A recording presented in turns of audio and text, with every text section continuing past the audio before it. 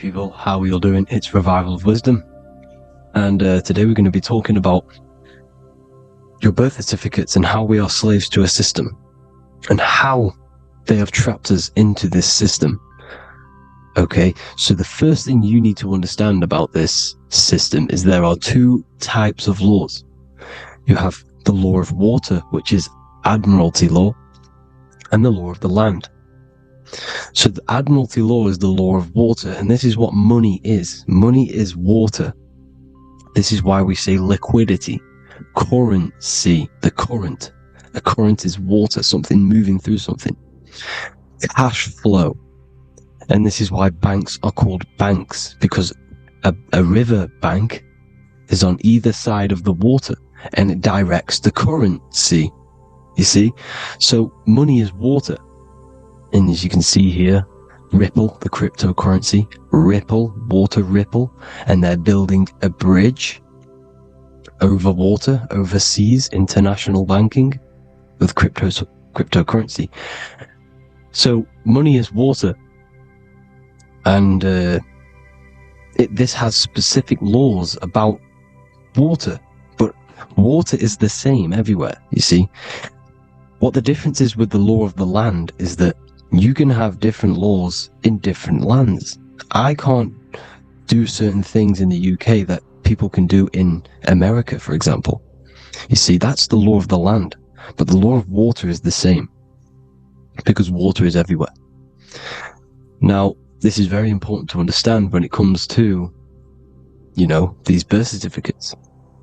So, Pope Gregory, this is where we're going to start off. Pope Gregory in 1582 took the Orthodox Eastern sunrise calendar and changed it to his own Gregorian timeline, not a calendar, a timeline. This timeline was copyrighted by Pope Gregory under the name of the Vatican. So the Vatican owns the timeline that we are using today, 2023. They own it. They own the title of this Gregorian calendar. Okay?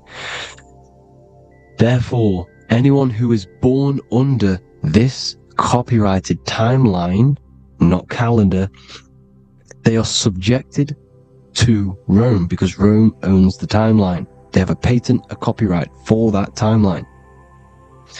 What is on our birth certificates? That timeline. We are born underneath, we are subjected to the Vatican. This is why all birth certificates go to the Vatican. They own every single birth certificate. Okay?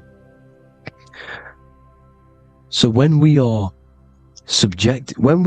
this timeline, we are subjecting ourselves to this timeline. Okay? Which the Vatican has a claim over. This calendar or timeline is set to sunset, not the sunrise, which is associated with death, darkness, and the moon, lunatics. You see, so this is a sunset calendar timeline. Okay, this is now, they've changed a couple things, right? They say that the new year is January the 1st.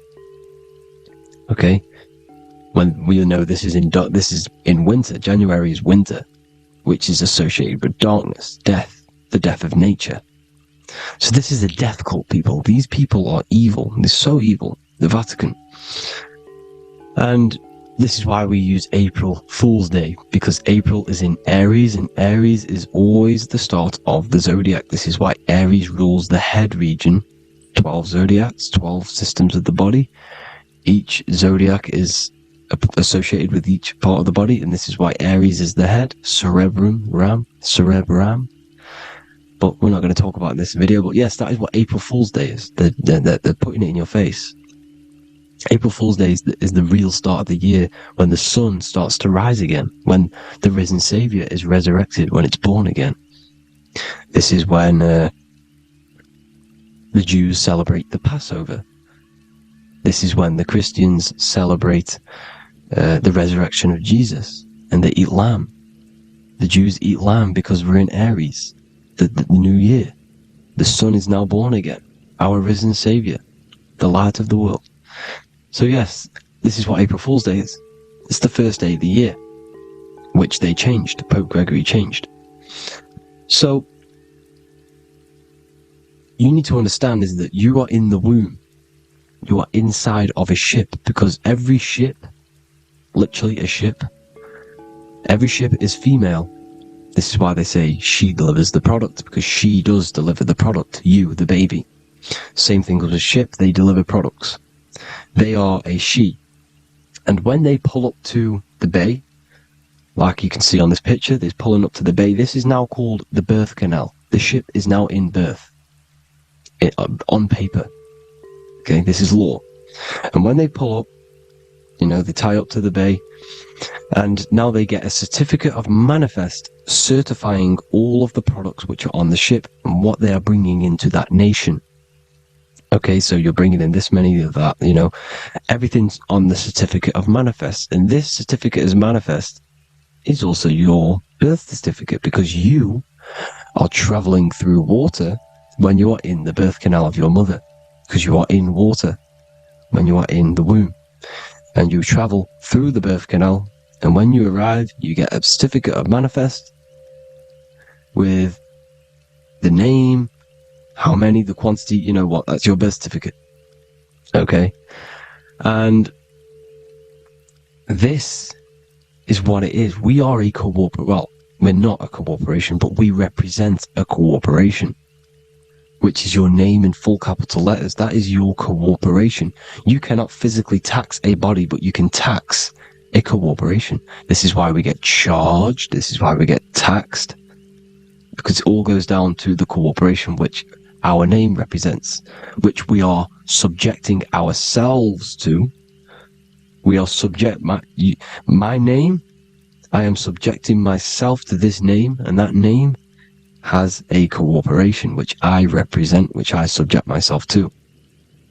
You see, this is how we are attached to this straw man, this character that they have built on paper. So it's a character which is on paper. This is what we represent. So when the woman gives birth, she delivers the baby, and then she has another substance. Now I'm going to break down how they attach this name to us, how they do it. Okay, our mother is carrying us the product in the womb, the water, and it goes from the United Kingdom into a state-owned, corporate, federal-owned hospital, which is government-owned. She does not declare the package when she enters the building. So keep that in mind. When she delivers the package in the federal territory, she does not declare the package either when she leaves. Therefore, there is no evidence that we exist when we arrive. On paper. On paper, there is no evidence that we came into the building or left the building. We have not been declared. So we do not exist on paper at this point.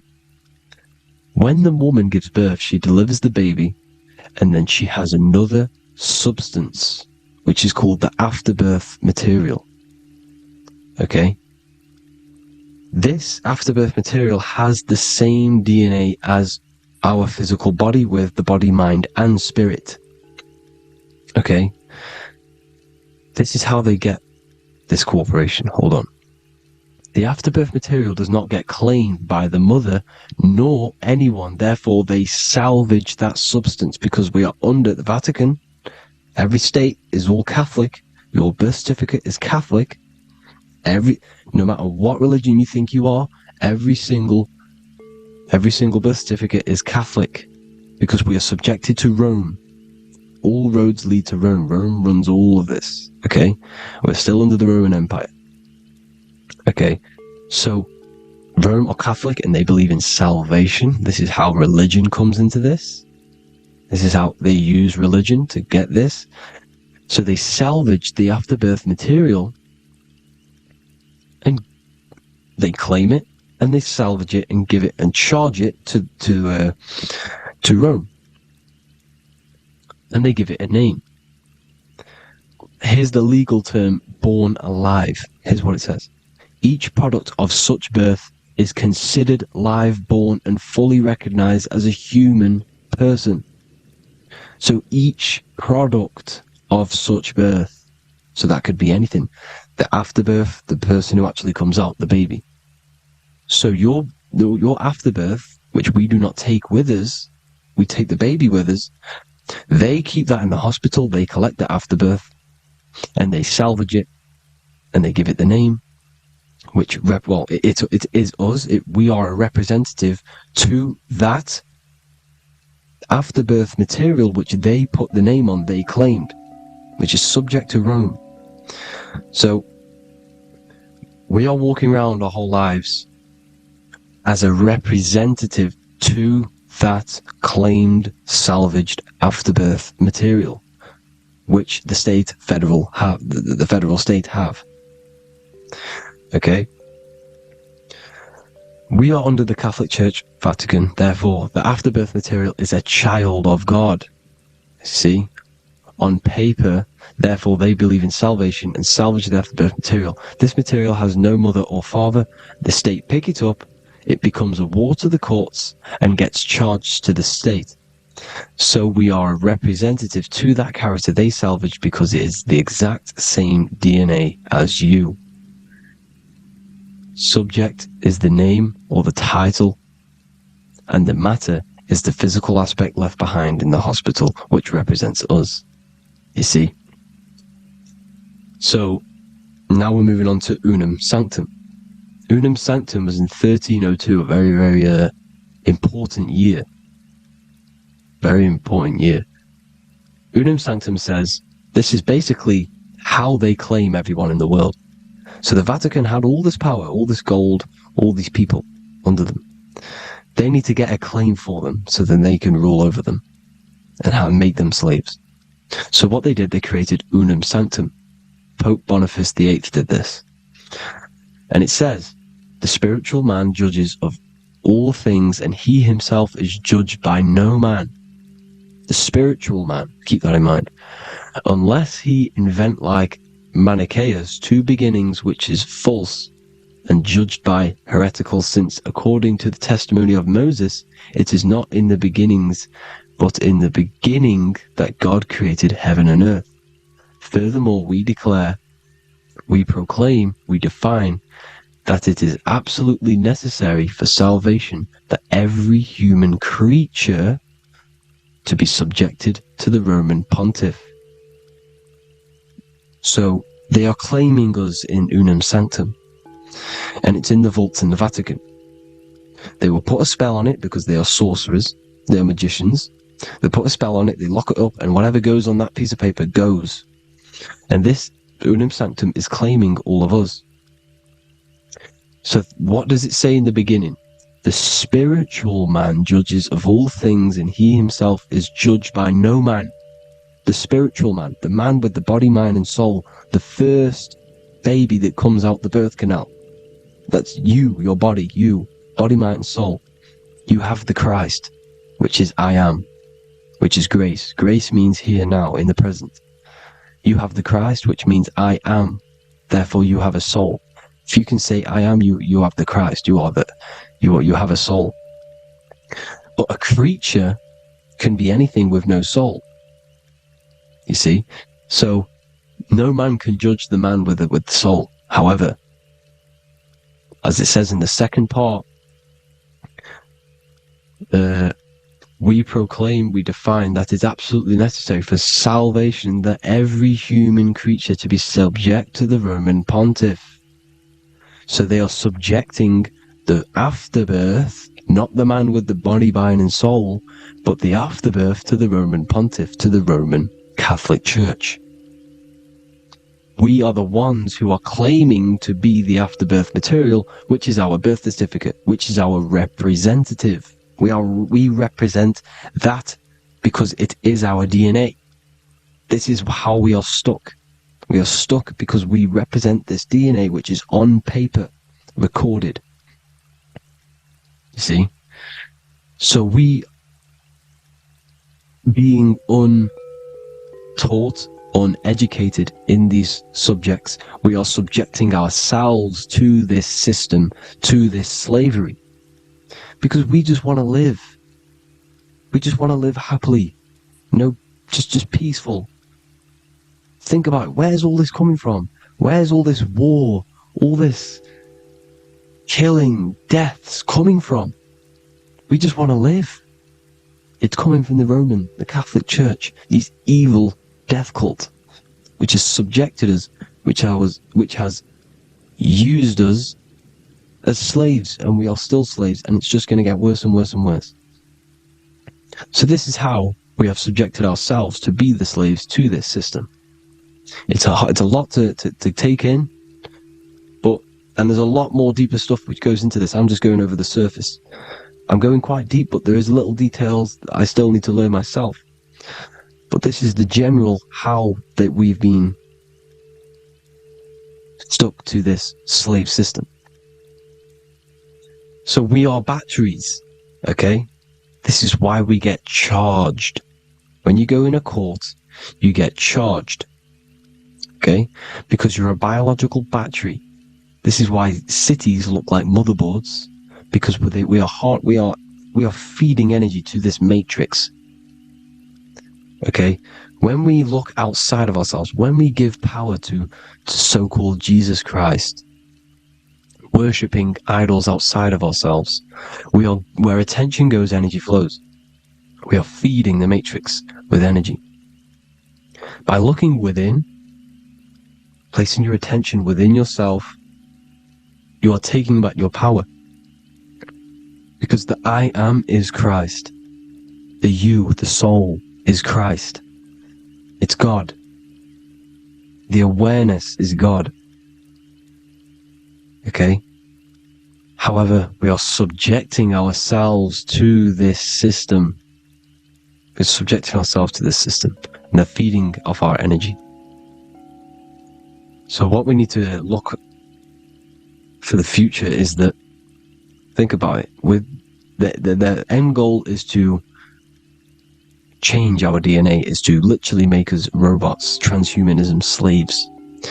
This is why we have smart cars, smartphones, smart watches, smart meters, smart cities, and all of this is going to be connected by the smart grid, which is 5G. This is why 5G is rolling out. 5G is going to connect all of these technologies to one. It's like a big net system.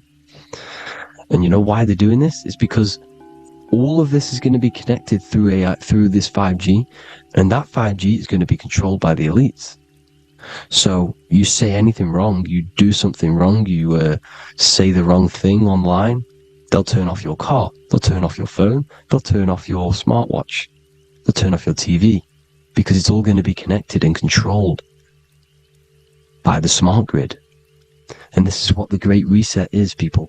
But they're going to trap us inside of these 15-minute smart cities, so we can't leave the area, because they're going to use climate change as a tool to enslave us to not travel because of so-called climate change and the fumes that we are putting into the air, which is all BS. They're doing this to push these new cities, to push all of it. But listen, they're trying to get inside of your body. The only way they can do that is to get you addicted and using this technology. First, they got on the body with the smartphone. Well, first of all, we use the technology. We get used to it with it in our hand. The next step for them was to get on the body, which is the Apple Watch, as you see down here. They have now successfully got onto the body. The next thing is to get inside of the body. This is the brain chip. You see how they've slowly lured their way in, slowly got you addicted to this technology, got you dependent on this technology. And what they're going to do is that they're going to mold society to be dependent on the brain chip. So in order, for example, if you want to go and pay for food, you're going to have to get a chip to pay for the food, because it's all going to be digital money. And that digital money will be connected to the chip, and you'll need the chip to pay for things. You see? So This is how they're slowly transhumanizing us. These phones, these apps, these things which are all we are all using was created by Freemasons. Mason means traveler, because they travel the depths of the mind. They understand human consciousness. They understand the brain. They understand the mind. By the deepest root cause, they understand it. This is what Masonry is. It's the occult. So these technologies is designed by these people. This is why they're so addictive, because they understand how it works. They understand how to get people addicted, because they understand human consciousness, the brain, the body, and the mind. So this is the advantage Freemasons have over us. And these secret societies, which have gone through the orders of Freemasonry and progressed onto these secret societies, which are the evil side, because I'm not saying Freemasonry is evil, okay? But the societies which they go beyond Freemasonry, because you can go beyond the 33rd degree into these secret societies, and they use this knowledge for the bad, to enslave people. And this is what's going to happen. Transhumanism. So I hope you all learned some insight for today. Please do a bit more research on, the birth certificate and stuff like that, the straw man. And have an amazing day, people. Please like, comment, and subscribe. Peace.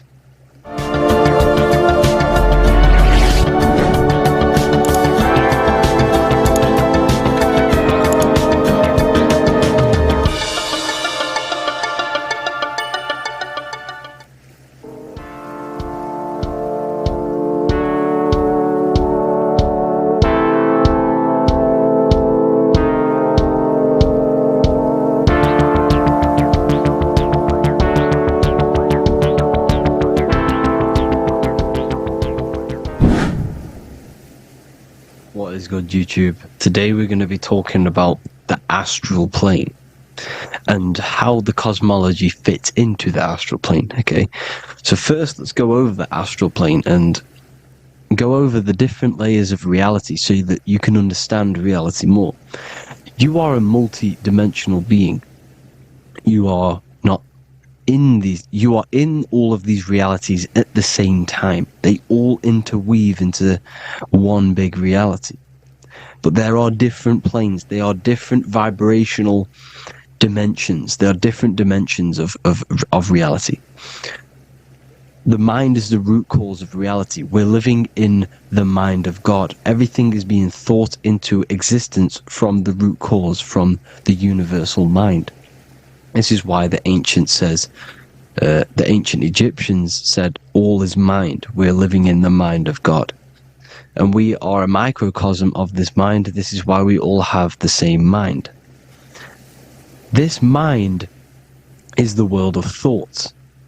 Now, this world of thoughts is just the thought alone. For example, it is the thought of a chair.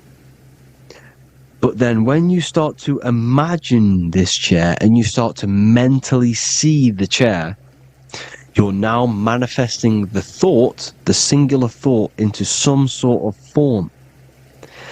So now you're imagining the chair. You're imagining the form of this chair, which is then manifesting into the astral plane.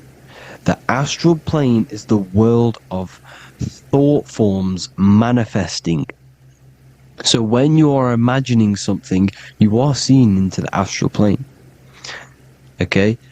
Your third eye, it is an eye because it sees the astral plane. It is seeing the other side through imagination, through dreaming. Well, we'll go over dreaming later.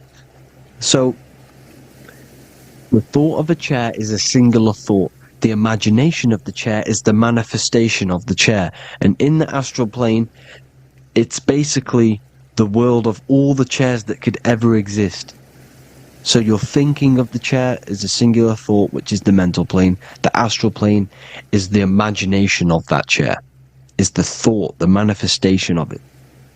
Depending on the vibrational state of the thought will depend where what level of the astral plane it will go to. For example, if you're thinking about a chair to torture someone on it, it's going to go on the lower astral plane. Or if you're thinking and imagining happy things, it's going to go to the higher astral plane. So wherever your mindset is, that we call it a mindset because your mind is setting frequencies to certain things. Thoughts are frequencies. And a mindset is setting your frequency. Setting your mind to a certain frequency. So when you set your mind to a certain frequency and you imagine something in that frequency, you're going to match everything in the astral plane that are on that similar frequency, just like you would in the physical world.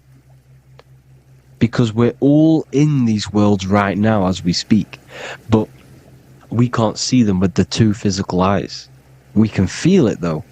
When you're around someone and you've just met a new person, for example, you can feel their vibration, and if you're not on a similar vibrational match, you will not get along with that person, or you just won't not get along, but you won't connect with that person because you're on two opposing frequencies, not matching. And this is something you can't see, you can only feel, because it's the astral plane. It exists within the astral plane. Everything in the astral plane is made out of vibrations. So if you do astral project, and if you already know how to astral project, you will see beings and people and things that are on the same frequency as you. This is why before you astral project, you need to sort your vibration out before you astral project. Because you are projecting your consciousness into this. It's the mind. The mind is the bridge. It can move between realities. You are a observer. You are a observing soul which observes different realities. And the mind is the bridge between all of these different realities. The mind can choose. If you want to project into the astral, you set your mind to it, you can. Okay? So let's not get off track. The lower astral plane is where demons are. The higher astral plane is where heavenly beings are. Heaven and hell are kind of a real thing. The etheric plane is a powerful substance. The ether, the fifth element that they don't tell us about. If you type in on Google the 5 elements, they will try to remove it with wood or metal, because they don't want you knowing about the ether. Ether is the energy double behind all physical objects. So the ether is very important. It is the 5th element. It is part of the physical world, but it's also part of the astral world. It is on either side. You see how they're showing you the truth in the language? Ether and either are the same word. The ether has 1 foot in the astral and 1 foot in the physical world. It's a substance that connects the physical to the astral world. It is the either. It's on either side of reality. It's on the other side. Other, either, same word. Ether is connecting the physical to the astral plane. It's the world of frequency. Frequencies, EMFs, torus fields are in the etheric plane. It is the energy plane. It's where energy moves through the ether. Okay? So then you have the physical world, the world of effect. Everything you see in the physical world is the effect of the higher planes. Each plane is a product of the plane above. So, and it melts into each plane. The physical plane is the lowest plane, it's the most densest, and the highest is the most fluid. This is the most fluid, this is the most dense. This is where we get the saying, as above, so below from. As above, so below comes from the different planes of reality. And magicians understand this. This is why magicians always say as above, so below. Because they understand if you manipulate the higher planes of reality, you manipulate the lower planes. Because The astral plane is a direct copy of the physical world, but in the astral plane. It is mirrored. The physical world is mirrored in the astral plane. They are both the same world, but just different vibrational states of the world. Kind of. It's hard to put this in words, people, so just try and understand. The astral plane is the double. It is whatever happens in the astral plane happens in the physical plane.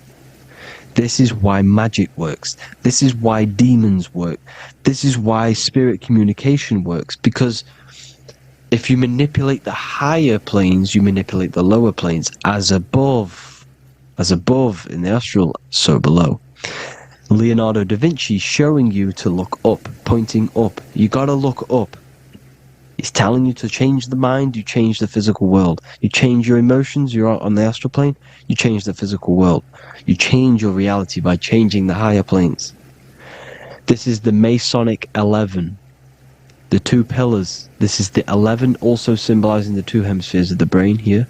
But the 11 symbolizes the two mirrors. 11. 11. 9, 11. 9, 11 adds to 11. 9 plus 1 plus 1 equals 11. The Twin Towers were an 11. Flight 11 was hijacked.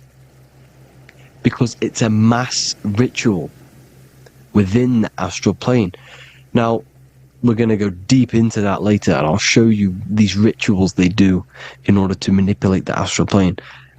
So, this is what the 11 is. It's the mirroring of reality.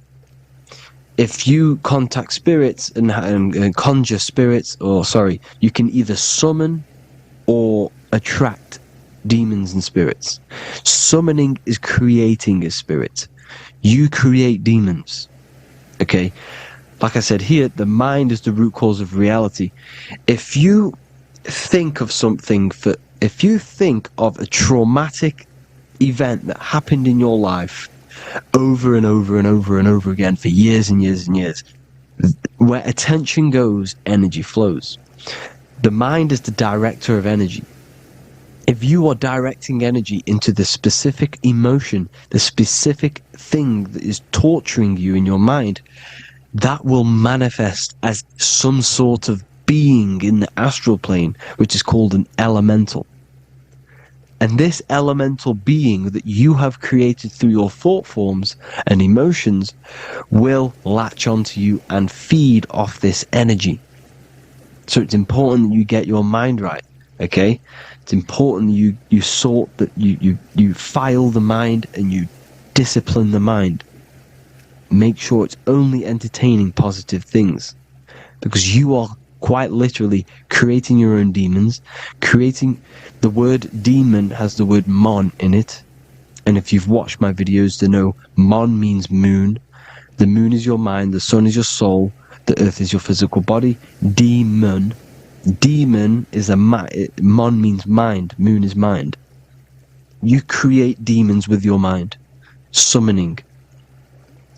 Now this is where the rituals come in.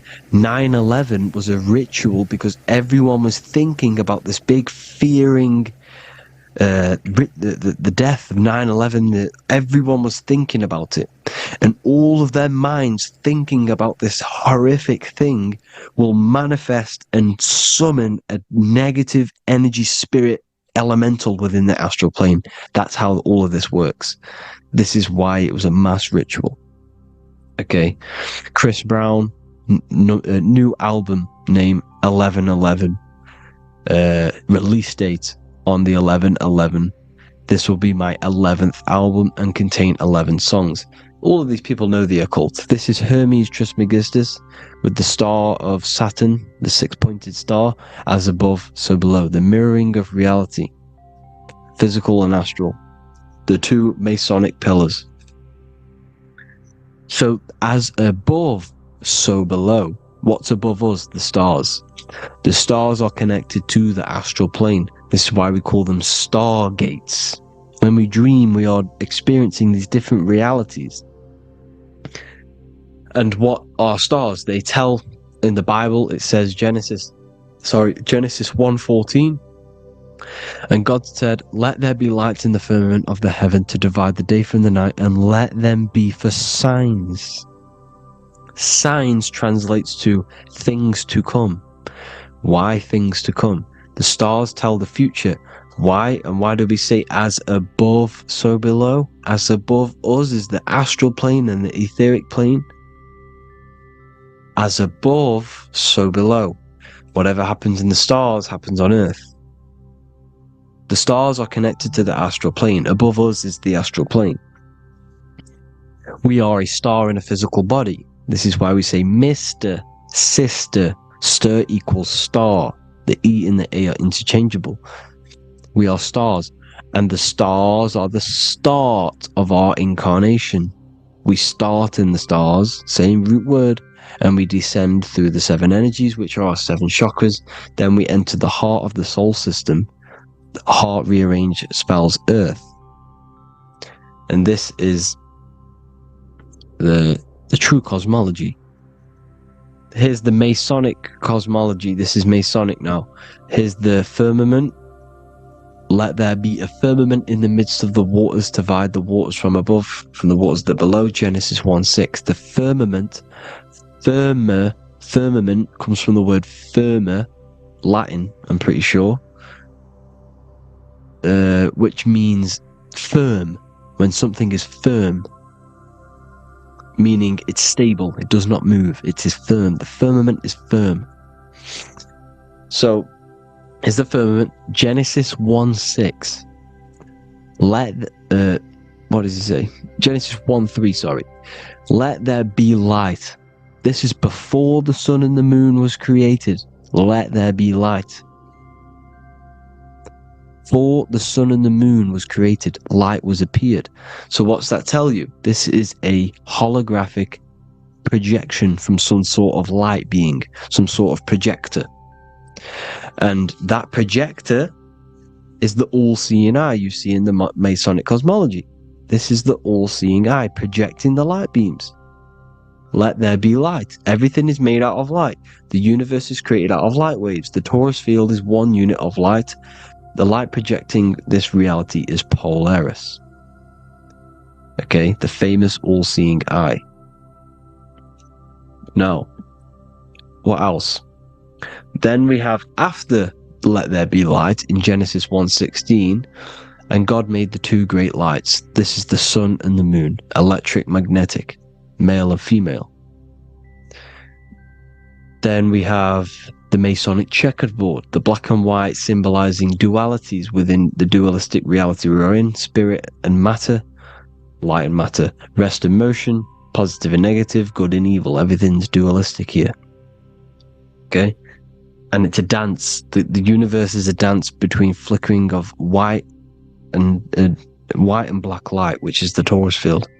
We're not going to go over that, but this is all connected to the astral plane. This is the true cosmology. The astral plane cannot work on a spinning monkey ball in the middle of space. Does not work. Cannot work. It's impossible. Okay? Impossible. So, even in the Quran, it says, Allah has made the earth for you as a carpet, flat. Quran 15:19. And the earth we have spread out like a carpet, set there on mountains, firm and immovable. It is immovable.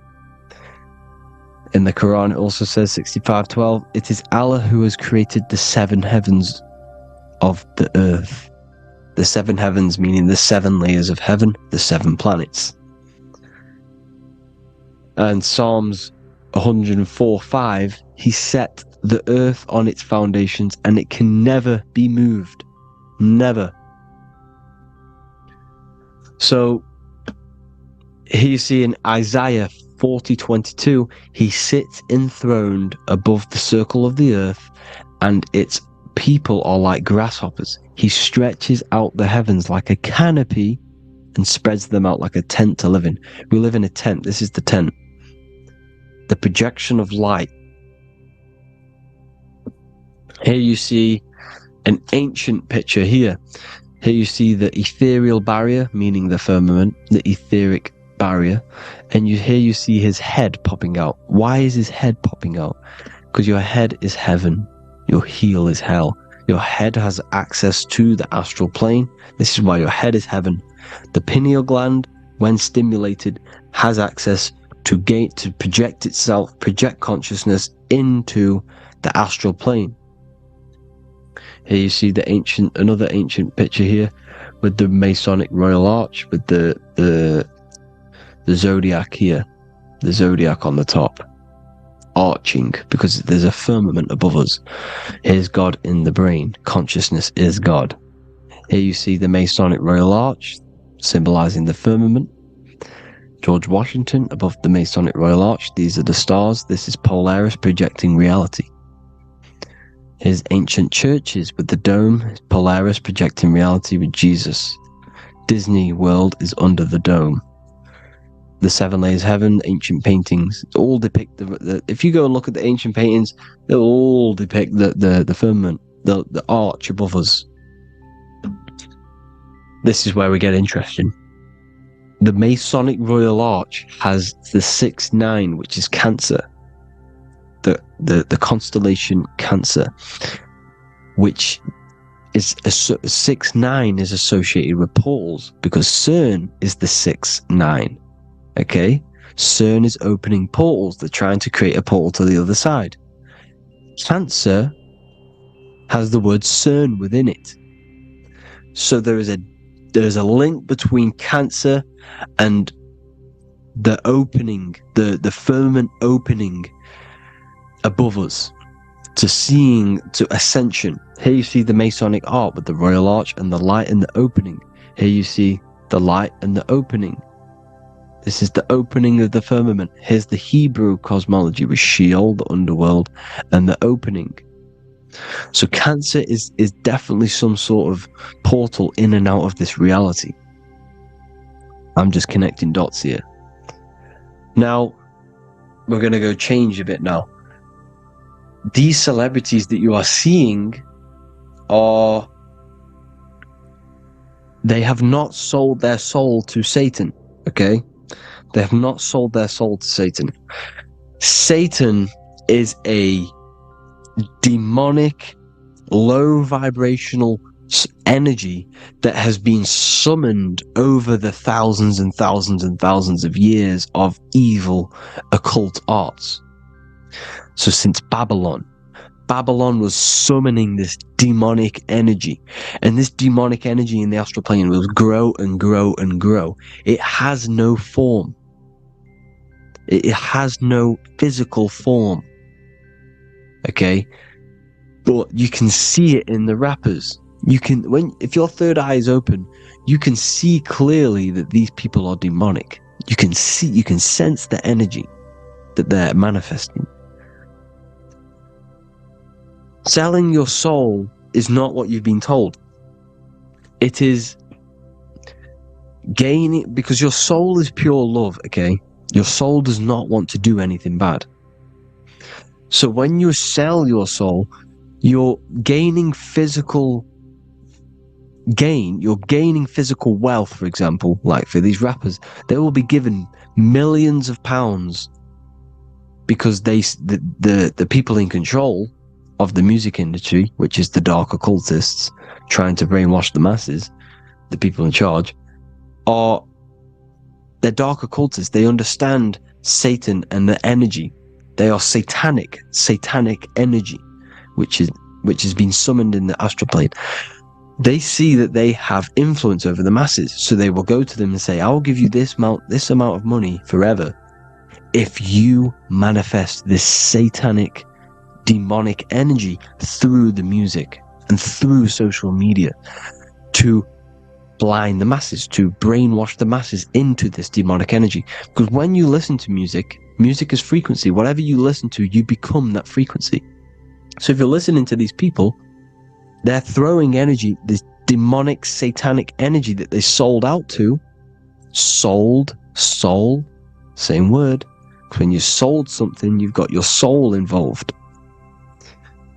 They have exchanged money, physical gain, so that they manifest this satanic energy within the astral plane, and through the music, through the videos, through social media, to keep us in this vibrational frequency, in this low state of consciousness. This is what it actually is. It's not, you're not selling your soul to some sort of devil. This satanic energy has no physical form in it is formless in the astral plane. It's a summoned energy. Now, the root chakra is red. This is why the devil is red, because it symbolizes the animal nature of man. When you are operating off your root chakra, you will kill, you will fight, you will do anything to survive, because it's all about survival mode in the root chakra. They want you keeping in that fighting mode, that surviving mode, so that you are manifesting this low vibrational frequency, this satanic energy, this demonic red energy. This is why the devil is red. And the devil has a tail with the red arrow pointing down, because it symbolizes your light body. This is your Merkaba. Your Merkaba is your light body. Mer equals light, Ka equals spirit, Ba equals body. Merkaba, this is the devil's tail pointing down, the descension, your heel, up to your heel, hell. Ascension to heaven, head. You see, this is the all-seeing eye with the illumination coming off it, your head, when you're illuminated. The Merkaba is your celestial sphere to portray different planes of reality. It is the vehicle of ascension. It's your light body. It's in the word Kabbalah, Kabbalah, Ka, spirit, Ba, body, La, light. Same thing, Kabbalah, Merkaba. Same thing, it's all about the light body. This light body sees different realities. So when you see the goat in the music industry, it's this satanic summoned energy that's been summoning for thousands of years within the astral plane. When it becomes to the physical plane, it will manifest through different things. A goat, an owl, Satan, Moloch, Baal, same deity, same demonic energy that's been summoning in the astral plane. And this is why the Baphomet has a goat head. Drake's new album is the goat. The Polo G, the Masonic G, with the goat. And here's Rylo Rodriguez in the mirror, with the goat in the mirror and him in his physical body. It symbolizes, the mirror symbolizes the astral plane, because he's manifesting the goat, the demonic energy. He's sold out to the demonic energy. And in the physical plane, he's his physical body. The mirroring, the Masonic 11, the mirroring of reality, the astral and the physical. And what do you call them when they're an amazing rapper, the best rapper? You call them the GOAT. Because the GOAT, you're the GOAT because you're manifesting the GOAT energy, the satanic, demonic energy within the astral plane. So Baal, Moloch, all the same thing.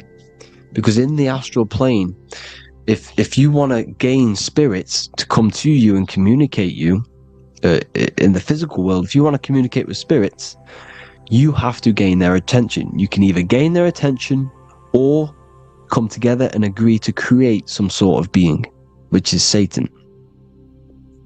Okay. You can, like I said earlier, you can create these beings, you can summon them or attract them. One way to attract them is sacrificing. In order for you to become God-man, to turn to God, you have to sacrifice your life.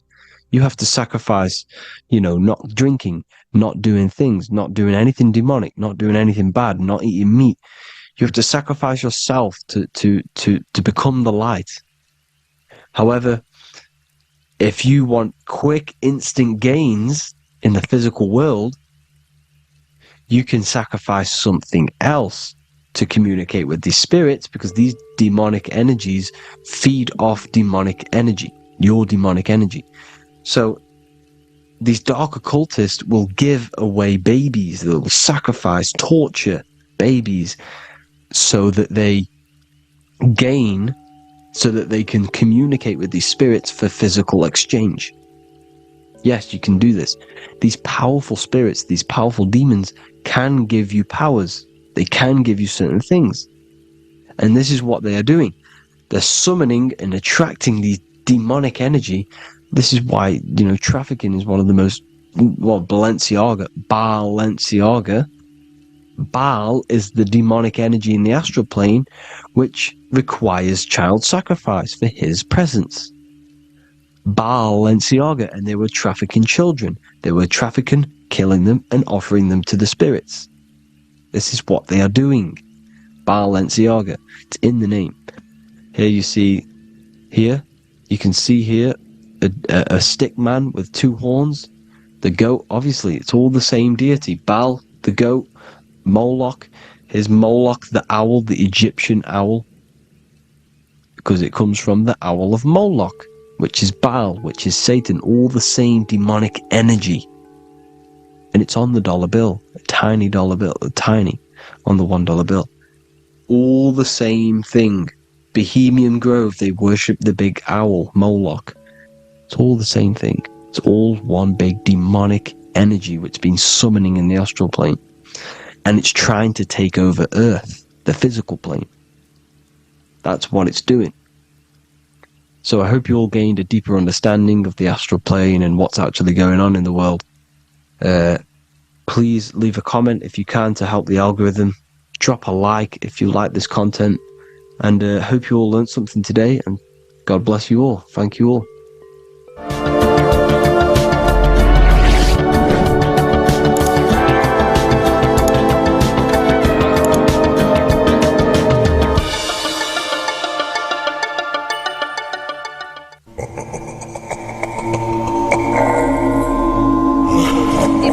Goal is to be famous, then you're gonna do a lot to get there, like sign your name in blood in a contract with the devil.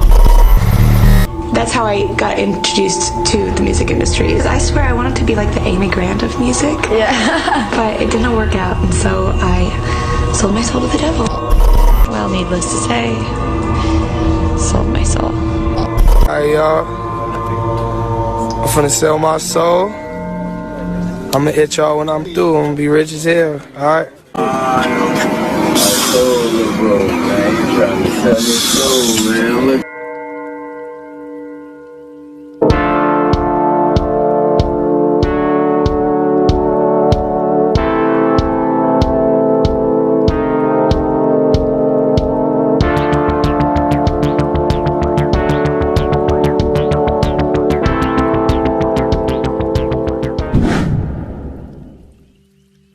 So what exactly is selling your soul?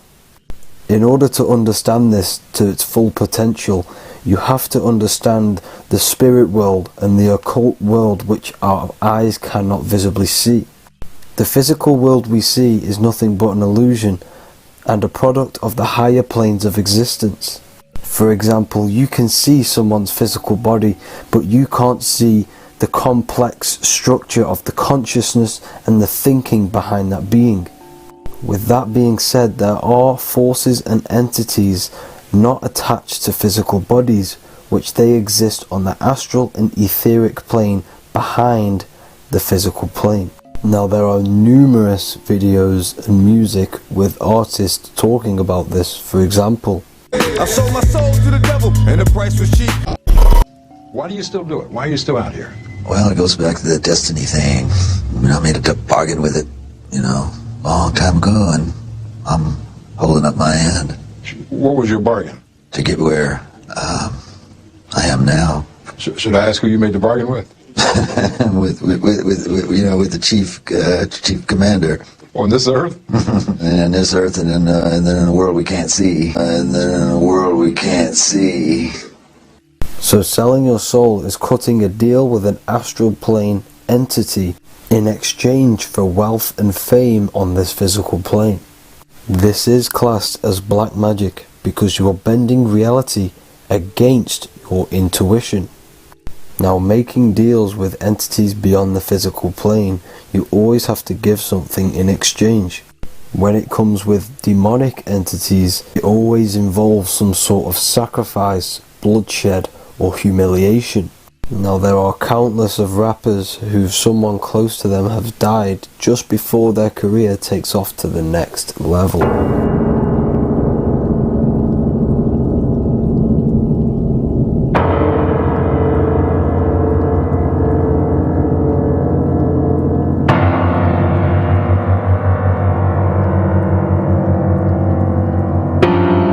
My mama was sacrificed.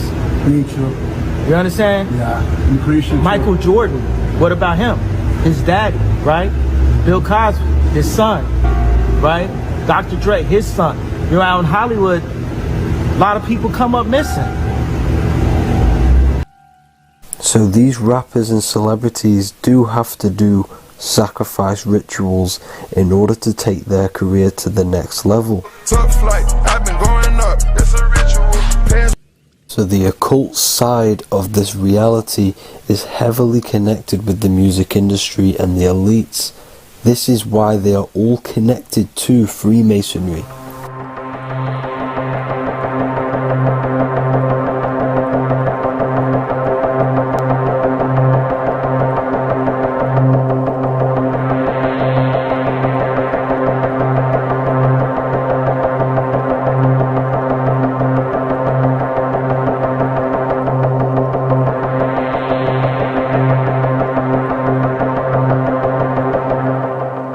Now, this is why the music industry is one of the most important industries for the elites to stay in control and keeping the masses on low states of consciousness. Frequency is one of the most powerful things in reality because it's the only thing which can enter your soul and body without consent. The frequency on Spotify and all major platforms are all tuned to 440 Hz, which was set by the Rockefellers. 440 Hz turns off the whole right side of your brain, and the right side of your brain is to do with critical thinking, imagination, and your intuition. Music has the ability to influence your intent, your emotions, your thoughts, and your actions just by frequency itself. By controlling the music the celebrities put out and the things they talk about, they're actually molding society because of the celebrities' huge amount of influence over the younger generation and cultures within society. This is why the music industry is mainly talking about sex, guns, violence, and hating other people. These are all very low vibrational acts and things to do which destroys humanity and societies, keeping us all conquered and divided in order for them to stay in power. Music can actually reprogram your subconscious mind, and it is a form of MK Ultra, which is mind control. It's in my brain. Do you know that? It's living rent free. I can't get it out. You did that. Yeah, it's hypnosis. Yeah, it's hypnosis. You're so awesome and dope. You do need to be very careful with what you're listening to and what frequency it's playing at, because all of this has an effect on your electromagnetic field and your state of consciousness. Now let's go back to selling your soul. When these rappers and celebrities sell their soul, they now gain eternal life on this physical plane. When you do sell your soul, you are allowed to live forever. And these people that are called youngins, rookies, new booties, like I was, had no idea that these people still live. They will prey, haunt, kidnap, anything to stay on top. This is their world. They have nothing but time, is what they believe. Now this explains why there's so much Saturn worship, because Saturn is the father time. He's the god of time and crystallization in the physical realm. If you want more information on that, go to my previous video. Now here is A$AP Rocky standing inside of a pentagram, but notice the way he's standing, it's an inverted pentagram. The pentagram is associated with magic. However, the upright pentagram is the 5 elements with spirit on the top. It's either called spirit or ether. It's at the top because it rules the other 4 elements, because it's the baseline of reality, which is spirit and matter. Spirit is behind the physical reality. However, when it comes to black magic, they invert the pentagram, so spirit is at the bottom because they worship the physical world. This is why the Baphomet is the inverted pentagram. These people are operating off their animal instincts. They do not want anything to do with spirit. These are antichrist. All of these celebrities know full well the effect that what they're doing on the rest of the world. They have sold themselves out, and the elites use them as puppets to push this new world order and mold society in the way they want it. This is why all the celebrities are linked to Freemasonry, because in Freemasonry you have to take the oath of silence, where you can't speak on anything that they learn inside of Freemasonry. This is the symbol of silence.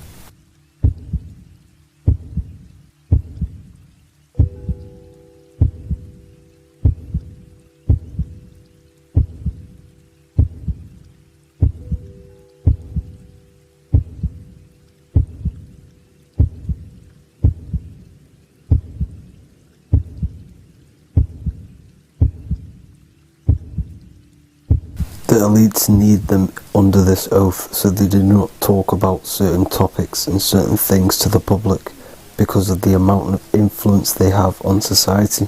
Now, even the name Hollywood is an occult term, because back in the ancient days when they used to create wands, they used to create them out of Hollywood, out of the holly tree, because each wood has certain attributes and virtues when it comes to magic. And the holly tree was known as the holy wood, and they used to create the wands out of it to cast spells. And Hollywood are still casting magic to this day through the films and through the music to the masses. That's it for this video, people. Hope you enjoyed. Please like and comment and subscribe. Peace and much love.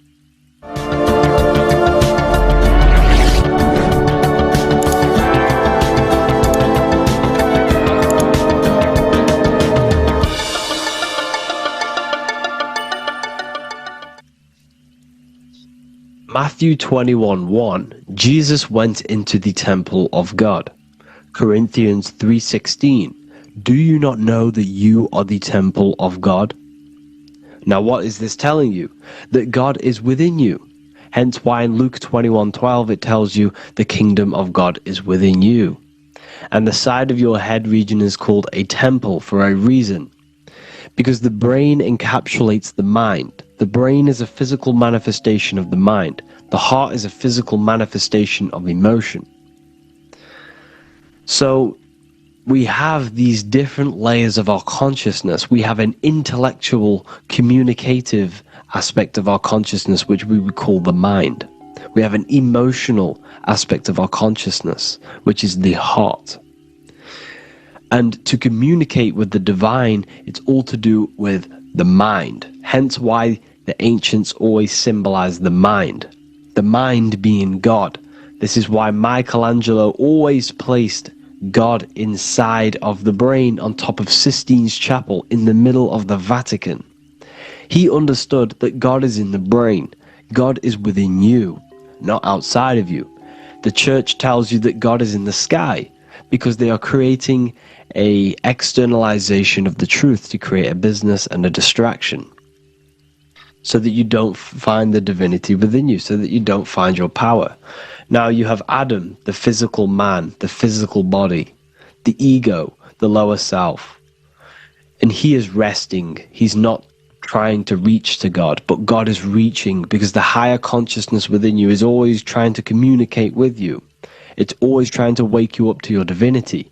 But the lower mind, the lower self, Adam, the physical self, is always in ignorance of truth, always in ignorance, and stays in a materialistic way of thinking, which is the lower animal self. And this is what we call a sleep, or an NPC. This is the lower mind of man. But all you have to do is to move your finger to touch God. You have to look within within yourself, within the brain. Meditate, and you can find God. This is why in the Bible we see many references to the human body and anatomy to truly connect with God. Kings 6:8, the door to the middle chamber was in the right side of the house, which is the right hemisphere of the brain. The middle chamber is the pineal gland, where the seat of your consciousness is, or the seat of your higher consciousness is, the mind. And they went up the winding stairs, which is your spinal column, into the middle chamber, and out of the middle chamber into the third. So they went up the winding stairs. This represents raising your consciousness up the winding stairs. Your spinal column acts as a stairway of consciousness. Depending on what sort of consciousness you are operating in, depends on what part of the spinal column you are using. Because the spinal column ascends and descends consciousness. What do I mean? If you are in a reproductive way of thinking and you're always thinking about sex, you're jerking off all the time and you're always eating, all of your brain's power and your mind's power is being descended into the lower aspects of the spinal column, which represents hell, the physical state of man, Adam, the ignorant state. We're basically living off low-level pleasures like an animal. And the stairway to heaven is your spinal column. They went up the winding stairs into the middle chamber, which is your mind, your pineal gland, and out of the middle into the third stage of consciousness, physical, etheric, astral. When you meditate and you start to raise your consciousness during meditation, you enter the astral plane when you turn off thought. But this is the middle chamber inside of the brain. Here we see another painting inside of Sistine's chapel of God inside of the brain. This is the brainstem. This is the brain. This is the frontal lobe. This is the back lobe. This is the back lobe. This is the cerebellum. Here's the reptilian brainstem.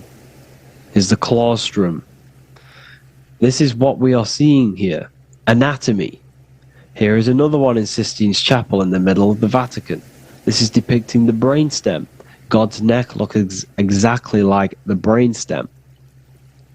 Here we see a real brain compared to God's neck, because the neck is just below the brainstem. And this is what they are symbolizing, because they knew that God is within you. God is a part of the human body. God is inside of the body, because the body is a vessel for consciousness, for universal consciousness. Inside of you, inside of me, is the same spark of consciousness, and this same consciousness is spread out into every living essence, because everything comes from the one source, the one God, the one consciousness. Matthew 6:22-23. The light of the body is the eye. If therefore thine eye be single, thy whole body shall be full of light. Practicing the single eye. What is this? This is meditation. This is entering within yourself. So the Bible's telling you to practice the single eye. But if thine eye be evil, thy whole body shall be full of darkness. What does this mean? If your consciousness is in an evil way of thinking, if your mind is filled with an evil, negative mind space, then your body shall be filled with darkness, with evil, with negativity. Because negative thoughts destruct the body. Positive thoughts heal and regenerate the body. So he tells you to be, the light of the body is the eye, your consciousness, the inner eye of consciousness, the eye that lets you see. And what do I mean? You look with your two physical eyes, but you see with the inner eye. What you see is perception. You look with the two eyes, and what you see is perception. You are seeing, you are understanding, and that's what consciousness, the mind, gives you. Consciousness, or the mind, is the force that allows you to be a human being, that allows you to understand things and interact with things and make decisions. It's an infinite intelligence. See, the mind is not the brain. This is a big confusion with people. Hence why the eye on top of the pyramid is separate from the bottom half of the pyramid, because the consciousness is separate from the body. The eye, the all-seeing eye. It represents the observer, the eye that sees into this body, into this world, into this. You are the perceiver. You are the invisible spirit within the body. Theologians 4:17. After that, we are still alive, and our left will be caught up together with them in the clouds to meet the Lord in the air. You don't meet the Lord in the physical air. Okay? This symbolism of the ancient Christian artwork is showing you this is symbolic. These things never happened. There's no man in the sky. Moses didn't go on a mountain to meet with God. The air represents the mind. This is why you say you're an airhead when someone's very stupid. Earth is your body. Water is your emotions. Fire is your spirit. Air is your mind. The invisible mind. So Anton Mengs, an ancient Christian art worker, is showing you anatomy of God in the clouds. But this is the anatomy of the human body. Raising yourself to the mind and turning the mind inwards on itself during meditation. And that's how you meet the Lord in the air. You meet the Lord in an elevated state of consciousness. The air represents an elevated state of consciousness because the air is up. You have to raise your consciousness to meet the Lord in the air. This is why Moses went on a mountain to meet with God. The mountain represents elevation. Elevation of consciousness. Raising the mind up the spinal column. Taking all of the mind's attention away from the reproduction and the physical aspects of self. And raising it to the brain. And turning off the brain and going inward into the air. It's talking about raising consciousness. It's allegorical, it's a spiritual, metaphorical text. The side of your head's called a temple because inside that where that temple is, right in the middle of where you call the temple, is the inner chamber, the open room, the holies of holies in the Bible, or the land flowing with milk and honey, or Mount Zion. There's so many different names for the brain, or the upper room where Jesus meets his 12 disciples, the 12 cranial nerves in your brain. This is the temple of God. Your body is a temple of consciousness. It encapsulates consciousness. It encapsulates the mind and soul. John 10:30. Jesus states, I and the Father are one. Psalms 46:10. Be still and know that I am God. He's talking about the I am within you, not within Jesus. Everyone refers to ourselves as I. I am God. I, when you say I, you're referring to the highest aspect of yourself. The aspect that is above all thought, above all emotion, and above all things. I, when you say I, you're referring to your pure awareness, your pure consciousness, the highest aspect of yourself. And anything after I is egotistical. I is God. The letter I is the Roman numerals for one, because there is one God, one consciousness. The letter I is one line, just like the number 1. Matthew 6:3-4. Take no thought. Therefore take no thought. Take no thought. He says this 5 times because you must turn off the 5 senses and take no thought to connect with God. Be still. This is telling you to meditate and know that I am God. The I am within you. I and the Father are one. I and God are one. You, who you think you are, is a completely wrong. The body is matter. Your name isn't you. Your job isn't you. Your reputation, your trauma, your memories, your friends, family, worries, bills, interests, dislikes, goals, passions.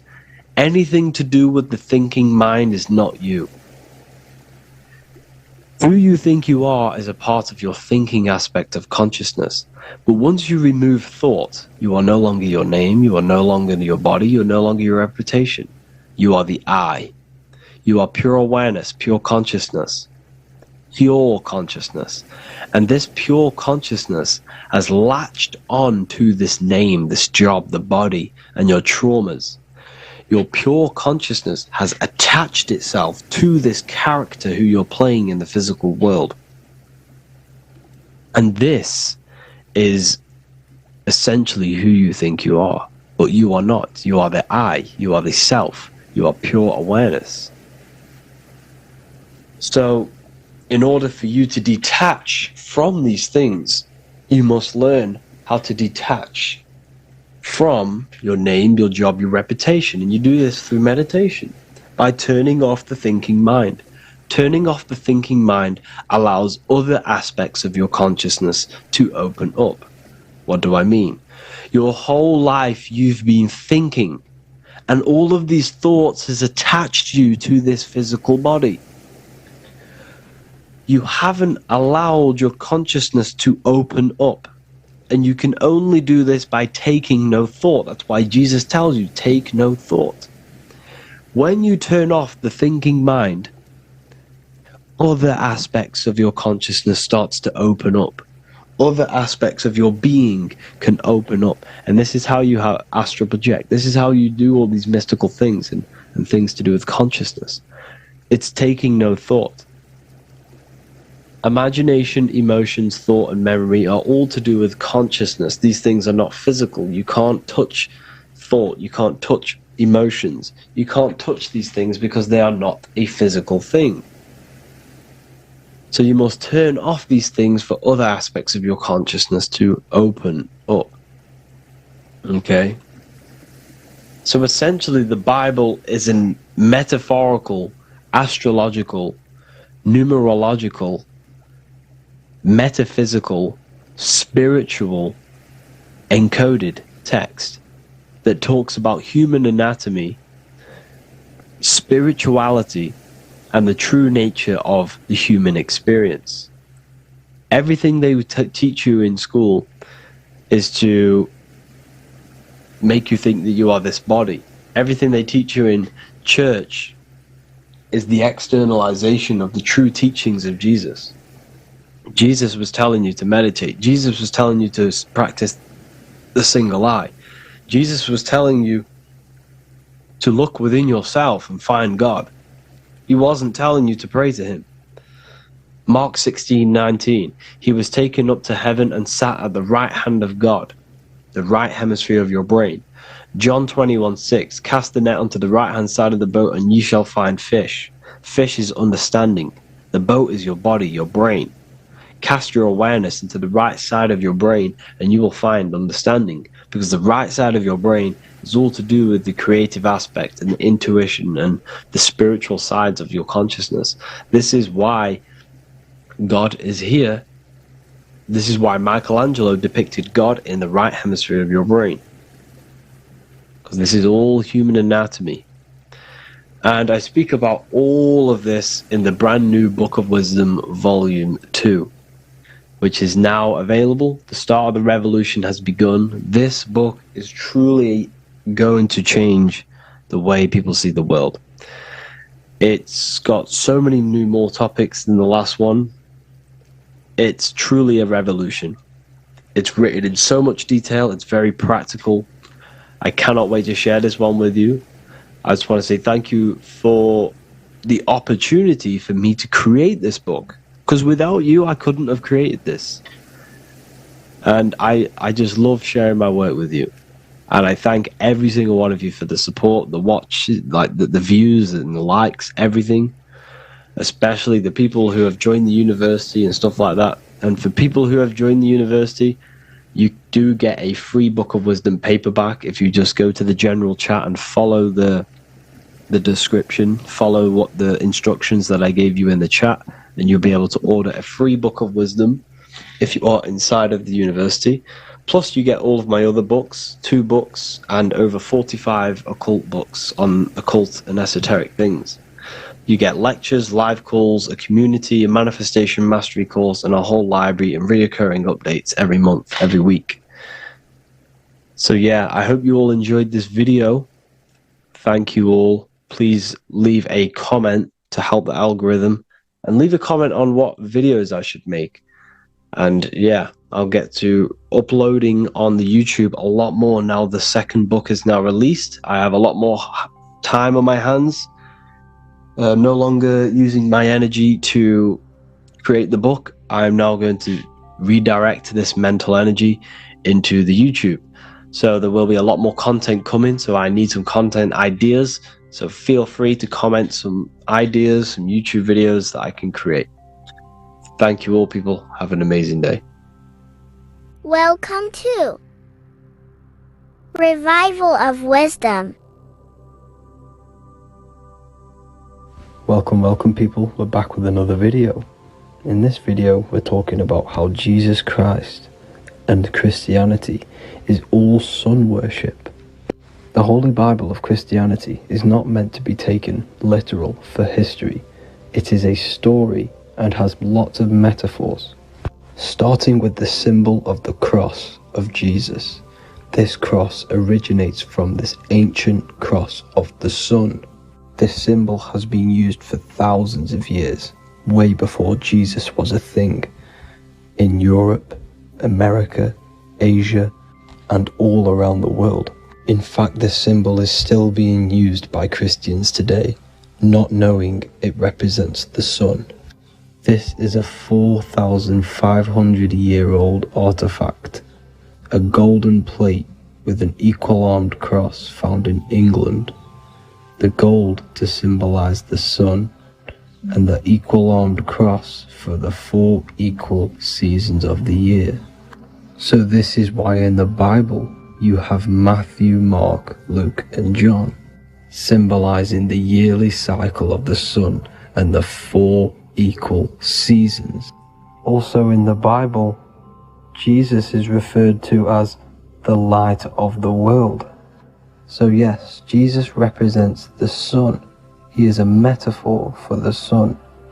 Hence why in all of these pictures and images and paintings of Jesus, there's always a sun behind his head, and some even with the sun cross behind his head. Jesus also has 12 disciples, which represent the 12 zodiac signs and the 12 months of the year. This is the Last Supper by Leonardo da Vinci. As you can see, the sun, being Jesus, is in the center, because the sun is in the center of the zodiac signs. There are 4 groups which symbolize the 4 equal seasons. Each group contains 3 people symbolizing the 3 months and the 3 zodiac signs in that season. There is only 1 female in the painting, which is Virgin Mary, who symbolizes Virgo, the astrological sign. So yes, Jesus symbolizes the sun with his 12 zodiac signs and 4 gospels for the 4 seasons of the year. However, there is another phenomenon. The 25th of December is known as the birth of Jesus Christ, which is known as Christmas today. Jesus symbolizing the sun and is born on December 25th. This is the day the sun moves 1 degree northward, bringing back the warmth, the growth of crops, the life and light back to the northern hemisphere. Everything is springing back to life, as we call it, spring. So it is said that the sun is born again on the 25th of December, and Jesus is known as the risen Savior, because the sun is our risen Savior, because it gives life to the whole of this realm, the warmth, the crops. And without the sun rising in the morning, we'd all die in about 2 weeks. And we all know how Jesus died on a cross. The sun also dies on a cross in the southern hemisphere. It dies on the Southern Crux constellation. And on December the 22nd, 23rd, the 24th, the sun remains in the same position. So the sun dies for 3 days and it is born again on December 25th, when it moves 1 degree northward. And this is when the sun is born again, or resurrected, just like Jesus. Constellation Virgo is prominent in the spring sky in the northern hemisphere. So therefore, the sun is born a virgin, Virgo. And as you see in this image, you see Virgin Mary holding the sun.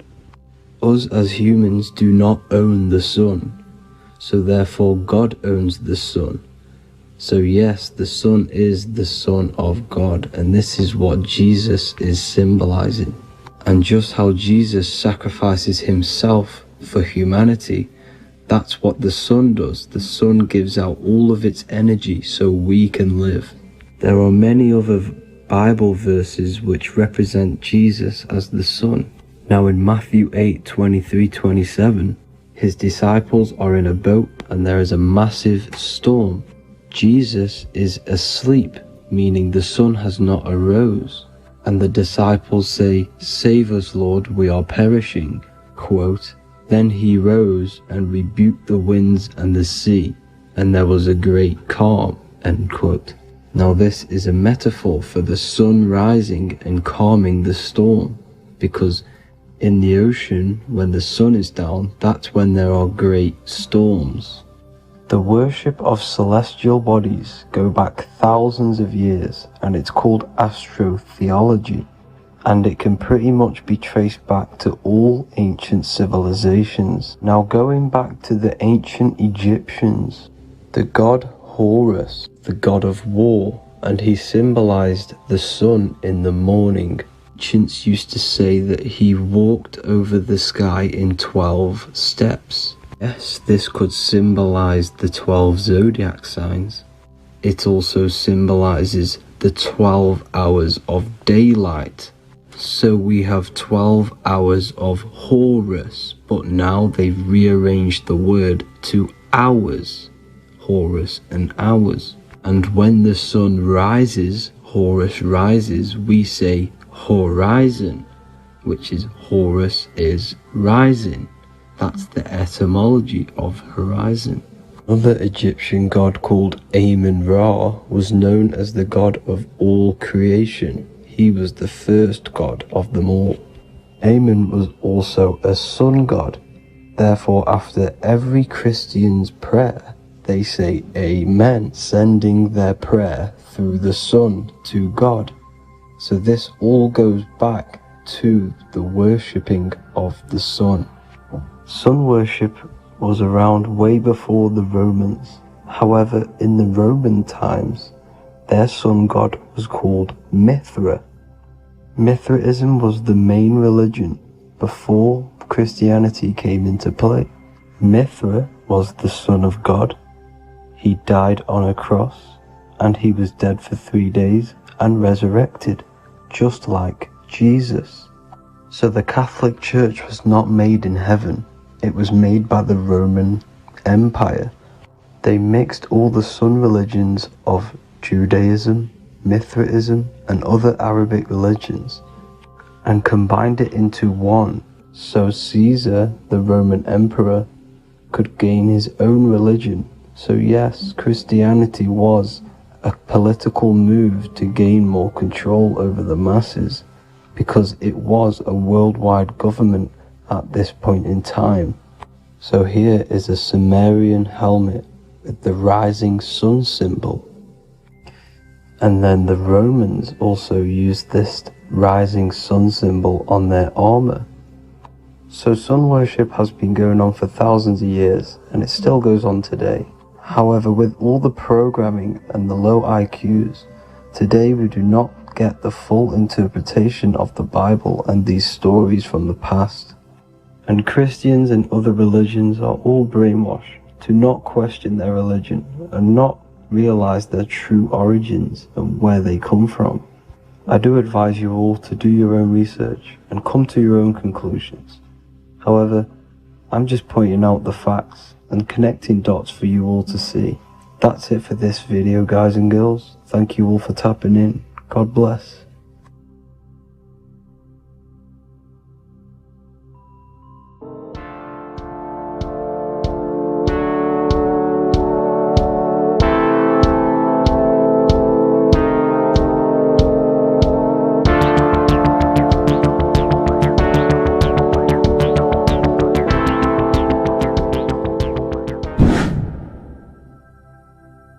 How are we doing, people? It's Revival of Wisdom. We're back today talking about sun worship. Okay? And please enjoy, sit back and enjoy the video. First thing we need to understand is that the sun is the risen Savior. It's the light of the world. Without the sun, we have nothing. Now, the sun is the Son of God. We didn't make the sun. No one owns the sun. But who created the sun? Obviously, the Creator created the sun. Therefore, it is the Son of God. And that is what Jesus is symbolizing in the Bible. The Bible is a metaphorical story. That's why it's called the greatest story ever told. Because it is a story about the sun, the zodiac. It's about you, the systems in the body. It's about everything that is sacred in this creation. Now you can see the suns behind Jesus' head in all of the ancient portraits. Even the ones that are more modern, you still see a sun on the back of his head. Because he is the sun. He's the light of the world, our risen Savior. And this is what Christians are lost, because they don't realize it's a symbolic story. And they think Jesus was a historical person. He's not a historical person.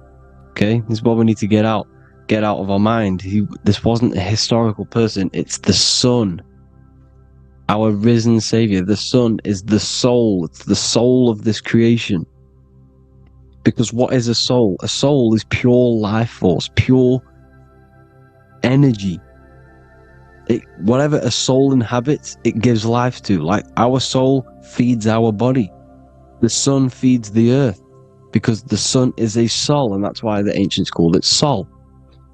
Because it's the soul, and it's in you, and it's the light of the world. It's the light of everything. It gives life to all things.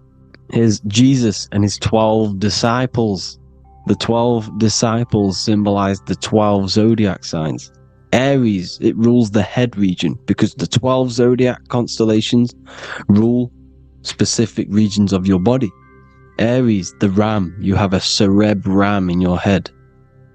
This is Aries on the head of the table. His Gemini rules the arms and the lungs. The two twins, Gemini. He's holding up two hands for the two hands and arms. The twins. Cancer has a knife in his hand. It's not so clear, but he has a knife in his hand. Cancer is the crab. Crabs have claws. And he's pointing at Virgo's Adam's apple, saying there's no Adam's apple there. It's a woman. Who's the sixth sign? The sixth sign is Virgo, the Virgin. The only woman in the painting. Now notice how there are 3 people in 4 groups. For the 4 seasons and for the 3 months and 3 zodiac signs in each season. Spring, summer, fall, winter. Matthew, Mark, Luke, and John with the suns on the back of their heads, because it's the 4 states of the sun. The 4 states of the sun. Now, 6th sign, Virgo, the Virgin, the only woman in the painting with no Adam's apple. Then we have the sun, Jesus, red and blue, red shift, blue shift. Electromagnetism.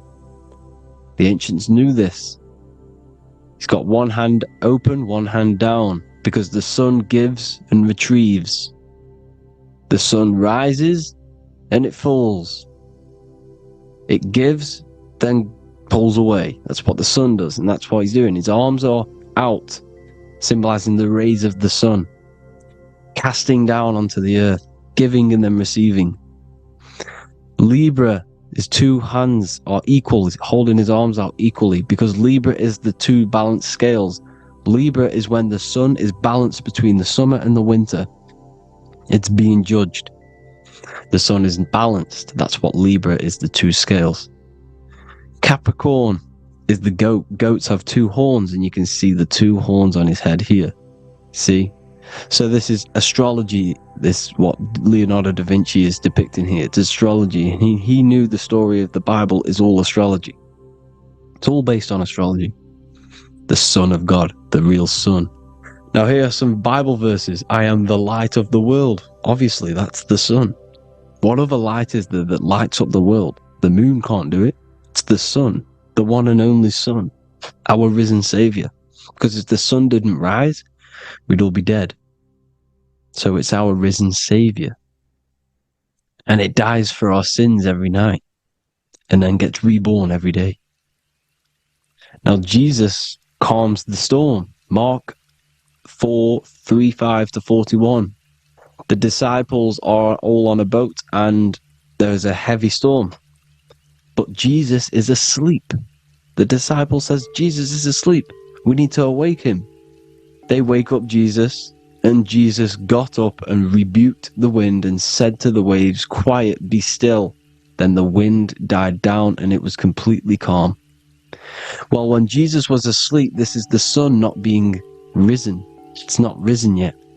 Because in the night times, that's when the storms happen on the sea, in the ocean.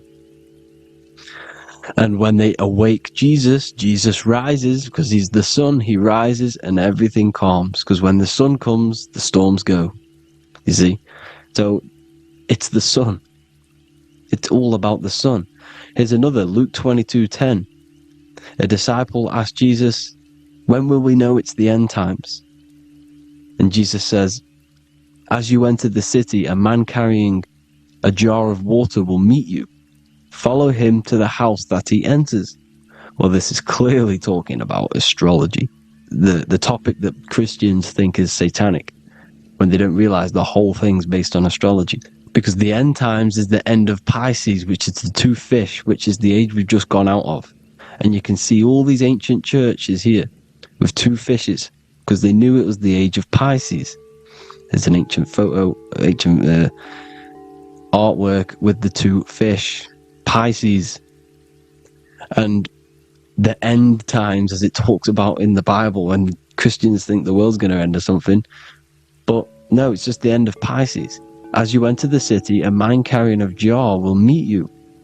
Follow him to the house. The house is the zodiac sign that he enters. And the zodiac sign is Aquarius, because that's what it is, a man carrying the water. We know this is astrology because a woman, that is a woman's job in the ancient times. In the ancient times, the woman used to get the water. You would never see a man collecting water back then. That was the woman's job, whilst the man builds the houses, for example. You see, so we know it's talking about astrology because astrology is the man holding the bucket of water. It's the end of Pisces. Now we are in Aquarius.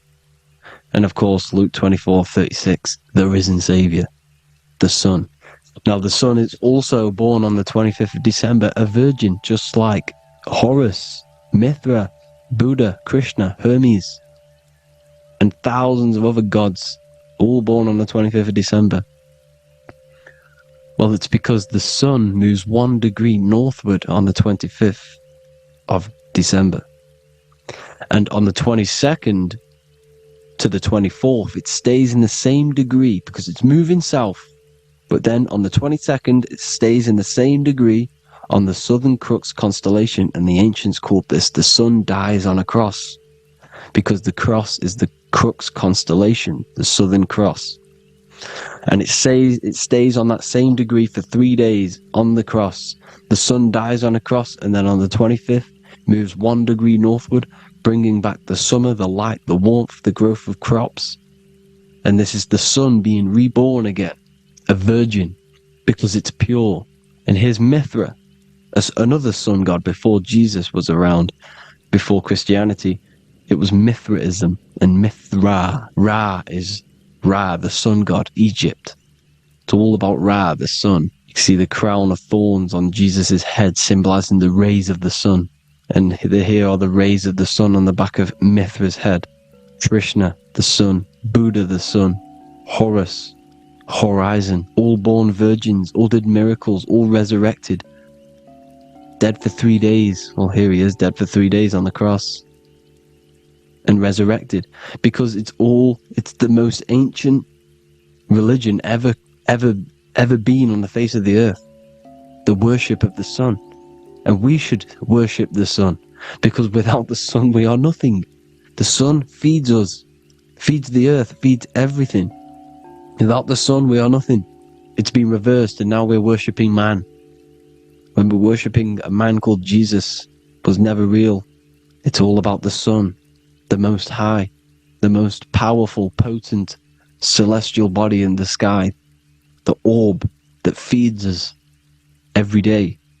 It dies for our sins and rises every day. It's the sun.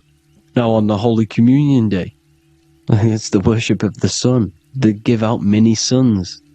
It's Jesus holding a sun. And they raise the sun on Sunday, because they go to worship their sun god on Sunday.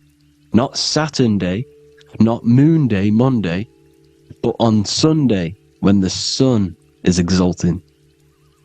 And they hold suns up above their heads because the sun rises. They're symbolizing the sun rising above their heads. A savior. It's the sun. It's the Holy Communion Day. And here's Jesus giving a piece of himself to the children. It's the sun. The light. Judas was known as a backbiter, a backstabber, because he stabbed Jesus in the back. He betrayed Jesus. Well, this is just another astrological story about the constellation Scorpio, because the Scorpio is the J. Looks like a J. J for Judas, the scorpion, the backbiter. Scorpions backbite. They bite with their back. And what does Judas do? He betrays Jesus by kissing him to let the warriors know who they need to get. So he kisses Jesus, and Jesus gets stabbed in the back. Well, when you get stung or bit by a scorpion, they leave like a kiss. So Judas kisses him and gets betrayed. Well, this is because the sun, when it hits Libra, it's balanced. The sun is balanced because it comes through summer. Now the sun's starting to die. The sun's starting to die. It hits Libra. And then as soon as it hits the Scorpio, it gets betrayed, because now the sun has to fall to winter, and Saturn is there waiting to take over the darkness of the winter. So he gets stabbed in the back by Scorpio. Judas, the Scorpio, the backstabber. You see, it's an astrological story. Here's Mary. Mary means marry, which means pure. The sun is pure. No one gave birth to the sun but the God. And it's born every day. It's born every day on every year. It's born pure. There was no controversy. There was no, activity for the sun to be born. It's pure. Now, the 7 metals come from the 7 planets. The sun gives you gold, and this is why the sun is golden. It looks gold. And this is why the banks are backed by gold, because gold is the most valuable metal, because it's the sun, the most valuable celestial orb in the sky, in the heavens. Well, here's Jesus, another ancient symbol of him being crucified on the cross with the big sun, the Southern Cross constellation. The sun dies on the cross constellation. And if you go to the old etymology dictionaries, you will see sun and son is the same word. They come from the same etymology roots. You can use them for no matter what, but they've been confused today. But if you go back to the old dictionaries of etymology, they are interchangeable. You can use them. Son, sun, sol, it's all the same thing. The 12 disciples, 12 brothers of Joseph, 12 tribes of Israel, 12 breastplates on the stones, because it's all the 12 astrological signs. They could have used any other number, but there's 12. Because 12 is the mind, which is God. 7 is the number of matter, which is man. 7 energy centers in the body. 12 cranial nerves in the brain, because it's the mind. 12 is the 12ness. The zodiac is literally the mind of God, the signs of God. Now here we see here, Job 38, 31 to 33. Can you lead forth a constellation in the season? He's asking you, can you read the sky? Can you read the heavens? Canst thou bring forth the Mazzaroth in its season? Mazzaroth means 12 signs. the zodiac. Why did they translated every single Hebrew word in the Bible into English, but they decided to leave out Mazzaroth? Why? It's because if that said zodiac, Christians would have a different view on the Bible, but they leave that out. But Mazzaroth actually means the 12 signs, the zodiac, and the stars means sign. The word stars means sign because the stars are signs, things to come, which is off in Hebrew, which means sign, things to come. You see a sign on the road, it's something coming. But God is saying, no, what does he say?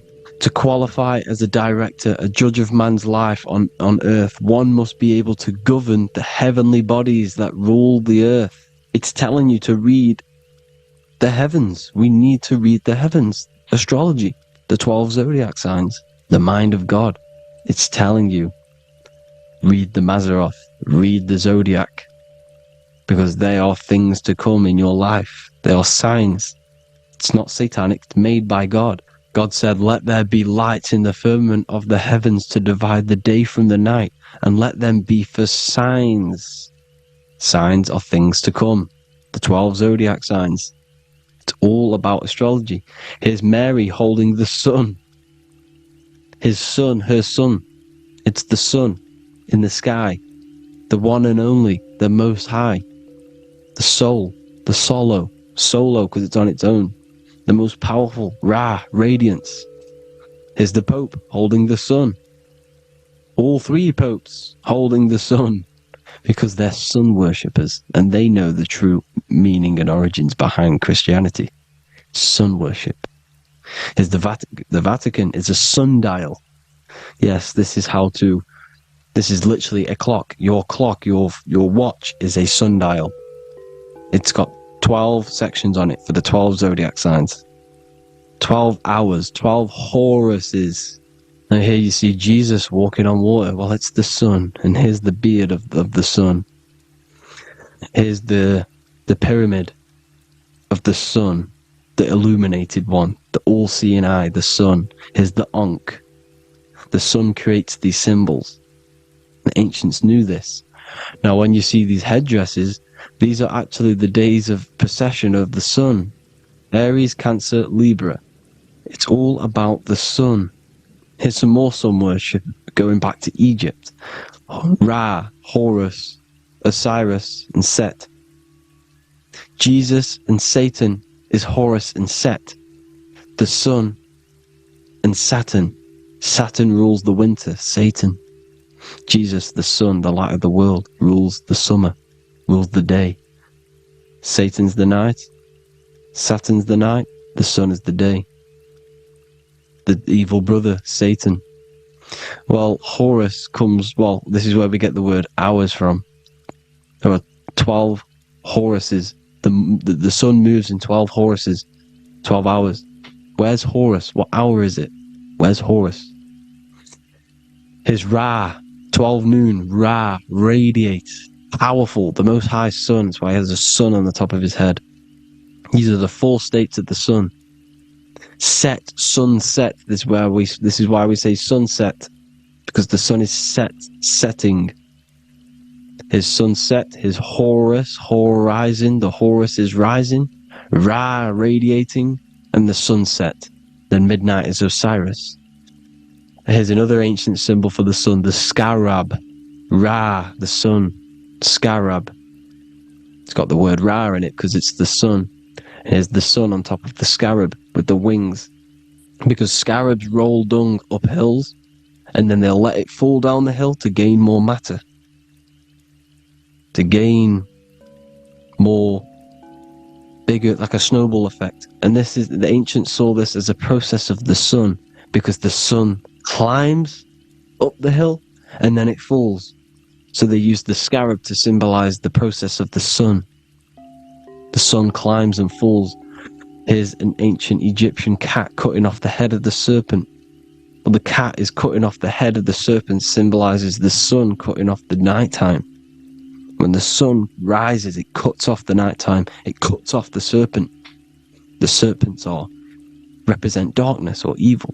Well, there's some more symbology of the sun and and the heavens, the arch, the royal arch, the firmament, the sun inside the firmament. These are all ancient churches, and they all depict the firmament, but the sun inside is the ancient cosmology, you see, because it's all about the sun. Everything's about the sun, because the sun is our orb, made for us to sustain life and this inside of this creation, inside of this firmament, the royal arch of heaven. Here's the Freemasons depicting it. Here's the Masonic royal arch, but you can even see the zodiac signs. Here's Cancer, the checkered board. It's the royal arch of the firmament. Obviously, they don't want to tell you that. You live in space, apparently.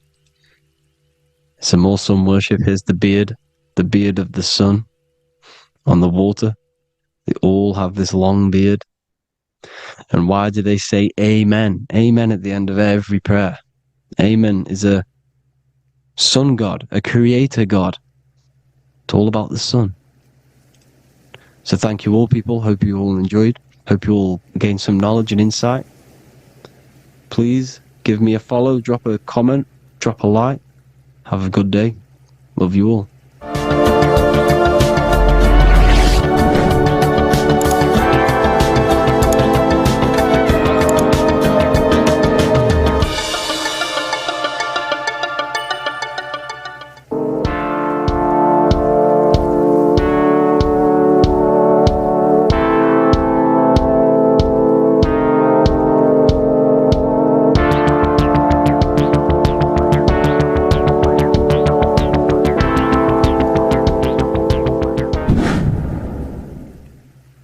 What is good, people? We're back with another video, and today we're talking about the chakras.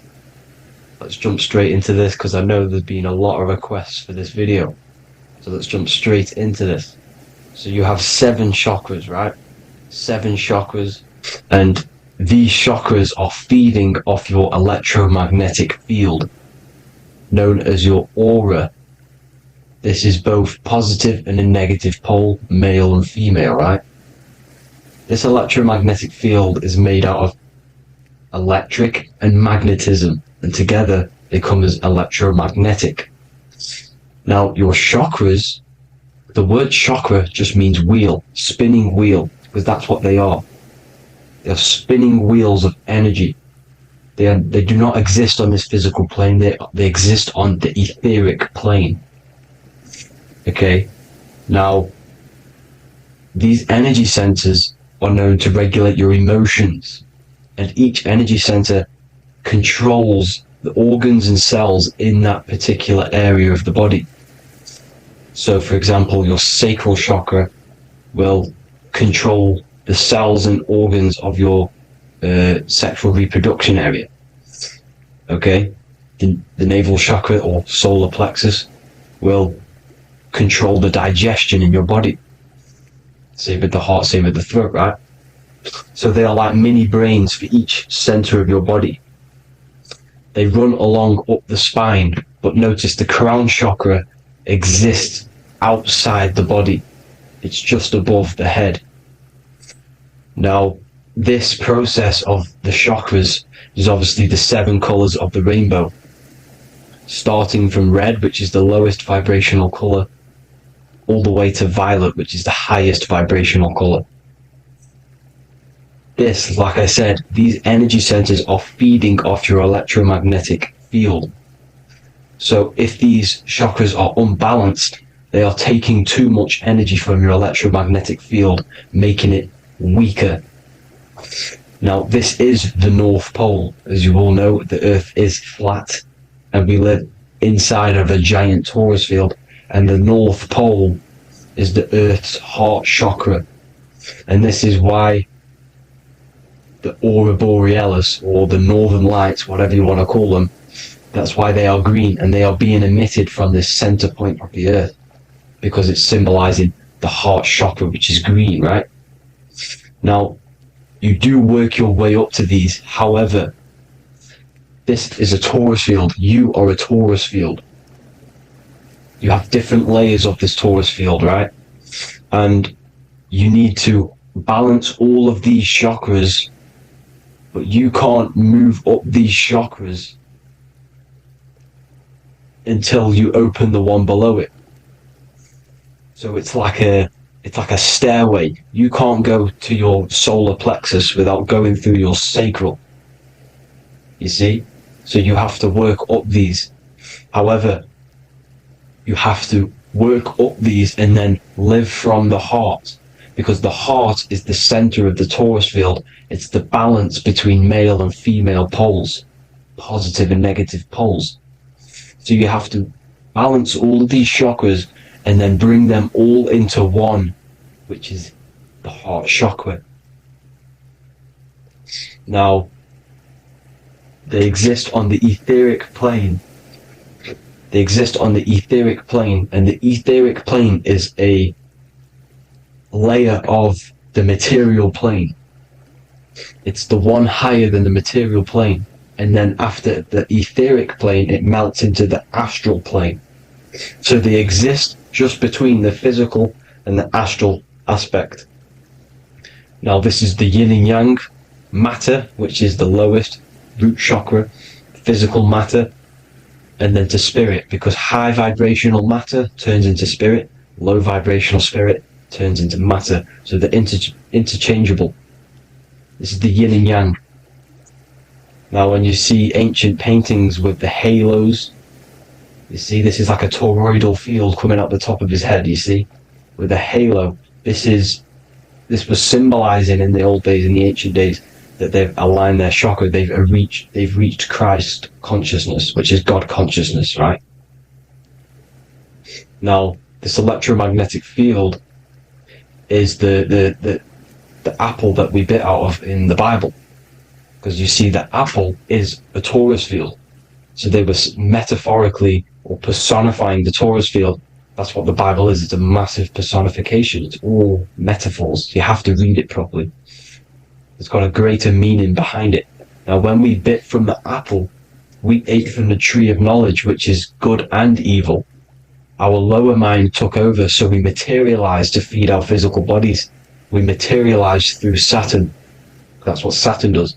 Now, if you don't understand that, go and watch the video previous to this one called Occult Secrets of Saturn, and that will show you how Saturn is the materializer. Now, this is one of the secrets behind the Masonic compass: electric and magnetic, male and female, duality, positive and negative. Now, like I said, they teach you about the torus field, about a magnet in school, but they don't teach you about your electromagnetic field. Everything alive has a torus field. It is the building block of this creation. Absolutely everything has a torus field. There's not one thing without it. And as you can see here at the center of the apple, that's where the seed is. That's where the life is. The reproduction of that organism. As you see, this is where the most electromagnetic energy is stored, in the center, because this is where the two duality, this is where the field meets at the very center. This is why the seed is at the very center. Now, your spine is a elongation of the brain. The brain is heaven, and the bottom of the spine is hell. So this is Saturn, which is the root chakra. The 7 planets are associated with each chakra. Moon equals mind. Okay? Now Saturn is physical matter, as I've just explained. This is the lowest vibrational color. And they want you trapped down here, which is your hell state, your animal nature, your physical nature. They want you to identify as the physical body. They don't want you to reach these higher states of consciousness. Okay? Now, in the brain, you have 12 convolutions. Now, this is what they were symbolizing in the Bible with the 12 disciples. And obviously in the Bible it says the upper room where Jesus met with his disciples. This is heaven, the brain, the higher states of consciousness. Now this is your North Pole. This is Jacob's ladder. Okay, this is why you have 33 levels of Freemasonry, because it's symbolizing the 33 vertebrae, which are these little things here on the back of your spine. Because once the Kundalini energy from the bottom of your spine rises to the top, this is when you get enlightenment and opens your third eye. Spiritual enlightenment. As you can see here, this is Jacob's ladder. This is the Kundalini symbol, right? And they're even showing you this in the medical symbol. They're putting it in your face. But the serpents are wrapped around the spine. Now the serpents symbolize how the energy moves around the spine, because it's a torus field, you see? At the center of the torus field, it wraps around the center pole. It wraps around it, and this is how the energy moves up. So they're symbolizing it with the serpents. Okay? Now, every religion has a sacred river. For the Egyptians, it's the River Nile. For Christianity, it's the Jordan River, right? This river is the canal, the energy canal at the center of your spine, all the way leading to heaven, to the Holy Land. This is the chamber which the energy rises up, right? Now, they used to say that gods descended from heaven to man. This is just heaven. This is the mind state. And they said the gods were connected by a rainbow bridge. That's the chakra system, the rainbow bridge. Okay, now the ancients called this place Midgard, Earth, where both evil and good live, right?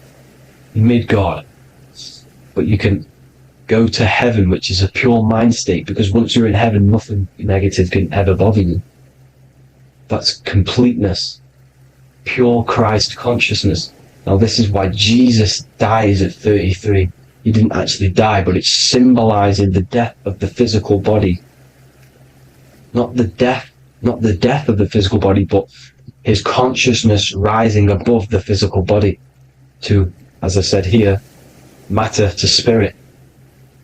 Matter died off and he came spirit consciousness.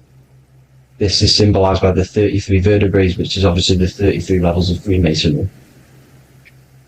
And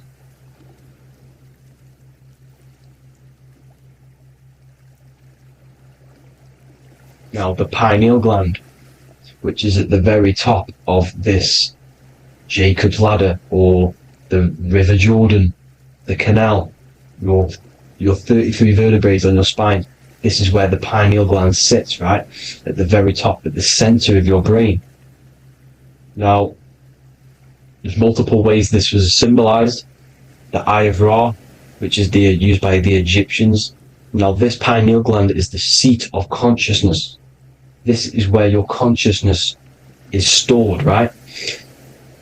And the ancient Sumerians used the pine cone, hence why it's got the word pineal gland, the seat of the soul consciousness. It produces DMT, dimethyltryptamine, which is known as the spirit molecule. And the pineal gland is wrapped in microcrystals, and we all know crystals transfer frequency and energy. Now, radios use crystals. A radio is a frequency transmitter, turning a frequency into a frequency that we can hear with our ears, right? Because all the radios are actually playing right now in your ears. However, our ears can't pick it up, so the radio transmits it into a frequency that we can hear using crystals. So this is the power of crystals, and this is what our third eye is wrapped in, crystals. Now, this third eye is not actually your third eye, it's your first eye. When you're being materialized in your mother's womb, this is the first gland that is produced, and everything's built around it, because it is the consciousness. It is your consciousness. Your consciousness never dies, ever. It's an eternal essence. It lives forever. You never actually die. Only the mortal body dies. Now that's what we call life. Life is abided by time. And time is change. And change is what we call life, because everything's constantly moving and transforming into different things, right? Now let's not get off track. The pine cone is obviously, this is in the Vatican here. The pine cone is symbolized as the pineal gland, pine. And this is the opened pine cone. The opened pine cone means, or symbolizes, the awakened man, the awakened third eye. But the ones here, which the Sumerian gods are holding, these are shut pine cones, symbolizing the unawakened man. But let's not get confused, people. These gods were not gods. They are human beings just like you. They reached Christ consciousness. They are nothing more special than you. They just had the ability to reach Christ consciousness. And obviously their knowledge was far more intelligent than ours, far more advanced than ours. They knew the truth about this reality to the depths. Now, the ancient Hindus had a goddess called Kundalini, which is said that she descended by the means of a ladder or a cord from heaven, which is symbolizing the spinal cord. Now, this is what hickory hickory dock, the mouse went up the clock and came back down. This is all these stories, like Santa as well. Santa comes up and then down the chimney. This is symbolizing the Christ oil. There's an oil which is produced in your pineal gland, right? And this oil travels down the spine. And once it's down on the spine, you must have to raise your consciousness, just like I said with the chakras. You have to raise your consciousness, raise your vibration to heat up this oil and turn it into a gas. And it travels back up the spine through like the serpents up the spine, and this awakens the third eye once it's coming back up the spine and hits the pineal gland. This is the secret behind Santa and hickory hickory dock, because Santa comes down and feeds the presents and goes back up the chimney, and he lives in the North Pole, the positive pole. This is the North Pole, people, and the presence is your sacred oil. This oil, your physical body, is the furnace. It's the spiritual furnace, which you have to heat up this oil by raising your frequency and turning it into a gas to rise up this chamber, the River Jordan, to your third eye, right? Now, this is an alchemical process.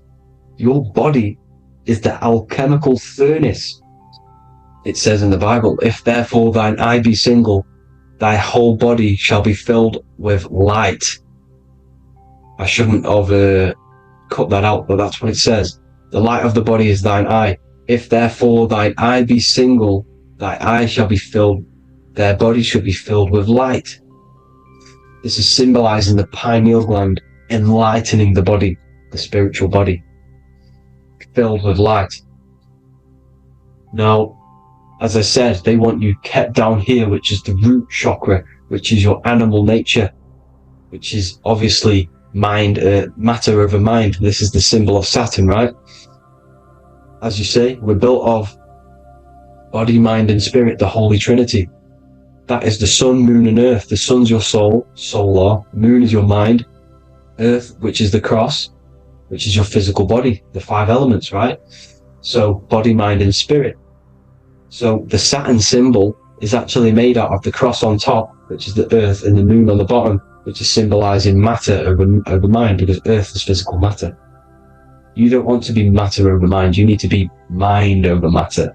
See, they want you identifying as your physical body. They don't want you to realize you're an eternal consciousness. You're an eternal essence of consciousness which never dies. They want you trapped in your animal nature. And this is why the Baphomet has a goat head, because it's symbolizing your animal nature, which is evil. Not evil, but you're more likely to do evil things, right? Which brings bad karma. That's your animal side. This is why the Baphomet has an animal goat head. As you can see here, he's got the Kundalini energy here. So when you see the inverted cross, the cross is your body, as you can see here. The inverted cross means your chakra's downwards, down here. Your head's down here. Your mind is down here. but your mind needs to be up here, which is the upwards cross, which is Christ consciousness. And as we all know, 7 colors of the rainbow, 7 planets, 7 chakras. Red light is low frequency and long range. This is why Saturn is the slowest moving celestial body, and it's the lowest chakra, because it's low frequency, long range.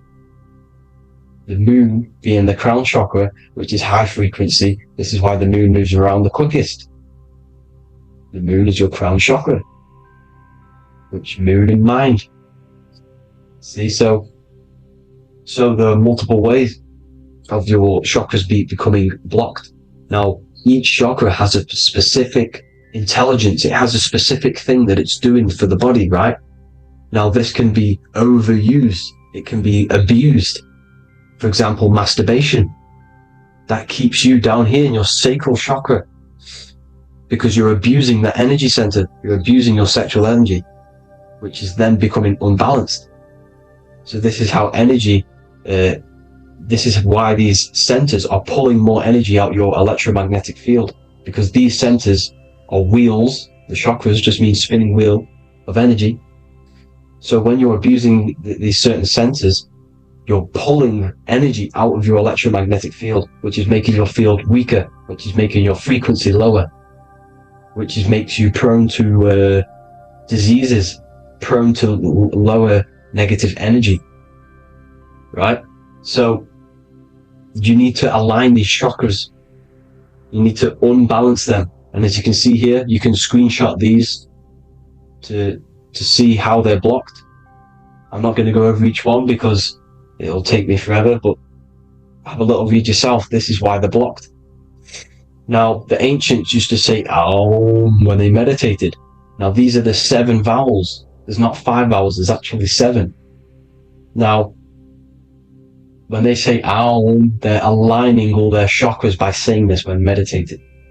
This is where the Aum originated from. Now, emotion is energy in motion. So if you're feeling a certain way, that's the energy you've put in motion. It's a reflection. We live in a mirror reality. Everything's mirrored. Everything's mirrored. As within, so without. As above, so below. Everything's a reflection of some sort. So whatever you're feeling, you're doing something wrong. It's telling you you're doing something wrong from the root cause. Because your energies are the effect. You're feeling the effect of something you've caused. The law of cause and effect, nothing escapes it.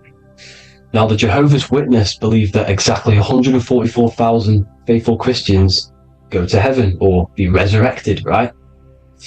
This is not true. This is symbolic. 144,000 go to heaven. Now, the petals on the chakras, this is the root chakra, this is the crown chakra. Now, if you add up the first 5 chakras, the petals, add up the petals on the first 5 chakras, you get 48. And then you get to the third eye, which has 2 petals. 48 times 2 equals 96. 96 plus 48, which you got from here, equals 144. The last chakra has 1,000 petals. Times 144 times 1,000, you get 144,000. This is a frequency. This frequency is the frequency of the ascension up your chakras. This frequency is a high frequency which turns that oil into gas, which rises up the spine, activating your third eye. Right? So this is all the religions are all symbolic for this sacred secret of Christ consciousness. As it says in the Bible, the kingdom of God is within. It's not out there, people. You must look within yourself. You are God. You are a spark of His consciousness. Infinite consciousness, right? So 144,000 is a frequency, and you must achieve this. Like I said, these people in the past, they're not gods, people. These were just humans. Nothing special. They just reach Christ consciousness. Now, they keep you in these lower vibrational states with the food, right? And as you can see here, all of these fast food restaurants are mainly are red and yellow, which are these lower states, these lower two chakras, lower vibrational colors, because they want you trapped down here in matter. And these foods are so low vibrational, they will keep you down here, because your gut produces, I think it's like 80% of melatonin. Melatonin is your feel-good hormone. These foods will not make you feel good. This is very low vibrational. Meat. It's not meat, it's raw flesh. These animals are stripped from their family, put on a conveyor belt, watch their friends be tortured, and then get slaughtered in a slaughterhouse. Think of all the fear that's running through their blood, all the hormones, all the fear, and you're going to go and eat that very low vibrational energy. As you can see here, this is the light photons within fruit. You can see the light, the life force in this fruit. You must think, feel, and do positive to raise your vibration. As you can see, earth equals heart. If you rearrange it, everything in nature is green, right? The aurora borealis is green. You must align all these chakras and then live from the heart, because the heart's the center of the Taurus field. You must become the consciousness in the center. So that's it for this video, people. Thank you all. God bless.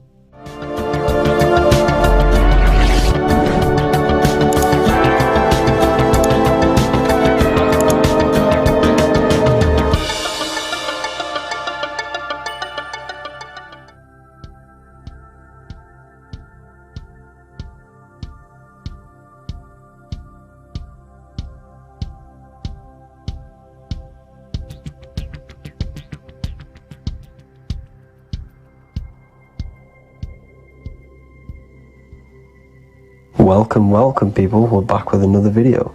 I will now be keeping track of my YouTube and trying to upload every week. In this video, we'll be talking about the chakras.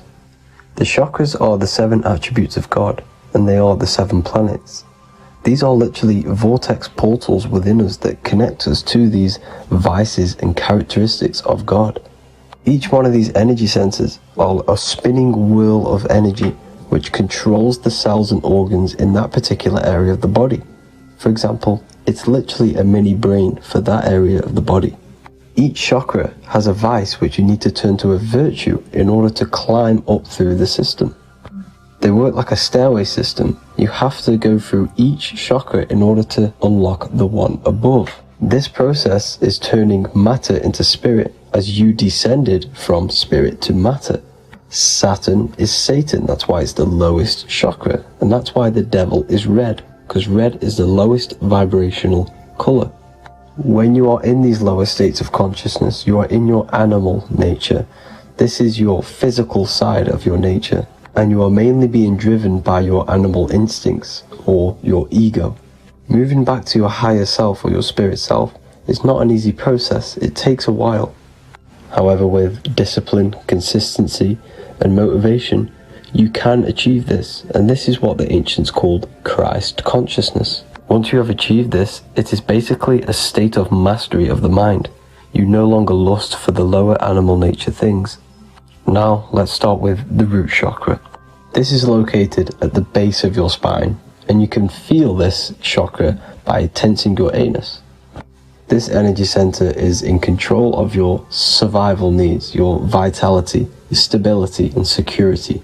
Now, if this chakra is unbalanced, you will feel insecure, fear, anxiety, unstable, low self-esteem, anemia, over or underweight, and constipation. In order to balance this chakra, you need to feel grounded, embodied, stable, calm, centered, a sense of safety, and trust in yourself and the world around you. The next chakra is the sacral chakra, which is located around the belly button area. You can feel this chakra just by sucking in your belly. This chakra is to do with relationships, self-worth, creativity, empathy, and most importantly, sexuality. This is the most important one in order to start to raise your vibration overall, is giving up the over-sexualized nature. In order to balance this chakra, you need to come into harmony with all the toxic relationships that you have. Get rid of the fear, the anxiety, the isolation, and 100% get rid of the over-sexualized nature. Lust is one of the most lowest vibrations you could possibly feel. It is literally manifesting hell. In order to work on this chakra, you need to feel self-worth. You need to do creative things, empathy, healthy relationships, and 100% being confident. The next chakra is the solar plexus. This is to do with personal power, will, metabolism, eating, happiness, and your self-esteem and self-identification. You can feel this chakra just above your belly, below your ribs, and you can suck in this area. If this chakra is blocked, you will feel lack of confidence, difficulty in manifesting your desires, low self-esteem, misuse of power, misuse of dominance, weak will, and shame in yourself. Biggest one for this chakra is overeating, as it's to do with metabolism. If you are overeating, you are literally unbalancing a lot of your lower chakras, not just the solar plexus. In order to work on this chakra and balance it, you want to have a positive self-identification. You want to feel happy, a happy self-esteem, effectiveness to people, not overeating, and a strong willpower. Now for the heart chakra, one of the most important chakras. Chakra is to do with love, understanding, trust, hope, openness, compassion, balance, and forgiveness. The most important because your heart is the tree of life in the body. It is the center of the toroidal field. It is the most powerful chakra. Your heart is 5,000 times stronger magnetically than your brain. Once you have hit the heart chakra and you start surpassing the heart chakra, you are now turning matter into spirit, as the lower three chakras are dense and physical, and the above the heart chakra are turning to spirit. As you can see already, this is a hard and long process of working on yourself physically and internally. The symptoms of a blocked heart chakra would be lack of love or too much love, difficulty to accepting or giving love, lack of compassion, loneliness, and lack of emotional fulfillment. Finally, a lack of connection with a divine or to nature. In order to balance this chakra, the most important thing and the most powerful thing you can do is loving people, accepting and giving lots of love. Second most important thing to balance the heart chakra is balance. You need a balanced life. You need balance in all aspects of your life. Now for the throat chakra. This is a very important chakra as it's to do with communication. A symptom of this being unbalanced is a lack of self-expression and putting on a front all the time, acting with the ego. In order to balance this chakra, you need to constantly self-express yourself. You can't be putting on a front. That voice inside your head, you have to let it come outward. Don't just block it off with a wall. Self-expression will lead to you gaining friends who actually like you for being you, and not these fake friends that you have to put on an ego for. In order to balance this chakra, you need to express yourself, express the word that's within you. Don't be lying to people, don't deceive or be deceptive. The next chakra is the third eye chakra. This is starting to get very advanced and you are coming very close to spirit. Just before we head on, I want to announce the PDF is now available, containing all the presentations I've ever made, all into a condensed 38-page PDF. The link will be below this video for you to access. And if you want to learn how to create reality using your mind, how to attract your desires, how to get out of the situation you are in, the link will also be there for the Manifestation Mastery course. Now for the third eye chakra.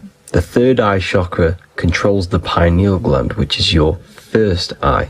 It's to do with your psychic abilities, channeling, telepathy, astral travel, visions, and connection to the higher self. You need all of the chakras aligned to get the full potential out of your third eye or pineal gland chakra. For example, if you're astral traveling and you fear something, you will be instantly shot back to your body.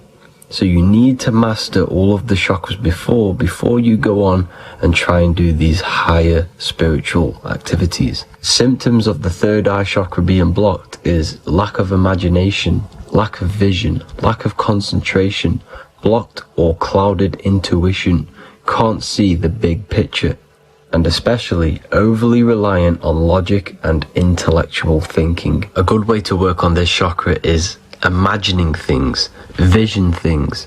Trust your intuition at all times. Always follow that inner voice. Cut out the tap water which contains fluoride. Fluoride blocks the pineal gland.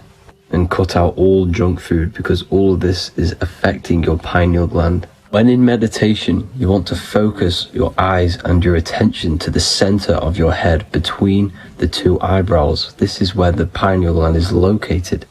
This will help and awaken the pineal gland over time when you keep doing these meditations. Finally, for the crown chakra, this is to do with universal consciousness, all-knowing, enlightenment, cosmic connections, the God source.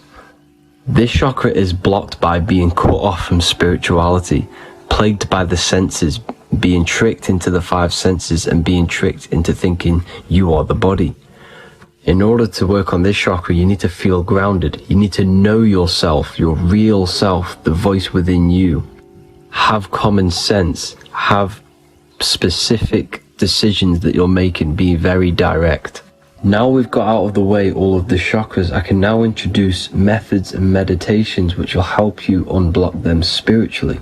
When meditating, you want to get into the present moment in a nice, comfortable position. Bring yourself to the present moment by saying, I am here right now, nothing else matters. Keep repeating this over and over with your eyes open or closed. After a couple minutes of bringing your attention to the present moment, you can now start to breathe in through the nose deeply and breathe out through the mouth slower than you breathed in. Place your attention on the chakra that you want to balance.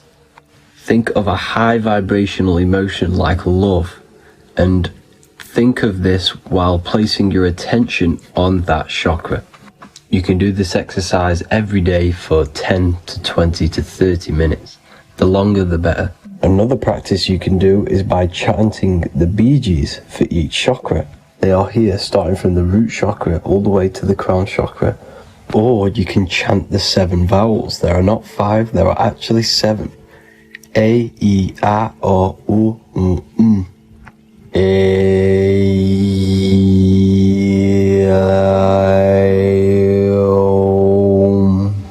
This is the proper way of pronouncing the 7 vowels. These are so powerful because these are the only things that exist. It is literally the sound of God. By pronouncing them right, you can actually create a lot of power within you and align your chakras. That's it for this video, people. I'd appreciate a comment and a like to help the algorithm. I appreciate you all. Love and light.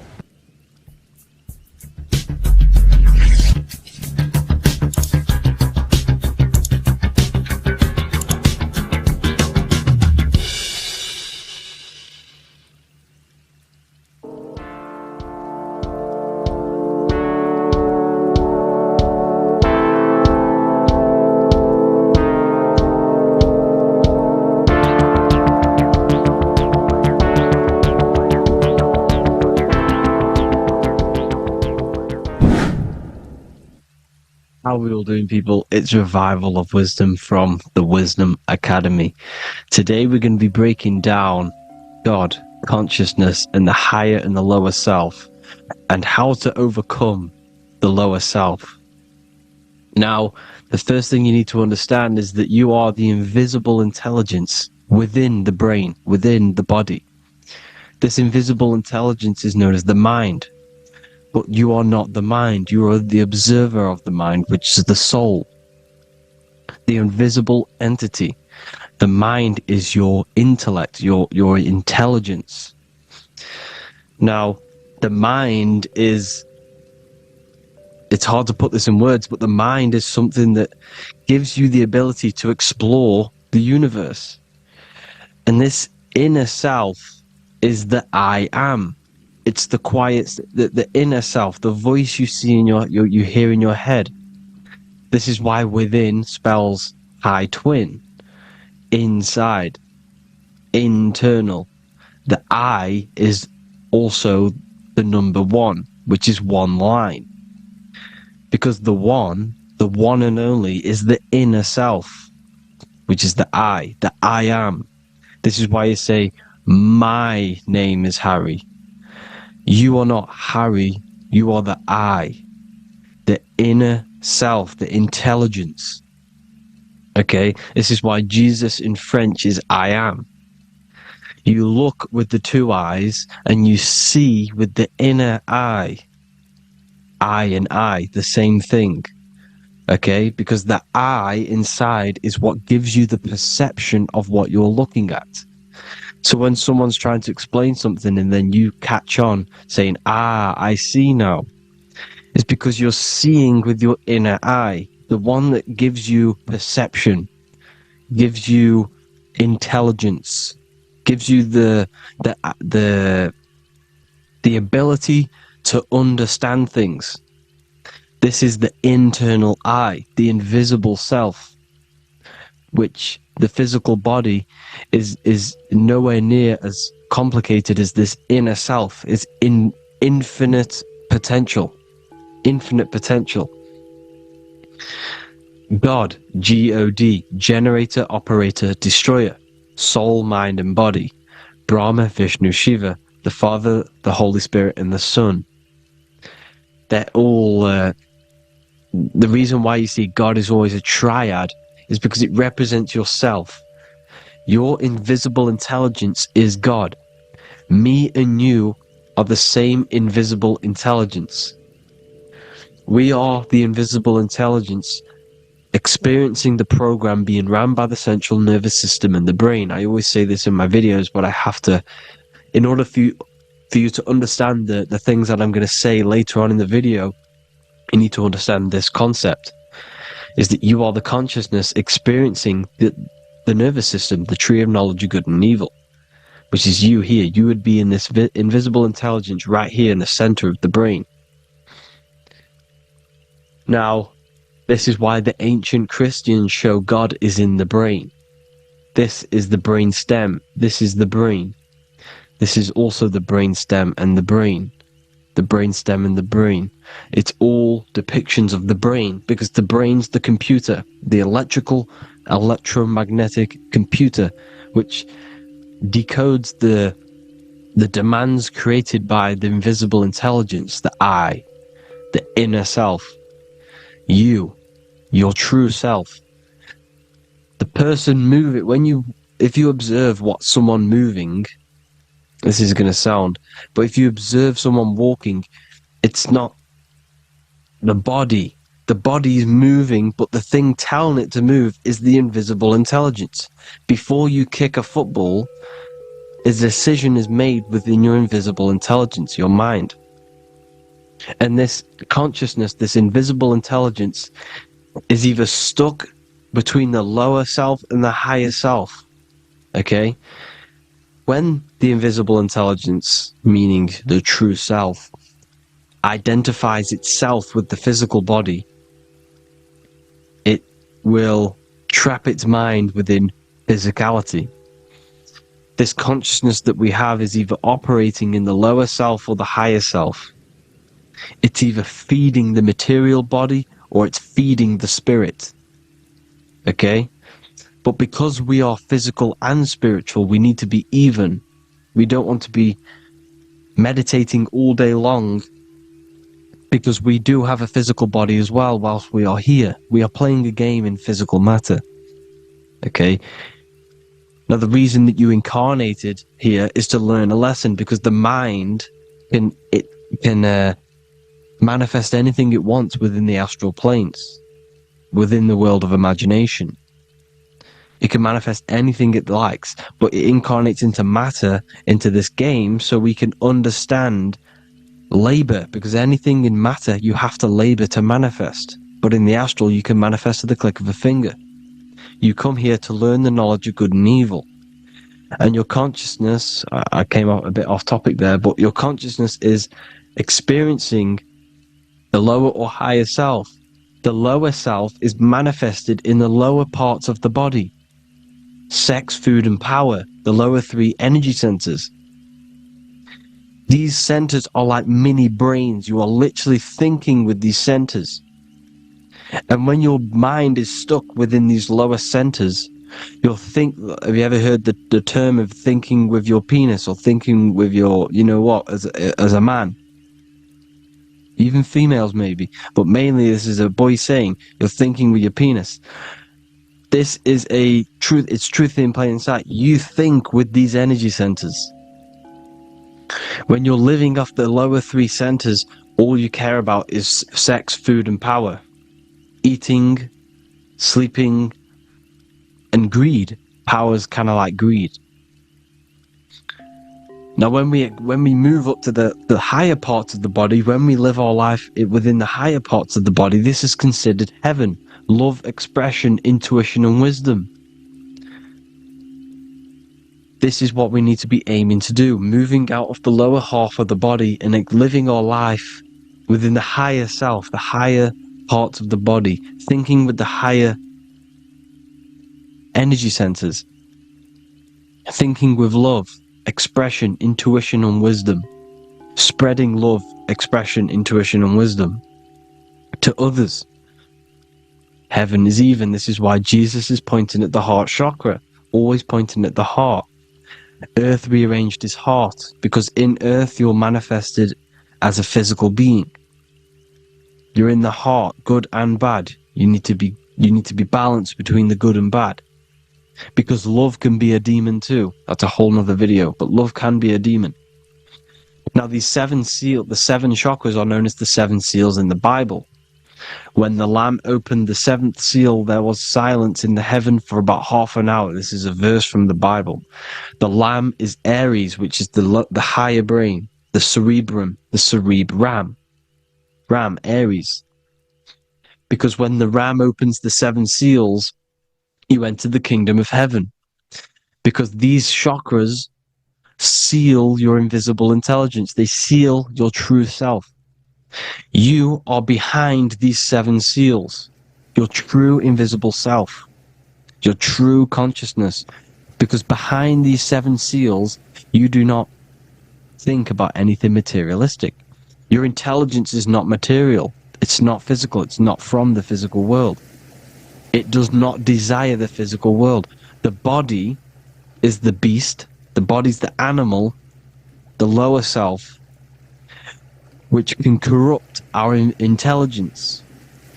It can corrupt the intelligence. Okay? Now, we need to balance these chakras so that we gain a deeper connection between this intelligence and the brain. Because when there's a strong connection between the brain and the intelligence, your body and the intelligence, you have a strong connection. Therefore, you can manifest what the intelligence is saying at all times. Meaning, when, for example, your higher self, this is intelligence, the higher intelligence is always speaking to you. It's always guiding you. It's always telling you the right thing to do. You can feel it. When you're doing something wrong, you can feel that you're doing something wrong. Because this higher self, this intelligence knows what it needs to do here. And when there's no connection between the body and this our intelligence, our true self, when we strip away, when you close your eyes for long periods of time, you will figure out you are this invisible, infinite, creative being. There's no words that I can't describe what it is.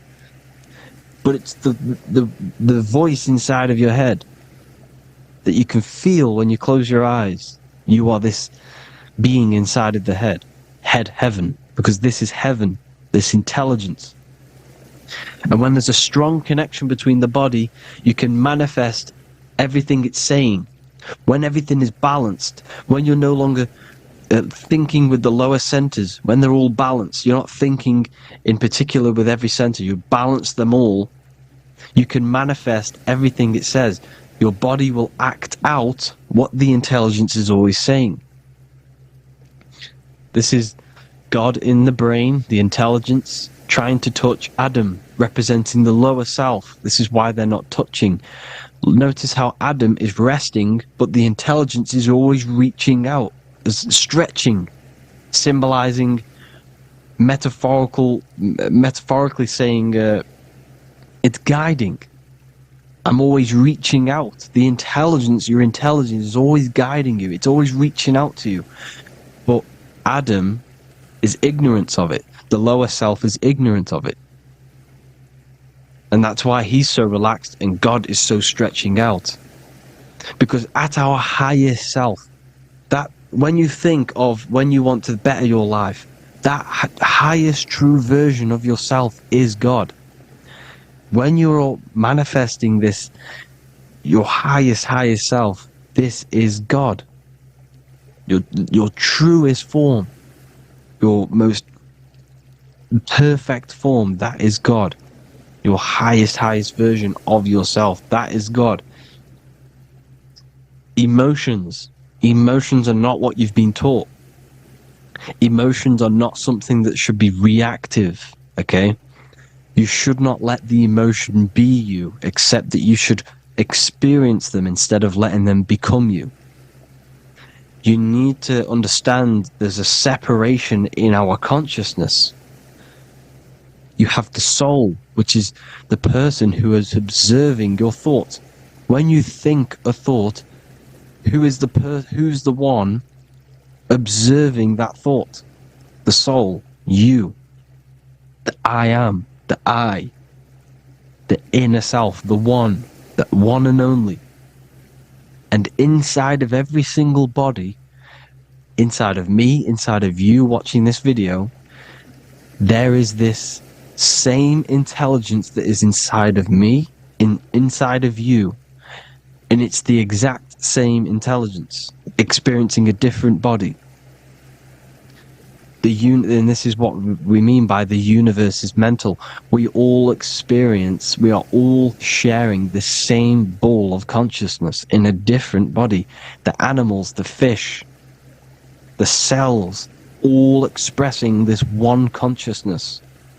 Me and you are the same. This is why the golden rule is treat others like others should be treated, because I am you and you are me in a different body.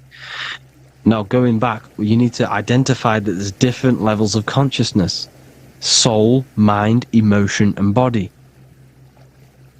Okay? Your emotions are on a separate layer than the body, the mind, and the soul. So when you identify there's a difference between all of these, you do not let them become you.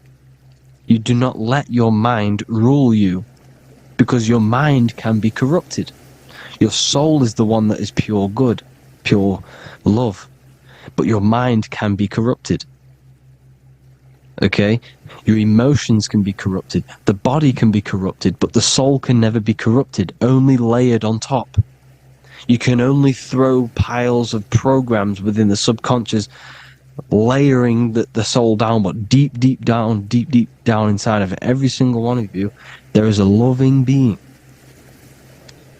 Because love comes from the heart.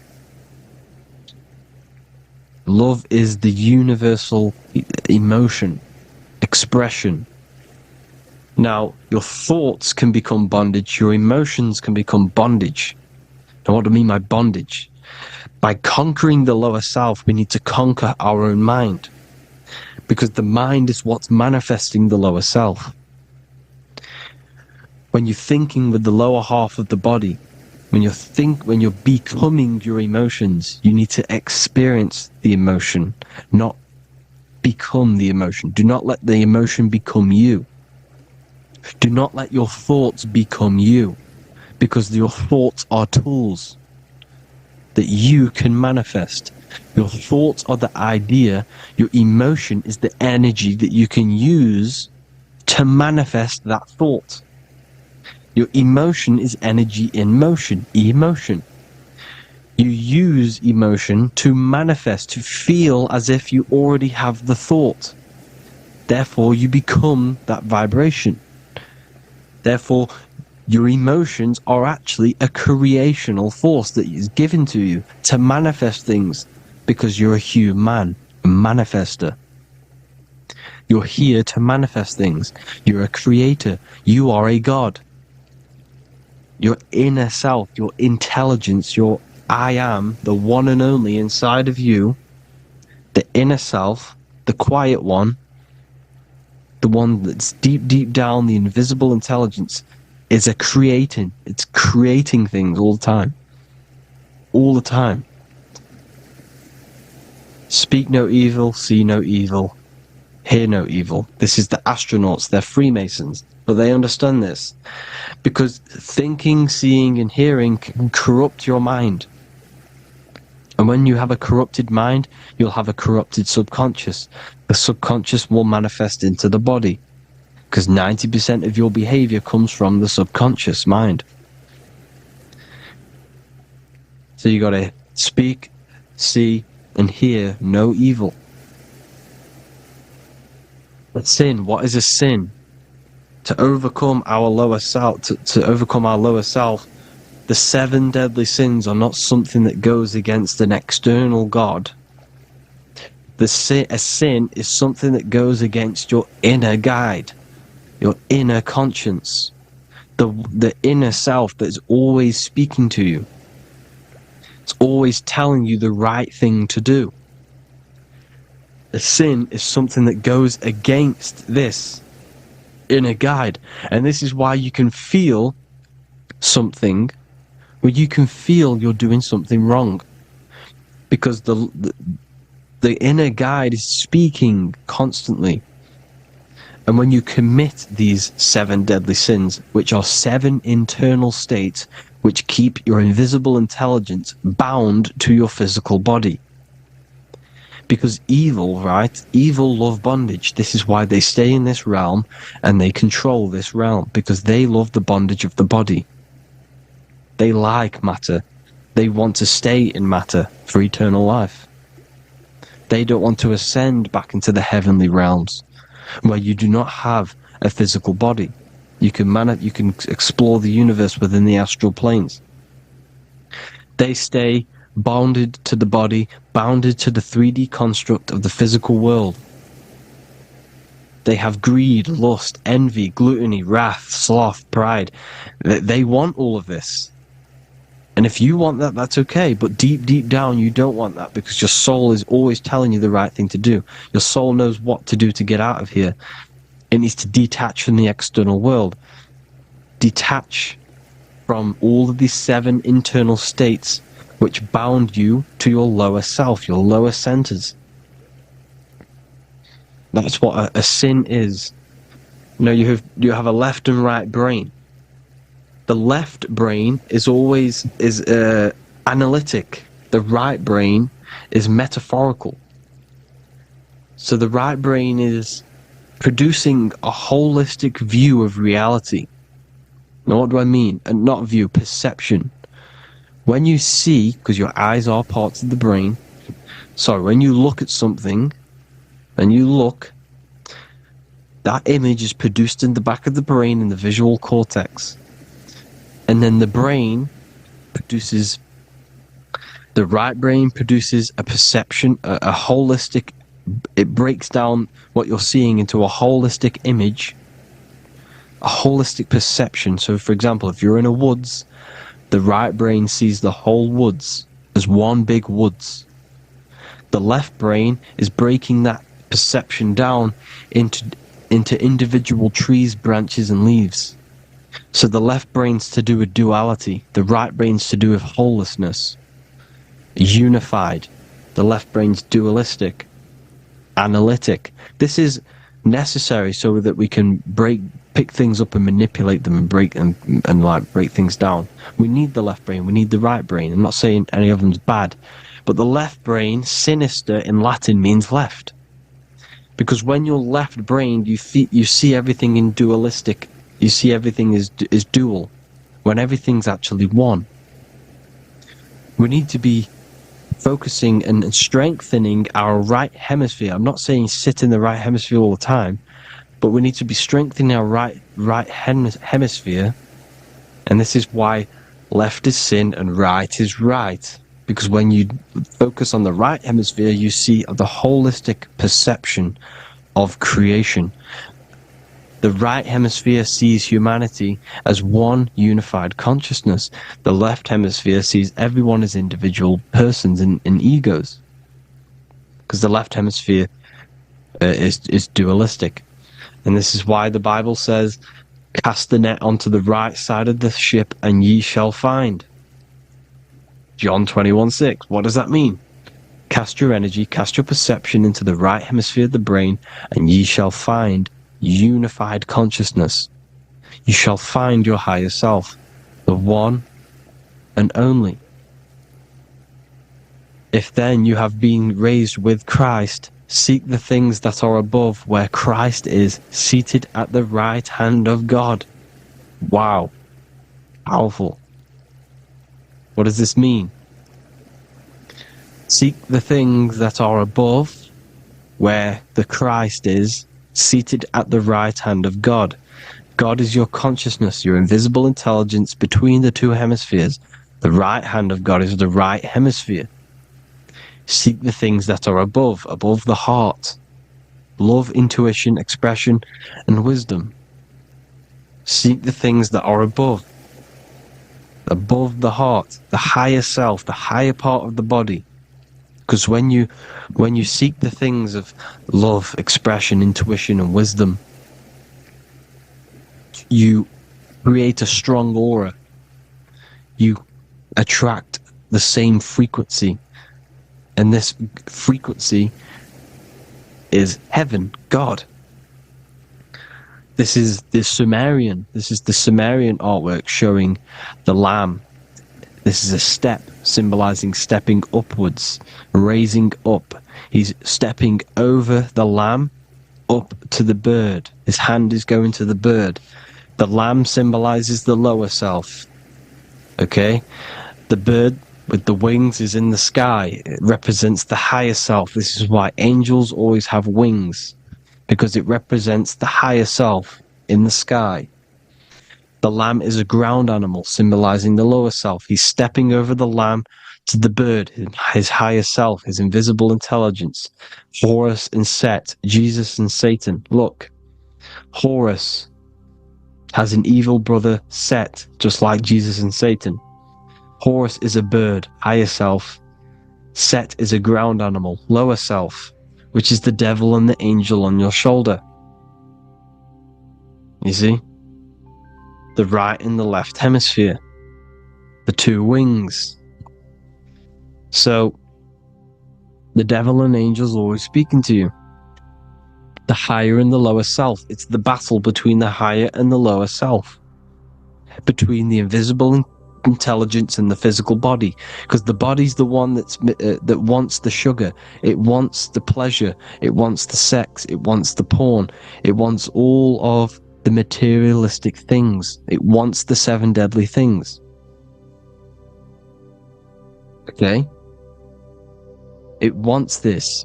There's a battle between the higher and the lower self, your intelligence and the body. This is why you need to become balanced, so that there's a deep connection between the body and the invisible intelligence, the I am. You need to master your mind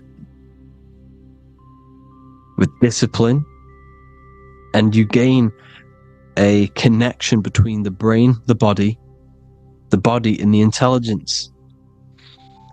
Resurrection, transmuting sexual energy. Okay, this is important.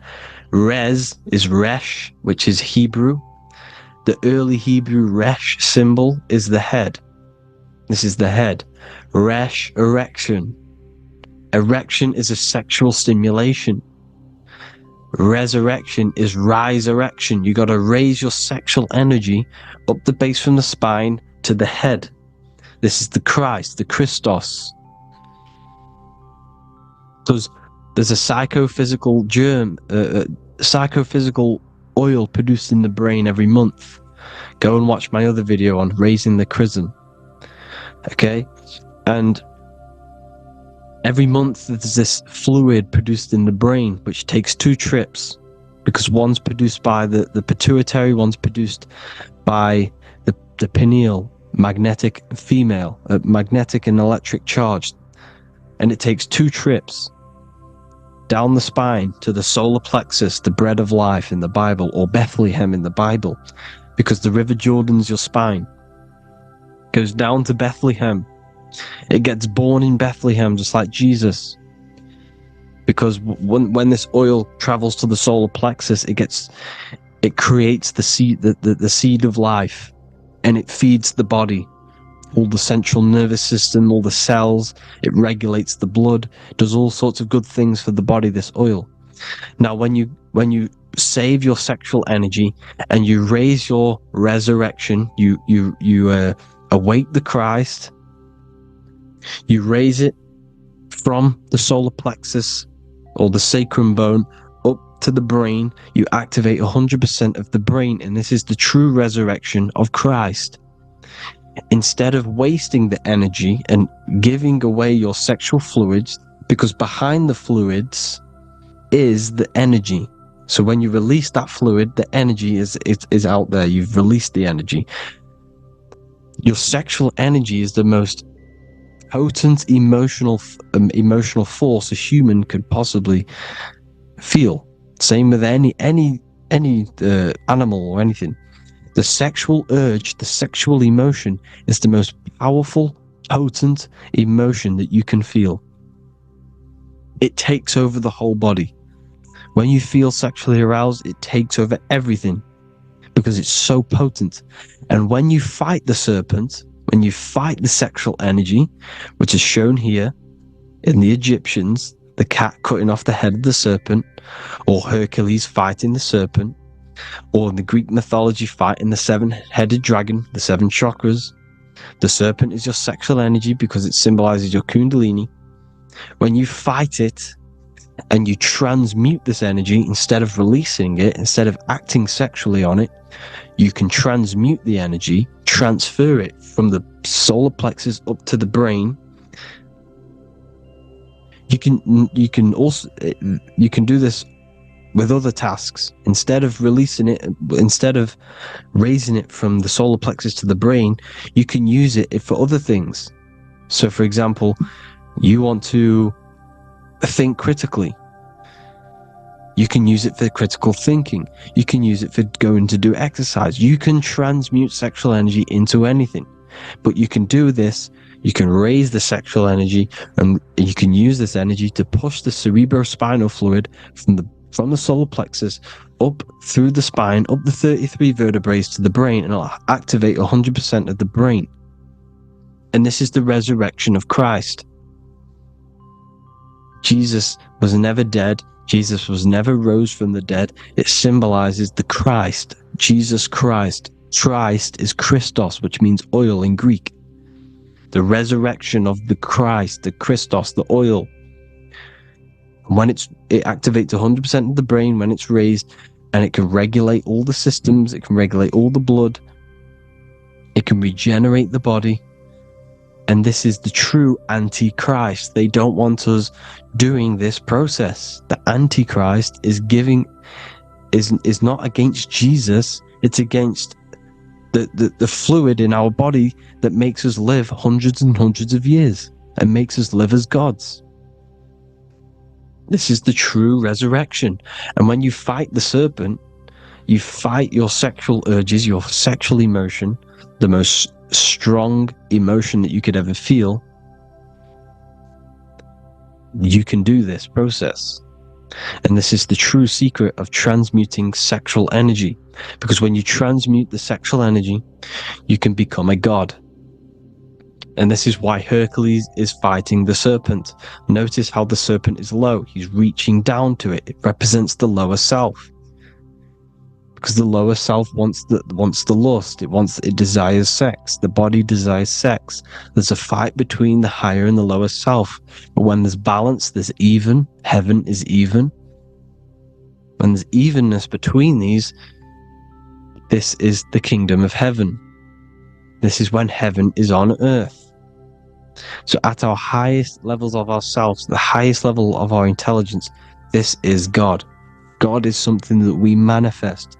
We need to achieve Christ consciousness by battling the body. There is no battle outside of the physical body.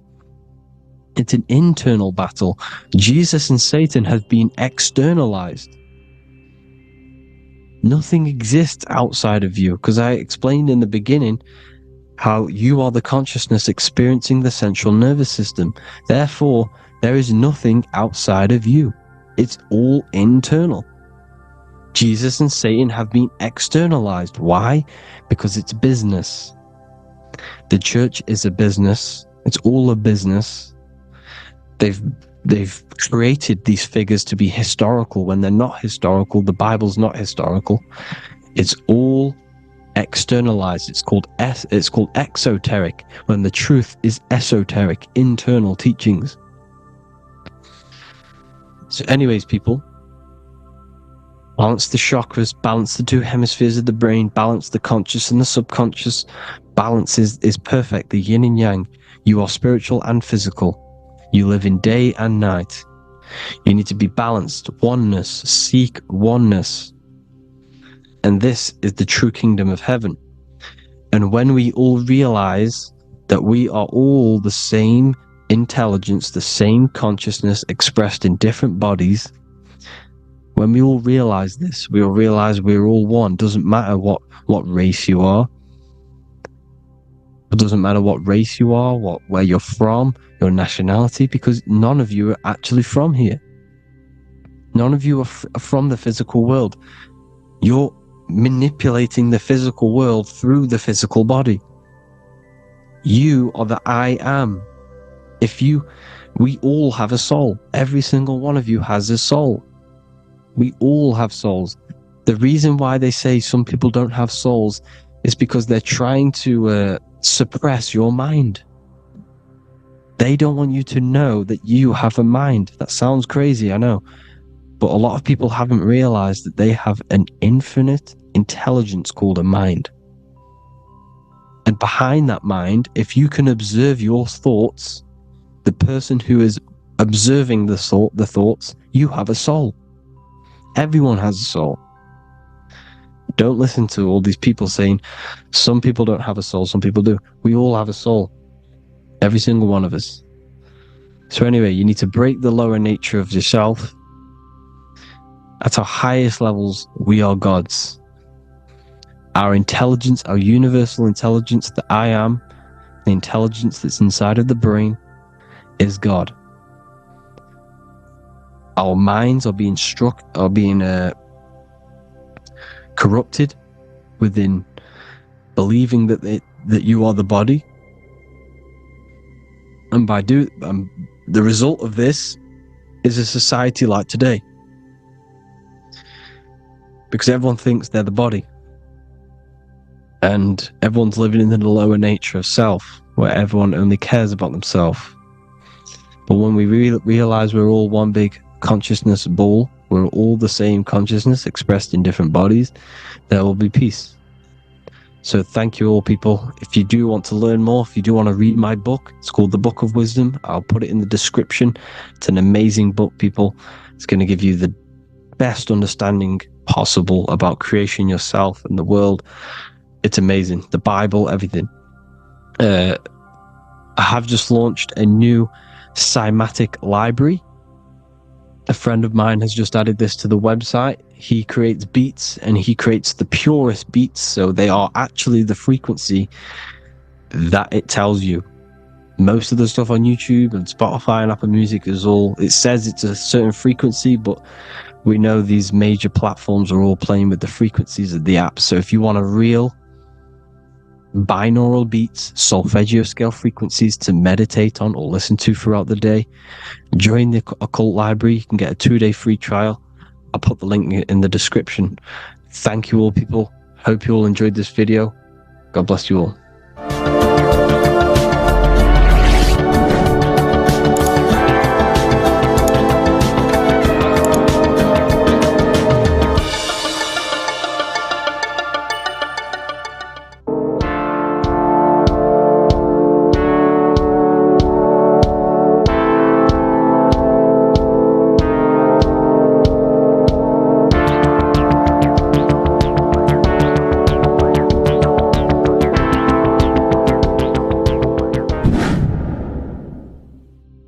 What is good, people? It's Revival of Wisdom. I hope you're all doing well. And this video is how to raise your holy oil or your kundalini. Let's get straight into this. So this is a monthly cycle. Every month, when the moon is in your zodiac sign, this oil is released. Now, the moon is in control of monthly cycles. For women, it's the menstrual cycle, and as well, this holy oil cycle. The moon changes sign every 2.5 days and passes through the zodiac signs in 27 days. So the moon tells the day, the sun tells the time, the stars tell the month. This reality is a massive clock, if you like to say. It's a cycle. Okay? The moon controls the night, emotions, water, fluids, and the mind. Okay? So this oil is produced in the claustrum. It's produced in the claustrum, which is here, right? This is where you get Santa Claus from. Now, the claustrum is at the center of the brain, and it is next to the pineal gland and the pituitary gland. Once it starts in the claustrum, this is the holy present. This is the present that Santa gives to us, Santa Claus. And it goes to the pituitary gland and the pineal gland. And what's connected to the pituitary gland and the pineal gland is the Ida and the Pingala. The Pingala is the pineal gland's nerve, which is the honey, which is the positive charge, electric. And the pituitary is the Ida nerve, which is the magnetic charge. This is the milk, the land flowing with milk and honey. This is the brain, the heaven, okay? And it travels down the spine using these two nerves, these electromagnetic charge.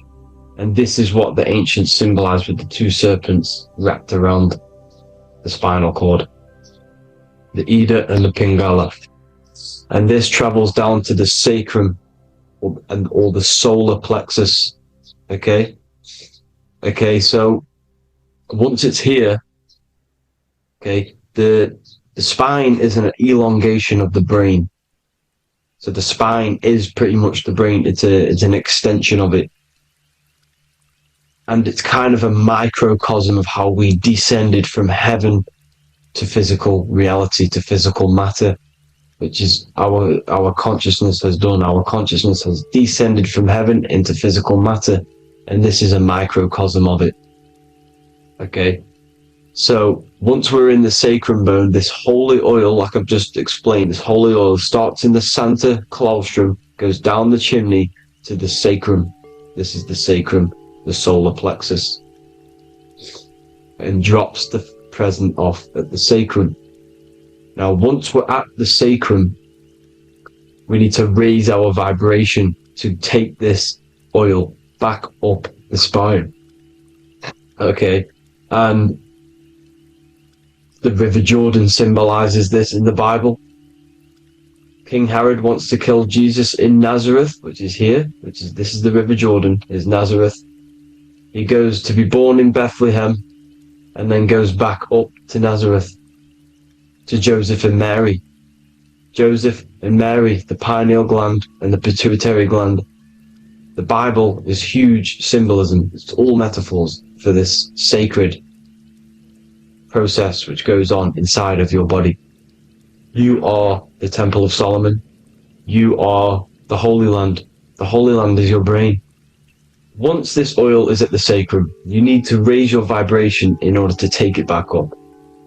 Once this oil has gone back up to the pineal gland, it activates the crystals which are wrapped around your pineal gland.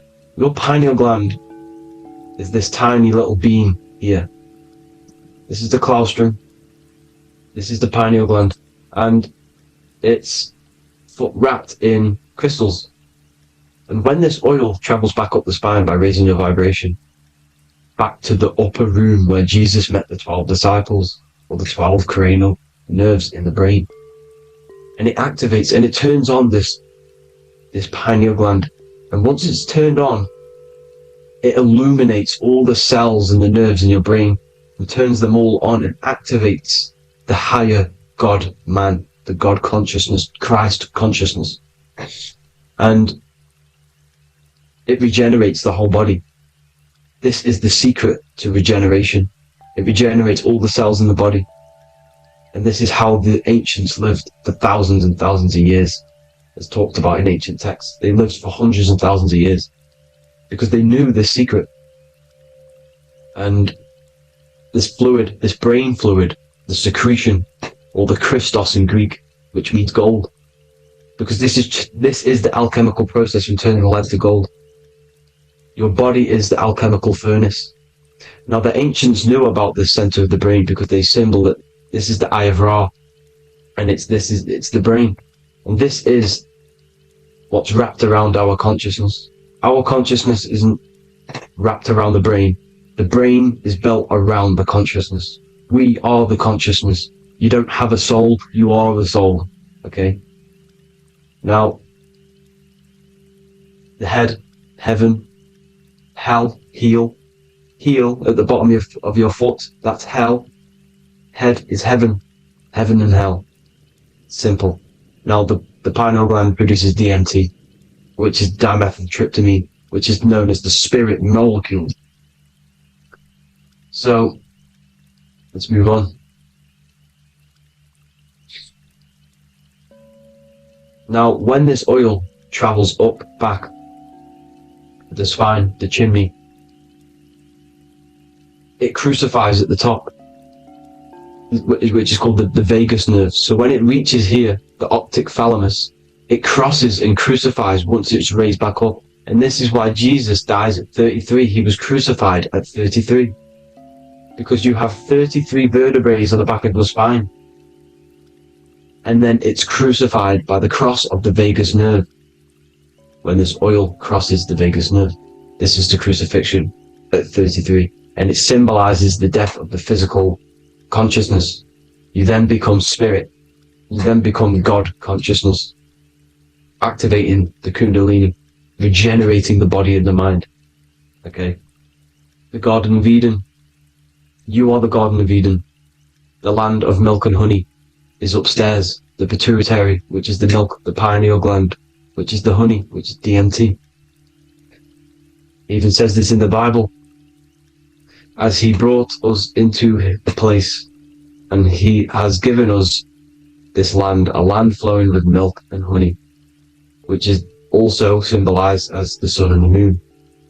The Bible also says, the light of the body is the eye, not the eyes, the eye. If therefore thine eye be single, thy whole body shall be full of light. This is the activation of the pineal gland by raising this oil back up to the pineal gland, to the center of the brain. Neither shall they say, see that here, or see there, for behold, the kingdom of God is within you. So he's saying, don't look out there. Nothing is out there. It's all inside of you. Everything's inside of you. You're the universe. Now, how to raise this oil back up to the pineal gland? Every month, like I said. The moon controls the cycle. The moon controls monthly cycles. When the moon is going into your zodiac sign every month, this oil goes down the spine, and you must raise your frequency to get it back up. You must retain your seed. This is the most important. Your fluid, your secret, your holy fluid, your life force. You can't let that go. That life force is the reason you're alive. This holy oil is the reason you're alive, because it feeds all of the systems in your body. It feeds all the systems in the body. You have to retain your seed. Alkaline diet, positive thinking, and meditation. Okay? When you retain your seed, you will live longer. The moment you release it, you're killing yourself. You're killing a piece of yourself every time you release your seed. Every single time. You're killing a part of yourself. Okay. Now, this could be why this could be the illumination, the single eye on the Illuminati's symbol, the Freemasonic symbol, the illuminated eye, the triangle, which could symbolize the body, mind, and spirit, but the eye illuminated. Now, in the Bible, it talks about the two trees, the tree of knowledge and the tree of life. The tree of knowledge is the tree of good and evil, which is the most important system in your body, which is the nervous system. The nervous system, the most important. The tree of good and evil. And the tree of life, which is the cardiovascular system. Now, this oil, when it's released every month, feeds these two systems, and these two systems feed everything. Now, it's important you understand that. Okay? The ancients knew all of this knowledge. The Bible's telling you this knowledge. But it's in a metaphorical way. You have to understand the context behind it so you can read it properly. Now, eating of the tree of life, which is when it talks about in the Bible, eating from the tree of life is actually symbolizing a bad diet, ejaculation, because you're eating from these two systems. You're killing yourself with a bad diet. You're killing yourself with an ejaculation. Okay? So, that's important to understand. Now, this is Jacob's ladder in the Freemasons. Jacob's ladder, which is the spinal cord. It's the stairway to heaven. And this is Jack and the Beanstalk when he goes up the beanstalk and finds the golden egg in the grey clouds. The grey clouds symbolize the grey matter in your brain. Now, the Garden of Eden talks about the 4 different rivers in Garden of Eden. As we see here, the North Pole map, the ancient North Pole map. Because the center of the earth is the center of the torus field. Everything's the torus field. Atoms are torus fields. Everything's torus fields. You are the universe. Everything is within you. The North Pole is your spinal cord. This is why they say Santa Claustrum comes from the North Pole. This is the North Pole. And the Santa Claustrum is the center of your brain. Now, there's 4 rivers which come from the Garden of Eden. There's the blood, the Christ oil, which is the oil we're talking about, urine, and saliva. These are the 4 sacred oil, 4 sacred fluids in your body. And these are constantly abused in today's society. These secret societies are targeting these fluids. Okay? This is why porn is free. They sexualize society through Disney. Go and look at some of the Disney movies. There's so many subliminal messages which sexualize these children because they want you sexualized.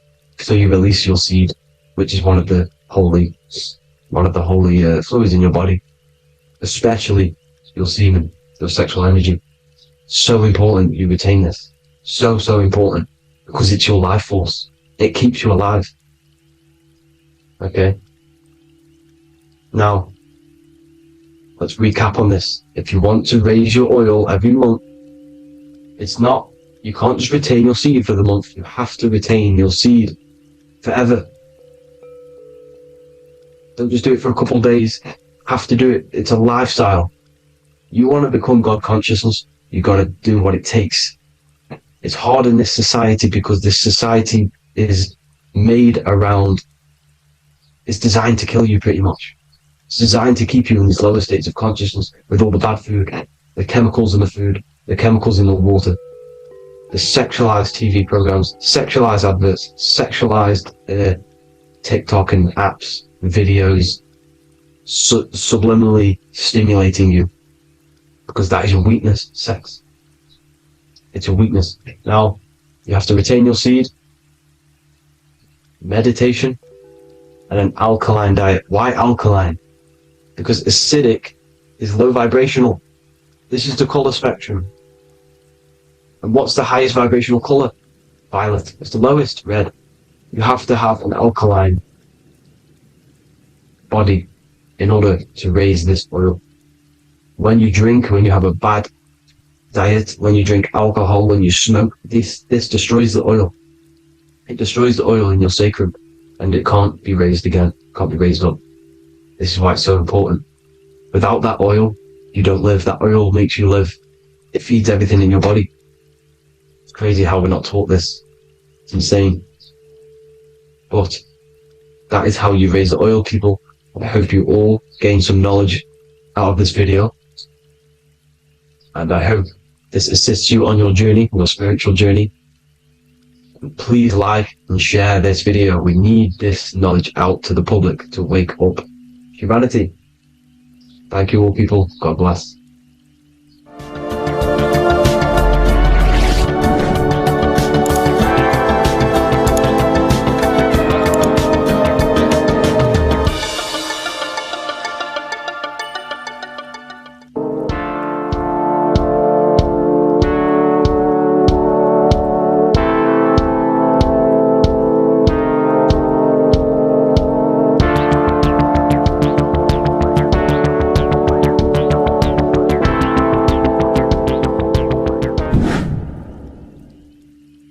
What is good, people? We're back with another video, and this is going to be talking about the connection between the micro and the macro. You know, that you are the universe, everything is inside of you. So the first thing you need to understand is that the law of mentalism, we are a thought in the creator's mind, everything's being thought into existence. We have a spark of this mind, this same mind of the creator, and everything is a state of mind. Particles or atoms, whatever you want to call them, are a mental thing. They're a product of the mind. Everything's thought into existence. Thoughts influence everything. Thoughts are energetic effects which send out waves into the quantum field around you. And your consciousness is actually the universe experiencing itself, expressing itself, and viewing itself. So we are the creator, but viewing itself in separate bodies. And this is why they call the material world the world of illusions. Because everything's separate here, but we all forget that we are all one.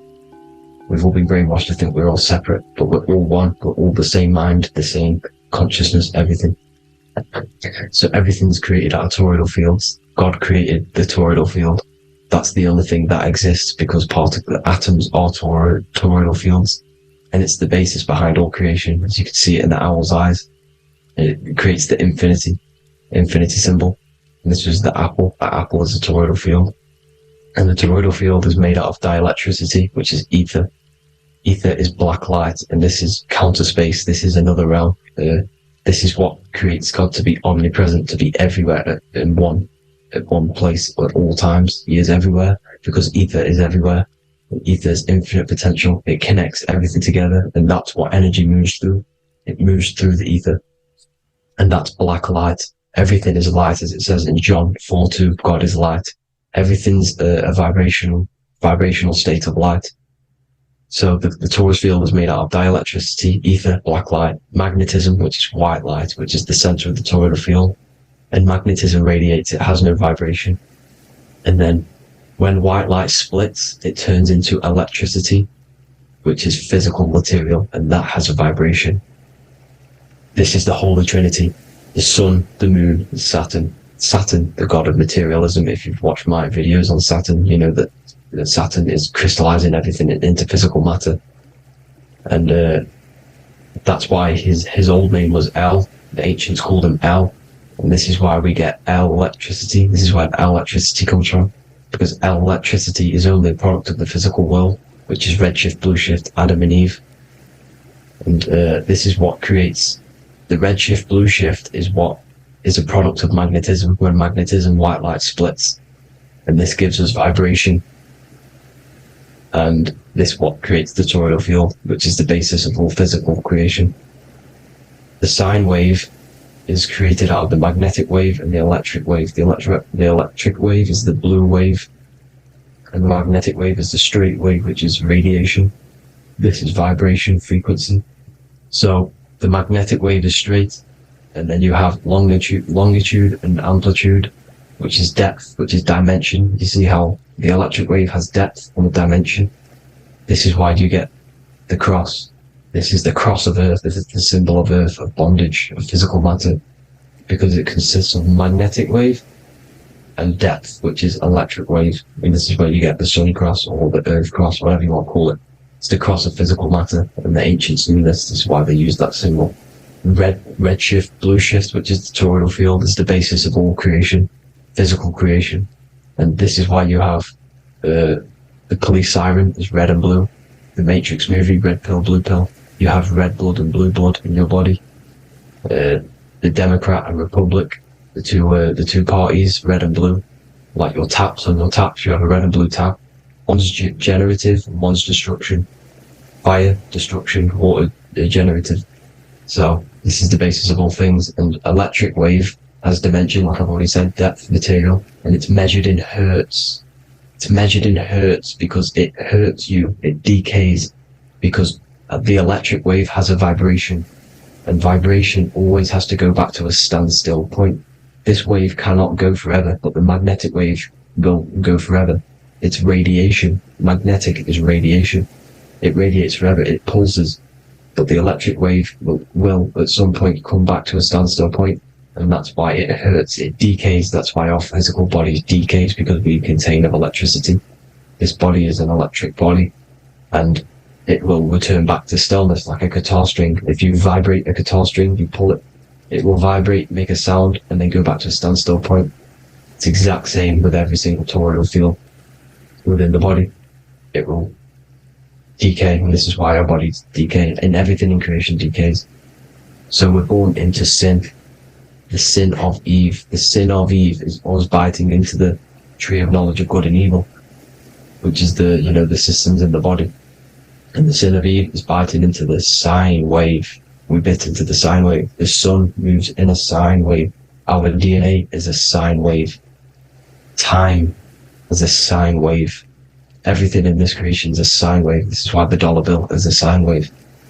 Magnetism and electricity and electric waves in one. And this is the sun doing its sine wave, which creates, when you go bowling, it kind of creates that pin that you hit over. That's the pin of the sun. The zodiac sign is a sine wave, because the zodiac sign is an expression of the toroidal field, because magnetism unfolds into 12ness. And that's why you have 12 zodiac signs, 12 systems in your body, 12 cranial nerves in your head, in your brain. So if you can imagine this, see where my pointer is, always starts with Aries. Aries is the head. It's the first thing that's created in the womb. And this is Aries, the ram, and this is why it's called a cerebrum in your brain, which is the first thing that creates when you're in the womb. And what's the element of Aries is fire. Fire is the first element, F-I-R, first, because it's the first thing on the wheel, the first expression of energy. As you can see here, my pointer, this is the center of the toroidal field. It would go Aries, Virgo, Capricorn, Pisces, Scorpio, Cancer. Then we go back to Libra. Libra would be center. But you see how the toroidal field is the expression of the 12 energies. That's what the constellations are, the energy expressions of the toroidal field. So it would go outwards, starting from Aries here, all the way back to Pisces, which is beyond the bottom half. But Libra would be the center. That's why Libra is the equinox. It's the equinox. Libra is when it goes from summer over to autumn. It's the equal. It starts to transition into the winter side. Equinox, equal, which is Libra, and that's why Libra has the two scales, symbolized with the two scales. That's because of the sun moving over. It's being judged, it's equal now, but then it's going to tip over into the winter. That's why Libra is here, the center of the sine wave. Like I said before, magnetic energy unfolds into 12ness. Magnesium is number 12 on the periodic table. It's the sacred number, and this is why the scientists are trying to, NASA is trying to bring in another constellation to destroy the holy science of astrology. So Aries rules the head, which is Mars. Taurus rules the neck, the lower head. Gemini, the two twins, which is your lungs, your two twins, your arms, two twins. Cancer, the breasts, or the chest area. Leo, the heart, which is the sun, which is fire, the center of the toroidal field. Virgo, the belly, which is the intestines. Libra, the kidneys, the two scales, the kidneys, balancing out everything. Scorpio, the sex organs. Sagittarius, hips and thighs. Capricorn, I've missed that out, which is the kneecaps. Capricorn, kneecap. Aries, which is the ram, which is the cerebrum in your brain. And then Aquarius, the calves and the ankles. And the Pisces, the two fish, the 2 feet. So everything corresponds, as you can see here. This is an ancient way of depicting it, of the folded human. And this is everything. Each constellation rules that part of the body, gives energy to that part of the body, makes you do certain things. So magnetic energy unfolds into 12ness, electricity unfolds into 7s. That's why when you get electric, the light spectrum that we see, it consists of 7 colors. Why we have 7 planets. The 7 planets give us our 7 metals and the 7 solfeggio scale frequencies. So the rotor, this is the rotor, and rotor is an anagram for Torah. The Torah, which is I think it's the Hebrew Bible. Don't quote me on that, but it's one of the holy books. Which is the Torah, everything goes back to the Torah's field because it's the basis of all creation. So the chief cornerstone, it says in the Bible that the builders rejected the chief cornerstone.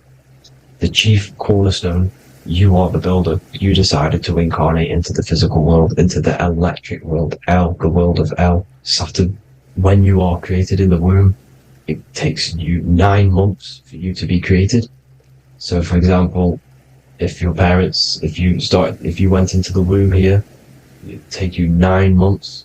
So let's say you're born in Scorpio, so you'd go back 9 months. 1, 2, 3, 4, 5, 6, 7, 8, 9. You consist of all of these 9 energies because it takes 9 months or however long you took to be born. Some people are born earlier. You'd have to find out how many months you were in the womb for. But you consist of these 9 energies, and each constellation has a cell salt associated with it. And these cell salts are vital for your health, and your cells and the optimal health of your body. So the chief cornerstone that you rejected is these 3 cell salts, these 3 constellations.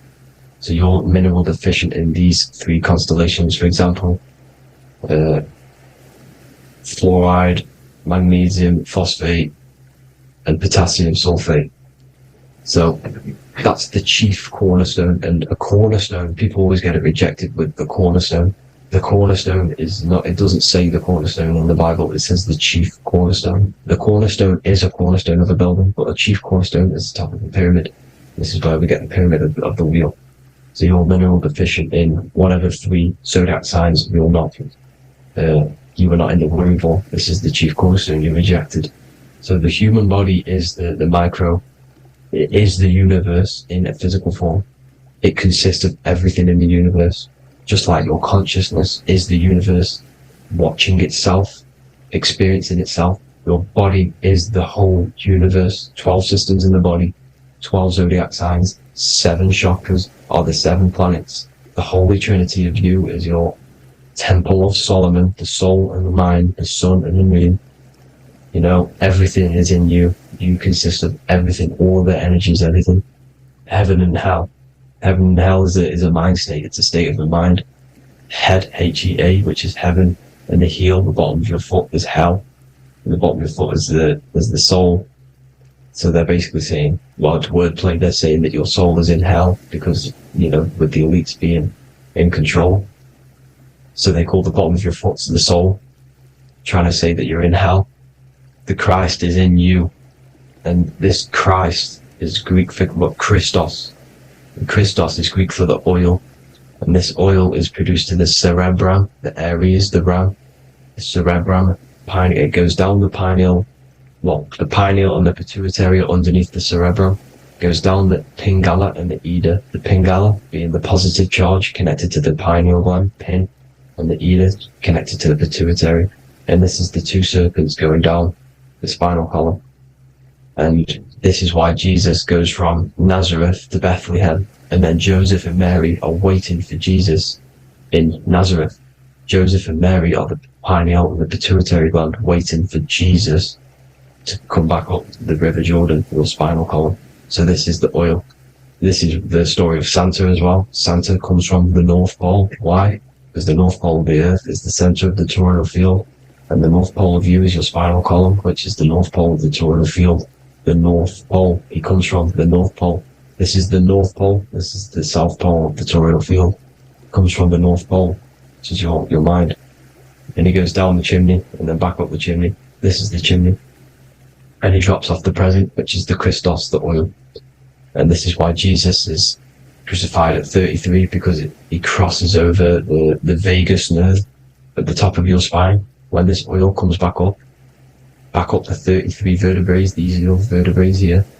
When it goes up to the 33 vertebrae, it gets crucified at 33 because it crosses the vagus nerve, and he's crucified on a cross at 33. This is the story behind Jesus and Santa. The Ark of the Covenant in the Bible is the two hemispheres which cover the vital parts of your mind, the brain side, which is the cerebrum, the pineal, the pituitary, etc. So the two hemispheres are the two angels, the Ark of the Covenant. This is the Ark of the Covenant covering the two vital parts of your brain. So these are the optic thalamus is another part, and it protects the Christ oil, which is inside at the center of the brain. See, the Bible is all a massive metaphor about yourself, because you are the universe. You are a microcosm of the universe. Your consciousness is experiencing itself, and the universe experiencing, and your body is the whole universe. Your head's heaven. So Moses crosses the Red Sea. These are the two hemispheres of your brain. This is the corpus callosum, the Red Sea. So he's pretty much saying that he's uniting the two hemispheres of your brain, because most people in this generation are stuck in the left brain, which is just logic, reasoning, science and maths, writing. You know, this is what school teaches you to do. It keeps you stuck in your left brain. And you want to cross over to you want to cross the Red Sea, which is the corpus callosum, to the right brain, which is awareness, art awareness, creativity, imagination, intuition, insight. You know, using the higher mind, creativity, imagination. If you don't have intuition, then you can't read energy, you can't pick up on bad things. This is what Moses is symbolizing by crossing the Red Sea. And it's also the upper room where Jesus met the 12 disciples. 12 disciples are the 12 cranial nerves in your brain. It doesn't just represent the 12 zodiac signs. The 12 disciples symbolizes many different things. It's like I said, energy the universe consists of 12ness. So you have 12 cranial nerves in your brain. And that's the 12 disciples as well. And they want you stuck in your left brain, which is the five senses, materialism. So they say in the Bible that Satan blinds the mind. Satan is Saturn. If you've watched my videos, Satan is Saturn. And you consist of the Holy Trinity, which is the sun, moon, and earth. The soul, moon, the soul being your sun, the solar, the moon being your mind, the earth, your physical body. And Satan blinds the mind. Why? Because we enter a soul system. This is a soul system, not a solar system. And Saturn is the Lord of the Rings, which is the outer ring. When your soul enters the soul system, your soul starts to materialize. It hits Saturn. Why? Because Saturn starts to materialize you. You take on the 7 virtues, which are the 7 planets, which are your 7 chakras. And to get out of this soul system, you must get out of your lower nature, your animal nature, which is lust, desire, greed. You know, the number of the beast, 666, which is Saturn, Satan. So you enter the soul system, you take on the 7 energies, which you turn into physical matter. And this is your descension from heaven to, well, to say hell. And then you must raise back up from matter to spirit. They say Satan blinds the mind. Why? Because your mind gets materialized. Your soul and mind get materialized. And when you get materialized, it's an intense experience. You lose the divinity within you. You forget the divinity. So Satan, which is the first planet, first energy you take on, the material body, he blinds the mind. He makes you forget everything, your divinity. Then you must remember, ascend up Jacob's ladder, the 33 vertebrae, to heaven. And this is a microcosm of the macro, because you will ascend back up to heaven if you do this, when you leave your physical body, when your body decays. So when it talks about in the Bible, completely destroy them, the Hittites, the Amorites, the Canaanites, all the ites, this is what God says to the Israelites. It says completely destroy them. It's basically symbolizing saying destroy your lower nature. the Canaanites, cannibals. We're under a Canaanite system now, which is cannibalism. And this is flesh eating, lust, greed, all the demonic stuff, all the lower vibrational stuff, you know, the lower nature, eating, sex and survival, the lower 3 chakras. You must get out of these lower 3 chakras and return back to spirit, which is heaven, which is spirit, love, being holy, being truthful, being passionate, going back to Satan blinding the mind. All of the planets are made out of these 3 symbols. Satan blinds the mind, and that's why Satan's symbol, this is the symbol for Saturn, Satan, this symbol of Saturn is the cross, which is physical matter, the earth, over the moon is your mind. So the Saturn symbol saying matter over mind, he blinds the mind, Satan blinds the mind once you enter the soul system. And you must remember, in the Bible it talks about the Genesis, which is Eve, the sin of Eve, which is biting of the tree of knowledge, with the serpent which wraps around the tree. It says the serpent placed himself on the tree. Well, the serpent is the spinal column. It's the serpent telling you eat from the tree of knowledge of good and evil, which is your nervous system. And eating from the tree of knowledge of good and evil is doing bad things. For example, over-sexualized, overeating, eating the wrong food. That's eating from your nervous system. It's decaying you, and it's preventing you from achieving the God self, the God consciousness. This is the symbolism of, you know, the tree on the serpent, telling you to eat from the left brain, with the left brain being the sinister. Sinister is Latin for left. That's sin. Sin is left. And left is lefty loosey, Lucifer, right, righteousness, right, God, godly. The tree of knowledge of good and evil, which is your nervous system, because it determines good or bad. You know, that's the only thing you experience in this world is your nervous system. And then the tree of life is the cardiovascular system, and the Garden of Eden is your body. So that's it for this video, people. I hope you've got a greater understanding of how you are the universe and everything is inside of you. Just keep in mind you are the universe experience in itself, and your body is a reflection of everything. The 12 constellations, the 7 planets, everything's inside of you.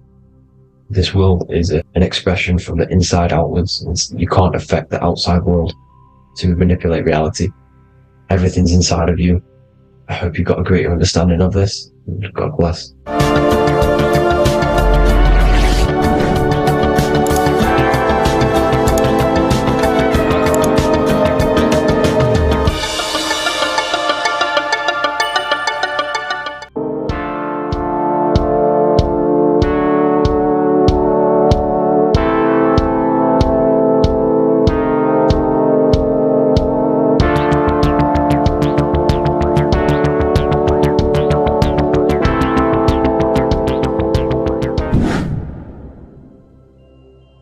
What's good, people? We're back with another video.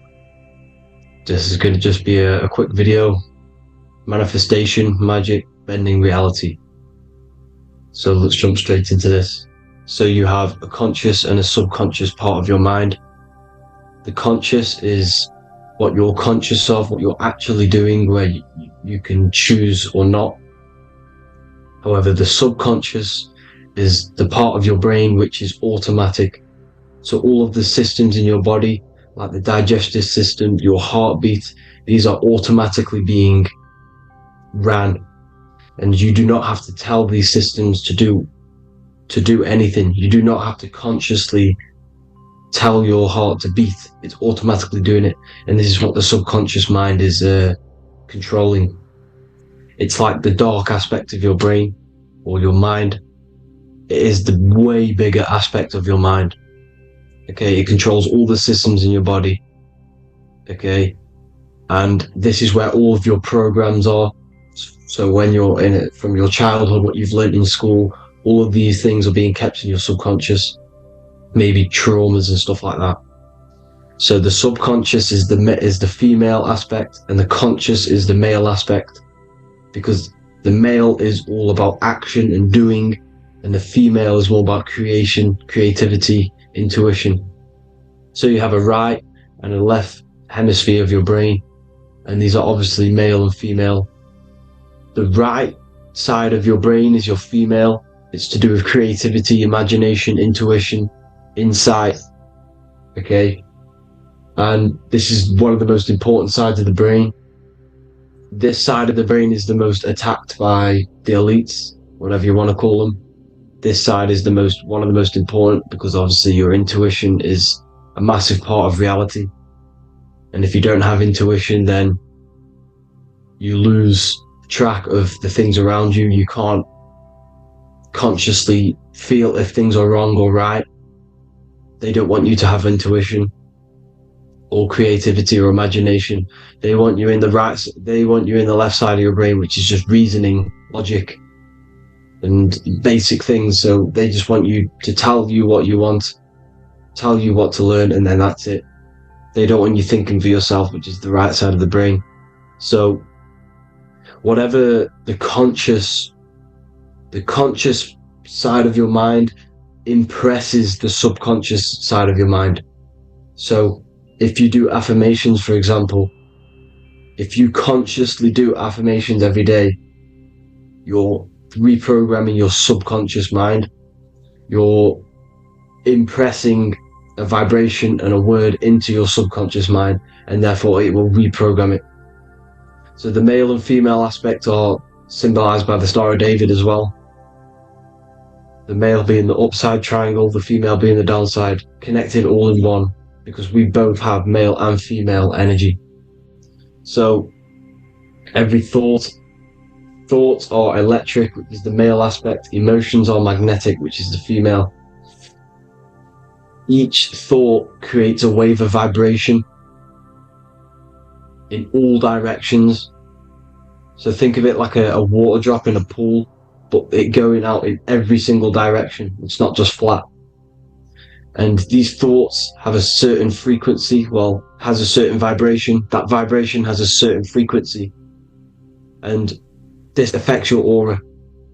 Every thought, every emotion directly impacts your aura and the strength of your aura. So if you're angry all the time, your aura in the astral plane will look red. However, if you're happy, it'll be more like blue and green. So it's very important. Your electromagnetic field is created out of your emotions and thoughts, and that affects reality, because you're 60% water, and frequency and vibration create certain patterns and has a certain effect on water, and we'll get into that after this slide. So each thought that people are thinking around you, you are actually subconsciously picking up these thoughts, because it's emitting this vibration in all directions. So this is why you can pick up thoughts of other people on the odd occasion. However, when you're more in tune with your intuition, your right side of your brain, you can start to pick up on vibrations, thoughts, and other people's auras. You can pick up on the energy once your third eye is open, and you know whether you should be in that environment or not. This is what we call an atmosphere. When we go into a room and you can feel the tension if someone's been arguing, for example. This is the atmosphere, this is the vibrations, these are people's auras emitting these certain frequencies and vibrations. Okay? So our aura is contained of multiple layers. Obviously we have the physical body. This is the electromagnetic layer. However, you have the different planes of existence: the spirit, mental, astral, etheric, and then physical. The physical is the lowest plane of existence. And the physical plane is a product of all of the planes above. So the mental impresses on the astral impresses into the etheric, and then the etheric creates the physical object. So the mind is the root cause of reality. The mind is the cause of everything. Your consciousness is pure cause. There's no effect. Everything you see in this reality is the effect. Everything that you experience is the effect, because the root cause was the mind. The decisions you made you experience that certain experience. And that decision was created on the mental plane. And this is just pure thoughts. And thoughts are things. If it exists in your mind, it is a thing. It's a certain frequency. So if you have a certain level of thoughts, if you're thinking positive, for example, you're going to have a strong aura, you're going to have a higher vibration, and that attracts like. Like attracts like when it comes to thoughts and vibrations and electromagnetism. So if you're thinking positive all the time, speaking positive, doing positive, you're then creating a higher vibration, and that's going to attract people on that similar frequency to you. Everything is electromagnetism, frequency and vibration. Everything. You see, so this is why, for example, if I put my hand to a TV screen, if my finger was the same vibration as the TV screen, it would go straight through it. However, the particles in my hand and the particles on the TV screen are two separate vibrations, and this is what causes the friction to stop, and not my finger to go straight through it. So like I said, when you don't feel the vibe of someone, when you don't feel right, you don't really get along with someone, this is a vibration. Your vibrations are not matching, they're not similar, they're two complete different vibrations, and they're not aligning properly. So music has a massive part on this. Music is a massive, massive tool for the elites, because music is frequency. And in 1975, the musical instrument are all tuned to 440 hertz. So Spotify, Apple Music, most of the music on YouTube is all set to 440 hertz. And 440 hertz is not divisible by 3, 6 or 9.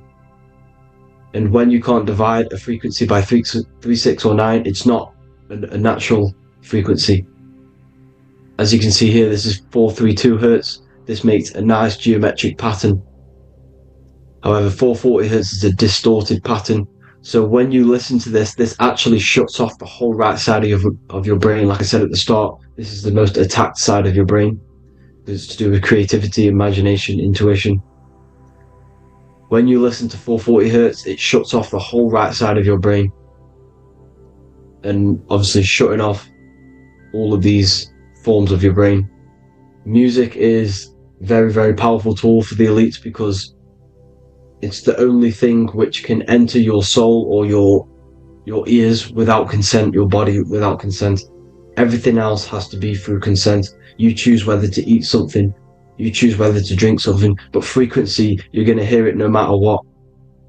This is why it's so powerful, and music influences the body in many different ways. It's the most powerful imitator of everything. It directly affects all listeners. It directly affects intentions, gestures, movements and actions. It stimulates your mind, and certain songs, certain catchy songs can reprogram your subconscious mind, invoking certain emotions. This is why when you listen to slow beat songs, it makes you feel more sad. When you listen to upbeat songs, you feel more energetic. This is because these frequencies have a profound influence on reality and on how you feel. Because like I said, you are 60% water, and as you can see here, each frequency creates a different geometric pattern, and inside of you is 60% water. So like I said, 440 hertz is going to make a distorted pattern in your water, and this is going to have a profound effect on your emotions and your reality. So like I said, health is not just the body. You are made of body, mind and spirit. You need to look after what you put in your body. You need to look after your spirit and look after your mind. It's very important to keep all these in balance, because once one of these are unbalanced, it affects the other two. So if you're eating wrong, it's going to affect your spirit and mind. If you're thinking wrong, it's going to affect your body and spirit. These are all interlocked. You have to look after them all. So it's very important you understand music. Stop listening to low vibrational music. To be honest, you want to listen to music without any sort of speaking inside of it. You just want pure frequencies, which are the solfeggio scale, like one of these, for example, 432, 528 hertz. These are all good frequencies. It's called the solfeggio scale. And these frequencies make you more in tune with nature. 5 to 8 hertz is what the earth vibrates at. So it's very important. And the Rockefellers are the one who changed this to 440 hertz. The Rockefellers, one of the elite families. So if you want to manipulate reality, it's very important to have your chakras aligned and having a high vibration, because the higher your vibration, the more powerful your words and your intentions are on reality. So the lower your vibration, the harder it is to affect reality, because you're in a lower state of consciousness. You want, like I said, you have the mental, astral, etheric, and physical. Everything is a product of the one above. As above, so below. This is what Hermes Trismegistus was saying in the Egyptian days. This is where it comes from. As above, so below. If you affect above, it directly affects below. So like I said, meditation helps on this, helps align your chakras. Think positive, feel positive. Like I said, your feelings are magnetic, your thoughts are electric. So once you combine these two together, you're then creating an electromagnetic frequency. And that will have profound effect on reality. So the law of cause and effect. The law of cause and effect. Every effect has the root cause. Like I said, your mind is the root cause of everything. Every decision you make is having a different effect on reality. Everything happens for a reason due to the root cause, which is your mind. You choose everything that happens in your life. Okay? So it's very important you understand this and you constantly make the right decisions, the good decisions, to have good effects on your reality. You have to be very conscious of this law, because nothing escapes this law. This is the law of all consciousness. So think about it. Imagine a massive ball of consciousness. However, off this ball are different sparks, and each one of these sparks are in each and everyone's body. This spark is governed by these laws, the law of cause and effect, the law of correspondence, the 7 hermetic principles. It's very important you understand this, because this mass ball of consciousness is what is obeying these laws, and everyone has this spark of consciousness inside their third eye. And like I said, everyone is the same consciousness. This is why if you do bad onto someone else, that will directly affect your reality. So if you hurt someone, it's going to come back to you in one way or another, because you are that same consciousness. This is like a mirror reality. As within, so without. Whatever you feel on the inside, you're gonna see that on the outside. You're gonna experience that reality, whatever you've impressed.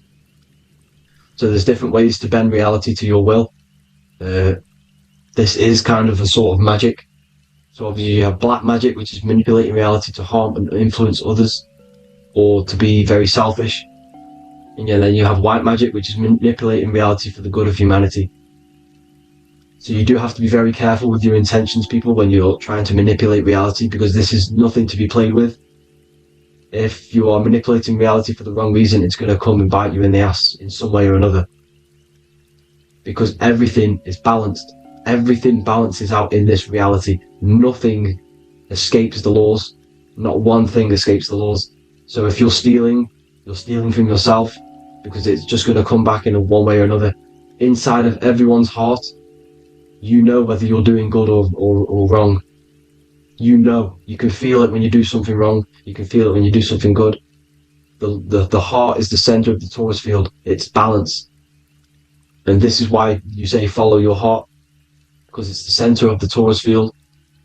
It's very important to listen to this inner voice inside of you, because that is telling you the right things to do, the good decisions to make. And when you keep following that voice, that good voice inside of you, it takes you to your life path. Very important to follow that voice. However, don't let the ego get in the way of it. Don't care what your friends are going to say.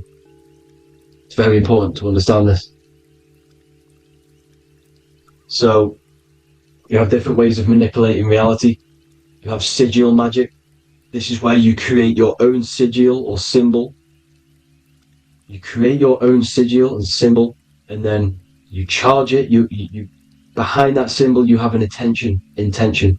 So, for example, if you want to manifest wealth, you create a sigil which represents what you want. You create that sigil, you draw it out, you charge it, because wherever your attention goes, energy flows. So whatever your attention is, you're sending energy that way. So what you do with your eyes and your hands, you place attention on the sigil. Imagine that it's glowing. Imagine that you're sending energy to the sigil. And then you burn the piece of paper once you've done this. And then after this, you meditate on that symbol. You constantly think about that symbol, because that symbol is the frequency, is the thing that you want to manifest. So that's one way. Or you can just meditate on your reality. So imagine yourself having already what you have. This is what they call a mindset. You must set your mind to the frequency what you want to manifest. Okay? So if you want to manifest wealth, for example, imagine yourself being wealthy. What would it feel like? What would you be doing? Imagine a scene in your mind. Constantly do this, and you're putting out that frequency. Like I said, you must think, because the thoughts are electric, and then you must feel, which is magnetic. Together, this creates an electromagnetic frequency, and this is how you attract things to you. You will attract the certain people to come in your life to bend reality to your will. Okay? Or you've got mirror magic. Stare yourself in the mirror, because a mirror reflects light. It also reflects energy. So you've got to be very careful with what you say to a mirror. You've got to be very, very, very careful, because whatever you send into that mirror is directly sent straight back to you. So if you're thinking negative, you're sending negative energy back straight to you, and that's going to have an effect on your reality. Affirmations are very important, because your words are frequency, your words are vibrations, and each word you say has a certain frequency. If it's positively charged, it's going to affect you positively. If it's negatively charged, because like I say, your brain and your mind is like the director of energy. That's what your brain is, and it directs energy into certain things. You can either positively charge it or negatively charge it, and this brain is creating your reality constantly. It's manifesting your reality constantly in the present moment. So this is what the government knows. The government know your mind is the root cause of reality. This is why they call themselves a government. Government. The New World Order is not being manifested by them. They are controlling the information. They are controlling your perception of this reality.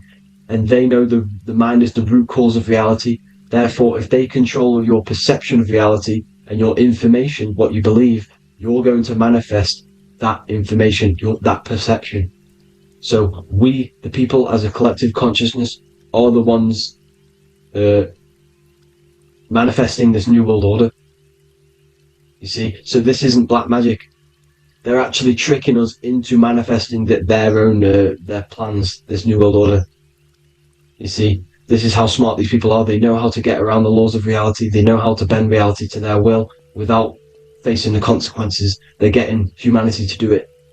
You see, there is a collective consciousness. As like I said, we all have that same spark of consciousness, right? So, as a collective consciousness, we are on a very low vibration at the moment. However, we are waking up rapidly. There are more and more people waking up at the moment, and light always chases away the shadow. Light is a lot more powerful than darkness, you see. So, one person waking up has a massive effect than one person being asleep. It has a profound effect. Because like I say, the light always chases away the darkness. It's more powerful. The light is always more powerful. High vibrations are more powerful than lower. So that's it for this, people. I hope you all enjoyed. This is a short, quick video. God bless you all.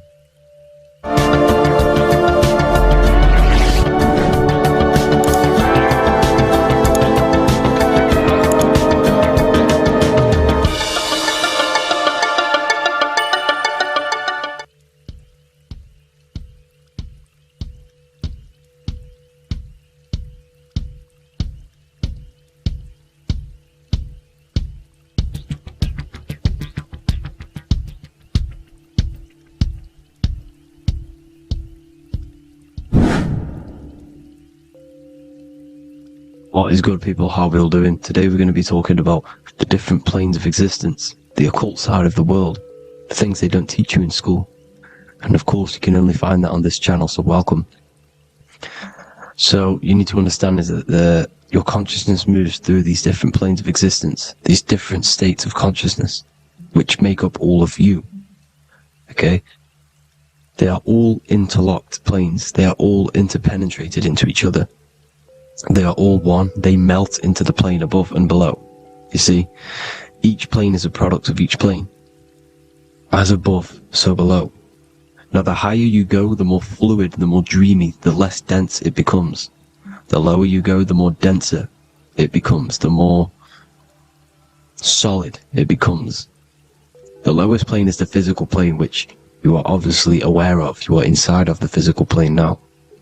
But while you are in this inside of this physical plane, you are indeed inside of all these other bodies which you have not awakened yet. You have to awaken these different bodies. You have these bodies. Okay? It's like a ripple effect. And the center is the most dense, the most solid. This is earth, heart, the heart of the ripple. And the lower you, the further you go out from the center, the more dreamy, the less fluid, the more fluid, the more less dense it gets until you're one with the all. You see?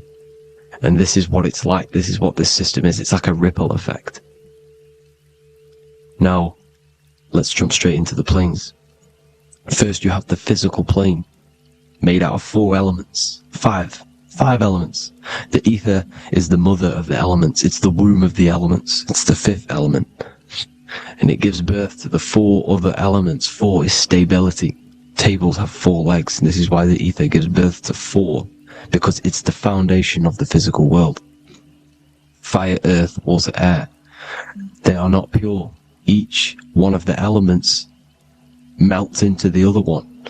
For example, earth and water both share cold.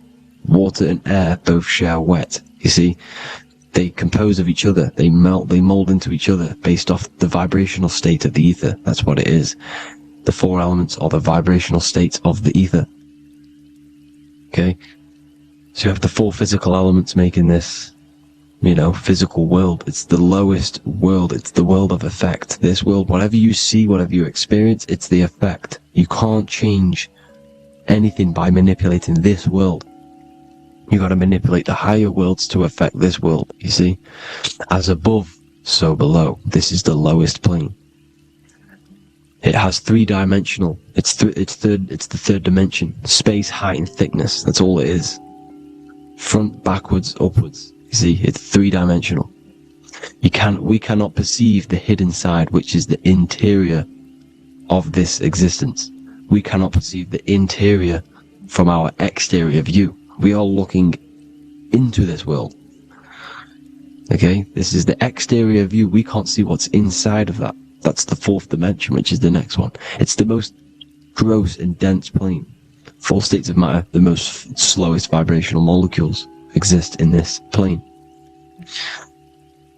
Above this plane, you have the ether. Okay, the word ether and either are the same thing, because either connects 2 scenarios in languages. I either support Manchester United or Liverpool. Either is connecting them 2 scenarios. The ether is doing the exact same, as you can see here on the planes of existence. It connects the astral world, which is very important, to the physical world. It's connecting these 2 worlds. So it's the ether. It's the ether. The ether is pure potential. Energy flows through the ether. It is pure energy, pure potential. Okay? The physical body is an exact copy of the etheric counterpart body. So every physical object has an etheric energy double. It's like a blueprint of that object. Every single object has an energy double, and that's the etheric double. Okay? The etheric body determines the shape of our physical body through its lines of force. All through life, it rebuilds and restores the physical body. Physical problems show up first in the etheric body, because as above, so below. You manipulate the higher planes, it will manipulate this plane. And this is why sorcery works. Contact with astral plane entities. We'll get into that a bit later. So, the reason why we can't see this plane, this energy world, which is all around us, which we are inside of right now as we speak, is that the molecules that compose it are further apart than those of the physical plane, making it invisible to the two eyes. That we can't perceive it. Our eyes cannot physically suck in that sort of information, and our brain cannot decode it. This is why, they brainwash us with all these programs to keep us asleep, to keep these other bodies we have asleep, so we don't find out about these other bodies, and is to make you believe that everything's just a material. Only the material world exists. They don't want you to know is that everything that you see is a result of something you cannot see. As above, so below. There are realities within this reality. This is what I'm breaking down now, these different planes, on how this reality works. So your etheric double is your energy body. You can see here the physical, etheric, astral. Astral is your spirit. The ether is a part of the physical plane. It's like just above the physical plane, but it's still part. But then the astral plane is completely separate. It's another plane. But they're all interlocked. Don't think they're apart. They're all interlocked. They're all one. They all melt into each other. The chakras that we have are inside of our etheric body. They are our sense of organs which tune us to the fourth dimension. These 7 chakras connect us to the astral world, the fourth dimension. Okay? They are points for the flow of energy from the universe / 7 planets, because the 7 chakras are your 7 planets, and the 7 planets are connected to the astral world. They are feeding these 7 senses in our body. They connect us to the universe, to our etheric counterpart, and then to us, supplying the physical body. Because the energy comes from above. As above, so below. These 7 senses, these 7 etheric chakras, are being supplied with energy from the universe, the 7 planets, the solar system. Then it supplies the physical body. You see? So, the ether is very important. And this is, that the ancients understood the science of the ether, and they could, harness free electricity from it, because it's all around us. The ether is all around us. And this is what they were doing. They were harnessing free energy using the ether. The astral plane, the fourth dimension, very important plane. Very, very important. We've all been there. Every single one of you has been there. Okay? The fourth dimension is unseen of what we see. It's the interior of the exterior that we see. We see the third dimension, but we cannot see beyond what's making this third dimension. This is the fourth dimension. Okay? It's the dream world. This is where you go when you dream. Okay? This is where you go when you dream. It's the place of disembodied spirits or ghosts, entities, whatever you want to call them. When you hear ringing in your ears, that is not tinnitus. That is an entity around you. Okay? That is an entity around you. The fourth dimension is where thought forms exist. Mental images. Thought forms as in what you see in your mind when you think of an image, because the mind is the highest plane of existence. Mind is the highest plane of existence, and it manipulates all of the planes below. So it goes the mental plane, then the astral plane. So the thought is in the mind, the mental plane. That just the thought alone, no image, but then the form depiction, the thought form exists. It manifests in the astral plane as a sort of image, an entity, a living conscious being. So this is why thoughts are things. You see, thought forms exist within the fourth dimension. So when you imagine something, when you are, for example, right now, look into your hand and imagine there's an apple in your hand. If you can see that, you are seeing into this fourth dimension. You can only see into this fourth dimension using the mind's eye, not the 2 eyes. The mind's eye. When you shut off the 2 eyes into darkness, the third eye opens. The mind's eye is open. And you can see, this is astral travel. You got to work on astral travel. And you will see this astral plane, this fourth dimension. And there are 3 different sections to this astral plane. Higher, middle, or lower. So yes, there is a kind of a heaven and hell. And a middle, Midgard. Heaven being the higher vibrational entities manifesting higher vibrational thought forms existing there, the lower vibrational thought forms existing in the astral plane. But these thought forms are beings. You can create these beings. They're called elementals. Okay? If you entertain specific thoughts for long enough, this will plant a seed and it will grow. If you keep, so for example, you have a bad feeling or whatever, what's a good example? Unforgiving someone. You keep that energy inside of you for long enough, it will manifest in the fourth dimension. You entertain that thought long enough, it will manifest. And it will create an etheric body, and it will be an entity which will harm you. It will feed off you, this low vibrational energy. Your mind is so powerful. It creates thought forms, and these thought forms can take consciousness, can take bodies, etheric bodies. Now, that's why it's very important that you master your mind, master your thought patterns. So this fourth dimension is the astral world. So when you have a nightmare, this is the lower astral plane. You're in the lower astral plane. Whilst this physical body rests at night, your consciousness, you awaken this other body, your consciousness goes inside of this other body, whilst the physical body lays asleep. You see? So it's all inside of you. This is what you need to understand. You just haven't awakened these bodies yet. You can awaken them. You just got to awaken them. Okay? The next is the mental plane. This is the mind, the source, pure cause, pure motion, the most less dense, the most fluid. No form. There's no form to the mind. Astral plane is the first plane where a form takes existence, pretty much. The mental world has no form. It's pure mind, pure intelligence. Thoughts alone exist here without any images or manifestation.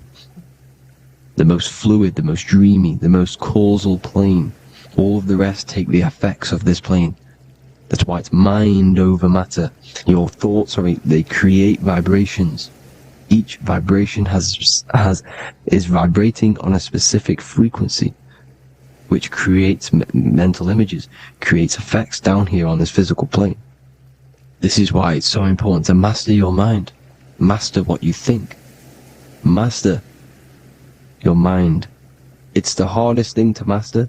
You could conquer the world, but it's probably harder to conquer your own mind than to conquer the whole world. I can promise you that, because the mind can play tricks on you. You got to listen to that inner guide within you that will constantly manifest the good things. So anyways, people, hope you learned a lot from this. Please work on trying to activate these other bodies. I will maybe do another video on trying to activate these bodies if you wish. Please comment down below if you would like to see that. And have an amazing day. Please like, subscribe, comment down below any video ideas you want me to do, any information you want me to spit. Thank you all. Have an amazing day.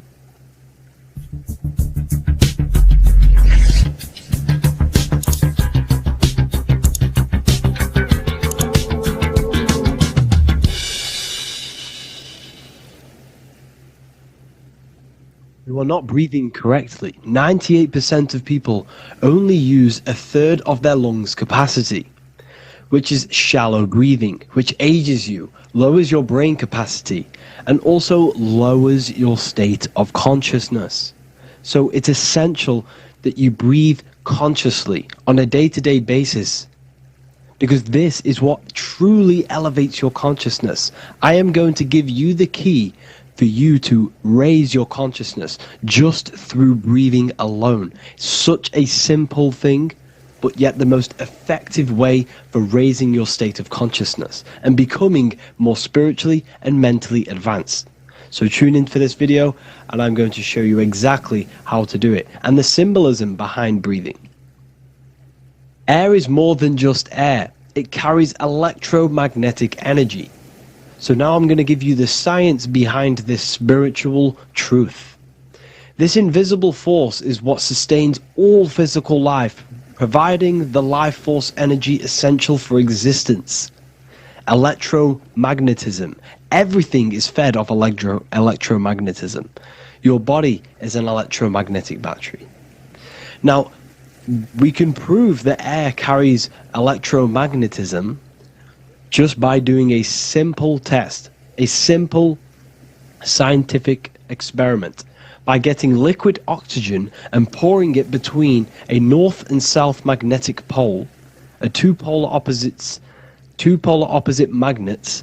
We see that the liquid does not fall straight through it. It is sucked, it is magnetically attracted to these two opposing forces, opposing magnets. This is proof that air, liquid oxygen carries electromagnetism. When you are breathing electromagnetism, the essential life force behind all living beings. This is known as energy, or prana, chi, ether, or spirit. This is all the same thing. Air is not just empty space, it is energy, it is prana, it is life force, it is spirit, it is ether, chi, prana. You are an electromagnetic being. Your consciousness is in direct correlation with your electromagnetic aura or biofield around your body. Your state of consciousness is mirrored within this field around your body. Now, your breath, when you breathe in, you're breathing electromagnetism or life force. Breath is the vital link between the physical and the spiritual, bridging the body with the soul. Through breath, we connect with both tangible world and deeper, the unseen realms of energy and consciousness. Breathing deeply and properly elevates our consciousness, enhancing the brain's functions, heightening the sensitivity of our five senses. It also brings a profound calmness to the mind, creating a state of clarity and inner peace. Like I said earlier, breathing properly is the fastest way to elevate your consciousness. It is the fastest way, because breathing, when you stop breathing, what happens? You lose physical consciousness. Your body will shut down if you do not breathe in this vital electromagnetic energy in the oxygen. If your body does not get this for 5 minutes, or however you can last without breathing, this makes you lose physical consciousness. Your body will not survive without this essential life force energy. Therefore, air is one of the most overlooked things. This is why we see the symbolism of Buddha having a big belly. Why does he have a big belly? Because it's symbolizing breath work, proper spiritual breath work, the certain teachings of breath work, of when you breathe in through the nose, you have to breathe in through the nose. You don't want to breathe in through the mouth, because the nose acts as a filter which catches dust particles and filters out the air before it enters the lungs. The mouth does not do that.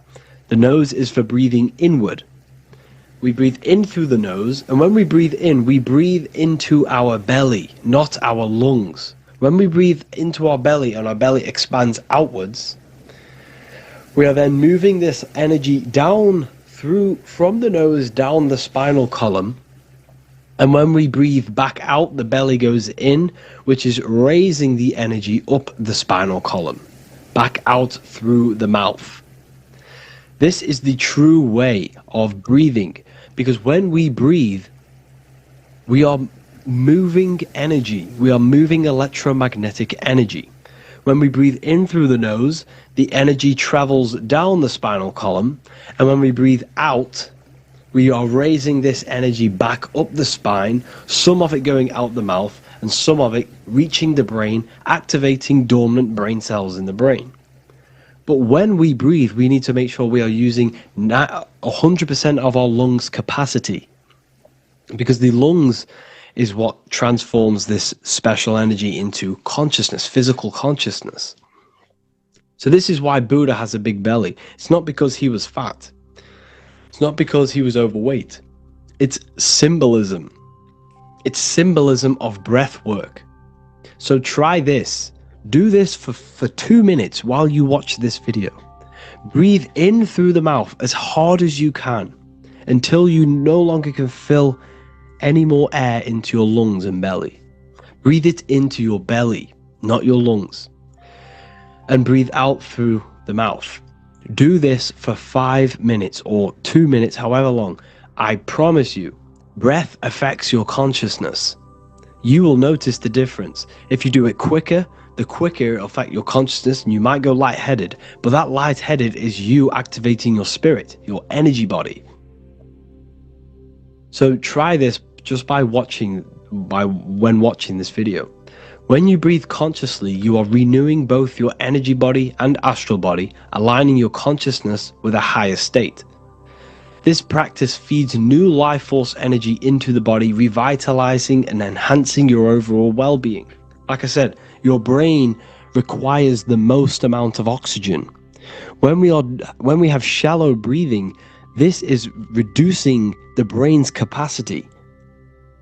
Because when we are not breathing properly, which 98% of people are only using a third of their lungs capacity, we are essentially only using a third of our consciousness, because your breath is directly correlated to your consciousness, your state of consciousness. When you breathe in through the mouth, out through the mouth, out in through the nose, out through the mouth, consciously and deeply for 5 minutes, you will notice that your senses are more powerful and sensitive. Your brain is quicker. It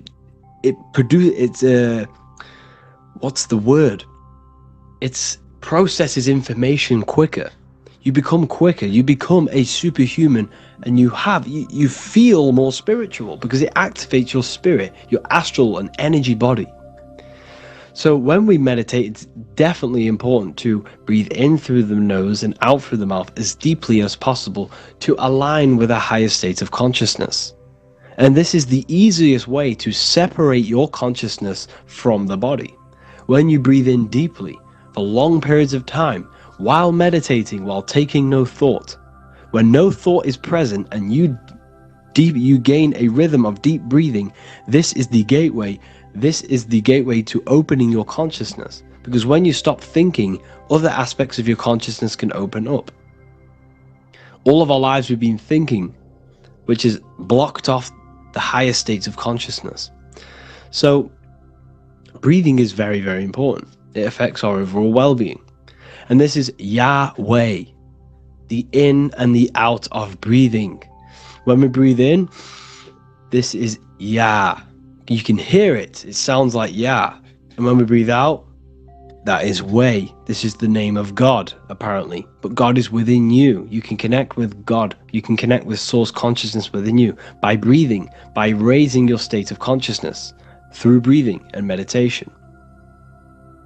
This is why the Bible tells you the Spirit of God has made me, and the breath of the Almighty gives me life. You are consciousness. You are God. You're an extension of God's consciousness. Job 27:3.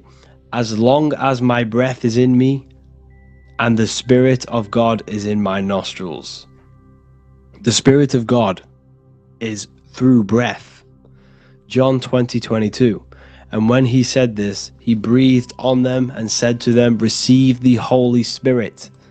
The word spirit means breath. In Greek, Hebrew, Latin, it all means breath or wind or air. The Holy Spirit is a certain way of breathing, a breathing technique that elevates your consciousness, that syncs you up to a holy consciousness, an elevated state. That is the Holy Spirit. That's why it tells you in the Bible, when he said this, he breathed onto them. He breathed onto them and said, receive the Holy Spirit. You must breathe to receive the Holy Spirit. When you breathe, you are renewing the body's energy. You're taking in new life force, which is regenerating your cells, regenerating your brain, nervous system, and also connecting with consciousness, pure consciousness. This is not something that we should be doing during meditation. Yes, it is. We should be doing it during meditation, but this is something that we need to apply all of the time. This is the fastest way you can raise your consciousness. I just want to say, all of this knowledge is inside of the Book of Wisdom, Volume 2. Make sure to give a like and a comment on this video to help the algorithm. And let me know what you think about the last book or this book if you have read them, to let the new people know what they're looking at with this book. This is truly life-changing. The Volume 2 and Volume 1 is truly life-changing. You can get them in a bundle also. Learn hidden knowledge inside of the Ethereal University. This is where truth seekers belong. I'm not here to try sell you this, but this is the place for truth seekers. And if you are serious about your spiritual journey and serious about gaining knowledge, which gives you the advantage over life, join Ethereal University. This will definitely help you. Thank you for watching this video. Please leave a like and comment. Make sure to give me any suggestions on videos you want me to make in the future. Thank you all.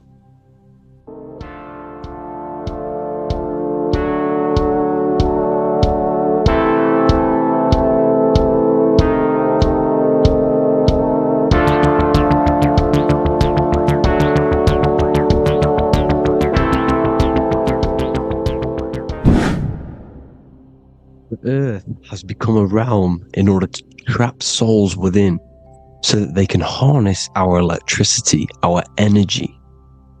Even the Bible is talking about how this realm is controlled by the wicked one in John 5:19. We know that we are the children of God and that the whole world is under the control of the evil one. Ephesians 6:12. For our struggle is not against flesh and blood, but against the rulers, against the authorities, against the powers of this dark world, and against the spiritual forces of evil in the heavenly realms. So the Bible is telling us that this is not the only world. There are other worlds, there are other realms that we can go to, considered as heaven. Heaven being a higher realm where there is no evil, no darkness. This is a midpoint realm where there is good and evil. Now, we're going to explain how the soul trap is how it's working, and how your soul is being harnessed for its energy, and how you are tricked to come back to this realm after death. What you need to understand is first is that you are the invisible intelligence behind the physical body. You are the mind and soul. The soul is the true you, the good you. It is pure love, pure bliss, eternal, never dies. The mind can be corrupted though. The mind is the intelligence of the soul. It is invisible. It has no true form. The intelligence inhabits the brain. The brain is the computer to control the electrical machine called the nervous system, which is choice, program, and action. You are the invisible intelligence behind the body, and this will prove it even more. You do not even see into the external world. You are seeing an image produced by the brain, because the light is being sucked through the retinas of the eyes. The image is produced in the visual cortex at the back of the brain. What does this mean? This means that we are the consciousness in the center of the brain, in the pineal gland, that is experiencing the program being ran by the central nervous system in the brain. This is the sigil of Lucifer. Lucifer in Latin is Lucy. Lucy is light in Latin. Lucifer is known as the light bearer. This is how the eyes work, people. It's not a demon or a devil. The sigil for Lucifer is how the eyes work, and how the left eye is controlled by the right brain. The right eye is controlled by the left brain. There is a crossover. It's the same with the body. The left side of the body is controlled by the right brain. The right side of the body is controlled by the left brain. There's a crossover with our hemispheres in the brain. Now, this empty chamber in the center of the brain is where this universal cosmic intelligence is hell, known as the most holy place in the Bible, the throne of God. Okay? This is above the 33 vertebrae on the spine. As you can see here, you are the being in the center of this point. All of the nerves are being sent back to this one particular point, which is the seat of our invisible intelligence. You can see it's an empty chamber. Our consciousness, our intelligence is not a physical thing. This intelligence is the true voice inside of your head. This is why your head is heaven, your heart is earth, your heel is hell. Your head is heaven because this is the seat, the throne of God. God is in heaven because the consciousness, this divine intelligence that's controlling the body, is sat in the center of the brain. The brain is taking commands of this invisible intelligence.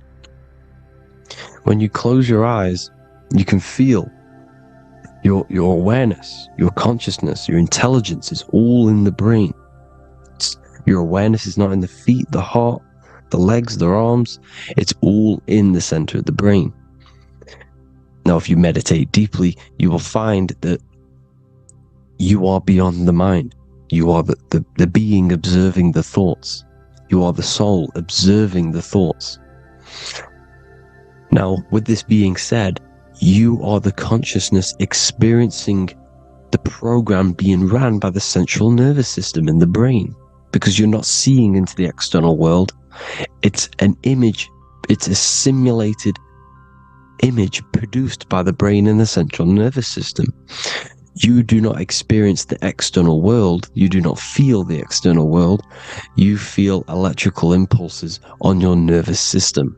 Your nervous system is decoding what you are feeling. So the only thing that you truly feel is the electrical impulses on your nervous system. This is why the nervous system is the tree of knowledge of good and evil, because it gives your invisible intelligence, your mind, the knowledge of good and evil. It can detect good things, it can detect bad things. If it's hot, if it's warm, if I need to go, the nervous system is doing this. It is the tree of knowledge of good and evil. Okay? Now this universal intelligence is symbolized as the single eye. Okay? Matthew 18:9. It is better for you to enter life with one eye than to have two eyes and to be thrown into the fire of hell. What does this mean? It's symbolic, it's metaphorical, people. It is metaphoric. Your universal intelligence is the single eye, the one eye.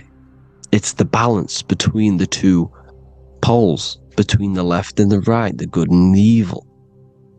It knows the right thing to do all the time. This is our inner guide. The inner self is the inner guide. And when you are operating your life off duality, using your two eyes, you'll be thrown into the fire of hell, heel, lower states of consciousness. Because you're split. You need to live in oneness, even, balance. Matthew 6:22, the light of the body is the eye. The light of the whole body is the eye. You are a light being. Human. Hue means an attribute of a color. Man is the word manifested. We are light manifested into physical form. Depending on your vibration is depending on what color that you are vibrating on, which is a hue, a human. If therefore thine eye be single, thy whole body should be full of light. Again, it's talking about the single eye, oneness, completeness. When you balance the hemispheres of the brain, we'll go over that later. But anyways, the body is the earth. This is what we need to understand, people. The body is running the simulation, the program that our consciousness is experiencing. So when we leave the body during death and astral projection, we leave the earth. This is how it works. the body is the vehicle for the earth, for this realm. Everything exists within our mind. You have the soul, mind, and body. The soul is the observer, the watcher, the true being. This is why she has many different heads, because the soul inhabits different bodies. This is the serpent, which means knowledge, which is the mind, wisdom. And this is the body. Soul, mind, and body. Brahma, Vishnu, Shiva. The mind is the bridge between the soul and the body. So what do I mean? When you astral project, you are using your mind to project your awareness, your observing consciousness outside of the physical body. The mind is the projector, projecting consciousness. By using your mind, you can project your consciousness outside of the body, which is known as the astral realms, which is known as walking on water. Jesus was never walking on physical water, people. It's metaphorical. Believing the physical body. The water is the ether, which is the veil between the physical and the astral realm. It's a fluid substance. It's on either side. It's physical and astral. The ether is the fifth element that they hide from us. Why? Because they're trapping you in the physical. They are hiding all of these realms. Etheric, astral, and mental. People think their mind is their brain. It's two separate dimensions. These are completely different dimensions. The mind is way more intelligent. The mind is formless. There is no form to the mind.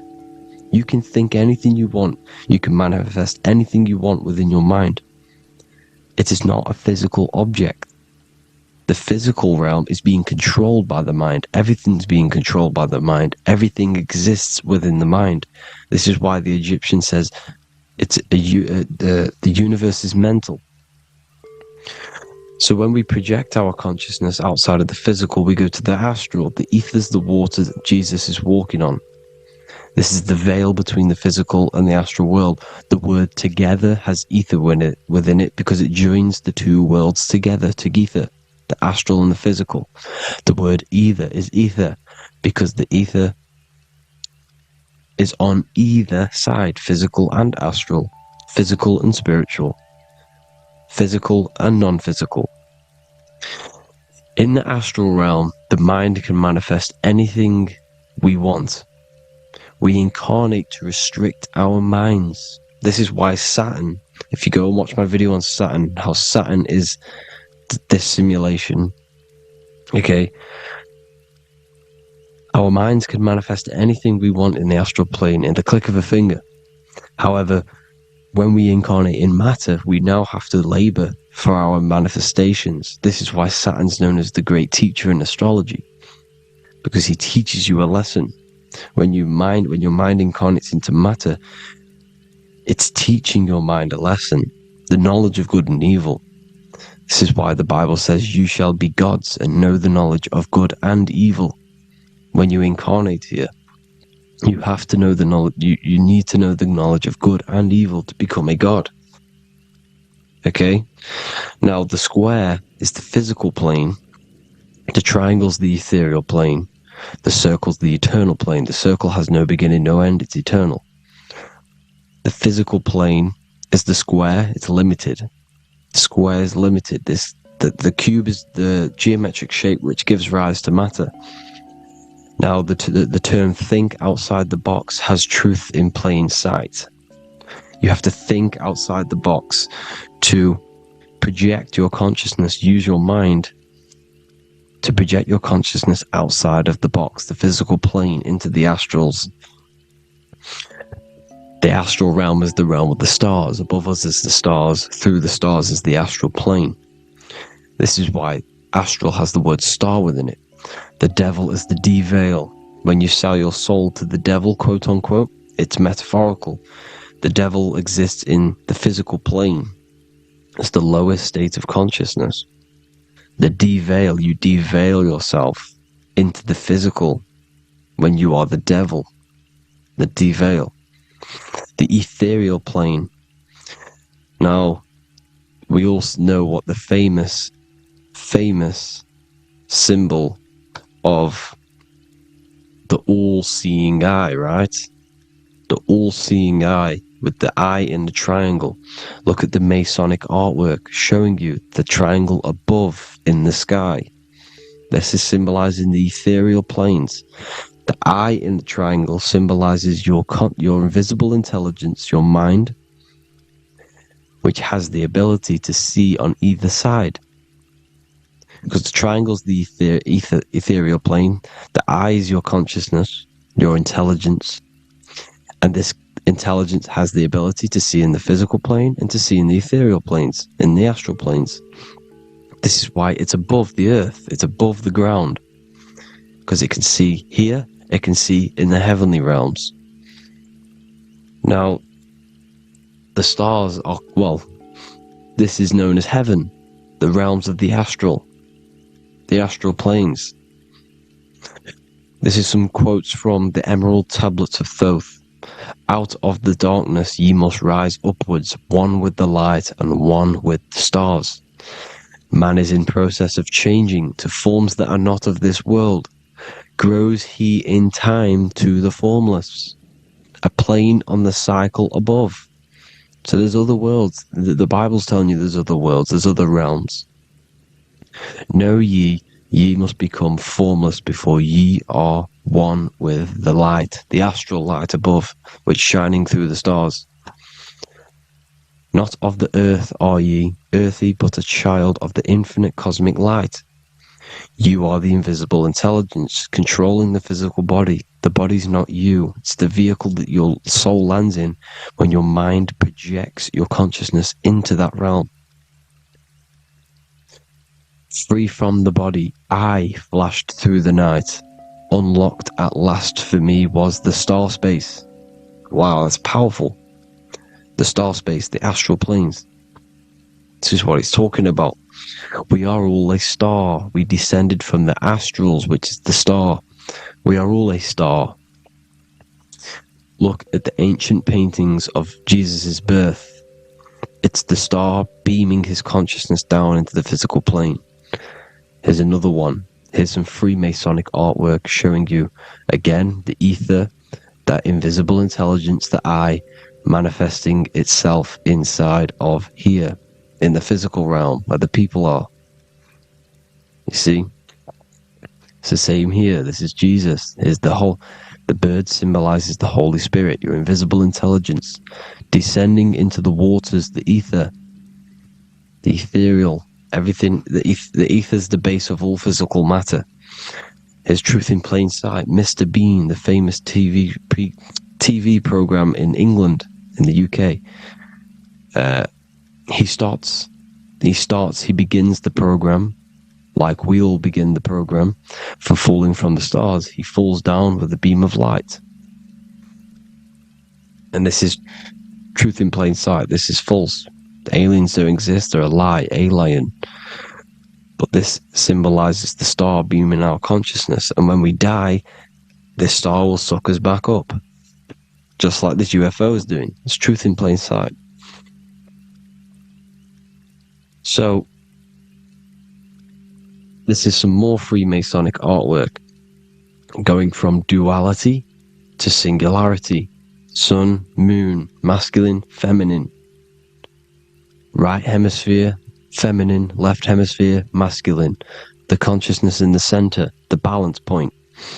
Here's another more Freemasonic artwork. The two pillars, left and right hemispheres, and the invisible intelligence between the left and right hemispheres, the light of the body. This is why light's coming off it. Because it's light, it's pure light. The blazing star. The stairs go from the checkered board, the duality, up to oneness, in between the sun and the moon, the masculine and the feminine. This is symbolizing going into oneness. What did the Emerald Tablet say? You've got to become one with the stars, one with the one with the self. Balancing the two hemispheres, so that you can gain, because when the two hemispheres are balanced, you can gain a more deeper connection with your invisible intelligence. Same with the chakras. When the chakras, the 7 seals in the Bible, these are 7 seals because when you conquer the 7 chakras, when you balance the 7 chakras, you then gain a more deeper connection with your internal self, because your mind is not filled, it's not being ran, it's not being dominated by these 7 deadly sins, the 7 seals, the 7 chakras. These are 7 energy centers which are concealing our true form. Balance makes us have a stronger connection with our true cosmic intelligence. Heaven is even. This is why Jesus is pointing at the heart. The even point is the heart. You got to balance the chakras and live from the heart, because the heart is the earth. You're in good and evil. The body manifests the lower and the higher self. The higher self is in the higher parts of the body. Wisdom, intuition, expression. The lower self is in the lower parts of the body. Sex, food, and power. This is how they are trapping your soul, people. Like I said, the mind is the bridge between the soul and the body. So by tricking the mind, not giving it the right knowledge, and keeping the mind stuck in the lower 3 centers, thinking about power, food, and sex, this is low vibrating energy. It's going to keep your mind addicted to the physical realms. Okay? This is why you need to go even, balance, heaven. Okay? I will explain the soul trap in a second, how it fully works. But I'm telling you all the science behind it so you can understand. When you are doomed, you are domed. This is the dome, the firmament, the firmament, the mind. Ment is mind, firm is firm. A firmament is doomed under the firmament. You must have a loose mind, an open mind to expand your consciousness beyond the stars, beyond the ethereal barrier. You have to vibrate higher than this world. Your consciousness must be expanded more than the physical plane. You need to learn how to astral project.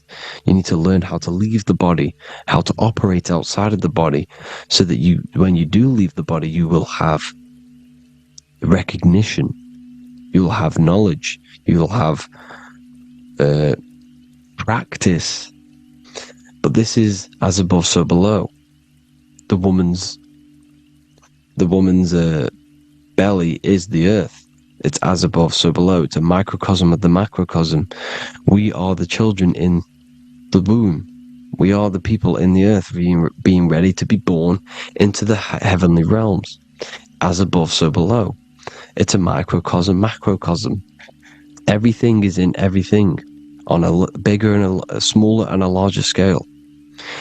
Now, when the baby figures out that there is a world beyond its mother, what happens? The baby starts to move around and tries to get out of the mother.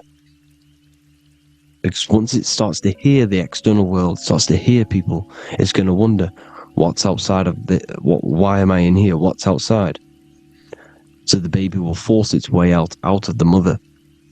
It's the same with our minds, as above, so below. When our minds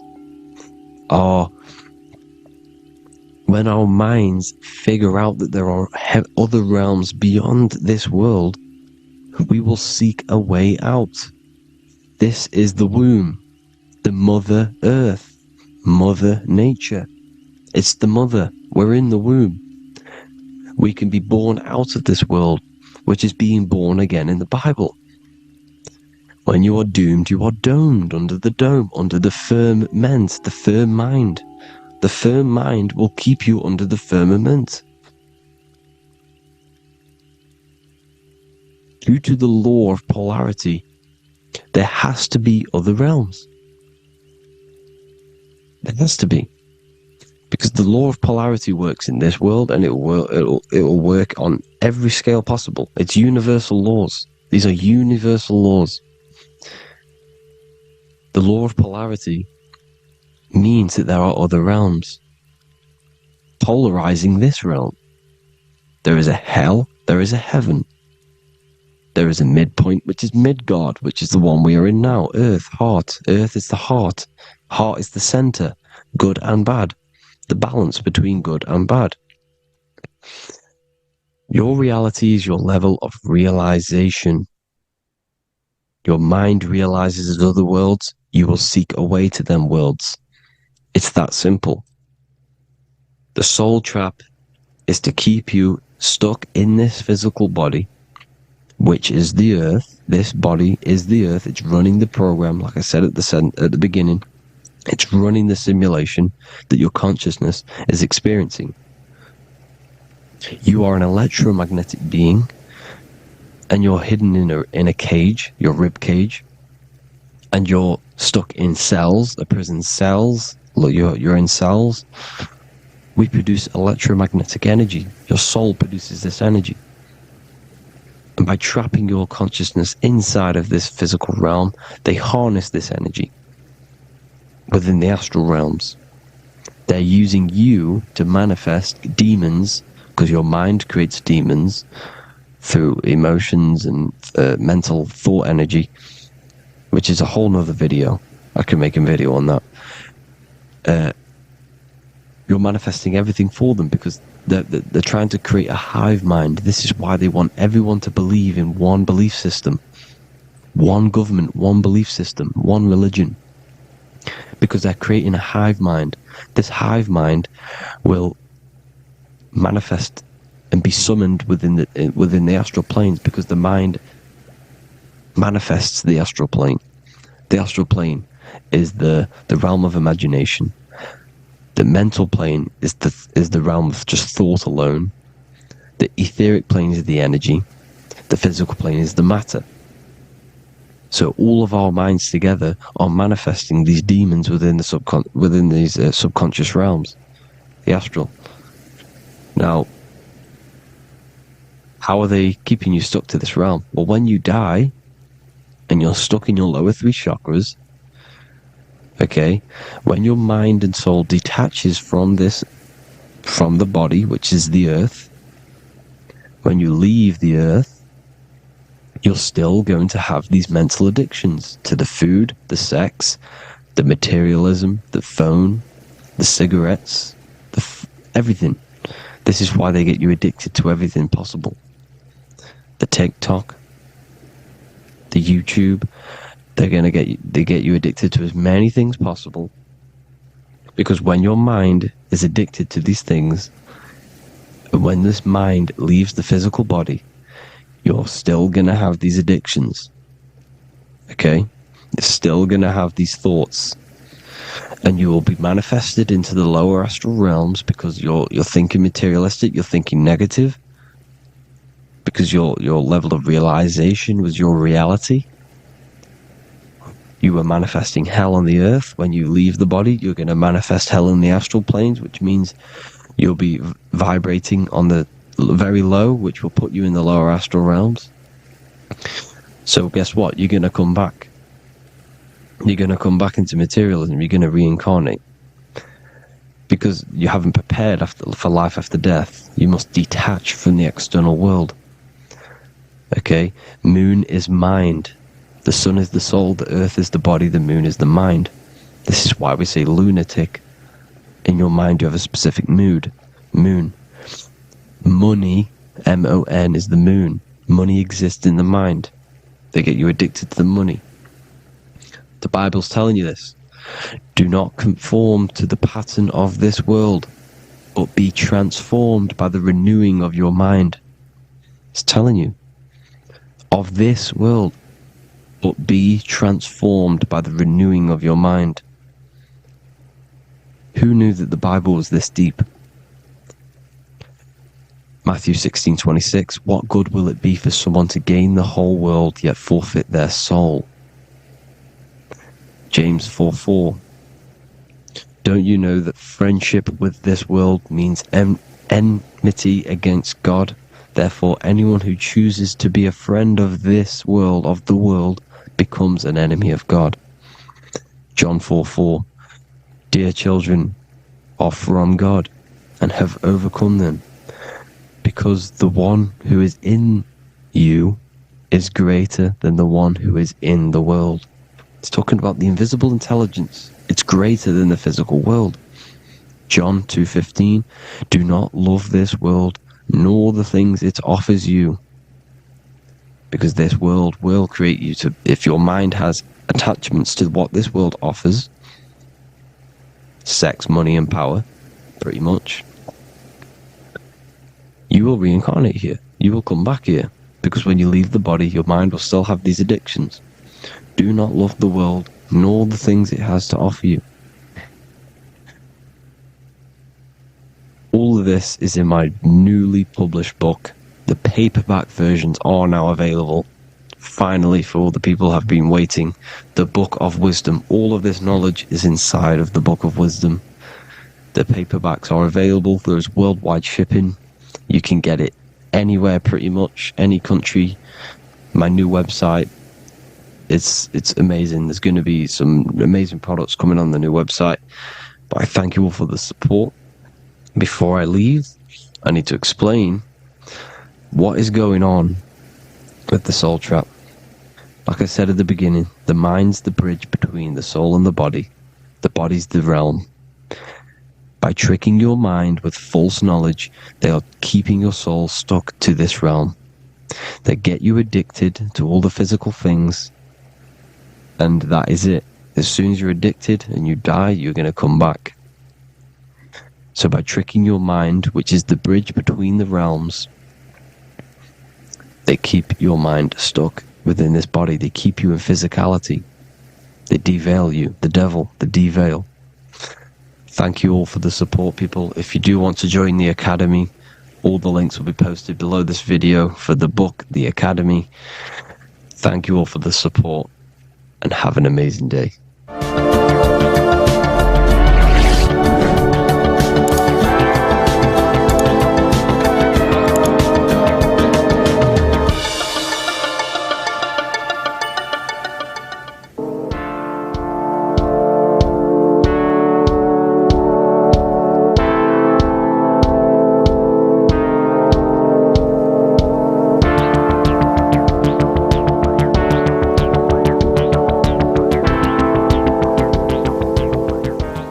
Welcome back everyone to another video.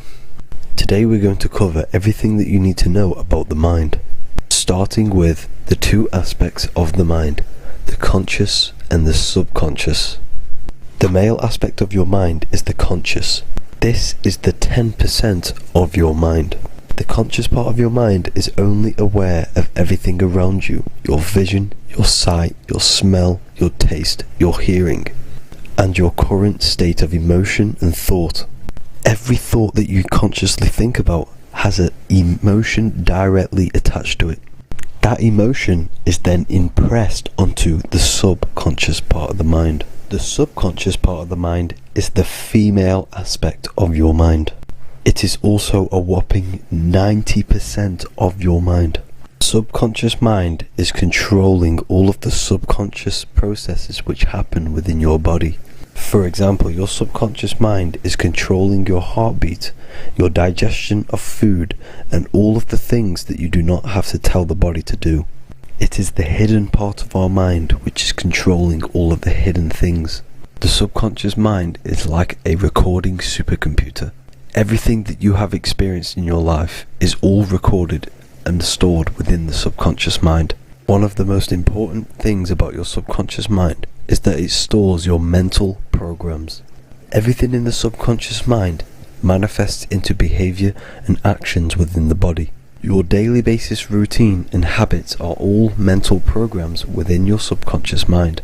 These mental programs are created by mainly two ways. 1, repetition, and 2, emotional impact.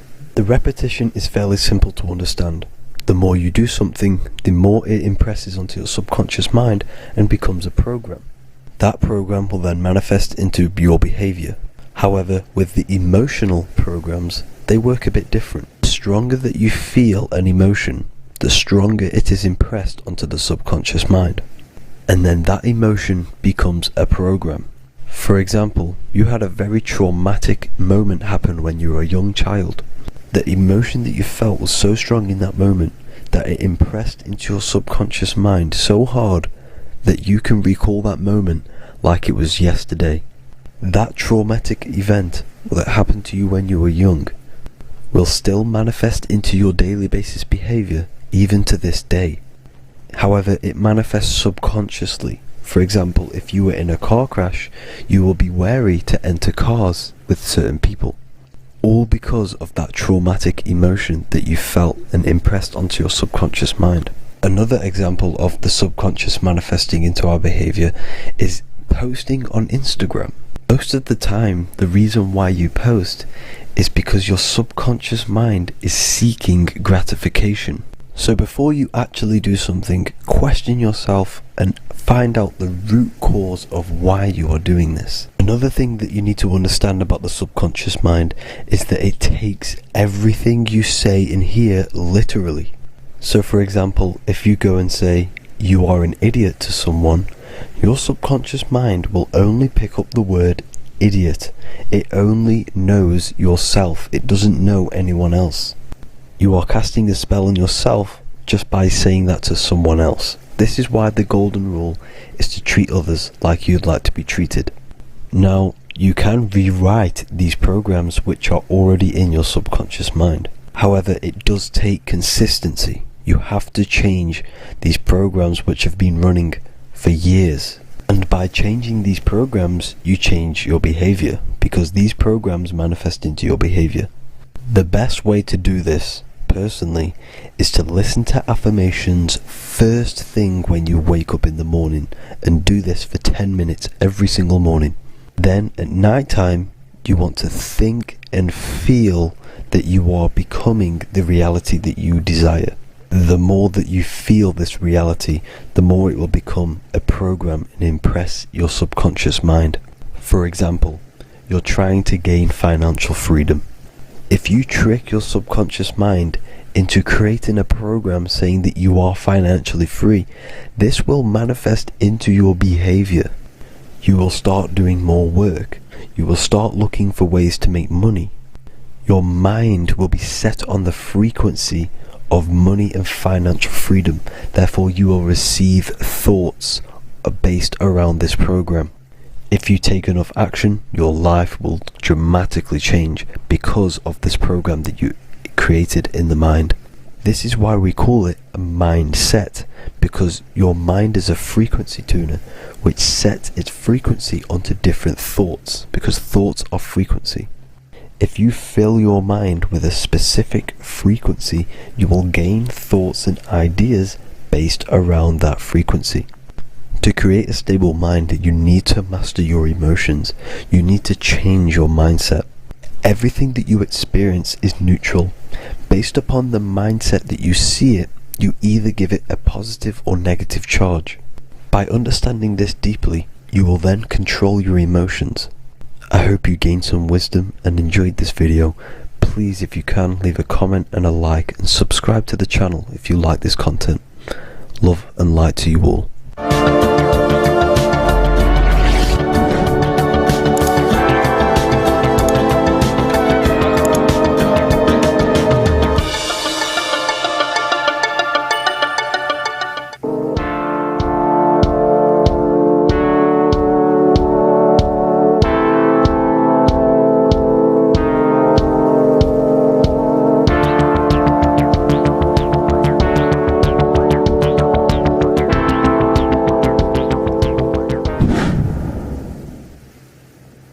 Welcome back, people. We're back with another video.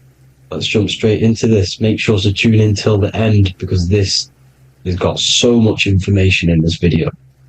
So sit back and enjoy. So everything's Taurus fields. The Earth's a Taurus field. Everything's Taurus, which is electromagnetic field, electric and magnetic.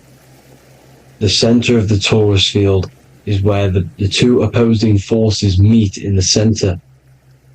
And this is what creates the plane of inertia, the dielectric plane of inertia. Okay? You got red shift, blue shift, positive, negative, south and north pole, right? This is what the ancients were showing with the tree of life. As you can see here, this is the plane of inertia, and this is the torus field. Everything consists of this. Everything is a torus field. A atom is a torus field. Okay? Now, the inertia is the 0 point. So this plane is a 0 point. It's the balance between two poles. Okay? Now, this creates matter, because matter is two opposing forces in motion equalized. So these two forces coming together is what creates matter on this physical plane. And this is why we can't see the electromagnetic field, because it consists of one of the elements, which is either electric or magnetic. But when they combine together, is what creates this physical plane, which is physical matter, which is light in motion.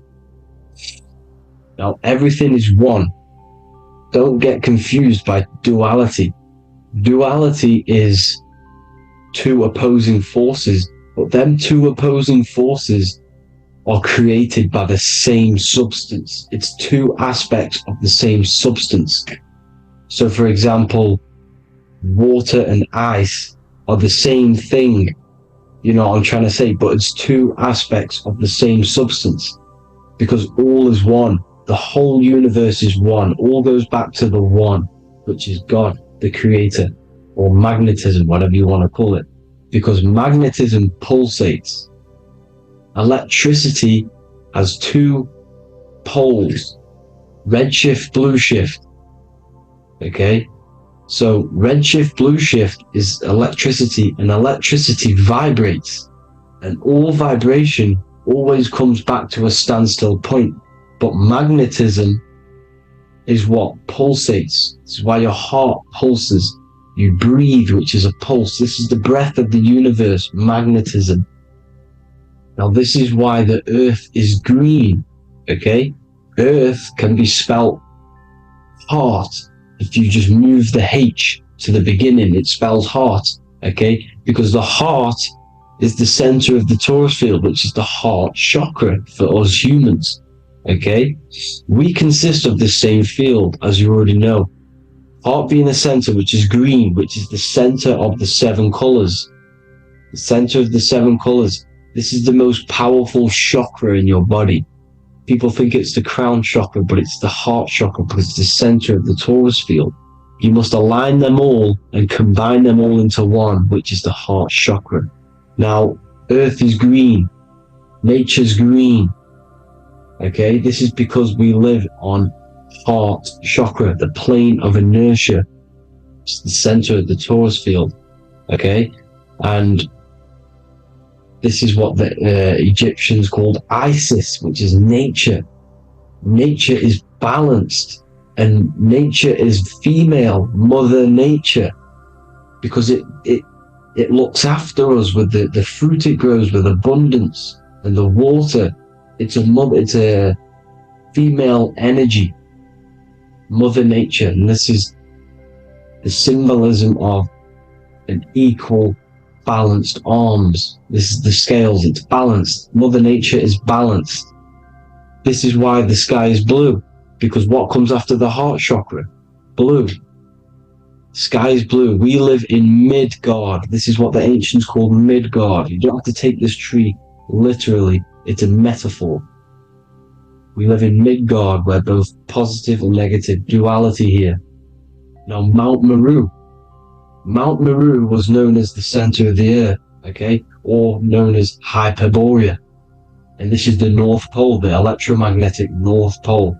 But when I say Mount Meru, it's not an actual mountain. They weren't saying there was a real mountain in the center of the earth, a magnetic rock. No. The plane of inertia, okay, there's something called a hyperboloid. That's what it's called, a hyperboloid. And this is the center of the torus field. And this hyperboloid is what is in the shape of a mountain, you see? So if I go to this next one, they say Hyperborea on this map. Why do they call it Hyperborea? Because this is the hyperboloid in the center of the torus field, and this is the electromagnetic mountain, a metaphor. Mountain, what they're metaphorically saying, this is the electromagnetic mountain at the center, the double vortex, the center of the torus field, which is the North Pole. Pole of electromagnetic energy. So this is why they call it Hyperborea. It comes from the word hyperboloid. And the center of the earth is so sacred, and they symbolize this with, obviously, the North Star, which is Polaris, and this is where the swastika comes from, because it's the 4 seasons moving around the North Star. This is the Big Dipper constellation moving around the North Star, which is Polaris. There's that pole again, pole, magnetic pole of the torus field, and this is where the green, emerald green, aurora borealis comes from. It comes from this center hyperboloid at the center of the earth, where the most electromagnetic energy is stored, the center of the plane of inertia, the center of the plane of inertia. This is the all-seeing eye as well. As you can see, they got the sun, the moon, this is the Masonic cosmos, the sun, the moon, and the all-seeing eye, because the eye is Polaris, the eye of the stars. It's all the big eye. Now, the eye means a lot more as well. It's not just that. There's different ways you can interpret symbols. Now, this is the emerald tablets. Deep in Earth's heart lies the flower, the source of the spirit that binds all in its form. Okay? The flower of life is thine own place of thine spirit, and stream through the earth as thine flows through thy form, giving off life to the earth and its children, renewing the spirit from form unto form. This is the North Pole. This is what he's talking about. He's talking about the aurora borealis. Aurora borealis. It's the Earth's aura. Emerald green. Heart chakra. Plane of inertia. Green. Earth. Heart. You see? All related. Now, there's many symbolism of this. So much symbolism of the ancients. The 7 layers of heaven. 7 layers of heaven, which are the 7 planets. Okay? These planets are the solar system. It's the solar system because we are the soul. We are the sun, the soul. And we're inside of a solar system, which is the 7 planets. That's why there's 7 layers of heaven. Okay? The rings of Saturn, the rings of the planets are moving around us. Okay? So, this is what the ancients were depicting in their cosmology. Now, this is the Hebrew cosmology of the earth. This is the Mayan cosmology of the earth. You see, it's all an enclosed system. We live inside of a giant torus field. All is atum. That's what the ancients said, ancient Egyptians said. All is atum. Atoms are torus fields. Don't be tricked by the modern science today with the current model of an atom. It's completely wrong. They're hiding the torus field. They're hiding the electromagnetic field, which is in everything. Absolutely everything is in motion, and motion comes from this field. And you see, this is upside down, but this is I think it's pretty sure it's candles, but the 7 candles, the 7 planets, the 7 Elohim. You see?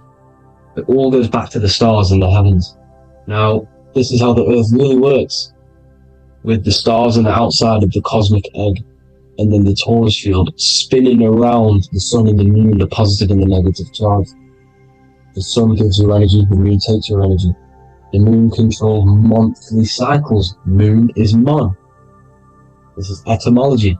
Mon, month, money, demon, monster. Stir is star, moon star. We are all stars. Youngster, minister, superstar, Hollywood star. We're all stars. We come from the stars, which is heaven. Our soul comes from the stars. You see? We are the universe. The image of man is made in the universe. We are a microcosm of the universe. The universe is a macro. We are micro. We consist of everything. The body, mind, and spirit. The sun, the soul. Moon, the mind. Earth, the body, mind, and spirit. We have 12 systems in the body, which are governed by the 12 zodiac signs, starting at the Aries, which is the ram of God, all the way down to Pisces and Capricorn, kneecap.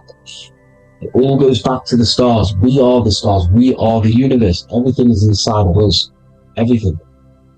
I would say the Temple of Solomon, the temple of the soul and man. The soul, the temple is the body. The soul is the soul, and the man is the mind. The temple of the soul and the mind. Body, mind, and spirit. We consist of the 5 elements: air, spirit, water, earth, and fire. We consist of everything. We are the universe. We're made in God's image, which is the universe. You see? Now, everything goes back to the stars. The ancients worship the stars because the stars govern everything. They govern the systems in the body. They govern your life. This is why your zodiac is so important, your sign. Each zodiac has a specific element associated with it as well. Aries, which is the first sign, the Ram of God, the Lamb of God, which is a fire sign. Fire, first. Fire, first. F-I-R, this is etymology. The cerebrum, ram, which is in the brain. Aries, the ram, controls the head, the face, and the nose upwards. So it controls the cerebrum. The Torah, which is, I'm pretty sure it's the Hebrew Bible, which is the Taurus. Tornado comes from the Taurus field. You see? Everything's inside of you. It all goes back to the Taurus field, and the Taurus field is everything. Now, like I said, 12 zodiac signs, 12 systems, 12 cranial nerves in the brain, the 12 disciples of the Bible. All symbolic. Have to read the Bible properly. Now, this center, at the center of the earth, right? This is what's stirring the ether, and the ether consists of the 4 elements. Because there's 5 elements. Spirit can be called ether. People call it spirit or ether. Ether is pure potential, pure energy. It's what connects the astral to the physical. It's the dimension between the physical realm, which we're on, and the astral. So it has pure potential. It's pure energy. This is why we say either. I either want to go there or there. It's connecting 2 scenarios. That's what the ether is. It's connecting the 2 worlds, the astral and the physical. The center is like the cosmic womb. There's a black hole in the center. This is the center of the Taurus field. This is the womb of creation. This is the womb of creation. And inside of this black womb are the 5 elements, and everything's being stirred around. Everything's in motion. Light is motion. Everything's motion. Now, like I said earlier, light crystallizes into physical matter. They are the same substance. Spirit and matter are the same substance, but different variations, different aspects of the same substance. Low vibrational spirit turns into matter. High vibrational matter turns into spirit. Or light, whatever you want to call it. Matter is light crystallized. This is where we get the 7 metals from. The planets. The planets are light. Specific frequencies and vibration of light. When these lights, or the planets, materialize, material metals materialize, they turn into the 7 metals. Saturn turns into lead. That's why lead is red. Saturn is red. The sun turns into gold. That's why the gold is yellow and the sun is yellow. You see, Saturn is the time god. What happens in autumn? The leaves turn red and they die. This is why Saturn, Satan, time god, the reaper, everything is crystallized till it's death and then reborn again. You see, rust. When things rust, it turns to red. Because it's Saturn. Saturn crystallizes everything. He's the reaper who comes around in winter. You see? He's Satan. Jesus and Satan, the Sun and Saturn. They say we live in a solar system. The solar system, I think I've already just broke this down. The 7 planets are the 7 chakras. Everyone already knows this. But I'm going through it anyway. But this is where we get the 7 planets from, and the 7 metals. You see, all the ancients knew it was an enclosed electromagnetic system. It's not a spinning ball in the middle of space, people. They want you to believe this so you get stuck in this material world. Because if you believe everything's material, you can never affect this plane effectively. You can never create your life effectively if you don't understand the planes of existence. Because the mental plane is a higher plane. And it breaks down and it controls the planes below it. The mental plane, hold on, I've got it here for you. The mental, the astral, etheric, then physical. Etheric connects the physical to the astral, but the mental is what's above them all. You see? Now, it's important to understand this. It's important. However, the ancients always talked about the enclosed system. Only NASA, which is introduced around the Roman times, not NASA, but the globe Earth was introduced around the Roman times. Okay? By these Masons. These Masons introduced this because they wanted to take over the minds of the masses and control them. These people worship the physical realm. They know how it works. They know the ins and outs of it. They know how to do the magic. They know how to do it all. They understand it all. That's why Masonry have to take the oath. The oath of not speaking. You're not allowed to speak about anything you learn about in Masonry. Because they're discovering the truth about your mind and how it creates reality and stuff like that. So, this is the Masonic cosmology. The 5-pointed star, the 5 elements. The checking board for duality, positive and negative. The 2 aspects of every substance. This is another ancient painting depicting the firmament. The stars inside the firmament. The sun. You see, the ancients worshipped the sun because it's so important for sustaining our life. It's the only reason we're alive is because of the sun. But then people think it gives you cancer today. They brainwash you to think the sun gives you cancer when it's the #1 source of all life. They want you to believe it's a big, spinning, dangerous ball in space. It's not. It's here to give us life. It's God's Son. That's why Jesus is known as God's Son. It is the Son of God. God created that to sustain us. You see? So it's important you understand the true cosmology of where you are, because if you don't know where you are depleted of all of your morals. You're depleted. You're demoralized. You're lost. You don't know where you are. You don't know where you exist. Okay? Once you accept the globe model, the heliocentric model, you will subconsciously think that you come from nothing. This is why they implemented the evolution theory just after the globe model was introduced by Charles Darwin. Charles Darwin came in after the globe model. He's a Mason, he was another Freemason, and implemented evolution where we came from monkeys, because they want you thinking less of yourself so they can manipulate your mind. You see? They want to manipulate your mind, and they have done since you got here. Since you came through that portal, you were manipulated from that day to believe this, believe that. The true cosmology, the truth will set you free. You'll understand things better. You will feel better in yourself when you know the sun is here for you. You'll feel better in yourself that you know that you didn't come from a monkey. You were created as a human, a manifester, a creator. You're so intelligent. Your mind is amazing. It can manipulate matter, mind over matter. See? Thank you all people for tuning in. Tap in with yourself. Love yourself. Find the truth. Spread the truth. Nothing dies. Nothing in this creation dies. Everything's energy.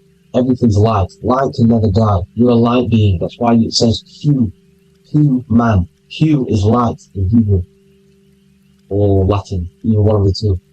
You are light. You're a light being. You never die. Ever, ever, ever die. Ever. Stop thinking you're going to die. This body will die because it contains electricity. And electricity always goes back to a standstill point because of vibration. Electricity vibrates. You are pure light. You will never ever die. Thank you all, people. God bless. Make sure to like, subscribe and share.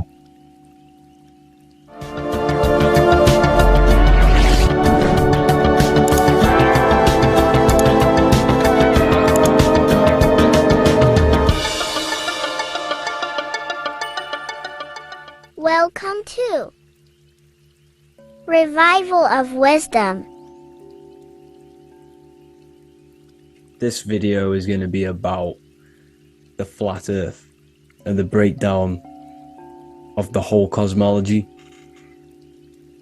We're going to be digging very deep. I've got a lot of pictures and images to show you, and a lot of dots to connect. So let's start with the Freemasonry art. So this artwork we have here is the Freemasonic cosmology, as they know and believe. So what is it symbolizing? We obviously have to start off with the 4 pillars representing the 4 corners of the earth. The 4 corners with duality. You see, there's everything on earth. There's good and evil. Good, evil, positive, negative. Good, bad. This is the checkerboard. This is what it symbolizes. Okay. Obviously, we have the sun, the moon. The sun gives you energy. It's the anode. The moon is the cathode. It's the opposite. It takes your energy. So therefore, you become sleepy when the moon comes out. You see, everything on Earth, everything in the universe is balanced.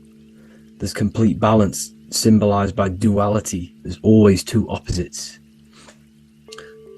We have the all-seeing eye. And obviously 7 stars representing the 7 planets, but not planets as in we know planets. They're not physical spinning balls of gas. They are energies. They are lights emitting from the realm above this realm. They are lights through the firmament, through the electromagnetic field. So let's go through that again. The 4 corners, duality, positive and negative, cold, dry. Everyone on Earth has an opposite. Everyone, there's 2. Okay, and then we have the sun, the moon, the 7 planets with a 5-pointed star. What's the 5-pointed star? Of course, it's the 5 elements: spirit, water, earth, fire, and air. Okay, that's what the 5-pointed stars symbolizing, the 5 elements of Earth. And then most importantly, we have the compass. The compass is very, very important, hence why it's in the center. The compass is symbolizing many, many things, and one of the most important things, but we'll get into that after. We have a boat with water outside of the Earth. So we have a boat on water, symbolizing the waters separated by the firmament, the waters above, separated by the firmament from the waters within the firmament, the Earth. So this is what it's symbolizing. So the compass, what's the compass? This is where the compass comes from. The Polaris, the most important star there is, because it's in the center of Earth. The sun, the moon, and the black hole, black sun. Because all creation comes from center, the seed center. Okay, but we'll get into this after.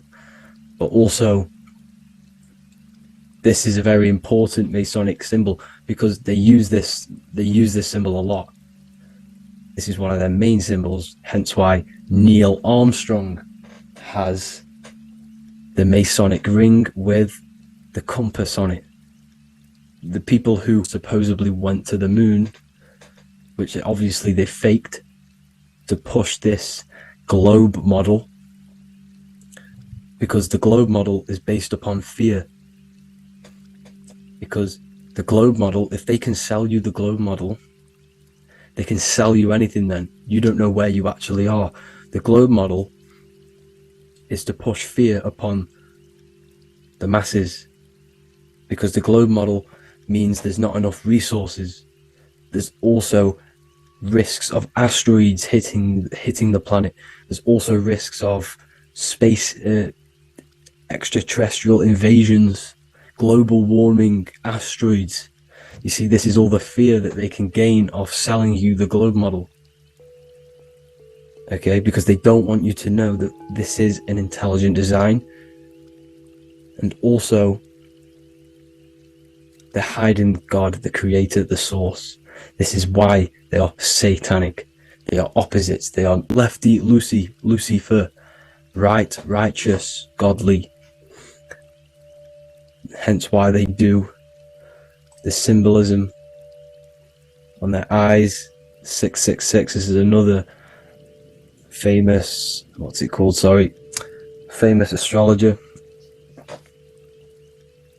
Astronaut. This is another famous astronaut doing 666, showing that he's in the alliance of the occult. But even look at their 10th anniversary stamps. They have a Masonic compass on there. Also the Order Out of Chaos. Order Out of Chaos, double-headed eagle. Okay, the Order Out of Chaos ring, which they wear. So all of these astronauts are in the occult. They are lying to you. They are in with this order, this Masonic New World Order, whatever you want to call it. So let's break this compass down a lot more. Because as I showed you here, the center, okay, this is what the compass is symbolizing. Let's go into the North Pole map. This is from 1595. This is a rough estimate of where this map came from. It's from around the 1500s to the 1600s, maybe 1400s. There's not an actual set date on this map because obviously our history has been tampered with. But let's break down this map and the symbolism that they use towards this map, because this map is the map of the North Pole. Okay, so in the center, we have the black rock symbolizing the tower. The tower, the pole, North Pole. And what's on top of the North Pole? Obviously, it's Polaris. North Pole and Polaris. Okay, with the 4 islands around the center. Okay, 4 islands around the center. And this is what blew my mind, right? They say that Santa sounds similar. And if you look at this pole that's pointing to the North Pole, you see this line here. So this is obviously from the 1600s. What color is Santa? He's red and white. Just like this map pointing to the center is red and white, and Santa comes from the North Pole. So it's not a coincidence that they use red and white. They're mocking this map because obviously they took over after the 1500s, 1600s. They took over around the 1800s. So they're mocking this map with Santa coming from the North Pole with this red and white line to the North Pole. Notice the 4 islands. Okay. Like windows. Their symbol, they obviously in the occult, they're part of the New World Order, is symbolizing these 4 islands with the blue behind it for the water. Okay. So this is another occult logo. They're symbolizing this center because the center is so important. Okay, we'll get into that. Also, we have the Mayan cosmology. This is the Mayan cosmology. This is what they created. This is their artwork, with also 4 major lands around the center. You see there's 4 with green in between them all. 4 major lands with the underworld. You see this underworld is also symbolized by the Masons with the coffin of the skull and bones, the deceased, the dead. Okay, so this is also mentioned in the book of Enoch. Okay, and it's called Sheol. Sheol, the underworld. Okay, and in the book of Enoch, it says all spirits of the dead go to these hollow places, that they are wait until their appointed time of judgment. And it also says in the book of Enoch, there are 4 hollow places underneath. 4, as above, so below, representing the 4 islands. As above, so below. That's why that could link in. Okay. The book of Enoch is very important because it was found in a cave thousands of years ago, and has a lot of truths about this realm and about this world we live in. So let's go back to the Mayan cosmology. So the ancient cosmology, they all must have had some sort of communication. They must all be at peace with each other, because all of their cosmologies link together. See, the Greek, Babylonian, Indian, the Celtic. Okay, they're all linked in together. They all knew that they were in an enclosed system with an underworld and obviously a firmament. Okay, so this is what they all knew. They all must have had some sort of communication. They were a lot more advanced than us. They knew the center of the realm. Okay, and obviously the United Nations flag also symbolizes their center. You see how it has like a grid with a circle around the center. It's symbolizing that center of the realm, because that center of Earth is so important. The United Nations flag, they all have it. See, some different ones will have that circle around the center. Because the center is the seed. All things come from a center. So the torus field is so important because it is the spark of life. It's the building blocks of the universe, this creation. Because all things have a torus field. Just like an apple with what's in the center of an apple, a seed.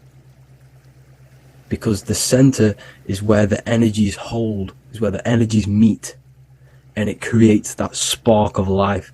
Just like your heart is the center of your body, and it has an electromagnetic field. Because the center, all things come from the center. So this is why the North Pole is so important, because this is why it's so important, because this is where the creation sparked from, the center. This is where the most electromagnetic energy is stored. So this is why the northern lights come from the center. It's electromagnetic energy. This is what the northern lights are. It's being emitted from this black hole in the center. Okay? And obviously what else is on the center? Polaris. Polaris is the center star. Okay? So the center star is what sits on top of this North Pole, Polaris, because it's a pole of electromagnetic energy, symbolized as a black rock, a black hole, pole. You see? Because all creation comes from void. Light is born from darkness. Without light, darkness can't be born from light. You see? But light can be born from darkness. This is why darkness is so important. And this is why there's a black hole in the center of our realm, like the black sun. The black sun. The Polaris star, the North Star. You see, so this is this North Pole, Polaris. This is what they're talking about. And this is why compasses are an 8-pointed star, because Polaris is symbolized as an 8-pointed star. This is where a compass will point you to. It will point you to that center. So notice how a compass has this black hole in the middle. You see? And it will point you to this meeting point, the north, because in the center is the center of the torus field of the earth. This is where the most electromagnetic energy is. You see, everything gets sucked into the black hole. Okay, this whole reality is being projected from that center point, just like your eyes suck in light. It's a black hole. Your eyes suck in the light of this light being emitted from this center place, this electromagnetic energy at the center, which is the seed of everything, of everyone. You see, just like an apple has the seed in the center in darkness, because in the center of the apple it's dark, it's black, it's pitch black, but that's where the seeds are, that's where the life is. But Polaris is so important because it's that center star which lines up. It is the pole, it's the top of the pole of the torus field. So Polaris would be here at the very, very top. And this is where the compasses point you to. And this is why the Star of Ishtar, the 8-pointed star of the Sumerians, also talked about this 8-pointed star, and it's called the Star of Ishtar. Okay, and who is Ishtar? Ishtar is the goddess. Okay, so she's not a male, she's a female, because every creation is brought through a female, a womb. Every single human on earth is brought through the womb, the sacred feminine energy, and the womb is pure darkness. There's no light in a womb, just like the center of our realm. It's a black hole. Okay, and guess what? She's the god of fertility and sexuality. She is responsible for all life. Okay, so the Star of Ishtar is the Star of Polaris, which is symbolizing the responsibility for all life, the center of our realm, the black sun, the black hole. Okay, so this is what that god of Ishtar of the Sumerians is talking about, the goddess, the womb, the seed of creation. So this would be the portal, more than likely the portal in and out of our realm, because it's the top of the torus field. And what's above this realm is the heavens. So this is where you get sucked in from the heavens. Your soul gets sucked in and brought onto this plane of existence called Earth. These are some space NASA symbols. Look how much Polaris symbolism there is. And notice how it's at the center. You see this circle? This is like a half circle. And at the center is an 8-pointed star of Ishtar. It's the same thing, it's Polaris, it's at the center. And notice on some of these, look, this one is a bear holding the key and an arrow pointing to the Polaris star, so that they hold the key to Polaris. Another one with like a demon holding a key to the what? Polaris on top of him. Also an eagle, which is a Masonic symbol. The eagle holding a key on top of the center, you see. And notice how there's an arrow going up to the Polaris and an arrow down, as above so below, to Earth. So you can go out to Earth, out of Earth and into Earth through Polaris, and the eagle holds the key. You see?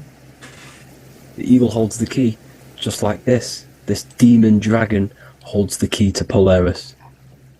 And look at this one, Earth, with an arrow up to Polaris, an 8-pointed star. So Polaris is more than likely that portal which the Anunnaki used, the Sumerian gods used, because the Anunnaki symbol is also an 8-pointed star.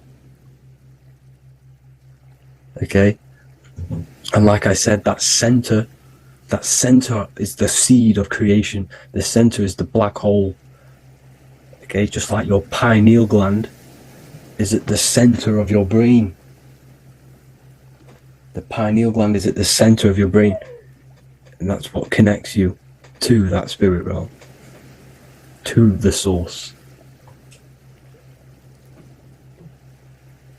That's it for this video, guys. Thank you all for tuning in. I hope you all learned something today. Please leave a like, a comment, and please subscribe to the channel for more content. God bless you all. Welcome to Revival of Wisdom. Welcome people. We're back with another video. Please make sure to hit that like button, subscribe, and turn on notifications to never miss a video.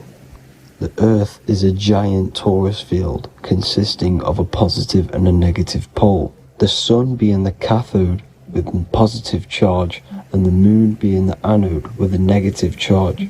This is why the Sun rules over the day, giving you lots of energy, and the Moon taking your energy from you, making you go to sleep. Now, the plane that we live on is called the plane of inertia, and at the center of this plane of inertia is the North Pole. This is where the two electromagnetical energies meet. Now, this is where the most electromagnetic energy is stored. This is why all compasses will point north, because it's the most magnetic place in this reality.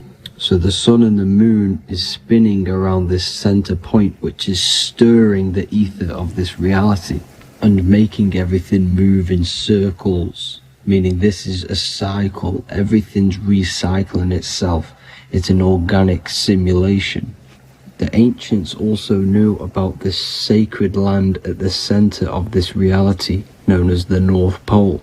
As you can see on this map from the 1500s of the North Pole, you can see 4 islands around this center black rock. Ancient civilizations like the Mayans, the Buddhists, and ancient Chinese also depict these 4 islands. The endless symbology of these sacred lands at the center has been going on for thousands of years. These sort of secrets are now kept by the elites, but as always they have to show the truth in plain sight, and this is what they are doing with the Windows symbol and also the Wizard of Oz. Now in the Wizard of Oz, as you can see, there's something called Munchkin Land. Munchkins are these unusually short people. Then on the ancient 1500s map it says Pygmy, and then the Pygmy people in mythology are also these unusually short people. Just like Santa and his elves, they come from the North Pole, and elves are these unusually short people. These stories that we are told about Santa and Munchkins are putting truth in plain sight about this sacred land. This sacred land at the center of the earth is where the aurora borealis comes from and is being emitted from this black hole in the center, also known as the black sun. The aurora borealis is the Earth's aura, hence why it has the word aura inside of it. It is the life-giving essence to all life within this realm. As this dualistic reality we live in consists of both physical and spiritual, the black sun is like our sun for the spirit. It's our spiritual umbilical cord, connecting us to the spirit realm. And the rising sun is the opposite. It's our sun for our physical 666 carbon suits, known as our human body, our physical aspect. As it states in the 40,000-year-old emerald tablets, deep in Earth's heart lies the flower, the source of the spirit. The flower of life is as thine own place of spirit, and streams through the earth as thine flows through thy form, giving off life to the earth and its children. So the North Pole is the core of this spiritual reality, and the closer you get to it, the more spiritual and lucid it becomes. So the elites have covered this up in order for us to forget the true nature of this reality. And they did this cover up by introducing the globe model. Nicholas Copernicus was around in the 1400s, and he introduced the globe model. As you can see, he is a Freemason. He depicts himself with a globe and a Masonic compass in all of his paintings and portraits.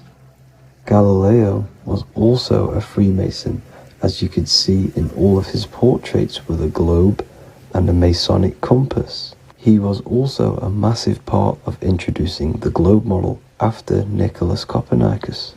So yes, the globe model was a spiritual and political move to gain more control over the masses. After the globe model was then introduced, they introduced the theory of evolution by another Freemason, Charles Darwin. See how these two theories go hand in hand? They both degrade humanity, and they make you confused of where we actually came from.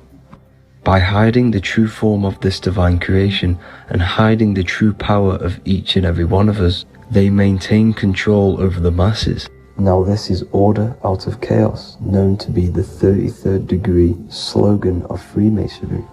Now this is the Masonic cosmology, and as you can see, you have the checkered board for the duality, the 5-pointed star for the 5 elements, the 4 corners for the 4 pillars, the all-seeing eye, which is Polaris, the sun, the moon, and the 7 stars. So even Freemasons are taught the flat earth cosmology and the true form of this reality. Now the true nature of the sun, the moon, and the earth is shown and reflected through the Masonic compass. The Masonic compass is the sun, the moon, Polaris at the top, and the black sun at the bottom. It makes sense why all the scientists who introduced the globe model all used the compass and the globe together, because it's truth in plain sight. As I explained in my other video, all Freemasons have to take the oath, so it goes to show, why are we all learning these theories from Freemasons who can't talk about certain topics that they learn about? Why should we believe their theories when they're holding back the real truth about this reality? Now going on to NASA. NASA means to deceive in Hebrew, and they are also funded by the government. They are not a private company. The old owner of NASA, Werner von Braun, on his grave has the Bible verse Psalms 91. The heavens declare the glory of God, and the firmament showeth his handiwork. Now why would the owner of NASA put this on his grave?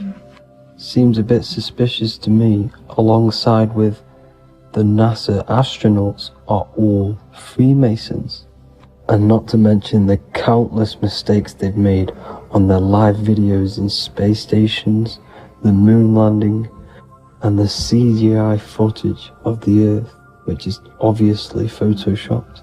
Just by tricking the masses that they live on a spinning ball, the elites gain the perception of the masses. Not only does it hide the divine creation we're inside of, It hides the divine spark within you. It hides the creator, the source. And by believing in space, and we live on a spinning ball, it makes people come to the interpretation of that we are a coincidence and we do not have any purpose. And of course this is false. When you come to realization that we are all a divine creation and we can create our own divine life in this reality, life becomes more sacred and you start to enjoy little things.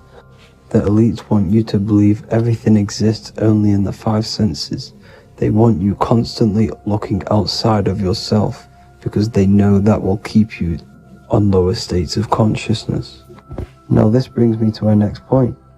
By tricking the masses into the heliocentric model, the elites started to advertise aliens in the movies, in cartoons and magazines in the late 1940s. Now this is subconsciously programming us about aliens and extraterrestrial threats, which then they can use to their advantage. And this is something called Project Bluebeam. They are more than likely going to fake an alien invasion to push this 2040 agenda, which is for one government and one ruling currency. That's it for this video, guys and girls. Hope you all enjoyed. Please make sure to leave a like and a comment. God bless you all.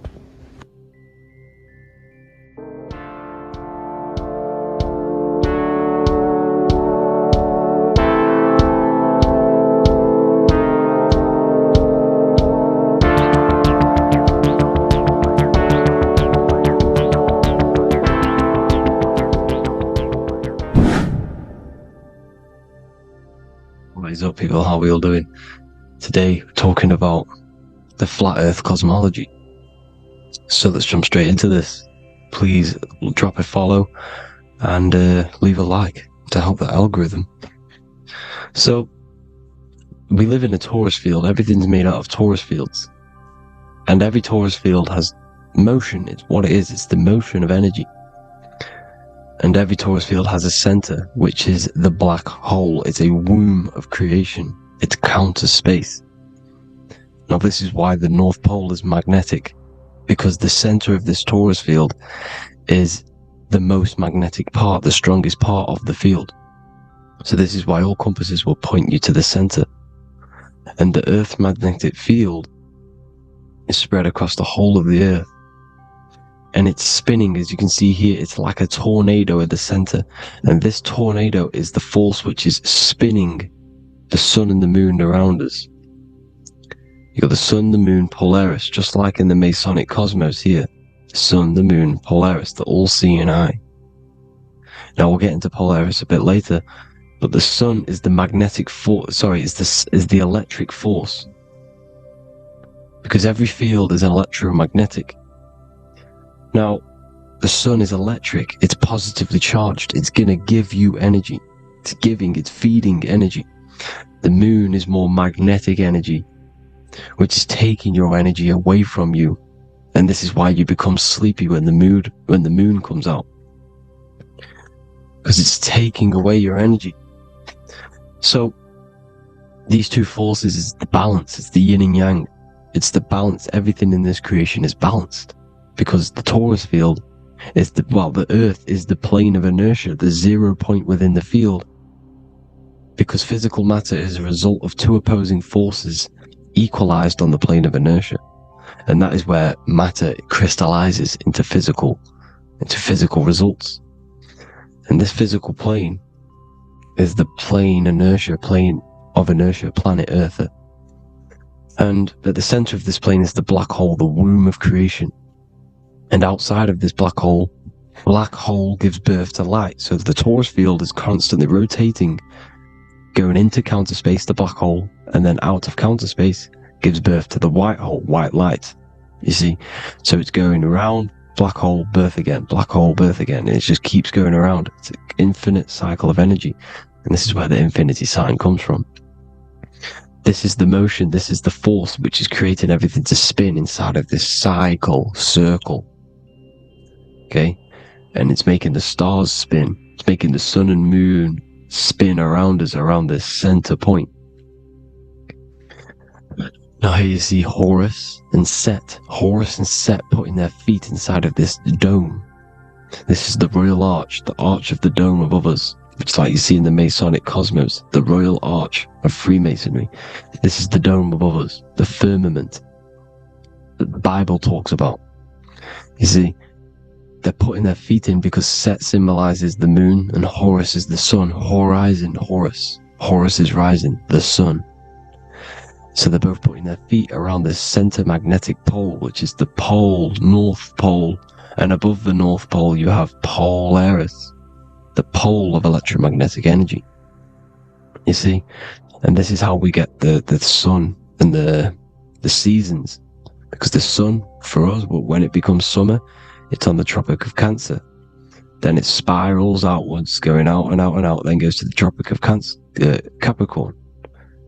That's winter for us. Then it comes back in and creates summer again. So it's constantly spiraling around the center magnetic North Pole. You see? So this roof above our heads is the firmament, and this is what they've taken off of us. They haven't physically taken it, but mentally they have taken this away from you. It's a female energy, and this is what the Egyptians called Nut, the sky god Nut. And this is the womb. We are inside God's creation, God's womb, and the woman's womb when she has a baby is a microcosm of this, because everything inside of this creation is macro. It's a reflection of the bigger things, as above, so below. So the dome above our heads is the dome we are in when we are a baby. And you can see the sacred geometry of it is the exact same. It's the dome. And when we are inside of the womb, the woman, the sacred maker, which is the M, the Masonic M. This is the Gmail symbol. The Masonic M is maker, mason, matter, male. She delivers the male, you see.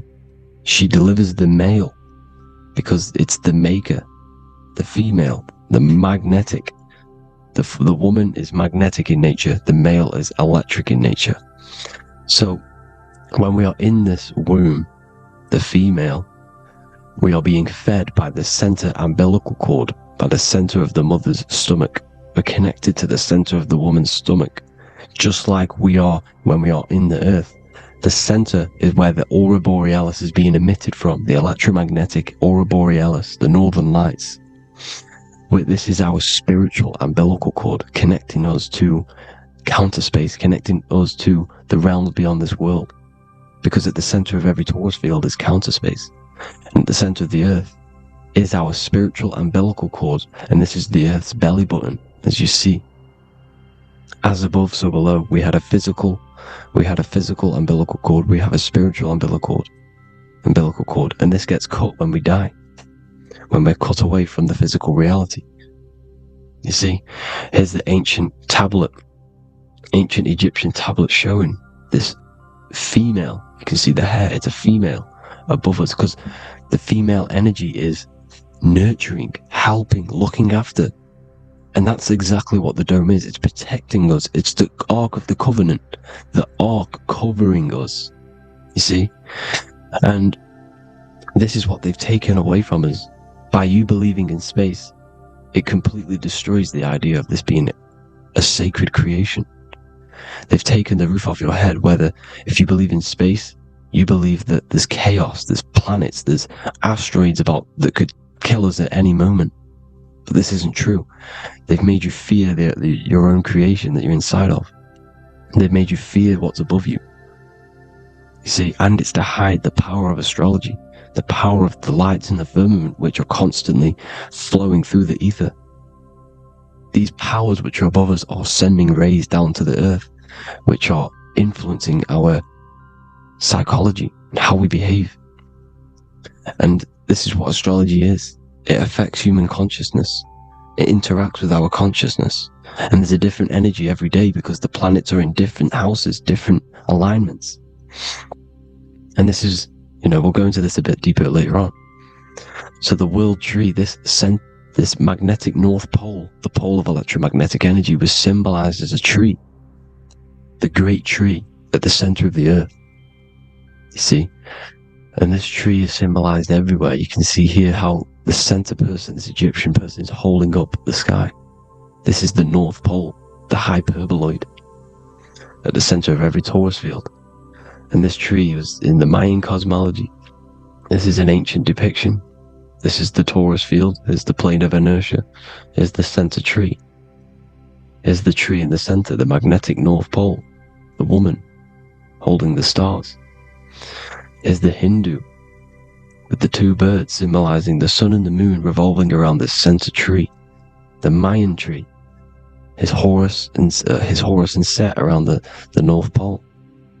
They all knew this flat earth cosmology. They knew these secrets. It's so sacred you understand the creation that you're inside of. Because if you don't, you'll be led astray. You don't know where you are. You're lost. You see? And here's the Masonic art with the rays of the stars coming down with the tree in the center. So it was personified as a tree. And we are in Asgard, Midgard, the middle garden, where there's good and evil. So the 7 layers of heaven, which is talked about in the Quran. Each planet has a different layer of the firmament, and this is the 7 layers of heaven, and these are our 7 layers of the energy centers in our body. So we start in the stars, so we are stars in a physical body. And this is why we say Mr., Sister, Fraudster, Sinister. Stir is star, and we are in the stars, and our star descends into the soul system, not solar system. And as we descend into the soul system, we enter Satan's kingdom, Satan's world. As it says in the Bible, Satan is the god of this world. Well, if you've been into my research for a while, you know Satan is Saturn. Saturn's world, because Saturn's the outermost ring. He's the Lord of the Rings.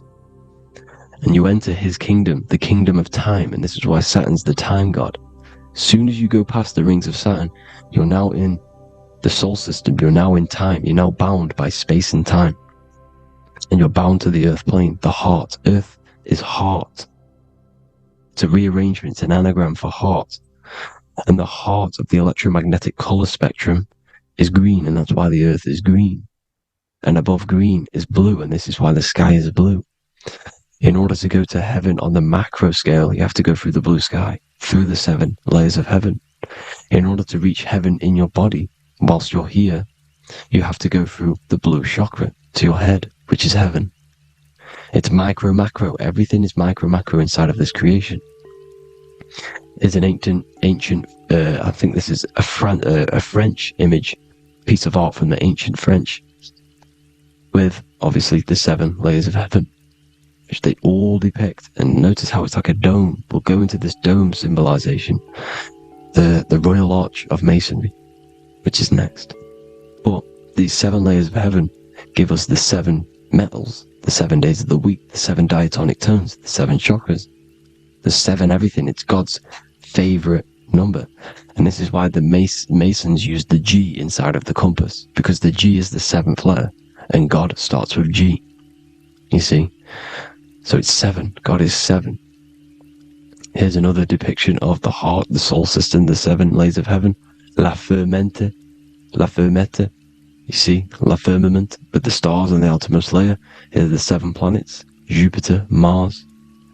La Sophie, the sun. La Luna, the moon. So, Saturn. So we are in the heart of this soul system. In order to ascend, we need to ascend up our chakra system, reach 144,000 hertz. God consciousness, the God man. You have to unfold God man, master of the mind, mastery of the mind. So, what are the stars? The stars make everything unique. The stars are constantly rotating around the center, magnetic North Pole, the tornado at the center, which is stirring everything. It's stirring the ether. The center is the ether, and the 4 elements are born out of this ether. There's 5 elements: ether, spirit, water, air, and earth. The ether gives birth to the 4 other physical elements, which the whole of creation are made out of. About them 4 elements. 4 is the number of stability. You know, a chair, a table has 4 legs. It stables things. It's a foundation. And these 4 elements are the foundation of this creation. You see? And this magnetic North Pole is stirring this, and the 4 vibrational states of the ether are the 4 elements. Now let me get back to the stars. I just wanted to give you that. The stars are being stirred around this center point. Center. It's stirring everything. And they're always in different alignments. Every millisecond they're moving in different placements of the stars. And the planets are called the 7 wanderers because they're not fixed. The stars are fixed. But the planets they're called the 7 wanderers, the 7 layers of heaven, because they move faster and slower than each other. Each planet is slower and faster. Has a different rate of speed it's moving. So these alignments are mixing in with the energies of the different 12 constellations. And this is why you have a unique characteristic. You have a unique look, a unique energy, a unique personality. This is because when you were born and you took your first breath, that energy which was in the ether, because the ether is all around you, and energy travels through the ether. The energy that the stars were casting down and the energy that the planets was mixing in with the 12 constellations was in the ether. So when you came out of the womb and your first breath, because breath is spirit, okay, so that first breath you took, that is the energy that is imprinted within your DNA, your soul. And you reflect that energy, you emit that energy. That's the energy that is with you forever. Until you die, till this physical body dies off. And that's what the stars are. The stars are giving a unique energy, characteristic, personality to every living thing. Every dog, every cat, every animal has a unique personality because it was born at a different time and place in the sky. Okay? The stars are your destiny. Now, the stars are constantly changing as well. If you look at stars through a telescope, they're constantly changing and forming different forms. You can see here, it looks like water. It looks like light through water because it's the ether above us, a sea of ether. And this light is being emitted through it, and it's just constantly changing, giving different energies, each star. So this is why this is what the zodiac is. It's the expression of energy. It's the expression of the stars. And each constellation has many different personality, different energies, different traits. Each planet has different traits, depending where your planets are, depending what energies you hold. No two person have the same energy. There's no one. It could be similar, but no one's the exact same. It's because of the stars. The stars are never in the exact same split place. The planets are always in different houses. So here's some Royal Arch symbolism. Here's the Royal Arch of Masonry. As it says here, the sun and the moon, the constellations. Here's Cancer, the 7 planets, the 7 stars. Here's the Royal Arch. This is the firmament. Here's the duality. Black and white, duality, good and evil, rest and motion, dielectricity, magnetism. See? So this is what the Royal Arch is. It's symbolizing the cosmic dome above us. The womb we're in. We're inside God's womb. And here's George Washington, the Freemason, inside of the Royal Arch. See? With the G, the Masonic G, God, 7. Here you see another depiction of George Washington with the stars in the dome above his head, his Polaris, the sky vault, Polaris. We'll get into that later. Go inside of all of your ancient churches, you will see the dome. Go to the Vatican, you'll see the dome. All of your ancient churches have this dome because it's the dome above your head. The ancients knew this. This was known. We did not live in space. It was known back then. They all knew. This is Crown Court, which is one of the most important courts in the UK. You can see it's clearly so much Masonic symbolism. You've got the 4 pillars of Masonry. The Royal Arch is like an arrow pointing upwards to Polaris. Is a Disney World is under a dome. In his Polaris, the sky vault. You see? and also 666 in the symbol. There's more. 7 layers of heaven. Here's an ancient depiction. The firmament. Here's the astral plane outside of the firmament. The Royal Arch. You see, it's everywhere. Here's Polaris, the 8-pointed star. Polaris is in between the sun and the moon. It's at the center of the Taurus field. And Polaris corresponds with the pineal gland as well, because it's the all-seeing eye. See? So, here's Polaris, the 8-pointed star, which is at the very top. It's the very center. It's on top of the North Pole. And it's an 8-pointed star that's always symbolized as an 8-pointed star. Here you see the Vatican. The Vatican is a giant key with an 8-pointed star. See, it's a key. Here's the dome. Here's the Space Delta, the USA Space Delta logos. Here you see the Egyptian god looking from the center of the North Pole, looking upward to an 8-pointed star, Polaris. An arrow pointing up to Polaris. Here's another, the bear holding a key with an arrow up to Polaris. 7 holds the key to Polaris. Here's an eagle holding a key above the North Pole to Polaris. Polaris, and here's another one. There's another bird, like a dragon, holding a key to Polaris.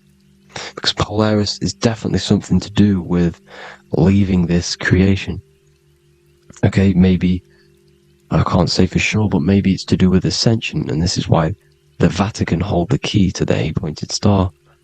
And this is why the space, well, we all know space is a lie, but they're showing Polaris and its sacred symbology. Maybe it's to do with something leaving this creation, going to another. Here's some North Pole symbolism. As above, so below. See the four seasons of the Big Dipper constellation going around Polaris. This is Polaris, this is the Big Dipper constellation, and this is the swastika. This image gives us the swastika, because all the symbols we use are created in nature. They're created somehow in nature. This is how we get them. As above, so below. This is the map of the North Pole with the 4 rivers looking like the Big Dipper constellation. It's the Masonic, here's the ancient cosmology with the 4, you see the 4 islands, Mayan cosmology, 4 islands. This is the alchemical symbol for Earth, 4 sections. The windows, because the center of the North Pole is a window to another dimension. The 4 lucky 4-leaf clover, which is supposed to be lucky. It's truth in plain sight.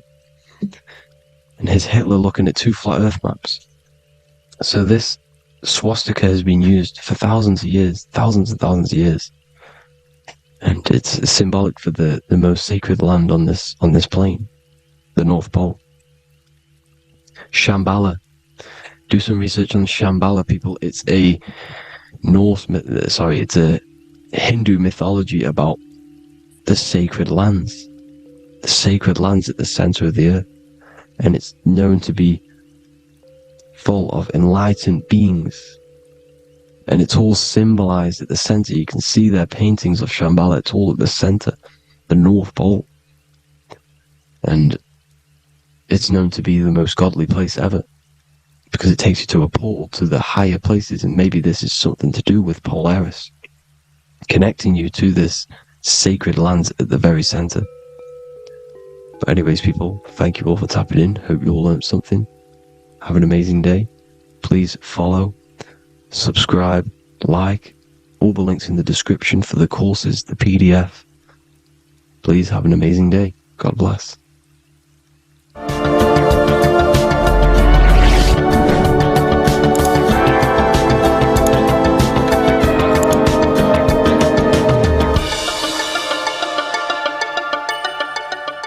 Welcome to Revival of Wisdom. Welcome people. We're back with another video. Please make sure to hit the like, the subscribe button, and turn on notifications to never miss a video. The Vatican is a giant key from a bird's eye view, and it also contains an 8-pointed star. The Anunnaki Sumerian gods also depicted this 8-pointed star. The sky god Anu from the Anunnaki also uses the 8-pointed star for his symbol. And even Freemasons depict an 8-pointed luminary with a ladder and a key. This is symbolizing the key to ascension up to the 8-pointed star, which is Polaris. Polaris is always depicted as an 8-pointed star. Polaris is the standstill star at the very center of our realm, which is perfectly aligned with the North Pole. The Earth is a giant torus field, and at the center is where the most electromagnetic energy is stored. This is why all compasses point to the north. Hence why a compass is an 8-pointed star, because it points you to Polaris, which is the North Pole, the center of this realm. The 8 points of the 8-pointed star symbolize the 8 points in space and time. So yes, Polaris is the portal which you ascend through if you outgrow this consciousness by aligning your chakras. Our earthly realm is a macrocosmic reflection of us, and we as humans are the micro reflection, with the earth containing its 7 chakras as well as us. The North Pole is the 7th chakra, which is the crown chakra. So the key to ascension is held by the Vatican, hence why it's a giant key, because they mislead the masses through their religions, which teaches the masses to look outside of themselves. As stated in the 20,000-year-old emerald tablets, written by the Egyptian god Thoth. On earth, man is in bondage, bound by space and time to the earth plane. Encircling each planet, a wave of vibration binds him to his plane of unfoldment. Yet within man is the key to releasement. Within man may freedom be found. So the 7 planets are associated with each 7 chakras. The lowest chakra being the root chakra, which is associated with Saturn. This is why the elites love Saturn and reflect it in all of their symbols.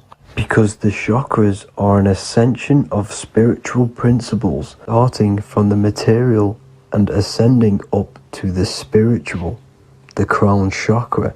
However, evil love bondage, and they are trapping souls in the physical realm by stopping and provoking the ascension process. They do this by abusing the energy of Saturn, and Saturn is associated with the lowest chakra. The lower 3 chakras are associated with survival mode, which keeps the consciousness in a constant state of fear and only aware of its surroundings. Once you start to ascend up your chakras, you become more consciously aware of spiritual deeds. And this is the process of returning back to your true spiritual form. Going back to Polaris and its connection to ascension, Kanye West symbolizes this on his music video 24. As you see him rise up into the sky, you see an 8-pointed shape around him, which symbolizes the 8-pointed star, as you see the beam of light. And even NASA symbolize this in their Space Delta logos, a bear holding a key with an arrow up to Polaris, the 8-pointed star. Here's another NASA logo of an arrow from the Earth to Polaris. The series Lock and Key on Netflix is all about portals and doorways, and they have the Kundalini energy as one of their keys. Kundalini energy is the energy which rises up the spine, the 33 vertebrae, and activates the third eye. The third eye is the spiritual gland which connects humans to other spiritual realms. We are not the body. Our spirit, our soul inhabits the body. We exist physically, spiritually, and mentally. Therefore, we are multidimensional. The intellectual and spiritual inhabit the body. Therefore, this is just an avatar within this timeline. However, within each and every one of us, we all have the key to releasement, as says in the Emerald Tablets. This releasement is ascension up until higher states of consciousness. As stated in the Emerald Tablets, man is in process of changing to forms that are not of this world. Grows he in time to the formless, a plane on a cycle above. And another one saying, man is a flame bound to a mountain, but we in our cycle shall ever be free. Know ye, O man, that when ye have progressed into the cycle that lengthen above, life itself will pass to the darkness, and only the essence of the soul shall remain. That's it for this video. I hope you all enjoyed. Please feel free to leave a like, subscribe, and comment any subjects you want me to talk about. God bless you all.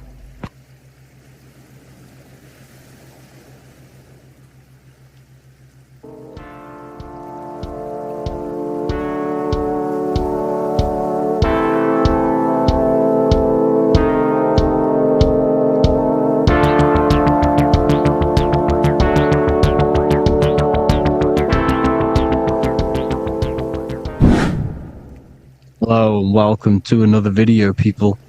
Before we start, please like, comment and subscribe if you wish to see more content. Today we're going to be talking about the mental universe and how everything is mental. This is the #1 law on the Kabbalion. If you've never read that book, it's called The Kabbalion.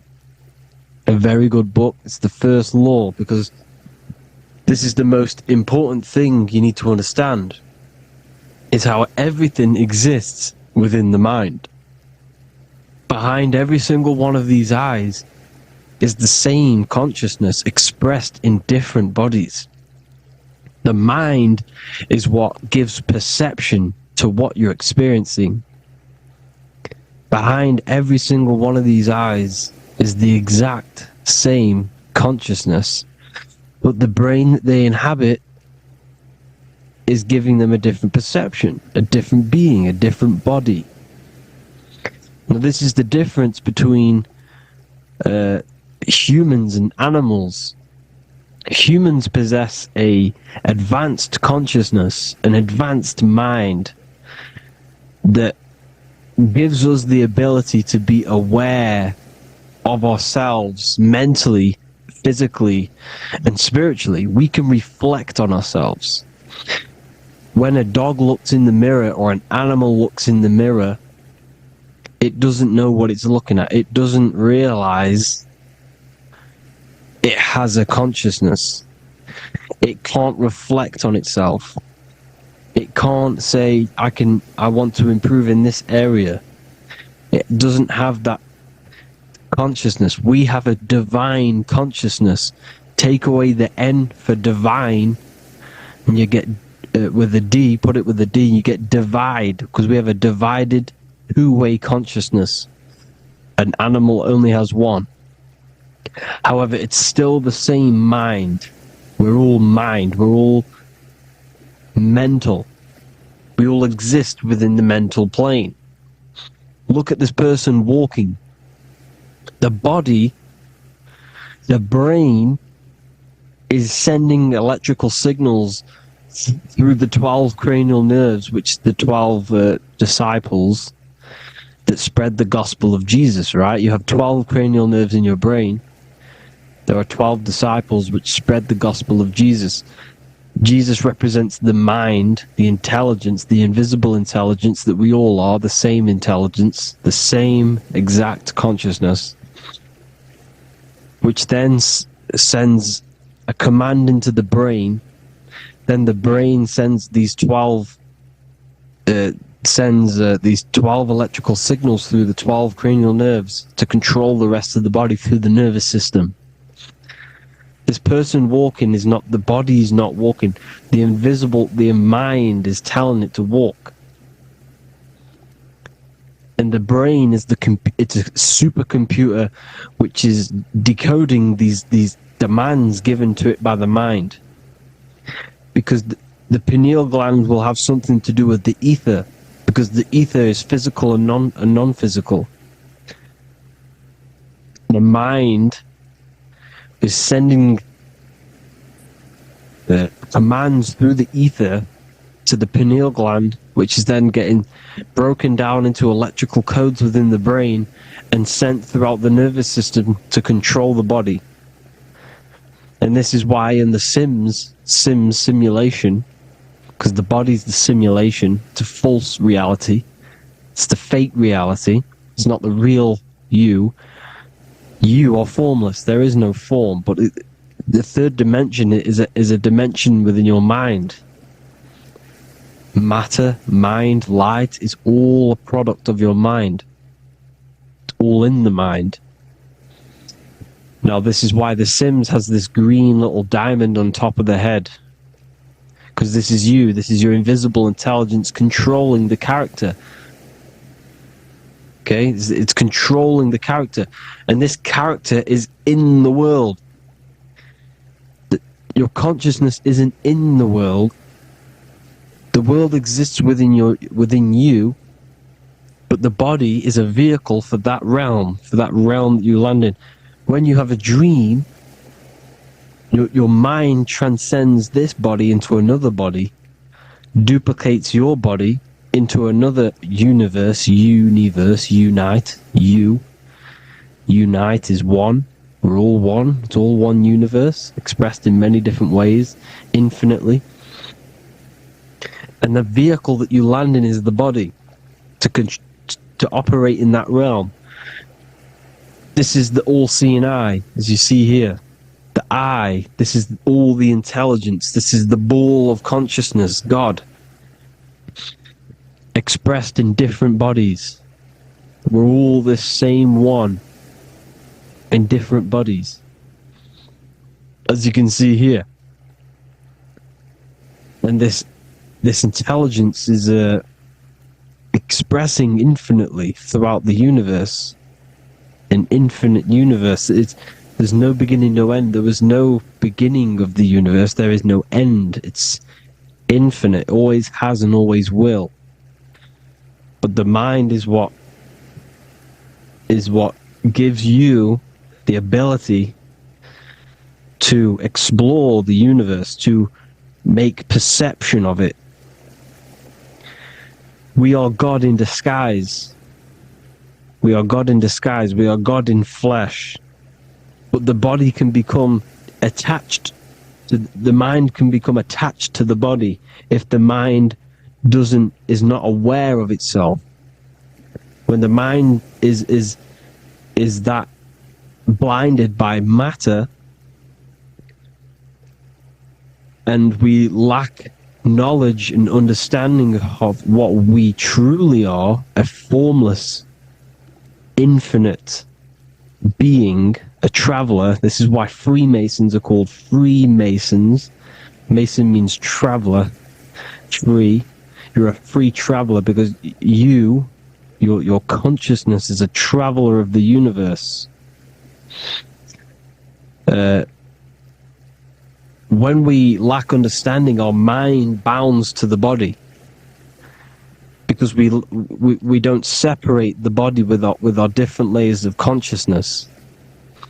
When we separate them and identify that we are mind, body, emotion, you then can apply this knowledge to when you want to astral travel and explore the different realms of your mind, because the mind is the universe. People, this is what we need to understand. The mind is the universe. I am you and you are me. This is the Egyptians showing you this. The Ankh. The Ankh is the symbol of life. This is the one ball of consciousness, mind. Giving it the Ankh life to all the different life forms. The cows, the the birds, the snakes, and the big onk given to the humans, because the humans are the most intelligent. We have the most advanced consciousness. We have the most advanced consciousness. This is why the one is giving a big onk to the humans here. Here you see again, this is not the sun. This is also showing onk giving out its life to all things infinitely. And this is the Most High. We are the Most High in disguise. When we strip off the body, we strip off the desires for the physical world, we strip off all of these fake identities that the mind gets attached to, that is God. The universe. You are the universe experiencing itself. I and I. The letter I and the number 1 is just one line. The letter I is the number 1. Because your I am, when you refer to yourself as I, every single one of you who's watching this video refers to yourself as I, which is the one. We are all the one. We are all intelligence. We are all invisible. We are all the one. 1 is the only number. 1, 2, 3. Everything goes up in ones because there is only one. Doesn't matter how far you go down the line with numbers, all of their numbers are created by 1 because there is only one. So me and you are the exact same consciousness expressed in different bodies. Mind. Cause. There is only one cause. There is only one mind. There is only one being. But because we lack understanding of this, we think we are the bodies. And this causes division, because the physical world is the most illusionary world. It's an illusion. It's all an illusion. Now you see with the two, you look with the two eyes, but you see with the inner eye, the mind. Okay? The mind is the mental plane is a shared plane. And it gives perception to what you're looking at, the mind. I'm affecting you when I speak, because the mental plane is shared. We all share mind. We all express mind. When I'm speaking to you, I'm affecting you because we are mind. So the words that I'm saying, which are being manifested from my mind, are being manifested through my body into vibration, is affecting you. I'm affecting you with what I'm saying. And these words are having an effect on your mind, because we're all mind. This is why you need to be careful what you're listening to, music and all sorts. Because music can also create thought loops within your mind. Because the chorus, we shouldn't be listening to choruses. Choruses are loops. And what they're saying in the chorus is being looped. And this can create thought loops within your mind. Go and listen to an old song that you used to listen to about 5 years ago, 10 years ago, 20 years ago. Go and listen to an old song, and you guess what? You will get nostalgia. Why will you get nostalgia? Because that song will trigger the thoughts that you were thinking in that time of listening to that song. So songs with choruses create thought loops, and they reprogram your subconscious mind. It's important why music is very powerful. Mind and mind, same word. See, language is the truth, people. This is why I use language in all of my presentations, especially the English language. It's riddled with occult truth. I I is my me, I, you and me, or I, one.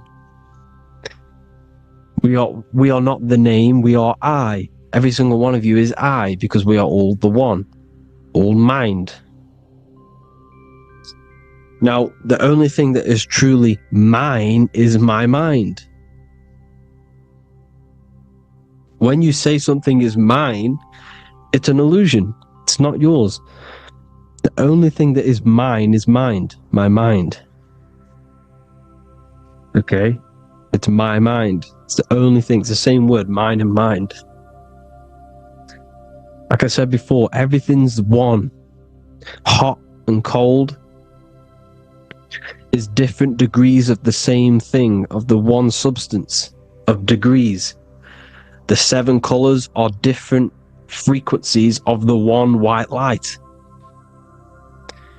Everything is one. There is only one. We are all one. Everything is one. Hot, cold, day, night. It's the same degree of one, which is mind.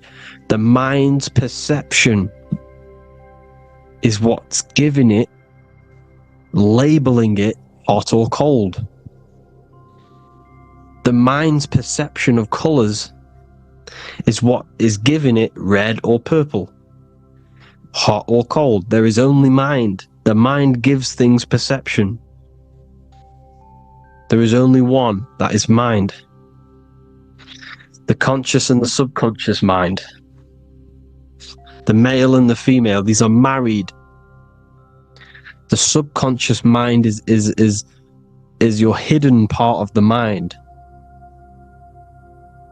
Okay, it's hidden. You can't you can access it through different meditations and Reiki teachings, and dreams are manifestations of your subconscious. This is how you know mind and matter are one, because your mind creates matter in dreams. Your subconscious manifests everything in a dream, in the astral realms. The conscious is what you're conscious of, what you're consciously thinking of. So me, I am conscious that I am speaking into this mic and creating this video. My subconscious mind is the hidden part of the mind, which is speaking to my heart, telling it to beat. It's telling my food to digest. It's regulating all my blood. It's doing everything in my body without me being conscious of it. Without me being conscious. The subconscious is the feminine, the conscious is the male. The Bible, of course, Proverbs 12:4, helpful not, helpful, an excellent wife is the crown of her husband, but she who brings shame is like rottenness in his bones. In the same way, husbands should love their wives as their own bodies. He who loves his wife loves himself. You can take that physically, you can take that literally, or you can take it metaphysically. See, the Bible's written in such a way where you can take it as your level of realization. He who loves his wife loves himself. If you love your subconscious, if you love yourself, you speak good about yourself, because your subconscious takes everything literally. If you say, I hate you to someone, the subconscious does not know the difference between me and someone else. It only thinks me, me, me. Why? Because mind is the only thing that exists. You are mind, I am mind. If I say, I hate you, you're saying that to yourself. Your subconscious picks that up and says, I hate myself. And that's telling your subconscious that's what you want. Because your subconscious manifests 90% of your behavior. The programs within your subconscious. Tying your shoelace is a program. You don't need to be conscious of it. You can just do it because it's a program. It's deeply interwoven in the subconscious. Driving your car, texting on your phone. You don't have to think about what letter. You just do it because you know where the letters are. It's a program. Therefore, if you look after your subconscious They are a married couple. It's your wife. Your subconscious is your wife. And it manifests 90% of your daily basis thought patterns, actions, behaviors, emotions, all the things that you all the trauma that you've experienced is stored within your subconscious, which is affecting you. So let's say you were in a car crash 10 years ago, and you had a really traumatic event, you really hurt yourself, and you had a very, very, very strong emotion that you felt of pain. That will still affect you today. And why? Because it will manifest into your behavior. How? Well, you'll be cautious of what cars to go in and who. You'll be cautious because of that event that stored within your subconscious, because of that feeling you felt was so painful and so strong. It's still manifesting into your behavior today. For example, you won't go in certain cars, you won't go with certain drivers. The subconscious stores everything, all your memories, the programs and everything. So if you trick the subconscious, that's how you manifest your life. If you trick the subconscious, you already have something. And therefore it will manifest into your life, into your behavior, thoughts and actions. This is why the golden rule is to treat others like you want to be treated. Because I am you and you are me. We are all subconscious. We all have subconscious. Whatever I do to you, I do to me. Because my subconscious picks that up and thinks I'm speaking to me. Mind is very powerful. Whatever I do to you, I do to me. Treat others like you want to be treated. The golden rule. That is the only rule we need in this realm, in the universe. If everyone understood this rule and how the subconscious works and how karma works, we'd live in heaven on earth, the Garden of Eden, the golden age. As a man thinketh in his heart, so is he. Proverbs 23:7. Where your heart is, there will be your treasure. Your heart's the emotions. This is the storehouse of emotions. It is where you feel emotions. You have to let your emotions move through you, not become you. You can't let your emotions become you. But except be like the sky and let them pass through you. Be like the clouds and the stars passing over. Let them pass through you. Do not let them become you. And this is how emotions can take over your mind. We are driven by, when a man is driven by emotions, he has no self to control. You must control the mind, because the mind can be corrupted. Because your thoughts are electrical in the brain. Your thoughts come from the mental plane. So how the mind works is that you place your attentions on something in the mind, and infinite information just flows in. Think about it. When you think of a certain topic, as soon as you think of that topic, information comes flying into your mind. Different ideas, ping, ping, ping. It's all connected. It's why we call it a mindset. Because your mind sets itself to frequencies. And when we think of something, we tap into that frequency, and just the universe, the mind, the mental plane just flows in information based on that frequency and that thought. The universe is just information. All of the information out there, nothing is new. It's all there. You just have to tap into it. You can tap into these different thoughts and it's all there. Everything already exists within the mental plane. You don't think anything, you receive thoughts. We all share the mental plane. We affect each other. I'm affecting you. Listening to me is affecting your mental plane, your mind. The physical plane is the lowest plane. It's the world of effect. Everything you see in the physical plane is the effect of mind. Like I said, the person walking is the effect of their mind telling the body to walk. The physical plane is the lowest dimension of your mind. Mother Earth, we are in a mother, we're in the womb still. The earth is feminine. It looks after you. It provides you with food for free. It grows on trees with water. It's Mother Earth. It's the womb.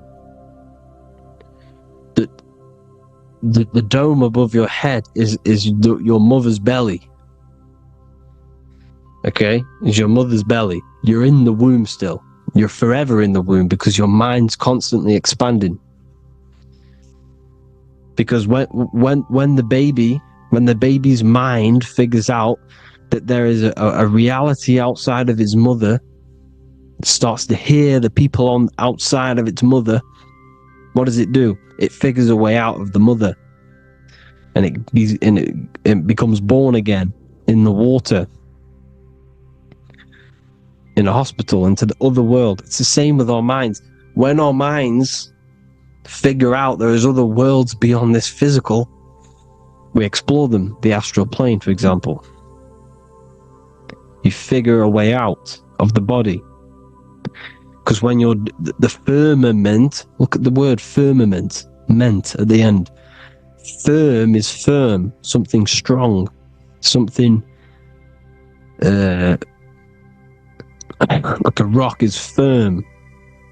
If your mind is firm like a rock, you will be stuck under the firmament. So, for example, people who are very programmed and can't think outside the box, they have a firm mind and they'll be stuck under the firmament because your mind is the only thing that's keeping you under the firmament. It's the only thing. When you're doomed, doom is dome. This is the dome, which is your head. Your head is the dome. Above your head, above the earth is the dome, the ethereal barrier. But that's just an external manifestation of your head. You don't leave the earth, you leave your body to leave the earth, because your body is the earth. It's a dimension within your mind. So when you're doomed, you're domed. Your reality is your level of realization. You realize something, or when you have an idea, the mind, in the EYE or I, same thing, mind, it's all mind.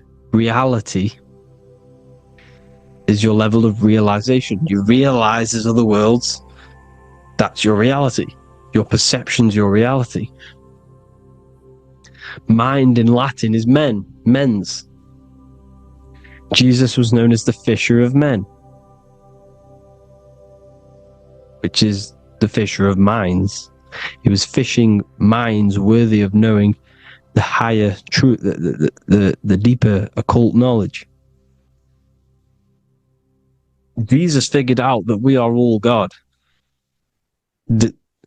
And he got killed for it, because in that age they were trying to suppress this information. Jesus figured out he was God, because we are all God, every single one of you, and they killed him. Because we're all mind. We are not the body. We're the invisible intelligence, which is God. But you are not God if your mind is attached to this physical world, to the worldly pleasures. If you master your mind and travel the depths of your mind, that is God. Mental and men. Look at the word mental. It has men in it. Men in the Bible means mind. Here you see the Masonic symbol with the eye, the mind. Looking over, everything is the one. Everything comes from the one. All the lines coming off it, giving its life to all of the life forms. Down here, on the bottom, you have duality, black and white. Up here, you have singularity. One and the two, unification and division. The lower self is divided into the left and the right. So the Bible even says, I forgot what verse it is, but it says, it's better to go through life with one eye than to have two and be cast into the fiery abyss of hell. I'm not sure what verse it is, but you can research it yourself. It's better to go through life with one eye, to be unified. Unified consciousness. Dimension. No-brainer. No-brainer. The language tells you the truth, people. Dimension. The dimensions are in your mind. Entertainment. Entertain the mind. Disappointment. It's all in the mind. Environment. The environment that you are in is a product of your mind. Within, rearranged spells high twin. Within is your mind, and your external world is mirrored from the decisions you make in your mind. Advertisement, commitment, it's all meant, it's all mind, everything is mind. Everything. So, this is important. The collective thoughts and collective beliefs. The collective, because we all share the mental plane. And because of this is why we are in a weakened state of consciousness at the moment. Because the collective thoughts and the collective minds overall are asleep. And they don't believe in anything. You see, everything is true within the mind. You think of something, it is there instantly. You think of a chair, it's there in your mind. You think of anything, it's there instantly. So, everything's true within the mind. Anything can happen in the mind. Anything can happen on the physical plane if the collective consciousness, the collective minds, believe it to be true. This is why back in the days, in the ancient days, you look at all the old world stuff, you see all this crazy technology, and it's because as a collective, as humanity back then, they believed that they had much more open minds. Therefore, the things manifested in the physical world were a lot more out of the box, so to say, compared to today. For example, magic is not as powerful today because the masses don't believe in it. It's still powerful, don't get me wrong, but if the masses believed, or if everyone knew magic could be real, because it is, anything's real in the mind, it would be a lot more powerful. You see? So and what they're trying to do is create a hive mind worldwide. They're trying to make one religion, an external God. What happens when you worship something external? You give energy to it, because where attention goes, energy flows. Where your mind gives attention to, energy goes there. And when we all believe in external gods and give our worship and our power to these external things, we all give energy to it, which will manifest as a demon in the astral planes. It's a hive mind. They're trying to make a hive mind to summon our energy. Trying to summon our energy.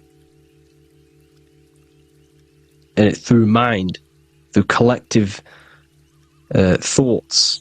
The hive mind. They want one religion, one government, one currency, one belief system. And that will create a hive mind, which will limit our consciousness, which will limit what we can do in the physical world. Because if everyone doesn't believe in certain things, it cannot happen, because it's all in mind. Mind is so powerful. I am you and you are me. I hope you all enjoyed this video, people. If you haven't already, join the Wisdom Academy. the Wisdom Academy. We have many occult lectures just like this one. Also, we have just launched Mindwave Hub. If you want genuine frequencies, genuine binaural beats, because the ones on YouTube, the ones on Spotify, Apple Music, they're all tuned to A440 hertz, which shuts down the right hemisphere of the brain. If you want to gain access to your true consciousness, your mind, you need to balance the two hemispheres and balance the chakras. You can do that externally by listening to binaural beats. If you want true frequencies, true binaural beats to hemisync the chakras, hemisync the brain, to gain access to the different dimensions of your mind, well, you can gain access anyway, but it's going to help you if you're trying to learn this. Join Mindwave Hub. The link will be in the description. Listen to the binaural beats, meditate to them, listen to when you go to sleep. They'll massively benefit you. Thank you all, people. Hope you had an amazing, lesson. Hope you learned a lot. And please subscribe. God bless you all.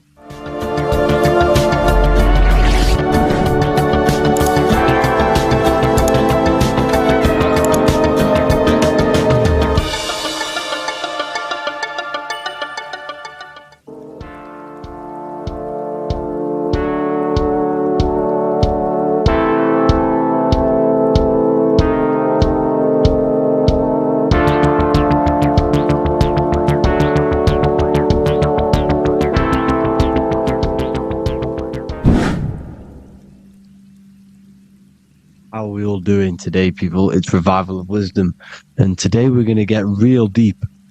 This video is going to get real deep. A lot of people are not going to be ready for this sort of knowledge. Okay, you really have to do is to really deprogram the mind, because everything we've been taught is a complete lie, is to keep us trapped. Okay, this is really advanced knowledge. Now, let's get straight into this. All of the ancients depicted other worlds, and they called this place Midgard. Midgard is the mid-garden, the middle garden. This is why the Masonic symbolism on the floor is always a black and white checkered board, symbolizing the polarity here, the good and bad, because we're in the middle garden, the heart. Earth rearranged spells heart, because we're in the heart of this system, or whatever it is, a super quantum computer, whatever you want to call it, simulation. Now, in the Quran, it talks about the 7 layers of heaven.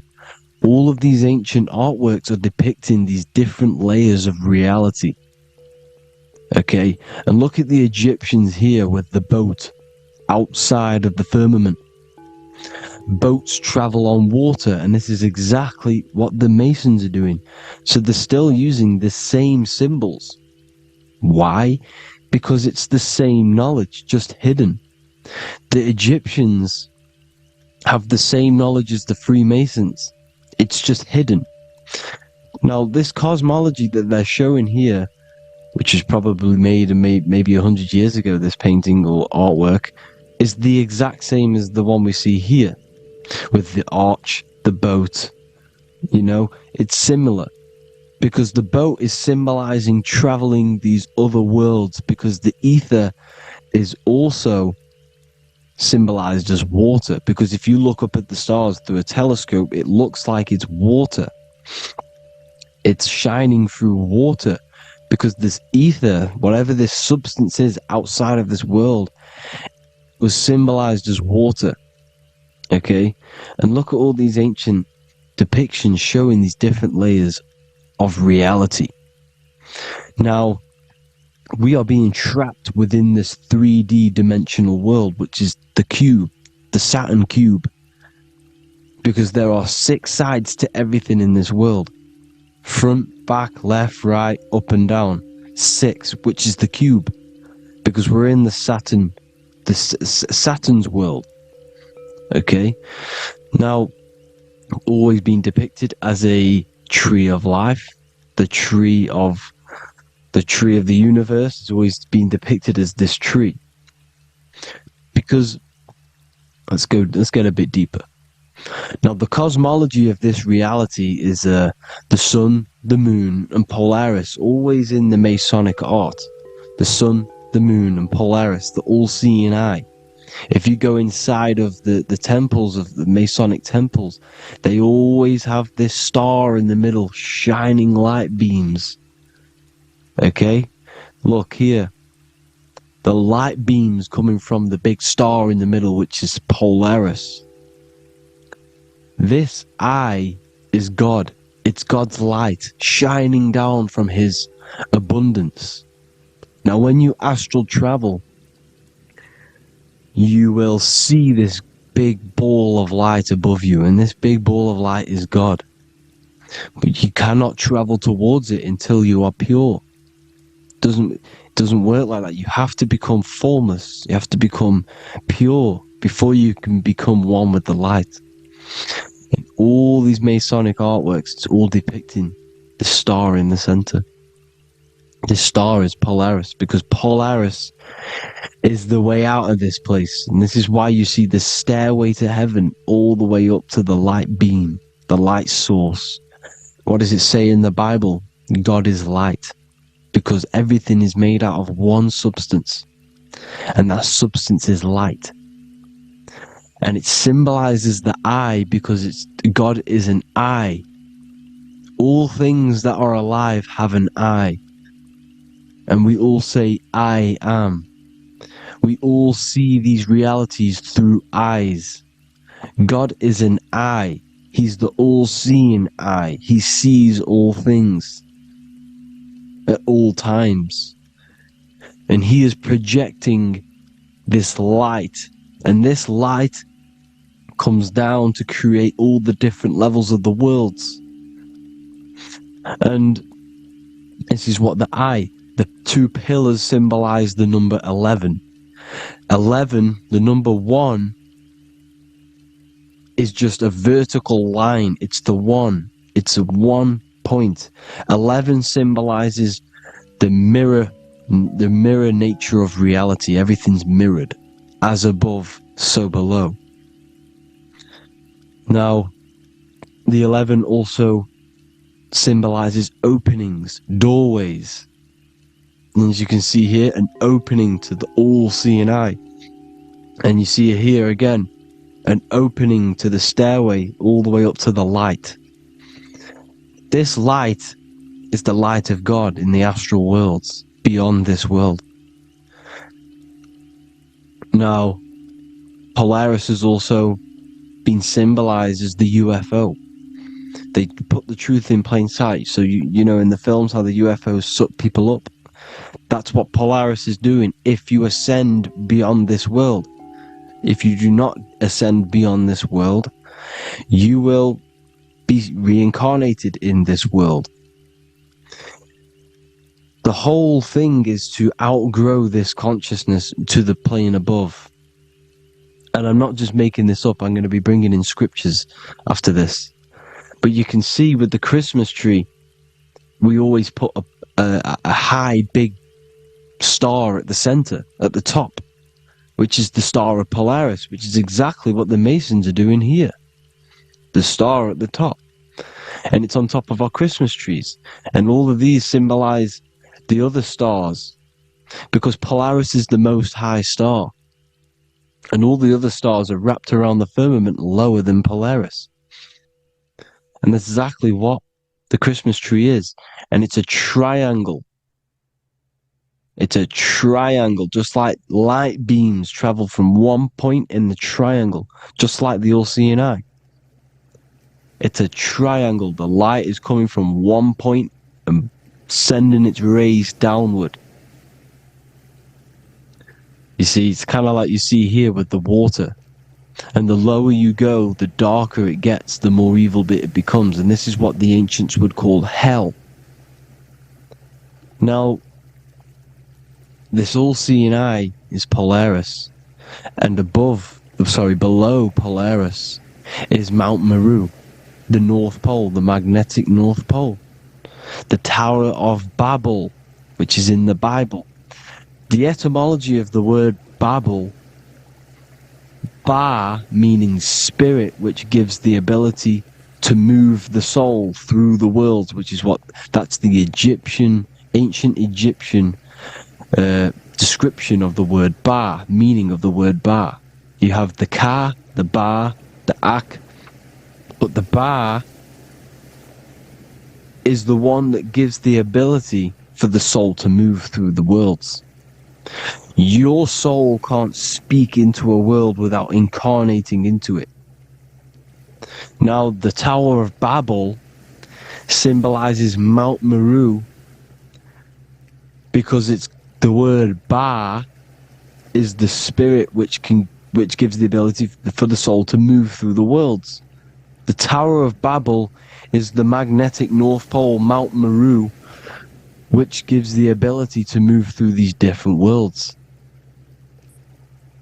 And you can see the ancient Tibetans always showing this depiction of these different worlds coming from the center.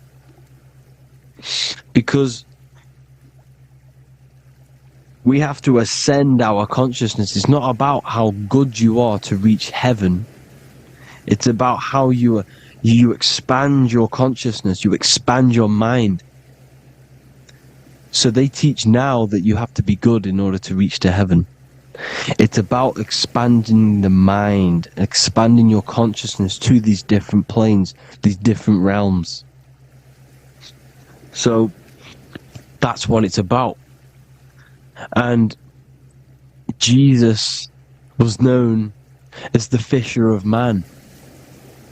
Now Jesus is a massive part of this. He was known as the fisher of man because he was fishing. He could have been fishing. He could have been one of these deities that had come down from these different higher realities and pull people up. So they would. So they called Jesus the fisher of man. And he says unto them, "Follow me, and I will make you fishers of men." So these deities that we see in the past, like Buddha, Krishna, Hermes, Thoth, Jesus, could all be these entities who were coming down to pick up the minds that were worthy enough to see the higher planes of reality. And this is why they called him the fisher of man. Now when Jesus walks on water, there is a parable with Paul. And he says, "But Jesus immediately said unto them, Take courage, it is I, don't be afraid." He's talking about astral travel here. He's talking about leaving the body. Because when you leave the body in astral travel to see these alternative realities, you can't be afraid because fear is a bondage, which is what the Emerald Tablets talks about. "Lord, if it's you," Peter replied, "tell me to come to you on the water." The water. "Come," he said. And Peter got down from the boat, walked on the water, and came towards Jesus. But when he saw the wind, he was afraid and began to sink. When you become afraid in astral travel, you sink back into your body. "Lord, save me." So this is talking about Jesus pulling people up into different realities. And you can see the fish is the symbol of Jesus, is another symbol of Jesus, a fish. Because fish symbolize deep occult knowledge, because fish travel the depths of the ocean. And they symbolize us, because we are fish underneath the ethers. And Jesus was pulling people up. You see, so the Bible is a people today believe the Bible is a book telling you how to reach to heaven, how to become godly and reach heaven. But you've got to become the Jesus Christ to see these alternative realities. Now look at the Emerald Tablets is a massive part, and it speaks so much about these different realities. Look what it says here. This is in Emerald Tablet 3. "Then in my heart grew a great longing to conquer the pathway that led to the stars," which is exactly what the Masons depict in all of their art. Look. the ladder to the stars.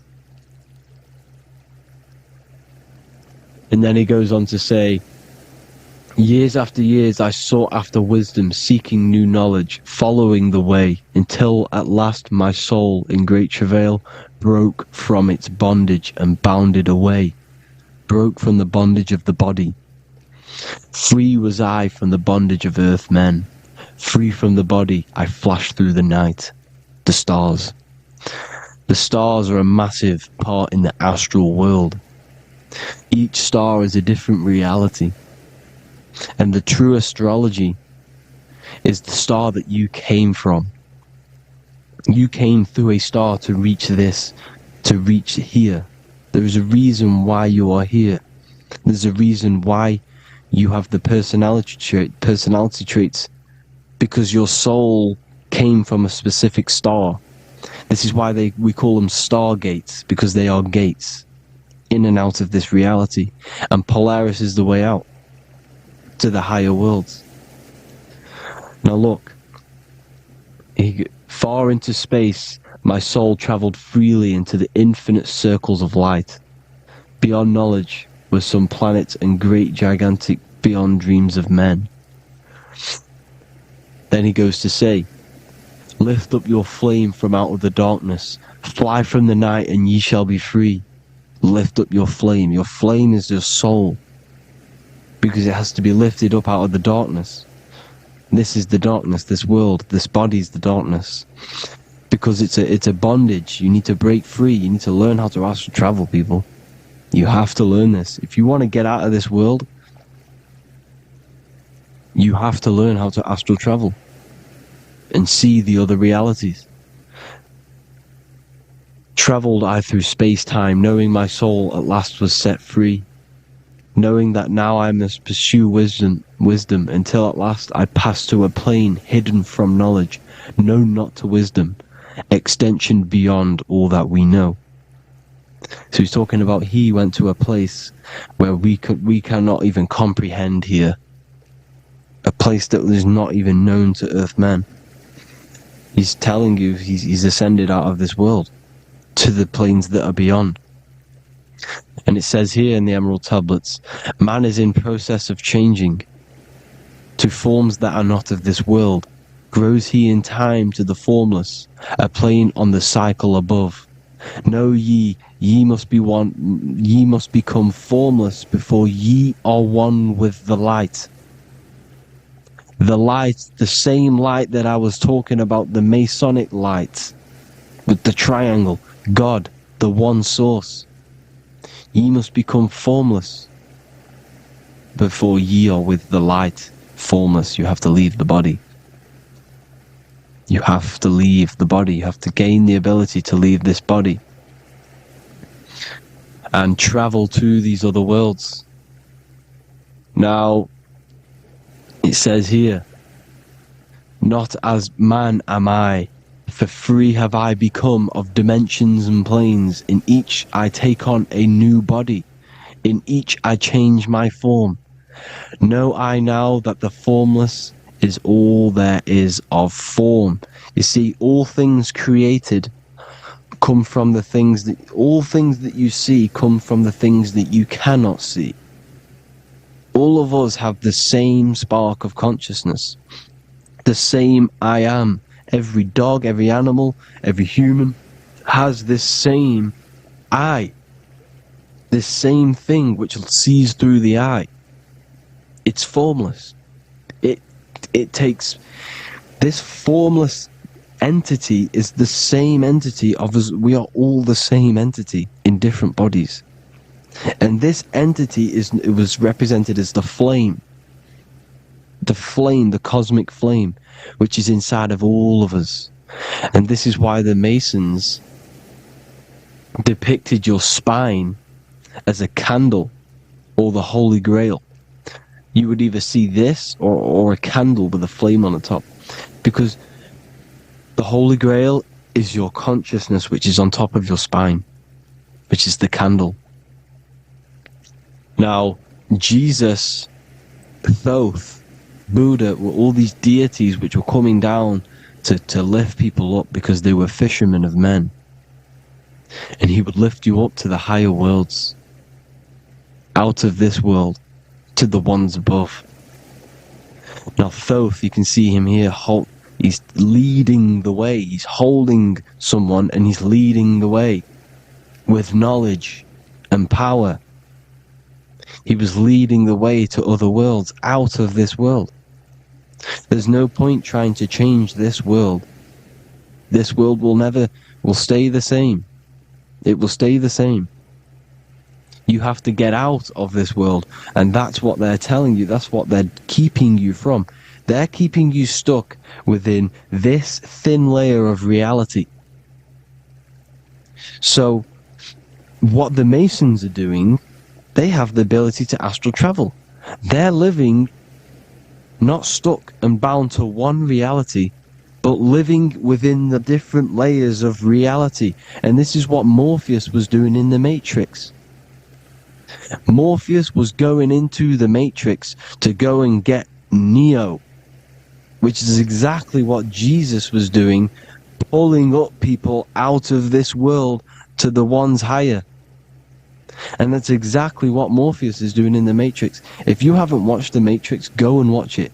It will blow your mind. Everything I'm saying in this video, you will see it. Except that you don't need to use a machine to enter the Matrix. You just use your body. Well, you use your consciousness to leave this body. You see, Neo was also uploading himself into the simulation to pull people out of the simulation. And this is exactly what all of these gods were doing. The Fisher of Man. Look, he was pulling people up out of this reality with the knowledge. Now Jesus was always depicted with the mushrooms. Look at all this mushroom art. Mushrooms were literally the origin of Christianity. You can see it everywhere. There's mushrooms in all of the ancient art. Every single one of these paintings you see here, there's mushrooms on them. Mushrooms have the ability to see alternative states of consciousness. Now, if you go and do them, and you go to sleep, if you pop mushrooms, you go to sleep, and you will wake up in another reality. You will wake up in another reality. Don't try it if you don't want to do it. But if you've got the heart to do it, do it. Eat them, and go to sleep. You'll wake up in another reality. And Jesus was handing out mushrooms to the bright minds, to the minds that he wanted to fish out and pull up to the higher realities. He was giving them mushrooms to see themselves in an alternative state, in an alternative reality. This is why there was so much mushroom art, and it's not just ancient Christians. It's Sumerians, it's the Mayans, the Celtics, the Egyptians. All used mushrooms. All of them. Look at all this art. It's on stones. It's everywhere, because mushrooms. See, everything in nature is a macro. Look at the form of a mushroom. It's literally your spine and brain, because they alter your consciousness. Your body is just a radio receiver. Everything that you're experiencing is a program being ran by the central nervous system, and your consciousness is experiencing this program, these electrical impulses of the nervous system, because it's all feeding back to one point, which is the pineal gland. And this is the candle with the light on it. Type in Masonic candle and you'll see it. It's your spine with your spark of consciousness on top of the spine. And it's a mushroom, because this sends you to alternative states of consciousness, alternative realities. Now, they were all doing this, the Egyptians, the Mayans. Now, there's more symbolism which goes into this. Look at the Christmas trees we use. The Christmas tree with the presents underneath them. Magic mushrooms grow under trees. And these are the presents under the trees that we symbolize today with Christmas. Santa's red and yellow for the red and yellow mushrooms. The same mushrooms Mario has to collect. And when he gets enough mushrooms, he levels up. And then what does he do when he go past the world? When you win that world in Mario, you go to another reality. You go inside of another world. It's truth in plain sight. And it's using mushrooms.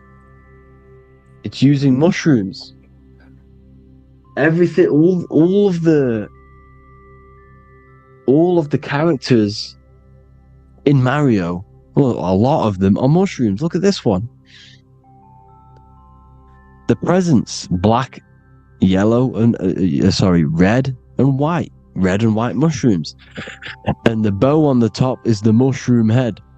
That's a bit of a reach, but, you know, the symbolism never lies, is what you need to understand. And it's as above, so below. Now look at the Sumerians. The Sumerians were also multi-dimensional beings. Okay, look at how they have the double faces. They had 1 foot in this reality and 1 foot in another reality. And look at this one, a double-headed god inside of like a portal. You see? Because and look at these with the wings, the astral travel. Birds, ancient birds symbolize the soul. Because the soul is a bird, it flies to different worlds. It flies around the cosmos. And mushrooms gave you the ability to see these alternative states of consciousness, these alternate realities. Because you exist in infinite realities. You exist in infinite realities. Now look at the 33rd degree Ordo Ab Chao badge. You get this badge when you become a 33rd degree Freemason. And it's a double-headed eagle. A double-headed eagle. And you can see this in Sumeria first. Sumeria have the same symbol. A double-headed, bird. You can see it here. Here as well. And the Masons are still using this symbol today. And when you become a 33rd degree, 33 vertebrae on the back of your spine, above the vertebrae is your consciousness, and it's a double-headed eagle. One reality in one, you become a multi-dimensional being in the 33rd degree. And I've heard many interviews of Masons say it becomes Luciferian. You see, they speak in code. These Masons can't tell you about what they learn about, but they will speak in code. They said it becomes Luciferian. The word Luciferian is lucid. The root word of Luciferian is lucid, and lucid is lucid dreaming, alternative realities, dream worlds. You become a god. Luciferian means you're becoming your own god, pretty much. Because you are becoming a multi-dimensional being living in between the different layers of reality at the 33rd degree of Freemasonry. And look at the double-headed eagle, because the birds symbolize the soul.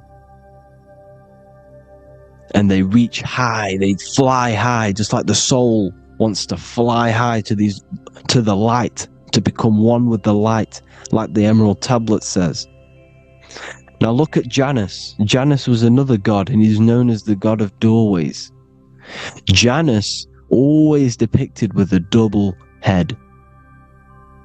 Janus is why we say janitor or January. And January is entering a new year. Janus is known as the god of doorways with keys, always got a key. Because keys open doors. That's why the janitor holds all the keys. And Janus always has double heads, because he had 1 foot in this reality, 1 foot in another. He was a multi-dimensional being. A Luciferian. living between the different layers of reality, instead of being stuck in one like we are. Well, a lot of people. And that's the whole point.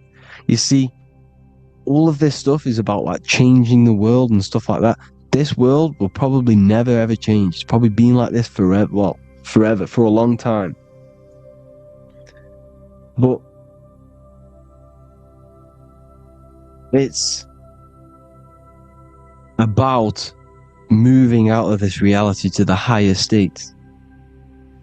And the Masons always depict the ladder to the luminaries, the stars, with a key, the same key of Janus.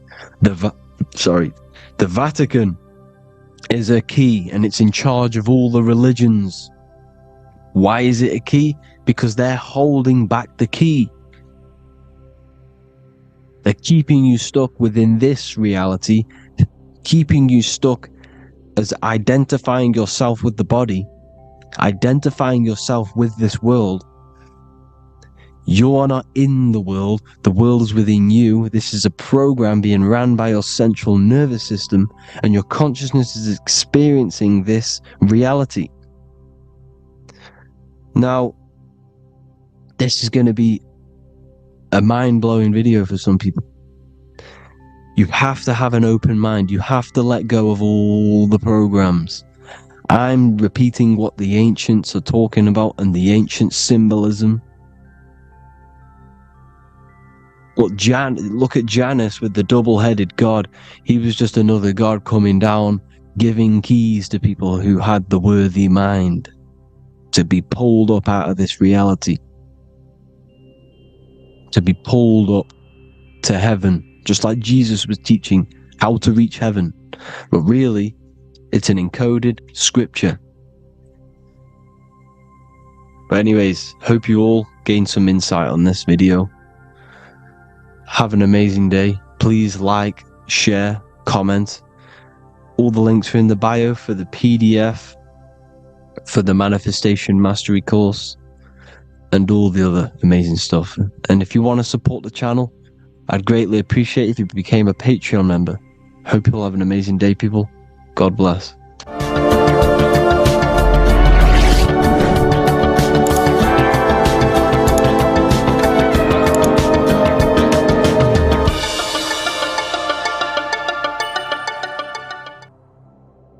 You don't just have a physical body. You have a physical, mental, spiritual, and emotional body. Each one of these aspects are a body of its own. Body does not just refer to a physical substance. You have a mental body for thinking, an emotional body for your emotions, a spiritual body for your energy in your astral form, and a physical body to encapsulate all of these. Each four of these aspects are essential for the human experience and essential to balance. Now, today we're going to be syncing the four aspects of your consciousness with the four seasons and the four elements, and how this ties into the Bible. So we have four physical elements. We have 5 elements in total, spirit being the most important, but spirit is pure invisible.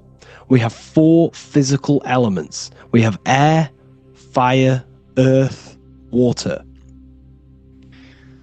Earth and water are feminine. Air and fire are masculine. Air and fire are active. Water and earth are passive. The air corresponds with the mental body of consciousness. This is where your intellect, this is where your communication, this is where your thoughts, intuition all comes from. This is the mental body of consciousness that allows you to think, allows you to process, figure things out, and have intellect and gain knowledge. This is your intellectual aspect of your consciousness, located in the head region. We have a fire nature, a spiritual nature. This is our astral body. Our astral body is all to do with the subconscious realms, the higher realms of consciousness. This is the body that allows us to be free from the physical body. Our spirit is more of our energy. Water is our emotional body. This is what allows us to feel things, that allows us to gain intuitive feelings of conscience. So emotion allows us to understand what is right and what is wrong.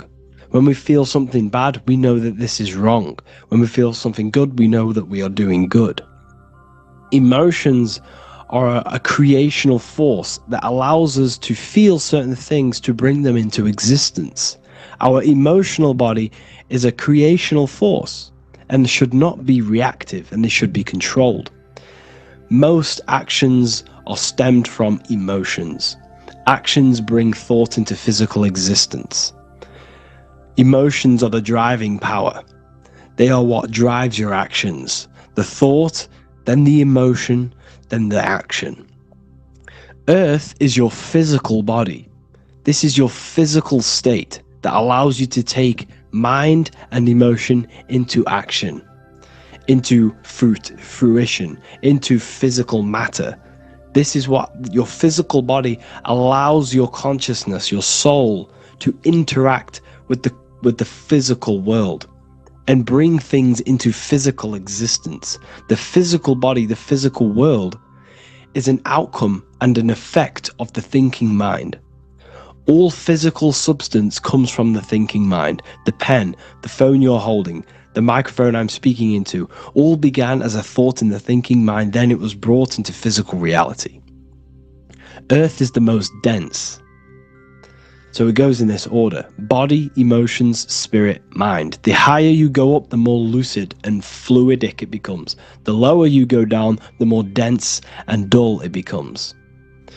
Air is the mind, fire is the spirit, water is the emotion, earth is the physical body. So this is why you are a microcosm. You have these four things within you. You contain of these four elements, which correspond to the four bodies of your consciousness, the four bodies of the soul. You are the soul. You are the spirit. So this is why in Theologians 4:17 it says, "Caught up together with them in the clouds to meet the Lord in the air." You don't meet God or the Lord in the physical air, in the clouds. This is clearly a parable. A human being cannot go up to the clouds and meet a mystical man in the clouds. This is obviously a parable, a metaphor. The air is your mind. You must raise your consciousness beyond the body, beyond the emotions, beyond the spirit, and enter in the mind during meditation, turning the mind inward to connect with the Lord. The Lord is the highest aspect of your consciousness, the one that exists beyond the physical body, beyond your emotions, beyond the thought. So you meet the Lord in the air, in the mind. The mind represents the air. This is why in America there's a saying called an airhead. You're an airhead. This means that you are stupid, or you don't think, or you have nothing in your mind. You have nothing in your head. When someone's very stupid, you call them an airhead, because air represents the mind. The air is elevated. The air is invisible. The mind is totally invisible to the human eyes. It is a metaphysical substance. In fact, it's not a substance at all. It's so fluidic. It's everywhere. The mind can be everywhere at all times. It can be anything. Nothing is impossible within the mind. Now, this is synced with the four seasons. The four seasons represent the four aspects of human consciousness, the four bodies of your consciousness, the four bodies of your soul. The sun is your soul, okay? And the sun travels around four seasons. Summer, when the sun is the most hottest point. Autumn, when the sun starts to move away from the hottest point. Things start to die. Then it goes to winter. This is when everything dies. This is when things enter in within itself.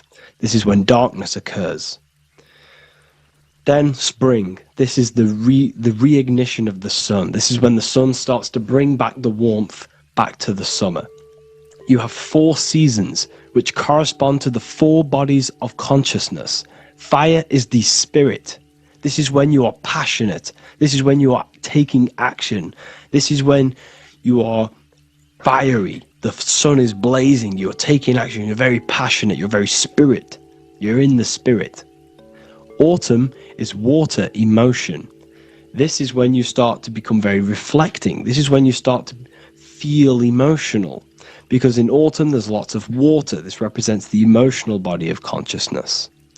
Winter is the mind. This is air. Winter, what happens in winter? Everything enters within itself. The leaves die. The trees die. Everything dies and goes within. This is the mind. The mind is the darkness, remember. You close your eyes to enter within the mind. The winter represents meditation. In the winter, what do people do? They stay inside of their house. They research more. They read more books. They become more intellectual. They think more in the winter because we are so we're stuck inside. So we're more reflective. We're thinking more. We're more communicative. We're more intellectual. In the spring, this represents the earth, the body. This is when we start to come out of the mind and we awaken to the body, and things start to grow again. The plants start to grow. The earth is growing again and reborn again. This is the body. This is when you become more active in the spring.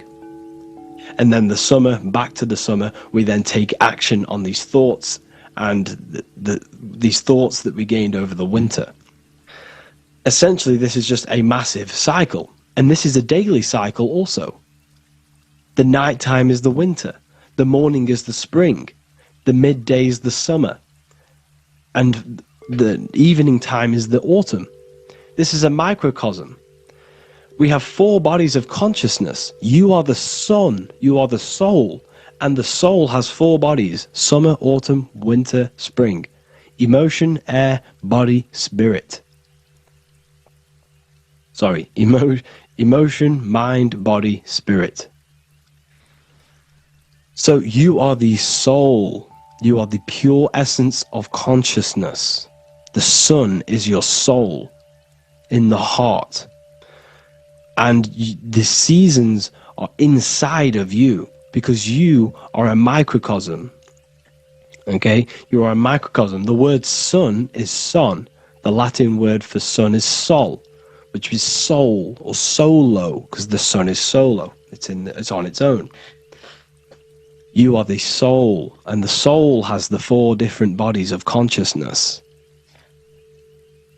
So, before we move on any further, if I've blown your mind, please, if you can, leave a like, a comment, a share, and a subscribe.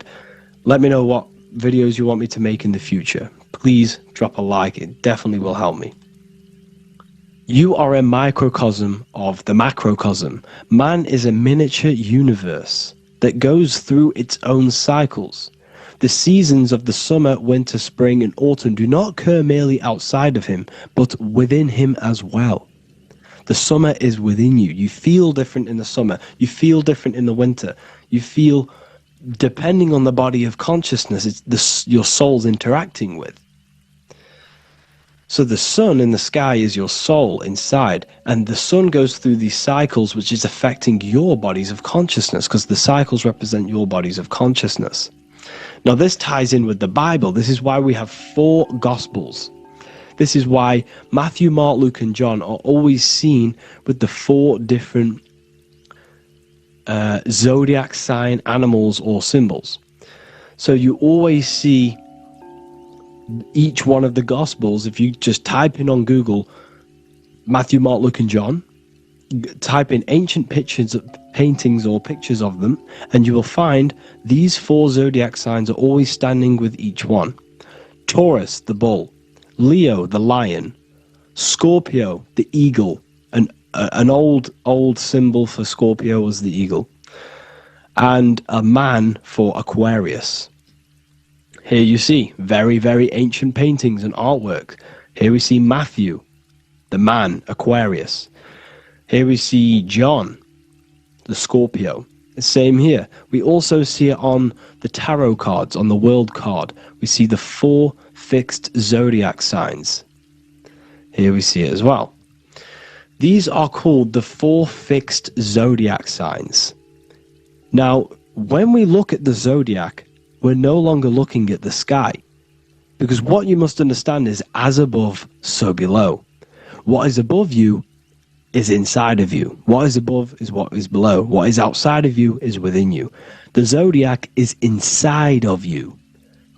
The zodiac revolves around the sun. The sun is your soul.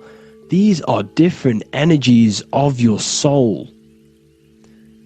Like I said earlier, the 4 seasons are the 4 bodies of your consciousness. And in each body of consciousness, you have these different energetic energies that you can work with. Okay, so this is the true astrology. This is the true astrology, the internal esoteric astrology. You can't find much information on this at all. Very hard to find. So what we're looking at are the 4 bodies of consciousness. Obviously, when you look in the middle of each, when we look in the middle of each season, spring, the middle of spring is Taurus. The middle of winter is Aquarius. The middle of autumn is Scorpio. The middle of summer is Leo. These 4 signs are known as the 4 fixed signs. Okay? Scorpio is fixed. It's the middle of autumn. Scorpio is a water sign, emotion. Aquarius is the air sign, the mind. Taurus is an earth sign, the body. Leo is a fire sign, the spirit. This is why we see Matthew, Mark, Luke, and John with the 4 fixed signs of the zodiac, which represent the 4 bodies of consciousness. Leo, the spirit, fire. Luke, Taurus, earth, body. Matthew, Aquarius, air, mind. John, Scorpio, water, emotion. Each gospel is depicting Jesus and showing Jesus in each gospel. Each one of these gospels is showing and depicting Jesus according to the different body of consciousness. In John, this is when Jesus starts to turn water into wine. Water is emotion. Wine is transmuted emotion. This is when he does miracles with his emotions. Water into wine. Aquarius, which is Matthew, air, the mind. Inside of the Gospel of Matthew, this depicts Jesus as an intellectual person. A person who's communicating and using his mind, his mental body a lot inside of the Gospel of Matthew. Go and read it, and you will see this. Luke, Taurus, earth, the body. Luke shows and depicts Jesus according to the body of consciousness, the physical body. He shows Jesus as a human, being a human being, helping people physically and helping people's physical needs, like giving away food and doing all sorts of good things for other people. Leo, Mark, inside of the Gospel of Mark, this shows Jesus as a spiritual teacher, a passionate person who is taking action. Each gospel is showing Jesus according to the different body of consciousness, and Jesus represents you, the sun. That's why it's called the Son of God, the light of the world. Jesus represents your soul, and your soul has these 4 gospels, the 4 bodies of consciousness, the 4 fixed signs, the 4 elements, and the 4 seasons. These things all correspond to your consciousness. So this is Leonardo da Vinci showing you the exact same thing. Jesus is the I am, the sun, the soul, in the middle, on his own. Luke, spring, earth, body. There are 3 people in each group. There are 4 groups, and there are 3 people in each group. 1, 2, 3.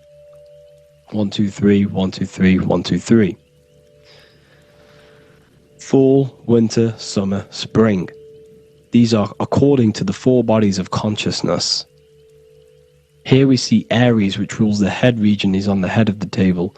Gemini, he's holding up the two hands because Gemini rules the two hands, the two arms. Gemini is the two twins, which is the two arms and two hands, and the two lungs. Here we see the beginning of summer, which is Cancer. You see the big knife here? Cancer, him here, this grey-haired guy, holding a knife for the crab. Cancer, they pinch. You have a knife, symbolizing the crab. Leo, the middle of summer, showing dominance. The sun is very dominant. He's got his elbow on the table, showing dominance. Virgo has no Adam's apple. Cancer here is pointing at this woman's neck, saying there's no Adam's apple. This is Virgo, the virgin, the only woman. Jesus, the sun. This is Libra, the balancing. He's holding his arms out, balanced, showing the balancing of the sun, because when the sun enters Libra, the sun is balanced between winter and summer. So it's balanced. This is all astrology, but this is internal. Okay? This is Ezekiel's vision. Ezekiel had a vision in the Bible, and he saw the face of a man, the face of a lion, the face of an ox, and the face of an eagle. The eagle is Scorpio, the ox is Taurus, the lion is Leo, and the man is Aquarius. He saw the throne of God. And he saw the different bodies of consciousness. This is all symbolic for the different bodies of your soul. So when we look at the zodiac, we are actually looking at a map and the energies of our soul, and the energies of our bodies, and the energies of our consciousness. This is what we are looking at. Each zodiac is an aspect of our consciousness and an energy that we can work with and that we must purify. Balance and purification is essential. Imagine playing a brand new video game. Let's say a brand new video game came out and you had to play it. What happens when you play that game? You don't know the controls. You cause chaos in that game. You can't really run properly. You can't do anything properly. You're getting destroyed by other people who are playing that game. It's the same with your physical body. When you are born, you must learn how to play the game. You must learn how to balance the mind, learn how to balance the spirit, the emotions, and the physical body. We must balance and purify each body of our consciousness. We must look after our physical body with our physical health by eating physical, electrical food like fruits and veg. We must look after our minds by being conscious of what enters our eyes, enters our ears, enters everything. Whatever enters our five senses is affecting our mind, our mental health, our environment, mental. We need to look after our thoughts. Control our thoughts by purifying our thoughts, only positive thoughts. Then we must purify our emotions, feeling only gratitude and love and not feeling these negative, dull emotions. Then we must look after our spiritual body through meditation and looking after our spirit. But remember, when we look after our mind, it all begins in the mind. Each body of consciousness is interlocked with the other. If you have an unhealthy body, you have an unhealthy mind, spirit, and emotions. If you have an unhealthy mind, you have an unhealthy body, spirit, and emotions. If you have an unhealthy emotions, you have an unhealthy spirit, mind, and physical body. They're all interlocked. You must balance each one of them. Look after your physical body. Look after your thoughts. Look after your emotions. Look after your spirit. But remember, the mind is the most powerful one. It's mind over matter. Once we look after the mind, because once we start to control our minds and control every thought we think, this will then turn into discipline in our physical body. Because once we learn how to discipline the mind, we learn how to discipline what we eat, we learn how to discipline what we feel, we learn how to discipline our spirit. This is all interlocked, but work on the mind first. Work on the mind first. All of this knowledge is inside of the brand new Book of Wisdom, Volume 2. This is a revolution of human consciousness. If you've read it, please leave a review down below. If you've read Volume 1, leave a review down below. This is the next revolution. I don't see this information anywhere. This is the next revolution of human consciousness. And of course, if you are serious about this and you truly want to gain enlightenment and join an amazing community where you can connect with me on live calls, lectures, the Manifestation Mastery course, you can gain access to my library with over 45 PDFs plus my books. And if you do join the university, you can order a volume 2 free of charge. All you have to do is to pay for shipping. If you truly take your knowledge serious and you want to take advantage of life, join the university. This is where truth seekers belong. Just want to say thank you all. Please leave a comment. Please leave a like. It's going to help me a lot spread this knowledge to the world. And yeah, share this with a friend and subscribe. Thank you all. Welcome to Revival of Wisdom. Today, we're going to be talking about portals, portal symbolism, what portals are, okay, and how they show them to us, because they have to tell you the truth, guys. This is the thing with the universal law. They have to tell you the truth, and they tell you through symbols, they tell you through movies, different things like that. But let's jump straight into this. So first I want to talk about the Freemasonry symbols. Okay, so first we got, obviously this is some Freemasonry art, but notice how you've got the ladder with a key. Okay, so this is ladder symbolism with a key. So maybe this is talking about ascending.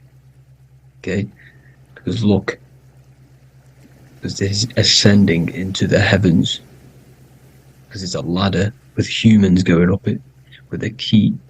In order to ascend, you must have the key. Okay, so what else do we have with a key? Well, the Netflix show Lock and Key, which is all about portals and keys, because what the keys do, they open doors, gateways. Okay, so what's interesting about this is that they've got this key here, which represents the Kundalini energy rising up the spine. Okay, but we'll come back to this. But it's that same portal key symbolism. We've also got the Vatican. The Vatican is in the shape of a key. Okay, so you can see the start of it here and the end. So this is key symbolisms. Keys open doors. And notice how it's got the 8-pointed star.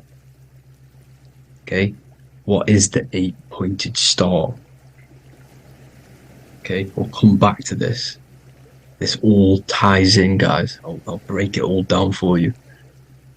But then you've also got the god Janus. Janus, okay, is known as the god of the doorways. He's an ancient god of Rome, and they worshipped him. However, he's not a god, he's more like a high-level ranked demon. Because he is the god of the doorways. And notice how he's got 2 faces. Because doorways always have 2 sides. You're going into somewhere, there's always 2 sides of a door. And he's always depicted with 2 sides of a face and a key. Because he holds the key to the doorways, to the portals, to other worlds and realms. Okay, as you can see, he's always got 2 faces and a key. Okay, so now we have the Sumerians, the Anunnaki, and they are always depicted with the 2 faces. Why do they have the 2 faces? Because they're symbolizing doorways, and the Anunnaki come to Earth through doorways and portals. So these are what these gods are symbolizing in their artwork. But they always have the 8-pointed star. Okay, what is the 8-pointed star? You see how they always have, look, let me try to find another one. It's the 8-pointed star. This 8-pointed star is Polaris. Okay? Polaris, just like the Vatican has the 8-pointed star with the key. Polaris is the center star. Polaris is a fixed star. It doesn't move. Okay?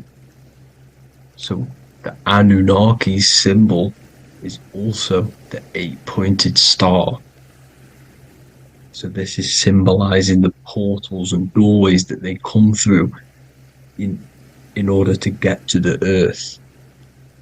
But Polaris is that center star which does not move. It's always symbolized with the 8-pointed star, just like a compass. Why is a compass the 8-pointed star? Because at the center of our realm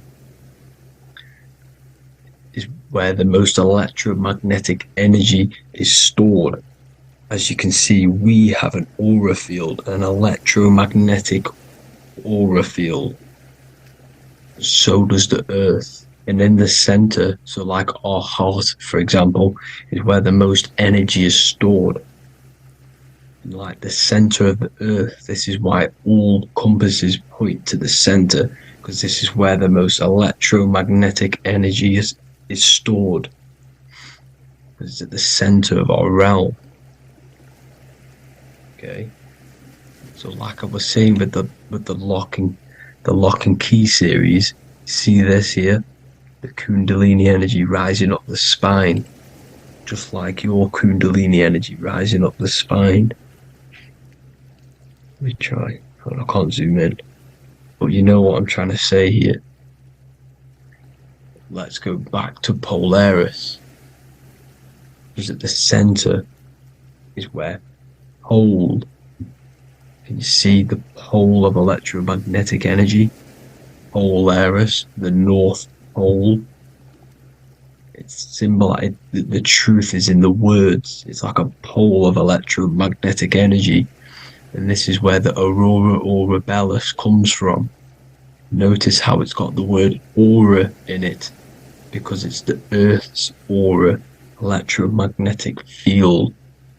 Just like you have an aura, also known as the Northern Lights, because it's coming out of this center hole in the center of our realm, where the black sun is. And this is where the electromagnetic energy is coming up from. And this is what the aurora borealis is, or the Northern Lights. It's just electromagnetic energy. And it's symbolized through our symbols. The original O. Okay, because it's like a hole through the middle. Polaris. So this Polaris is the sky vault. It's the portal into this realm. Because this is what the Anunnaki are always talking about. Always symbolize it with the 8-pointed star. And just like a compass, it's the 8-pointed star pointed to the center, to Polaris. Okay? See here on the Sumerian tablets with the 8-pointed star again. And how we know it's talking about portals with this 8-pointed star is because CERN 666 are opening up portals to the underworld, letting in demonic entities into this realm. How do we know it's a portal? Because their Hydro Collider has 8 points, just like the 8-pointed star. So they are creating synthetic portals to the underworld to let these demonic entities into our realm. What is the key? Because if we're talking about ascending through Polaris, notice how here on the masonry art, this luminary here, so this is the sun, that's the moon, this is Polaris, because it's a luminary with what? 1, 2, 3, 4, 5, 6, 7, 8 beams coming off the luminary, just like the 8-pointed star. So you see the ladder with the key going up to Polaris. It's symbolizing ascending out of Earth. So what is this key that they're keeping from us? Because it's a human holding a key going up the ladder to Polaris. Well, chakras. We have 7 chakras. Okay, so this is what they are telling us in the lock and key symbolism. The Kundalini energy rising up the spine. Okay, just like they have 33 vertebrae on the back of your spine. Okay, this represents the Kundalini energy going up your 33 vertebrae, just like in Masonry has 33rd degrees. Okay, so what is the key? Your chakras. Your chakras have to be unlocked. Okay, you have to unlock your chakras, and you can't unlock this one without going through this one. You have to go through them all. It's like a ladder, just like Jacob's ladder. You can't go from the bottom to the top. You have to unlock each one. Okay, just like you have 7 chakras, you have 7 layers of your aura. Okay, you have to unlock your chakras to the highest point in order to reach Christ consciousness. And this is the key that they're talking about. They're symbolizing the organic portal within each and every one of us to ascend out of this realm. Okay, so this is the key that they're talking about, and they're holding back this knowledge to keep us trapped in this 3D realm. Okay, so like I was saying with the 33 vertebrae and the Kundalini energy coming up the spine, 33 vertebrae, you can see this sort of symbolism going up to the light, because it's the light. You see here, your crown chakra turns on and becomes enlightened, just like the Illuminati symbol. Can you see it? But also Jesus also died at 33. So this is symbolizing, okay, they're symbolizing the death of the ego, the body. So once you open up your chakras and reach Christ consciousness, which is your 33rd vertebrae, once your Kundalini energy goes up your 33rd vertebrae, your body technically, not physically, but spiritually dies, because you then become formless. You reach Christ consciousness. So then you can travel other worlds. Okay? This is what they're talking about with Vatican, 8-pointed star, and the key. Janus with the key. The Sumerians with the 8-pointed star. Anunnaki, the 8-pointed star. Polaris, 8-pointed star. So Polaris is the way out of this realm, which is at the center. Pole, North Pole. Okay, so the key is that they're hiding from us is the knowledge to unlock our chakras. Okay, and without this knowledge that they keep from us is trapping our souls in this reality to keep reincarnating. Okay, well, thank you all for tuning in. I'm going to leave you all there. Make sure to leave a like and a comment in the comment section. Let me know some topics to talk about so I can break it down for you. God bless you all.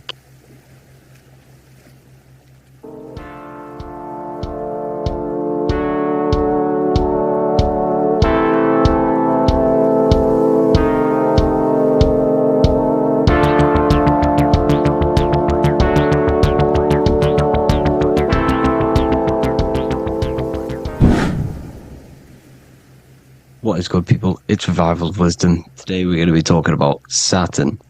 I've done this video in the past. However, this video is going to contain a lot more in-depth explanation of Saturn.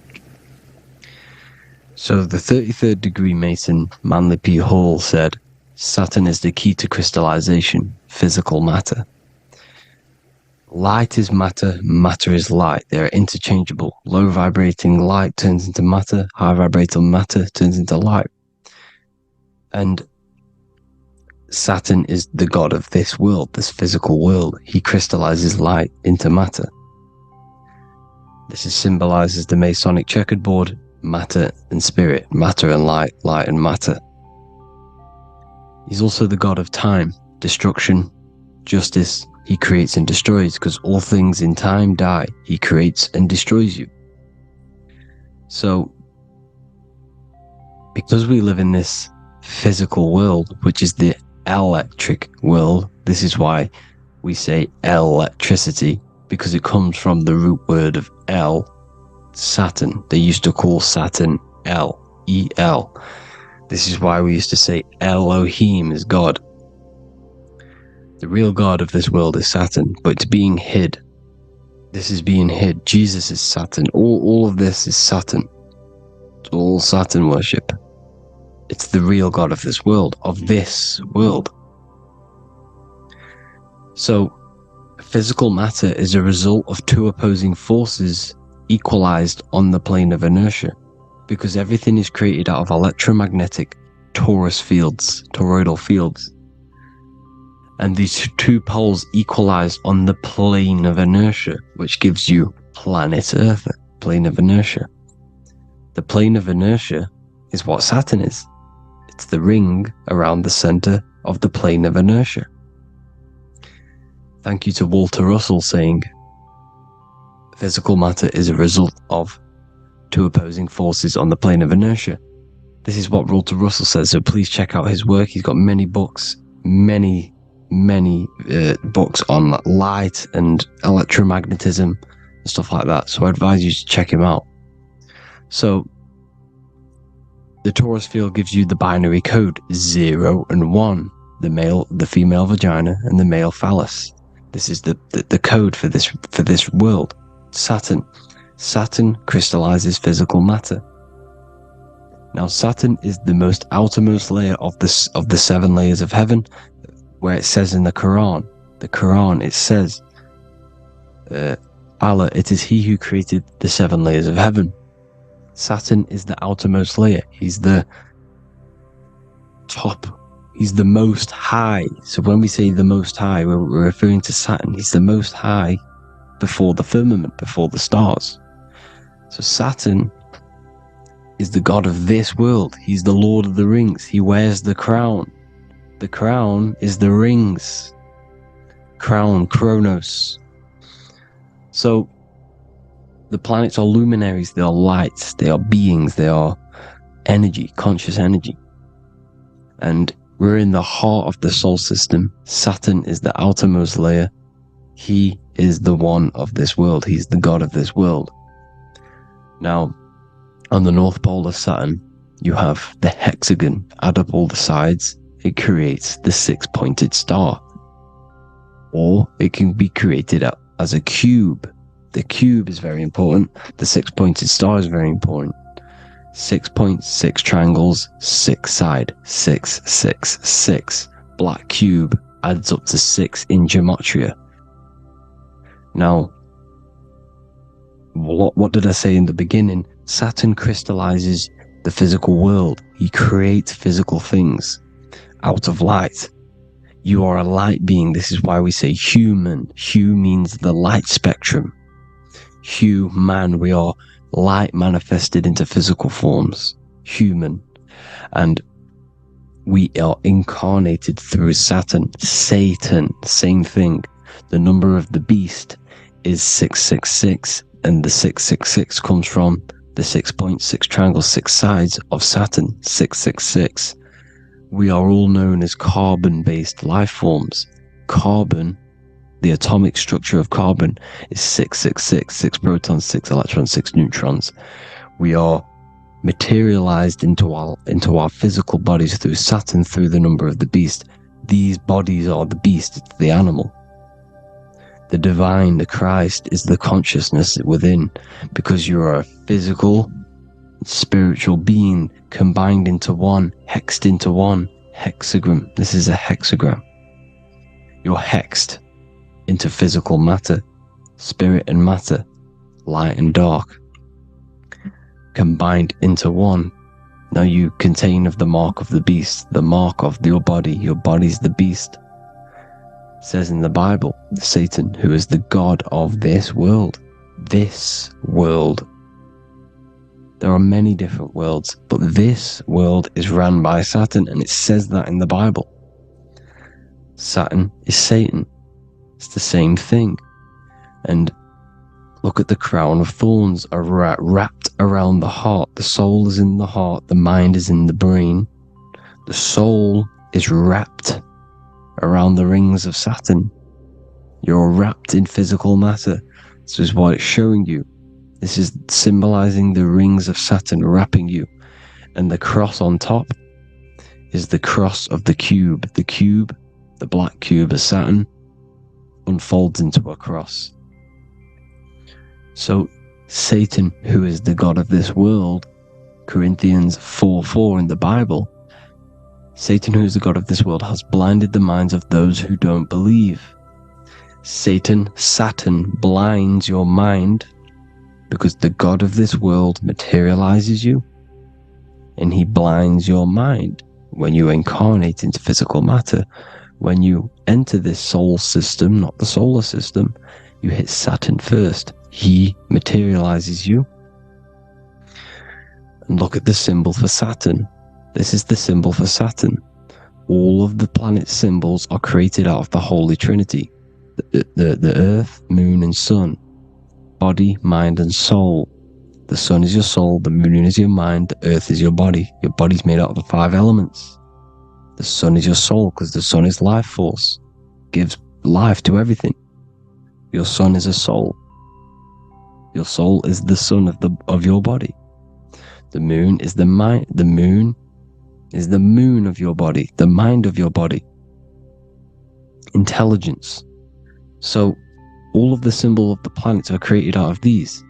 The Saturn symbol is created out of the Earth cross, matter, and the moon crescent, moon, mind, matter over mind. This is why Satan, who is the god of this world, has blinded the minds of those who don't believe. He blinds your mind. Look at the symbol, it's showing you. The Saturn symbol is matter over mind, when it should be mind over matter. So we descend into a soul system, into our 666 Saturn carbon suit bodies, and we are matter over mind. Then we have to move up the spine to go back up to spirit, to mind over matter, where you manipulate your own reality. Now look at this. It creates the number 5. 5 is the number of change. You're moving from this side of the number sequence over to the right side. You're moving from the spiritual into the physical world. You're incarnating into the 5 elements, the 5 senses.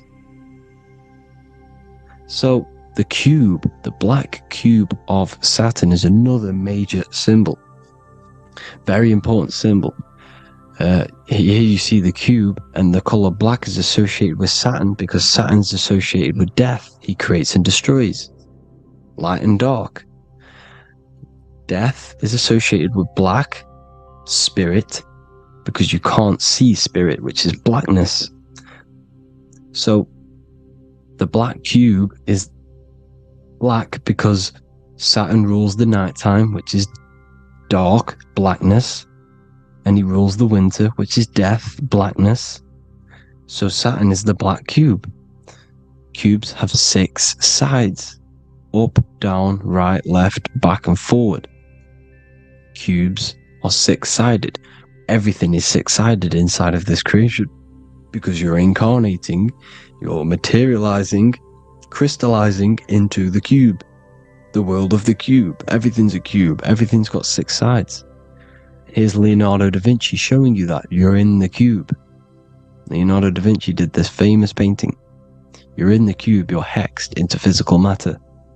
We're incarnated into the third dimension, the three-dimensional world, which is a cube, 3D. And black cube adds up to 6 sides of the black cube. The Kabbalah means cube god in Arabic. And look at what they do. They worship the cube, the black cube, and they stand in rings like the rings of Saturn.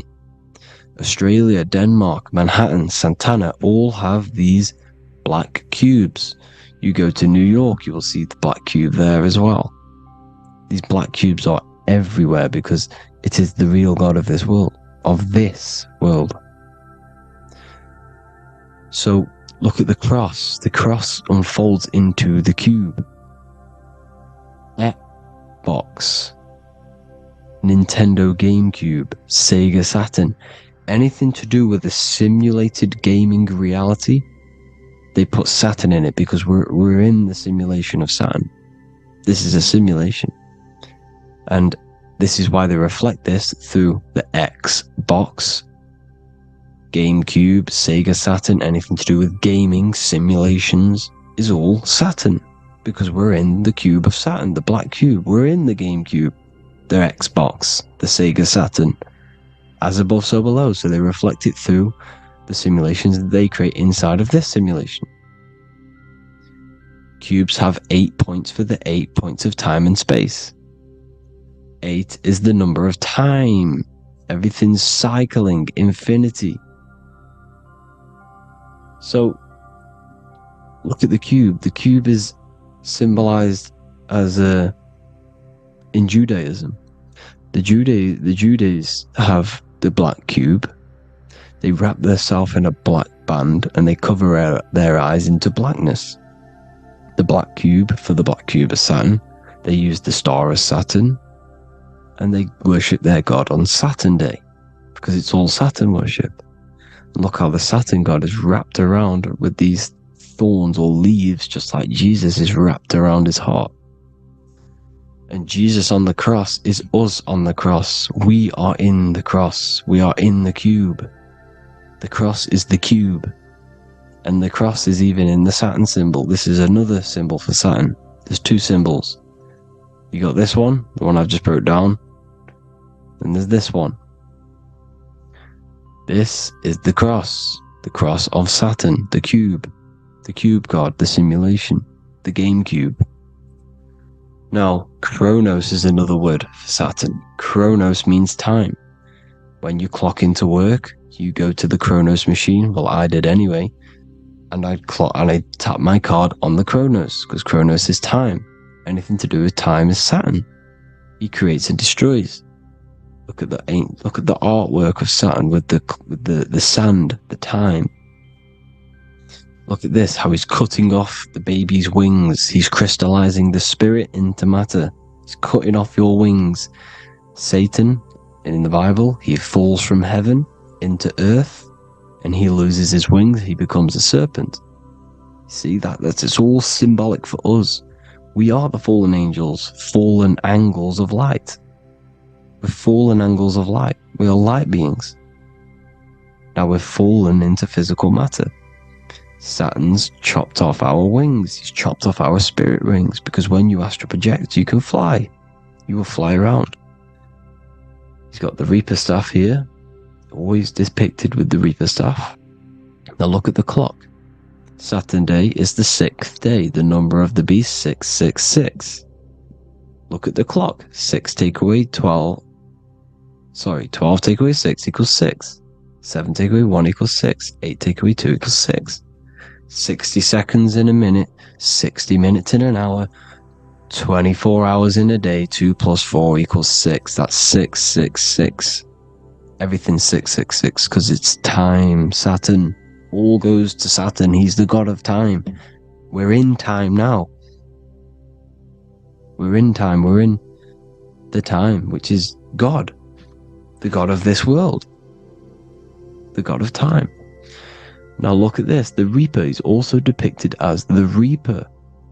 With the staff. The black cloak. Black symbolizing death. Spirit. Judges wear black because Saturn is the law. He's the god of this world. He's the law. This is why they wear black cloaks. When you graduate from university, you wear a black cloak and a black cube on your head. You've been hexed. Funerals, you wear black because it's all to do with Saturn, Father Time, Father Crystallization. Now Saturn, here's another one of him cutting off the wings of a child. Because he cuts off the wings. He creates and destroys your body. We're in the electrical world. Everything that is electrical vibrates. All vibrations have to come back to a standstill point, which is death. This is why your body dies. Your atoms stop vibrating.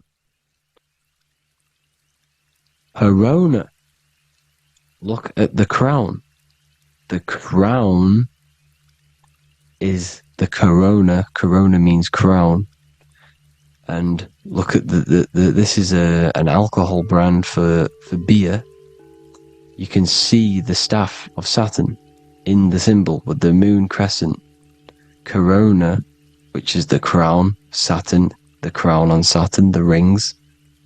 And then you've got the staff. It's all Saturn worship.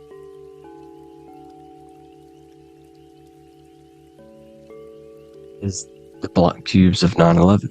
2 black cubes. This was a ritual for Saturn. It's all ritualistic. And look at the Star of David, the Star of Saturn. It's not the Star of David. It creates IXXI, the sigil of Saturn. IXXI means 9/11 in Roman numerals. 9/11. It's all a ritual for Saturn, and they have the 2 black cubes of Saturn. Now look, XX, there's more symbolism of Saturn now. We're going deeper. XX is more symbolism for Saturn. The sigil of Saturn is XX, as above, so below. Same with the Star of David. You split it in the middle, as above, so below, as above, so below. XX, this is a Knights Templar, Cross of Lorraine. XX, Knights Templar, High Order of Masonry. They all worship Saturn. Well, Saturn's the real god of this world. X Eon with the XX. XXL magazines, which is all to do with famous rappers and stuff like that. When you die, you put XX on the eyes because it's Saturn. He's the Reaper. Is Jesus with the XX crown with the thorns around his heart, around his soul, with the cube on the top, the cross cube. Lil Uzi Vert with the XX Cross of Lorraine. Jay-Z with his alcohol brand, XX Cross of Lorraine. The X Factor with the rings of Saturn. All Saturn worship. The seal of Melchizedek is also Saturn. This is the cube. This symbolizes the cube with the 8 points for the 8 points of space and time. And this is the cube. It's another ancient symbol for Saturn. Here you see the Star of Saturn with the Melchizedek symbol around it, which is all to do with Saturn. Here you see an altar, the Holy Grail, the Melchizedek symbol on it, and they're worshipping it. This is why we wear rings, wedding rings for the rings of Saturn. It all goes back to Saturn. Earrings. The 8-pointed star of the ancient Sumerians is all Saturn. It's all Saturn. So, the ancients, the symbols of Saturn goes on forever. It's in all of the major corporations. You can see it everywhere, the rings of Saturn. Toyota is an obvious one. Internet, Nike, Target, Sega, Saturn. It's all Saturn worship. All Saturn worship, because he is the real god of this world. Here's Kanye West's album with a Saturn here. Here's Michael Jackson's album saying escape. There's the X again. The X, escape. You have to escape this reality. Maybe that's what he's pointing at. Here you see it on the dollar bill, the star of Saturn. Here you see it again on the dollar bill. So that is it for today's people. I hope you all gain some insight on Saturn. Please like, comment, and share if you can. Subscribe if you like the channel. Please have an amazing day. God bless.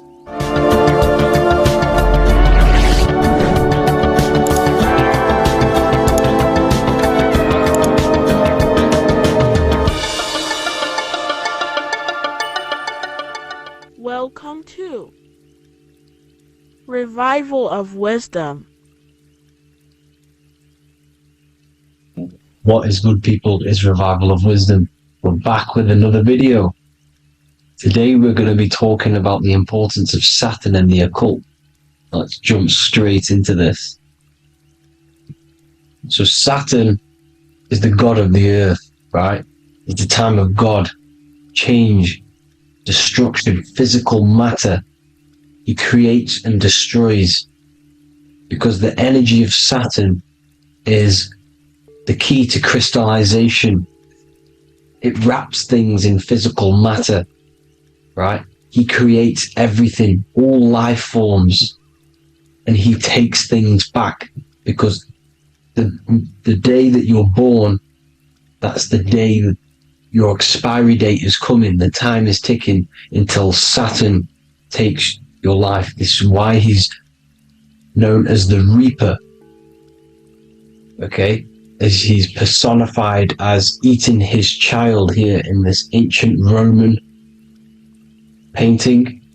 As you can see, he's eating the child. We are all children of Saturn, right? He creates physical matter, our physical bodies, right? He's the god of time because he's the slowest moving celestial body. He's the Lord of the Rings, as you can see here. He's the last one on the ring. He's the slowest one moving, okay? So, he is the Lord of time, destruction and creation, okay? This is why his name is Saturn, Satan. He's the devil, okay? But I'm not saying Saturn's evil, guys.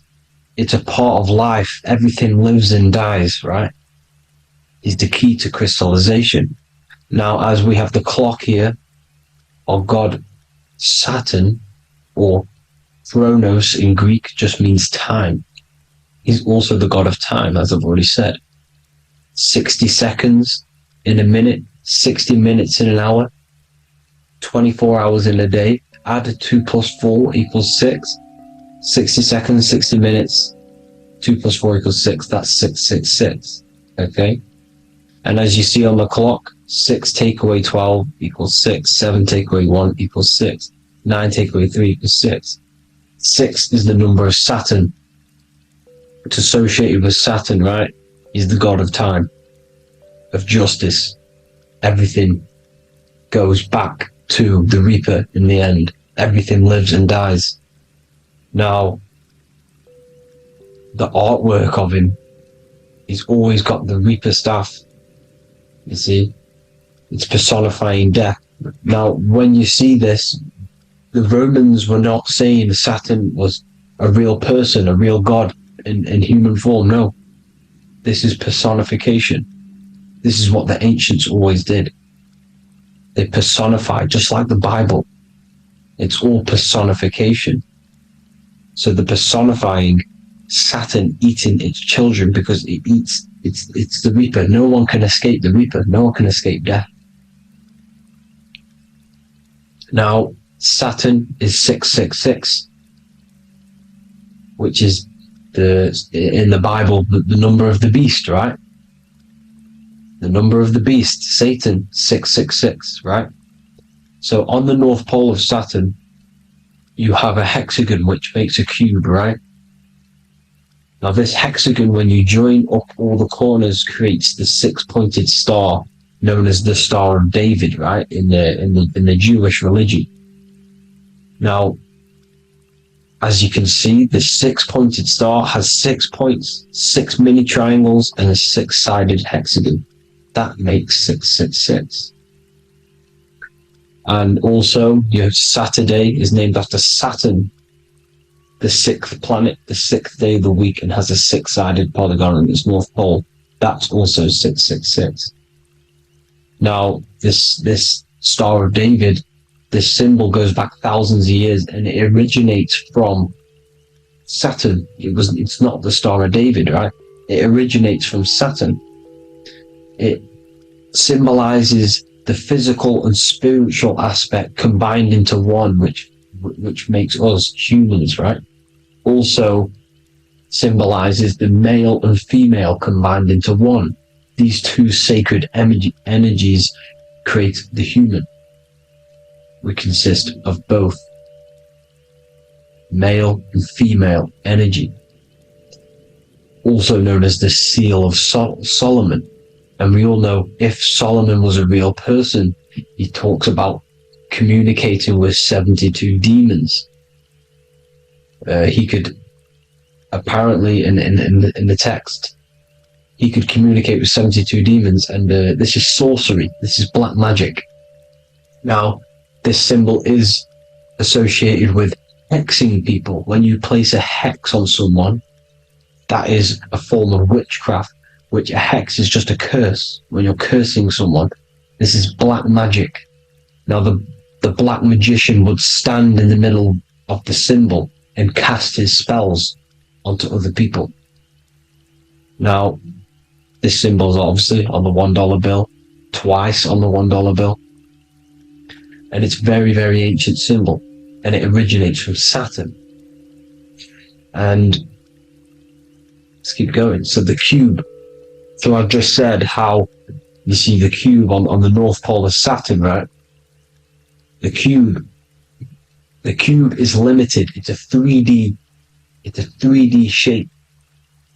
It symbolizes limitations to the physical 3D dimension, the third dimension, the physical realm which we are in.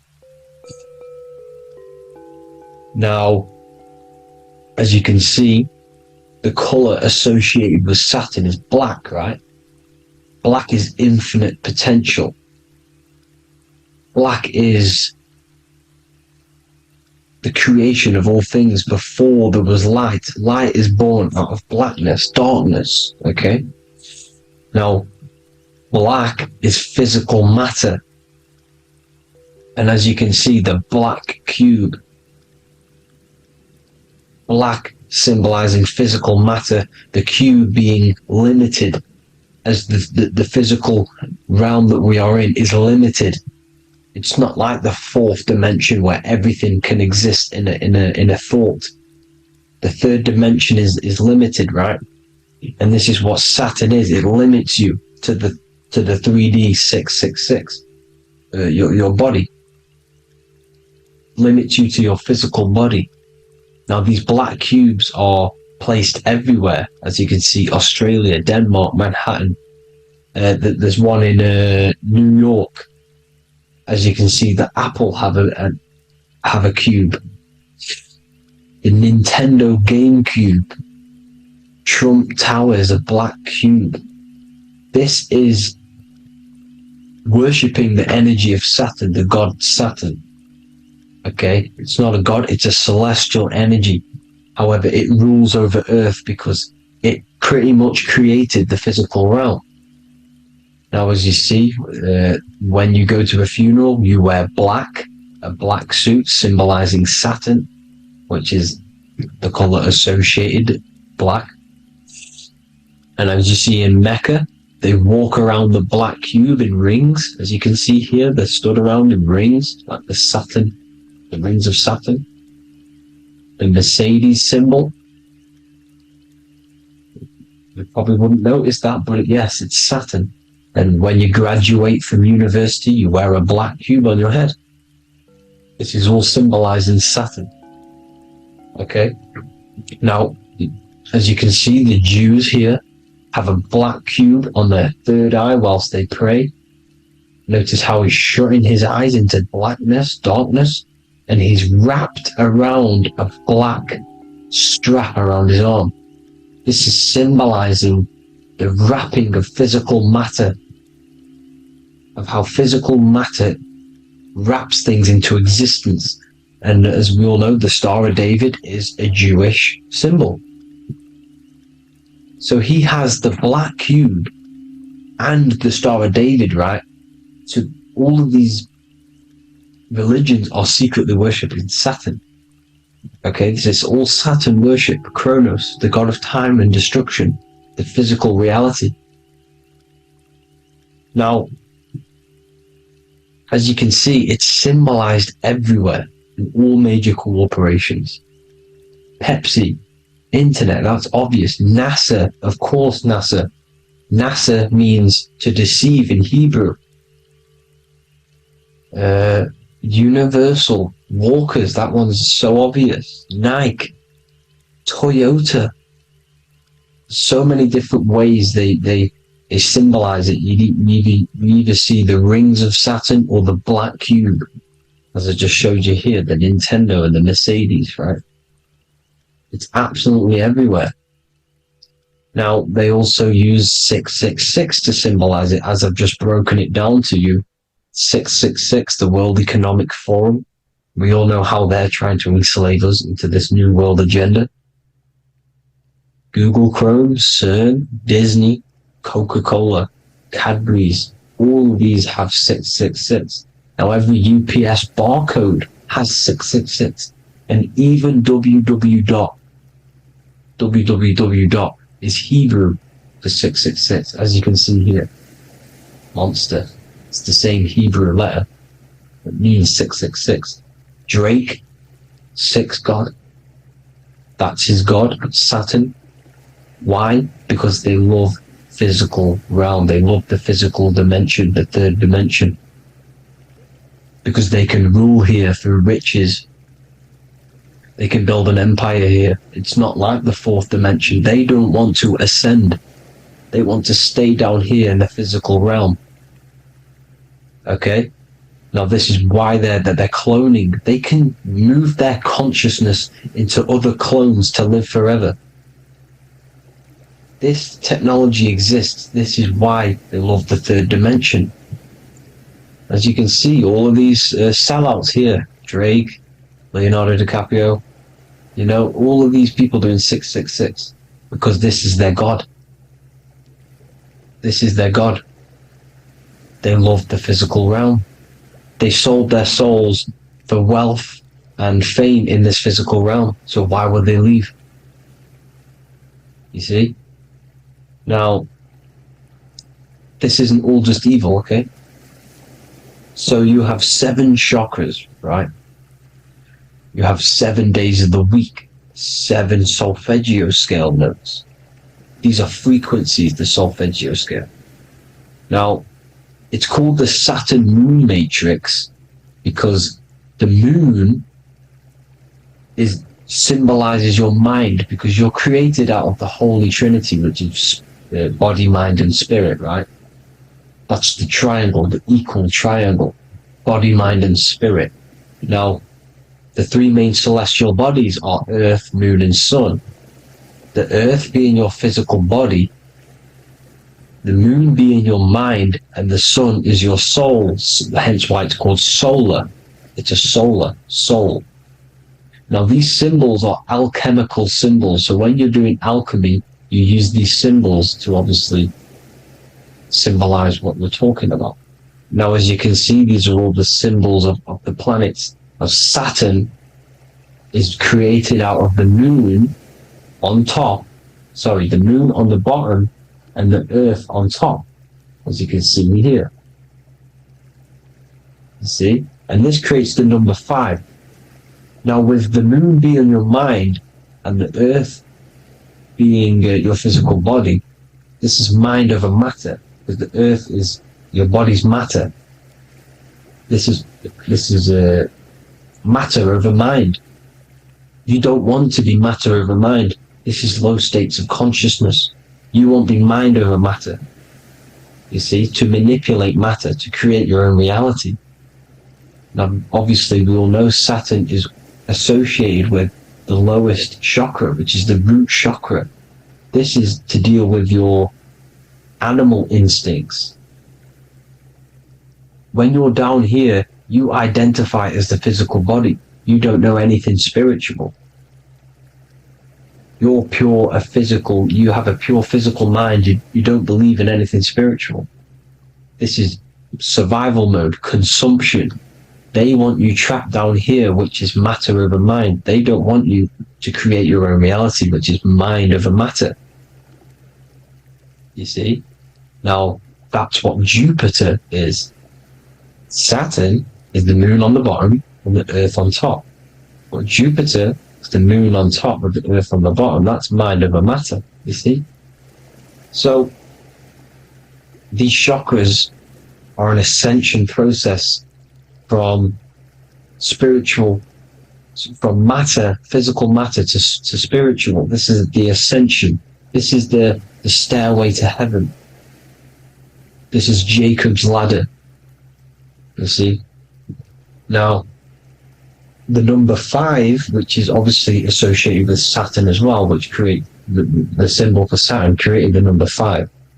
You have 5 senses, 5 elements, 5 physical elements. As we all know, Saturn crystallizes everything into physical matter out of the 4 elements. 5 fingers and toes, 5 points of man. Okay, the number 5 is the number of justice. Saturn holds things back. He restrains things from you, makes you learn the lesson. Now, 666 is not all evil. 666 is the atomic structure of the carbon atom. 6 protons, 6 electrons, 6 neutrons, right? We are carbon-based life forms. All life forms are based on the bonding properties of the element carbon. Because Saturn crystallizes everything into physical matter. Now, the Masons symbolize this with the checkered boards. They have the black square, which is obviously matter, as I just said, the black cube, and spirit is the white square, because white is eternal light. White and light, you see. Black is physical matter. Now, this is what we are. The point of our soul is to transmute from matter to spirit, but these are interchangeable. This is the constant cycle between spirit and matter, spirit and matter. High vibrational matter turns into spirit. Low vibrational spirit turns into physical matter. You see? Now, we are carbon-based life forms. This is what 666 is, the number of the beast. When I say we, the physical body is the beast. It's the animal. It's the carbon suit to operate in this physical dimension, in this physical realm. See? It's the vehicle used to operate in this physical realm. But your mind isn't from this physical realm, you see? The brain is the physical manifestation of the soul. Okay? So, as you can see here, the spine is an extension of the brain. Everything goes back to the brain. This is literally what your physical body is. You see, this is the nervous system, and everything reports back to the brain, and everything's controlled from this control center. And this spinal column, at the top of the spinal column, is your third eye, which is known as the pineal gland. And this is the seat of consciousness. It's the center of consciousness. That is your true self, pure consciousness. This body is just a physical body. This body is mortal. This body runs out, but your consciousness lives forever. They don't want you knowing this. This is why they keep you down here in your lower chakra. They want you to believe everything is just physical. They don't want you to believe in the spiritual side of reality. Because this way they can manipulate you, right? They want you matter over mind, because they know your mind creates reality. They know your mind is the root cause of reality. You manifest your own reality from the inside out. So this is why they control your perception of reality. They control your information in order to manifest their new world order. You, who are ignorant to knowledge and wisdom, you who are ignorant are manifesting their agenda because you accept their information and their perception of this reality.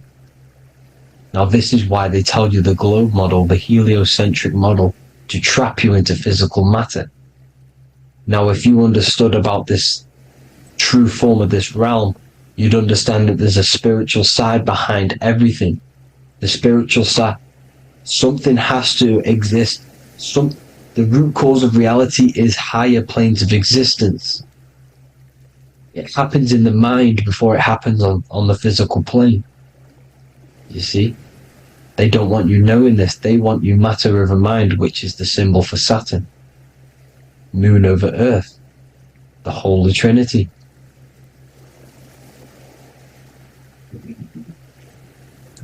Now, as you can see, the cube also makes IXXI. This is Roman numerals. This is Roman numerals, and when it's translated from 9/11. Yes, 9/11. This is the secret code of the one world order. The two twin towers, when the two become one. Okay, when the two become one, this is how you reach the higher states of consciousness, the physical and spiritual. Now, as you can see, the 9/11 memorial are two black cubes. It's two black cubes. This is all Saturn worship. Now, I'm not saying that Saturn is an evil celestial body, right? No, everything has a good side and a bad side, right? It's duality. The spirits of Saturn on the dark side are the most evil demonic spirits. Now, these are the spirits that these are evoking through these rituals, right? Yes, 9/11 was a massive ritual. It's a satanic ritual, okay?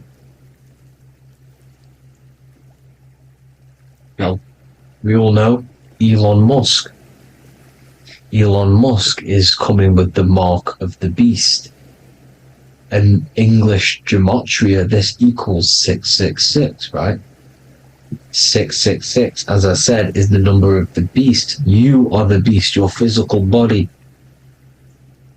You see how the Bible twisted things up to make things more confusing, right? But it's there. You just have to have the knowledge to be able to read the Bible properly. As we all know, we had this virus. I'm not going to say the name because I'll get flagged. This virus adds up to 666 because this is all part of the New World Order. It's all part of keeping you in this physical dimension. Okay? Now, as you can see here, Novus Ordo Secularum on the back of his shirt, on Elon Musk's shirt. This is also on the $1 bill. Novus Ordo Secularum. This means New World Order. Yes, New World Order. This is on the back of Elon Musk's shirt. And as you can see here, he owns Neuralink, which is the brain chip which they're going to be putting into implanting this onto your brain. This is the New World Order, to connect you and merge your consciousness with AI. Neuralink and Meta, he owns Meta as well, which is the metaverse. These are going to be linked in, hence why they have the same symbol, but just in a different format. It's the infinity symbol. And the infinity symbol comes from the torus field. As you can see here, your electromagnetic field from around your body. Now, the end goal is for this New World Order is to trap your consciousness inside of an alternative reality being projected from the metaverse. Because the metaverse will be the reality. Neuralink will be the brain chip inside of your brain, projecting your consciousness into an alternative reality while they harness your energy of your physical 666 body.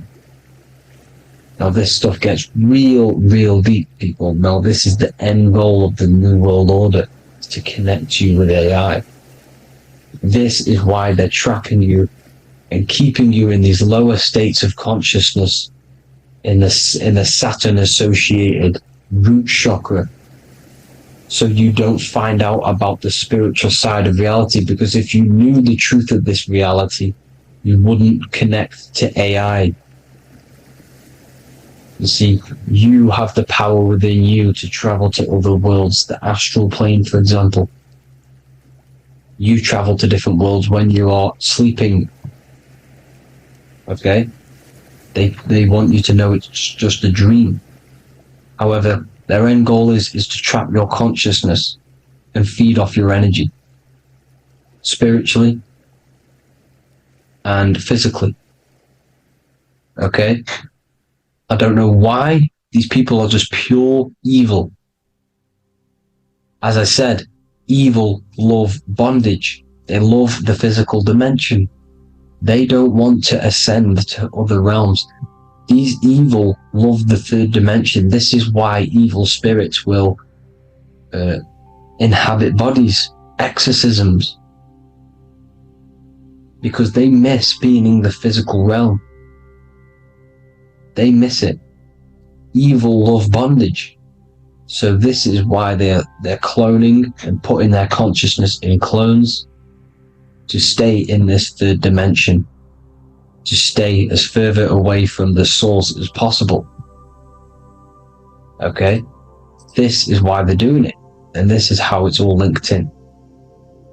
So I hope you all enjoyed this video. Hope you gained some wisdom. Please feel free to join the Telegram, and please leave a like and a subscribe. Thank you all, people. God bless.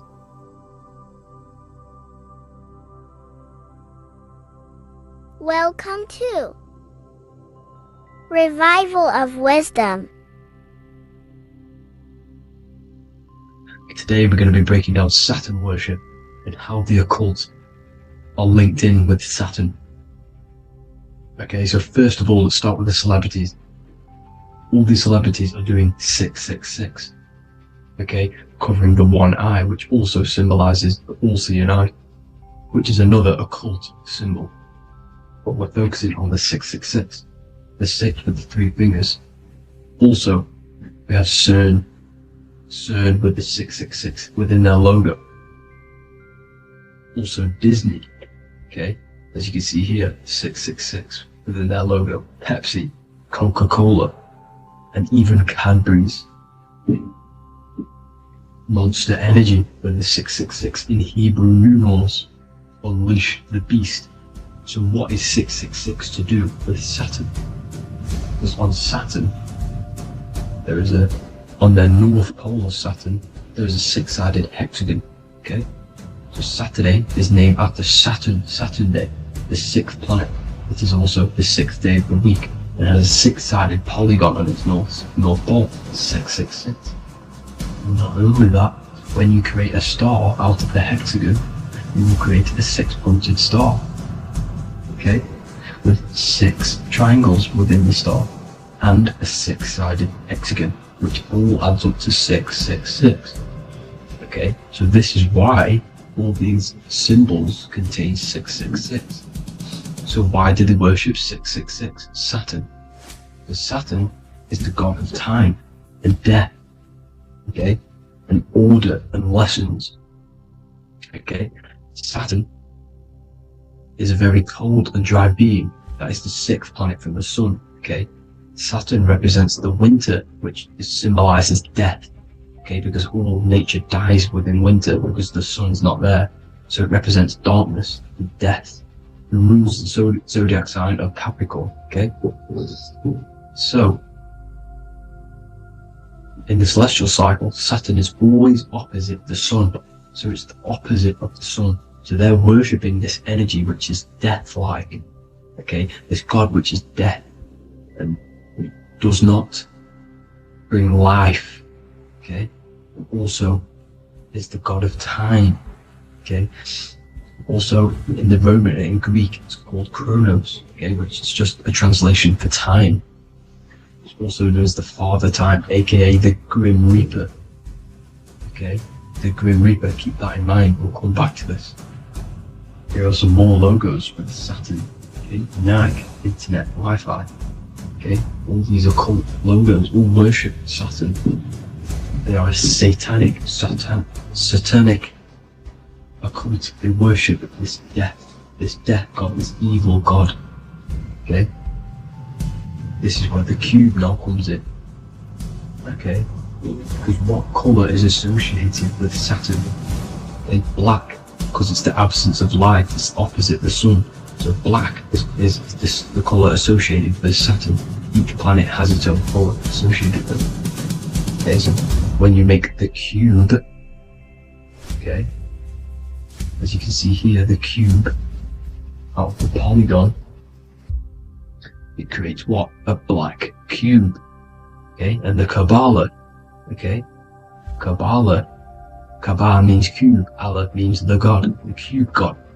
These religions are secretly worshipping this cube god, the god of death, Saturn, Satan.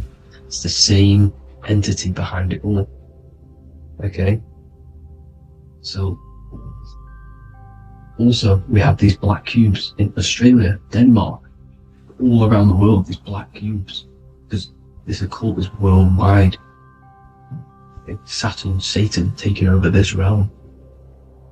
Okay, also with this black cube, they walk around it like the rings of Saturn. It's around the black cube of Saturn with the rings, they walk around in circles. What are circles? Cycles. What is a cycle? Time. The time god. This is why it has a ring around it, because it represents time, cycles. Okay, and this is another depiction of Saturn, always depicted with this Reaper staff. Okay, keep in mind this staff, just like we associated it, aka the Grim Reaper. The Grim Reaper also wears a black robe, representing Saturn with the same staff. Can you see it? This is where it comes in. Okay, the same thing, look, the same staff with the black robe, black representing Saturn, the god of death. Okay, the Grim Reaper, Satan. Okay, also when you graduate from university, what do? You wear a cube on your head, a black cube with a black robe. This is Saturn worship. See, this is how Saturn, Satan, has tricked the world into worshipping him, not God, the sun, which represents God. So what is a corona? Because a corona is a crown, a circle, okay? A set of concentric circles of light seen around a luminous body. So Saturn, so this is why they used to worship Saturn by wearing crowns in ancient days, and we still do to this day. The king or queen has a crown, a corona. Also, corona, the drink. Corona adds up to 666, just like Saturn is 666. But like you see in the corona, you see the staff. You see this staff, just like the staff of Saturn, the Saturn god, like the Grim Reaper, with the black robe and the staff, just like the Saturn god. What is the Grim Reaper? It's a killer. It represents death, just like Saturn, the god of death and time. So all these occults and secret societies all worship the 666 god, which is Saturn, Satan. All of our energy is being put into Saturn. Okay, and Saturn, Satan, is harnessing all of this energy. So gradually, this is what the mark of the beast is. Like it says in the Bible, the mark of the beast, or the name of the beast. Here is wisdom. Let it know that you have to understand and count the number of the beast, for it is 6. It is the number 6 of a man, and is 6. 600, 666, 666. So this is what the mark of the beast is. They are going to eventually put brain chips, just like Neuralink, which is what Elon Musk is pushing.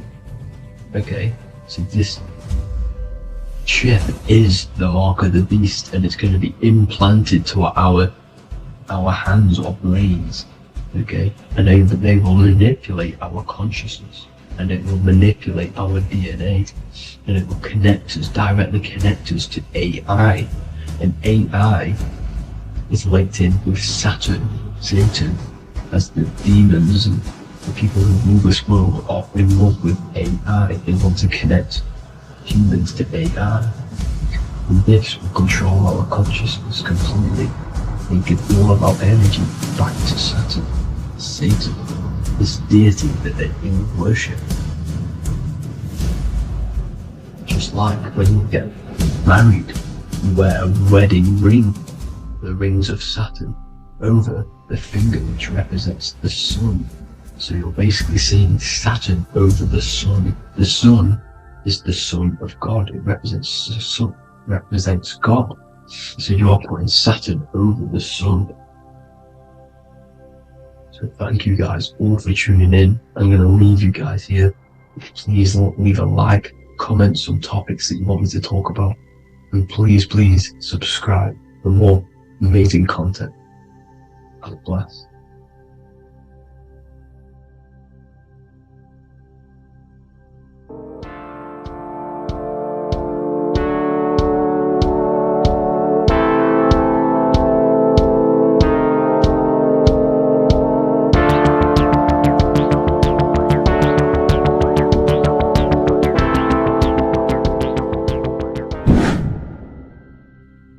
Left and right hemisphere, and what are they doing? How does it contribute towards your perception in this world? And this is what we're going to be talking about in today's video. We're going to be breaking down the two hemispheres of the brain and how they function in your life. So first, we have the left hemisphere.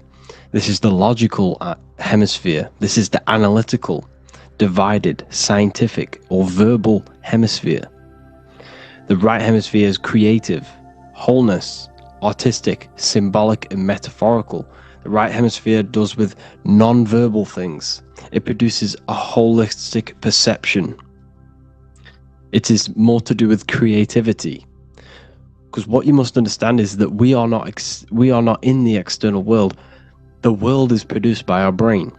We see with our brain. Our eyes are a part of the brain. What we touch is the brain's interpretation of electrical signals on the nervous system. What we smell is the brain's interpretation of smell through the nose. What you taste is your brain's interpretation of chemical reactions on your taste buds.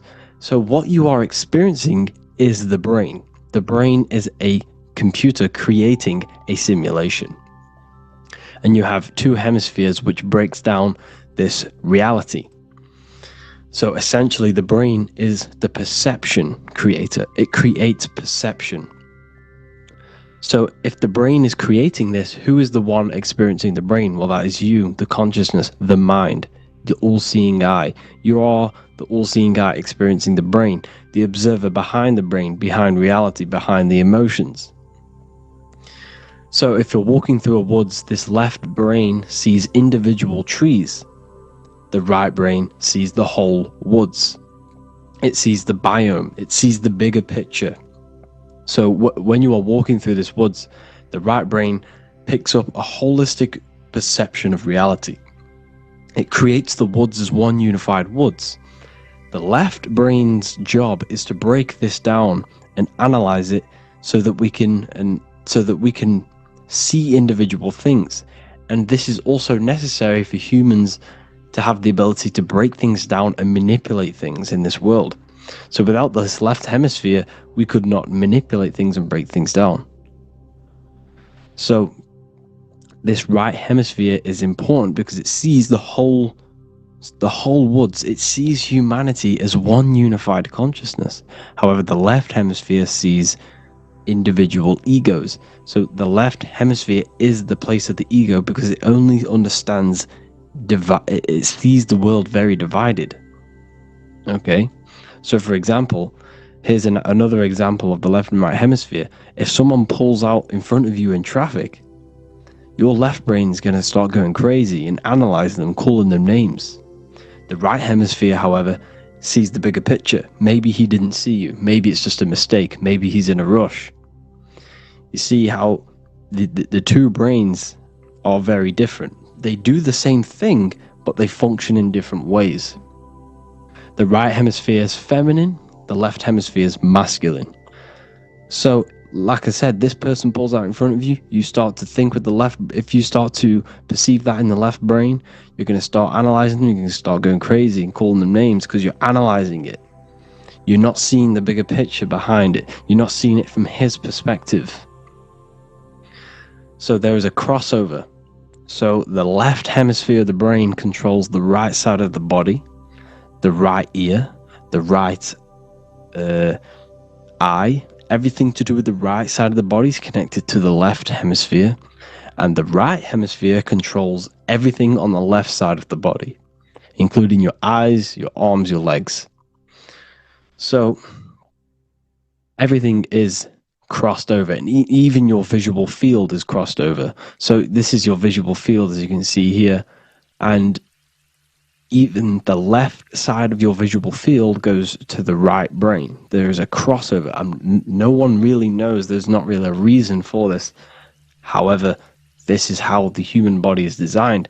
As we all know, the human body is the most advanced piece of technology on the face of the earth. They cannot replicate the human body. And they tell you it has no creator. This is crazy. People are that brainwashed, they can't even understand that their body is the most advanced piece of technology. Your body is so advanced, the computers that you use are mimicked of the body. Everything they create is mimicking nature, but they don't show you how intelligent nature is because they don't want you to understand you're in an intelligent design. So anyways, let's get back on track. There is a crossover in the brain, and this is why they teach you to write with your right hand. And I was speaking to someone who's in a nunnery, or whatever you want to call it. They were a nun, or they knew someone who was who was a nun, and they forced these people, these nuns, to write with their right hand. You had to write with your right hand. This is why, I'd say at least 70% of the world, or 80%, is right-handed and right-legged, because they taught us this to activate the left hemisphere more because of this crossover that happens in the body. So when we are using this right side more, we are using that left hemisphere more. Why? Why are they doing this? Well, they also called it writing. Writing is a spell, to cast a spell on you to use that right side of the body so that you use this left hemisphere. Because they want you to see the world as a divided perception. They don't want you using the right hemisphere, using that left side of the body to activate the right hemisphere to see the bigger picture and see how everything is all one and everything is created. This left hemisphere domination keeps you from seeing the connections between everything. Because that left hemisphere analyzes, it breaks things down. So when we are left hemisphere dominated by using the right side of the body, we are essentially seeing everything as divided. And this is why so many people will not understand my work, because my work connects dots and connects fields of knowledge and makes you see the bigger picture. So people who are left hemisphere dominated will see my work and think this guy's crazy. But everything... it's all about activating that right hemisphere. So they call it writing because every word you say is molding your mind in some sort of way. The things you see is molding your mind. Everything you take in through the five senses is molding your mind. And language is a massive spell, especially the English language. They call it writing, so that you use that right side. It's a spell, because your subconscious mind picks up everything you say. And 90% of your daily basis behavior and thought patterns is produced by these subconscious programs within the subconscious mind. Essentially, your conscious mind is only the 10% of you. The conscious mind is just what you're aware of. You know, what you're wearing, how you're feeling, what you're thinking. That's your conscious mind. The subconscious mind is controlling every system in your body. It's telling your heart to beat without you being conscious of it.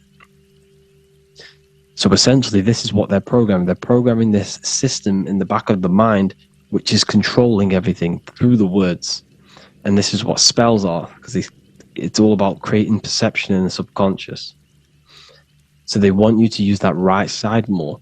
I truly believe the ancients, they were balanced. They used the left and the right side of the body. They didn't have a stronger side because they understood this science of the body and how the body works.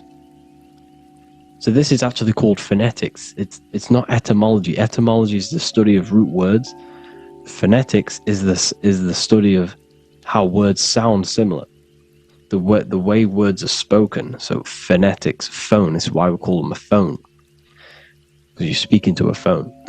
So this is write and writing, to use that right side to activate the left hemisphere more. So your hands are a manifestation of your brain. The left hand is the right brain, the right hand is the left brain.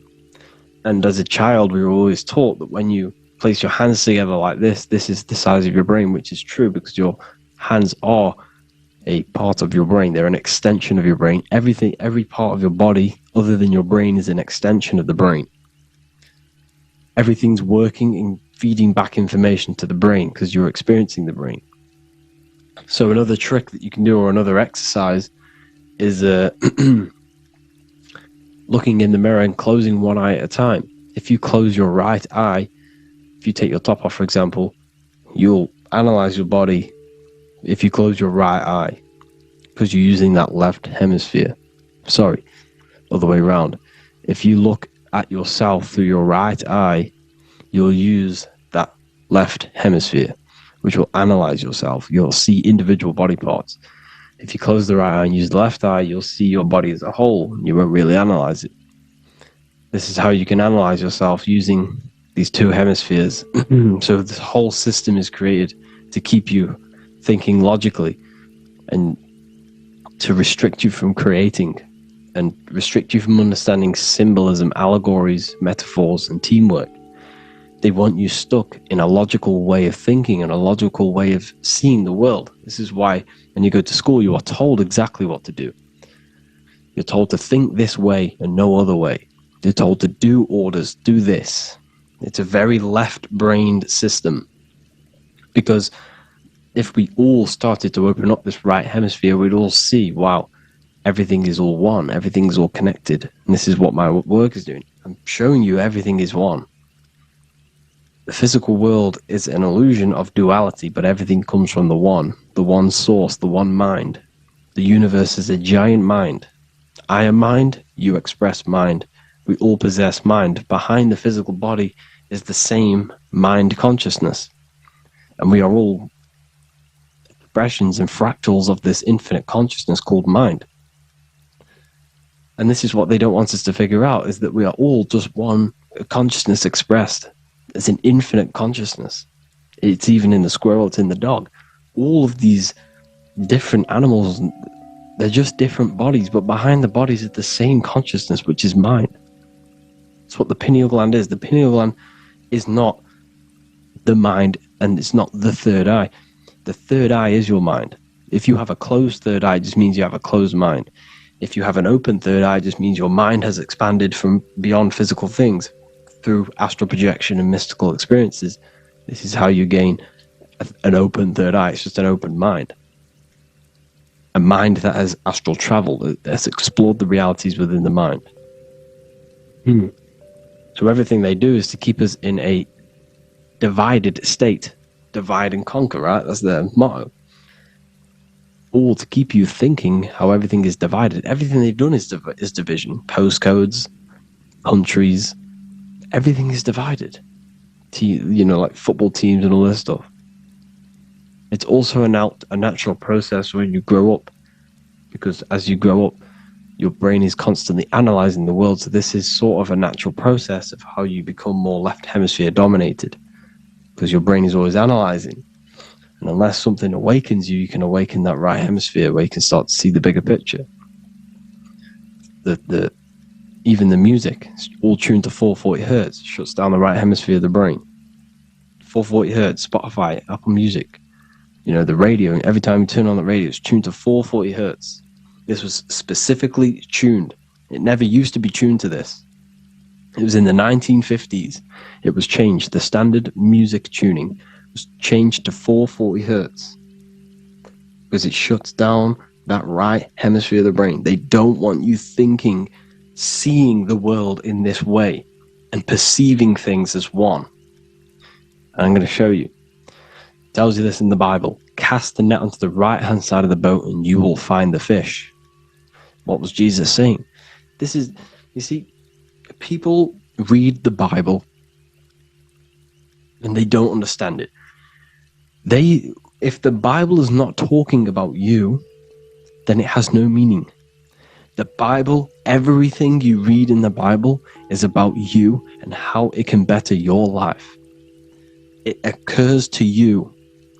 So if Jesus says, cast the net onto the right hand side of the boat, this is an allegory. The boat is your body. Cast the net. It's the awareness, the perception, onto the right hemisphere of the brain, and you will find the fish. What's fish? What do fish do? They swim deep in the ocean. It represents the knowledge. Deep knowledge. Cast the net onto the right hand side of the boat and you will find fish. You will find the wisdom. You'll gain understanding when you cast that your awareness into that right hemisphere.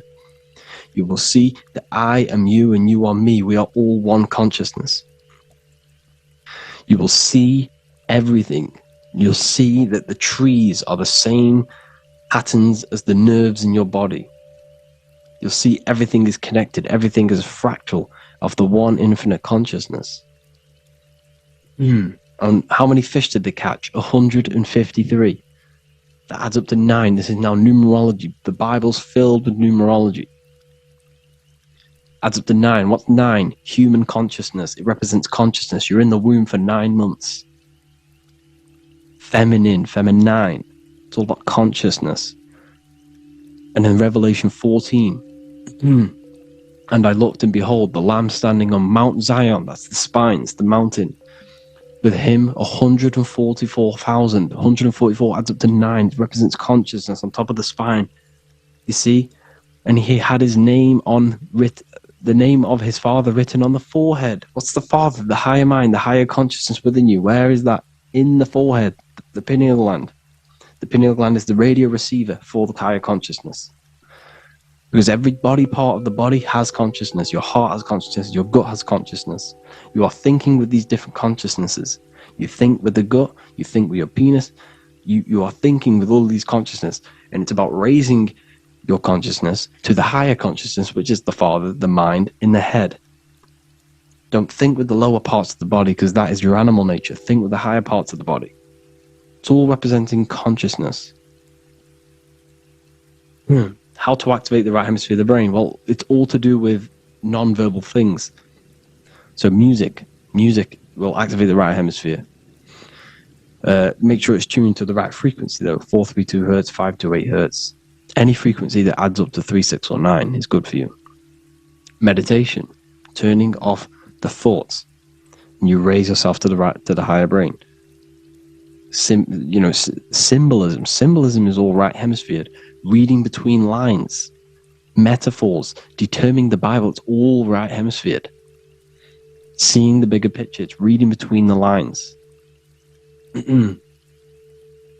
So tithing in the Bible. These people in the churches are giving 10% of their money to the church. It's nothing but a scam. What these people have done is they have externalized the Bible. They have taken the Bible and literalized it so that they can make a business out of it. So what they're doing is 1/10 of the produce of what it says in the Bible, 1/10 of the produce of the land, whether grain or fruit, is the Lord's and is holy. So what's that saying? The 10th of, it's basically saying give the 10% to the Lord, to God. What does that mean? Well, what's the land and the fruit? This represents physical things, the physical things that you have. The 10th of the physical things that you have, what's that? That's your ego. All the physical things that you have is all to do with your ego. That's the lower self. The ego, what is the ego? It's the mind's perception of the physical self. You had no ego when you were a child. Okay, when you were a child, you had no ego. As you grew older, you created the ego. But the ego is the full self. It's the echo. Ego, echo. It's the echo of the full self. So it's saying give the ego over. Take away the animal self. In that left hemisphere, that's all to do with the left hemisphere. That left hemisphere sees the ego. It sees individuality. It's divided. So it's saying give that 10%. Give that 10% of you over to the right hemisphere. The 90%. The 90% of you is in that right hemisphere. The higher self. Now, I'm not saying the left hemisphere is bad. Okay, I'm not saying that at all. But it sees where it sees things divided. It's like I said, the left, the hands are manifestations of the brain. So when these Christians are praying, they're putting their hands together. What are they doing? They're syncing the brain hemispheres. What you're doing, because everything's an extension of your brain. So if you put your hands together, you're putting the two hemispheres together. And what's happening when you place the hands together? All the electricity in the body is now running in a circuit. So once you connect these two hands, the electrical energy is now running in a circuit. And energy can move around the body quicker and more efficiently. So when you pray, when these people are praying, they don't realize that they're engaging in ancient forms of meditation, of balancing the two hemispheres. Mm-hmm. So now we're talking about balancing the hemispheres, not the right hemisphere. This is what Israel is. Look at the symbol for Israel, the up triangle and the downward triangle. What's that?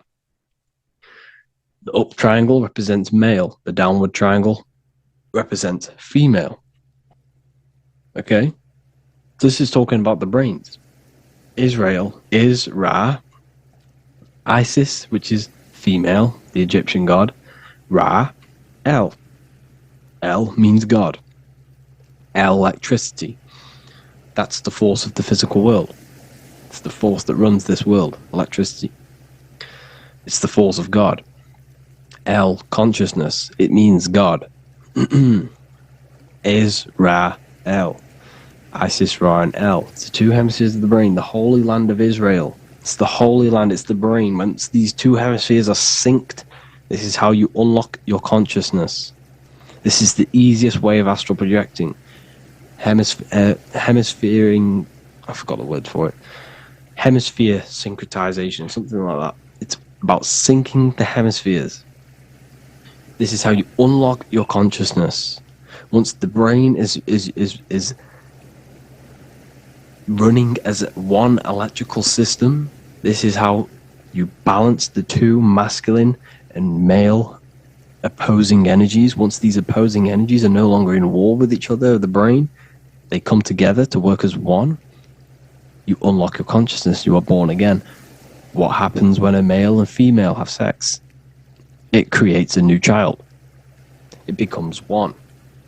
You are born again. Once the two hemispheres of the brain, you are born again. You can then have an out-of-body experiences.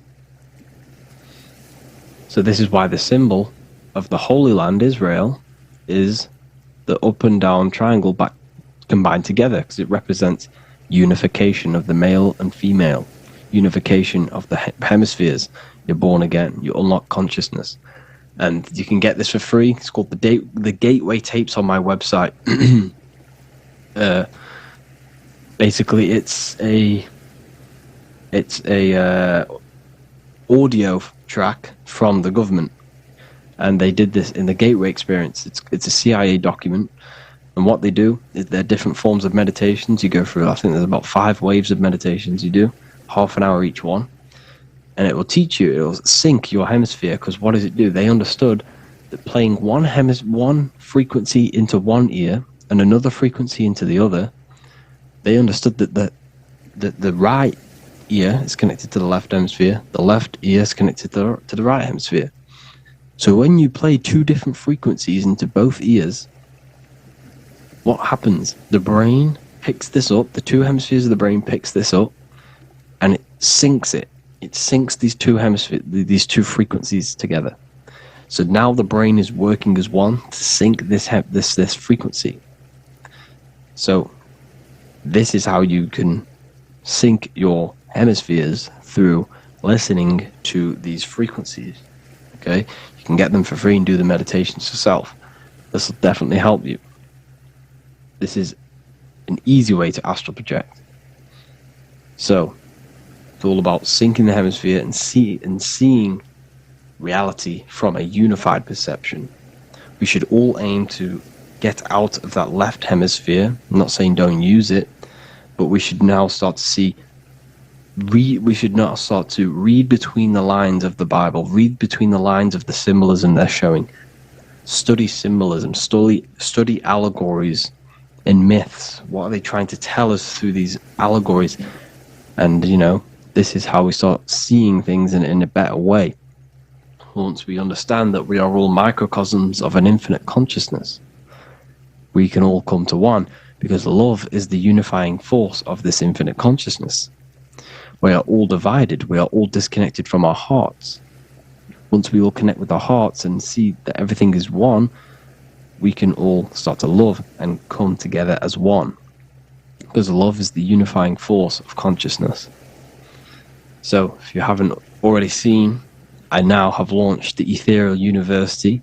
I will be doing lectures like this one, but even better, deeper, and even releasing knowledge that I can't talk about online, as they are censored. I'll be doing lectures every single week. I'll be doing live calls every single week. You also gain access to my library, which is filled with over 45 occult books, filled with knowledge. Okay, I'll show you now. Plus, you get my book, The Book of Wisdom, PDF form, and the Human Health Guide, PDF form. You also get all of this stuff, the health section, Q&As, ethereal meditations. We've got some celestial studies, cosmology, and numerology coming soon. You also get the brand new Manifestation Mastery course, plus the library. And there'll be new books, new lectures, new live calls every single week. Or you can get the Book of Wisdom, use the code WISDOM in all capital letters to gain 40% off. This sale will be ending very, very soon, so if you're watching this, be very quick to get yourself a physical version or a PDF of my book. You can get it in all these languages. Hope you enjoyed this video, people. I'll see you inside the Ethereal University, the real university. Have an amazing day.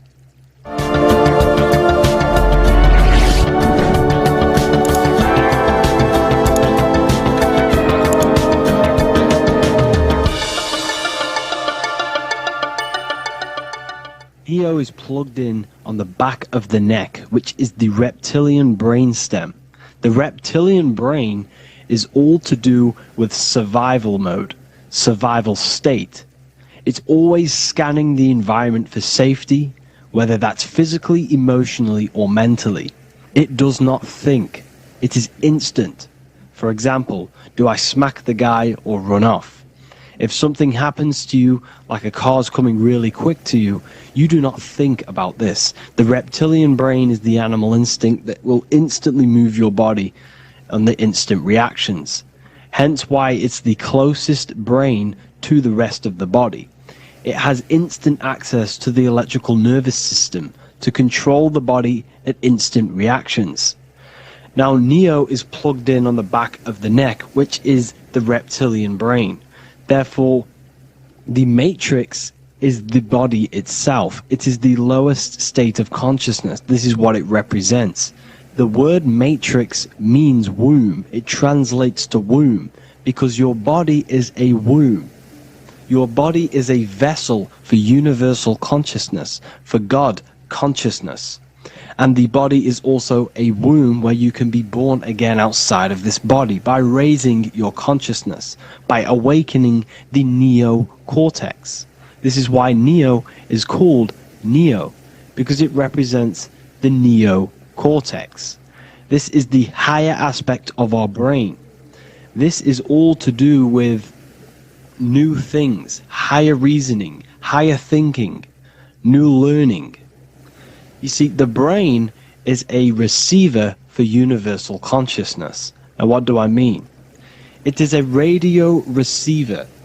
Think of it like this. You have a radio tower which emits frequencies, and each little frequency, 00.1, 00.2, 00.3, each 00 point is a different person. We are all the same universal consciousness encapsulated inside of a different vessel. This is why our body is the temple of God inside of the Bible. Your body is a sacred temple of the divine essence of the universe. However, consciousness is controlling this physical body. And I'll show you this diagram here. Consciousness consists of imagination, emotions, thought, and memory. All of these things are not physical. They're not made out of atoms. You cannot think with atoms.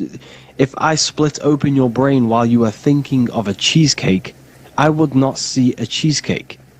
It's because these things exist metaphysically within consciousness. They are not physical. The body is physical. It's part of matter. It's part of time. You see the Leonardo da Vinci, the circle and the square. The square represents limitation, beginning and end, because when you draw a square there is a beginning and end. It represents the body, the mortal self, the ego, the echo. Then you have the spirit raised above, which represents spirit over matter, mind over matter. Invisible forces create physical forces. Everything physical exists in non-physical. This is also the Freemasonic square and compass, why the square is below the compass, because the compass creates the circle, which is spirit or mind. Then you have the square, which is matter. Mind and matter are the same substance. Mind creates matter through thought. Everything in this physical universe manifested through thought. Everything began as thought. So you are spirit and matter. You have a material body and a spiritual body. And you are right in the middle. This is why humans are very, very important. Because we have an animal nature, the reptilian brain, and a higher consciousness, the neocortex. And we must awaken out of the matrix, which means womb, which is the body. And neo is waken up from the lower self, the reptilian brain, and moves into the neocortex. Because the brain is a radio receiver for consciousness. Now, what do I mean? I went over this before. Your consciousness is controlling the brain. The brain is a computer. And when our consciousness, our imagination, our emotion, our thoughts, and our memories are all contributing towards just survival things, food, safety, fear, all of these things, and our consciousness is locked into a survival state, we are using the reptilian brain. We're no longer thinking. You don't think with the brain, but the consciousness is thinking, which activates the different parts of the brain. When we think for higher reasoning, we use the neocortex. It stimulates the neocortex. When we think about survival, we're using the reptilian brain. So therefore, when Neo wakes up, he wakes up to the higher aspects of consciousness, which is only utilized by the neocortex, by learning new things and expansion of the mind and expansions of consciousness. Okay? So the whole matrix is to keep you designed, well, the whole matrix is designed to keep you in a survival state, in the three-dimensional awareness. They want you constantly scanning for safety, scanning for food, scanning for emotional safety in relationships and other people. You see, they do not want you to think. They want you stuck in that reptile, that animal state, that beastly state that most people are in. Most people, all they do is eat, listen to music, consume, have sex, lust, desire, This is all the reptilian brain. So when we say the world's being ran by reptilians, it's symbolic. There is no physical reptilian humanoid beings controlling, manipulating human consciousness. We are all the same consciousness. However, there is a corrupted state of consciousness running this world. And this consciousness worships the physical plane. And they control the physical plane. So by doing that, they keep you stuck in a reptilian way of thinking, the animal state, to keep you stuck in the lowest state of consciousness.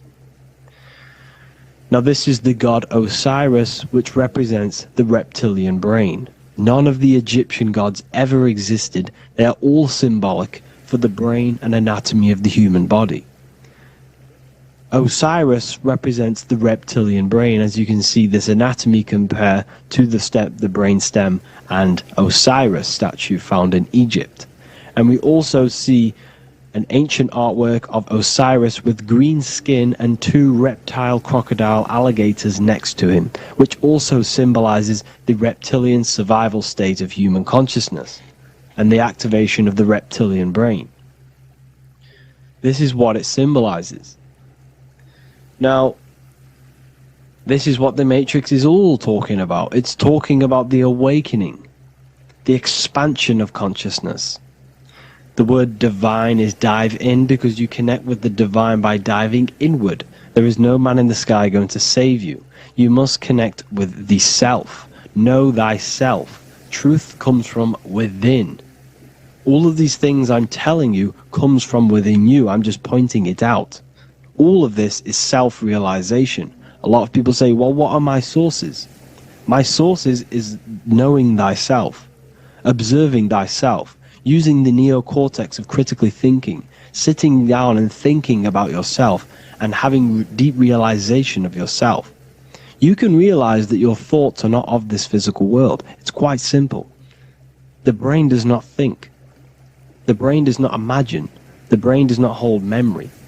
All of these things exist in consciousness, the one consciousness, but we are all fractal, infinite parts of. This is the eye on the triangle, consciousness being given down to the rest. This is separate. Consciousness is separate from the rest of the pyramid. The pyramid is your body. Neo is the one consciousness. This is the Egyptians symbolizing the one consciousness giving Ankh, which is life, to all the different life forms.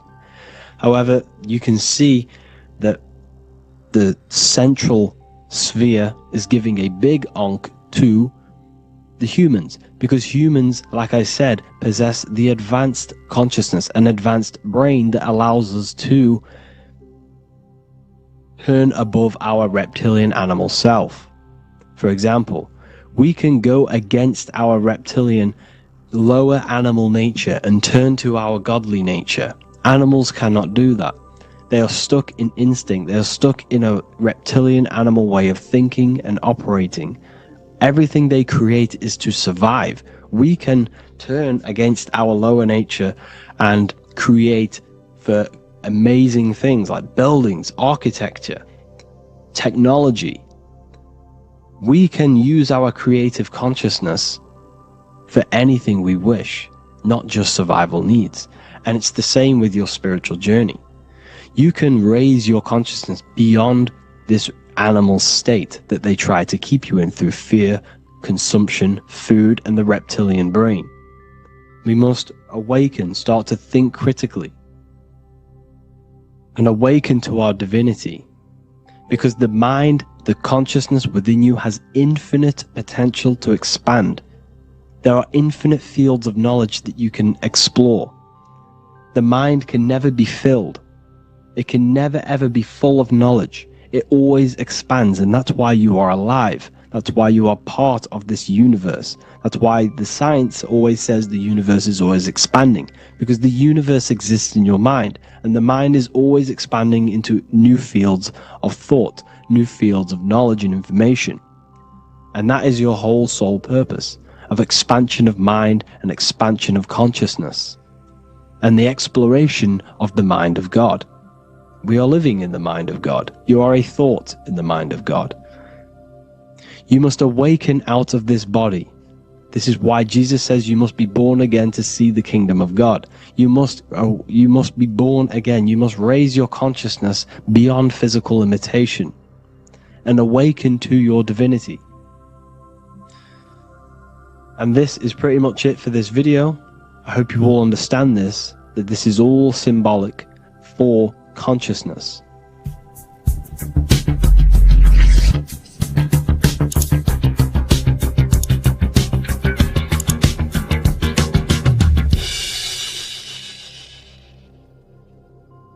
Welcome to Revival of Wisdom. Welcome people, we're back with another video, and this video is about Freemasonry and their connection to the Illuminati. Please, as always, to make sure to hit that like and the subscribe button and turn on the notifications to never miss a video. On May the 1st, 1776, the founder of the Illuminati, Adam Weishaupt, founded this secret organization, and this date can be found in Roman numerals underneath the all-seeing eye pyramid on the $1 bill. This $1 bill also says Anut Coptus Novus Ordo Secularum. This is Latin for announcing the birth of the New World Order. This New World Order will be headed by Lucifer, the all-seeing eye, and followed by the 13 layers of bricks for the 13 elite bloodlines. So your Orsini's, Rockefellers, Rothschilds, Soroses, and the other 9 elite families. So when Adam Weishaupt created the Illuminati, he made it consisting of high-level degree Masons, French and Latin philosophers, and many more powerful people to all become one society. So this is why you see Masons using this same symbol of the all-seeing eye inside the pyramid. But not all Freemasons are part of this Illuminati secret society. As the 33rd degree Freemason Manly P. Hall said in his book The Secret Teachings of All Ages, Freemasonry is a fraternity within a fraternity, an outer organization concealing an inner brotherhood of the elect. So what he's saying here is that Freemasons have to go up the degrees of Freemasonry, and once they hit the top, they either get elected or not into these secret societies like the Illuminati, Skull and Bones, and Knights Templar. So when you see celebrities doing this one-eye symbolism, either covering one eye, doing the triangle, or doing 666 over one eye, this is showing and reflecting the symbolism of Freemasonry. They have taken the oath to never speak on anything they learn about Freemasonry. Duncan's Ritual of Freemasonry book states the oath they have to take. Quote, I ... of my own free will and accord, that I will hail, ever conceal, and never reveal any of the secrets, arts, points of Master Mason's degree to any person whomsoever. All this most solemnly, sincerely promise and swear. Now, this is what happens when they break the oath, stated in this book, quote, myself severed in two, my bowels taken from thence, and burnt to ashes. So this states that Freemasonry comes first, before any law of the land. It has the right to kill you if you break your oath. This is the hand gesture they have to do every time they enter the ritual room inside the Masonic lodge. This is the cutthroat symbol, showing you and reminding you of the oath and what will happen if you break it. Now in this book, Richardson's Monitor of Freemasonry, It states, if you break your oath, binding myself under no less penalty than to have my throat cut across, my tongue torn out by the roots, and my body buried in the rough sands of the sea. If they do not decide to kill you, this book states this by pointing him out to the world as an unworthy vagabond, by opposing his interest, by dearranging his business. In other words, they have the power to frame you and destroy your reputation to the world and destroy your business if you break this oath. So yes, they do kill to keep this truth hidden, because this truth of this reality is what keeps them in power. They have the ability to manipulate people because people do not know what manipulates them. This is why they call themselves the government. They govern the ment, which is the mentality, because the mind is the root cause of reality. They control what you perceive to control what you manifest. By knowing the truth, you are set free, and you no longer need no controller above you. So this is why they are willing to kill and do whatever it takes to keep the truth concealed within these high-level degrees of masonry and these secret societies. However, going back to Manly P. Hall's book, it states, part of the symbols are displayed here to the initiate, but he is intentionally misled by false interpretations. So this is saying even Freemasons are intentionally misled and told lies to conceal the truth, to make sure the truth is hidden in the high degrees of masonry. So that's it for this video, guys. Thank you all for tapping in. Please leave a like and a subscribe. God bless.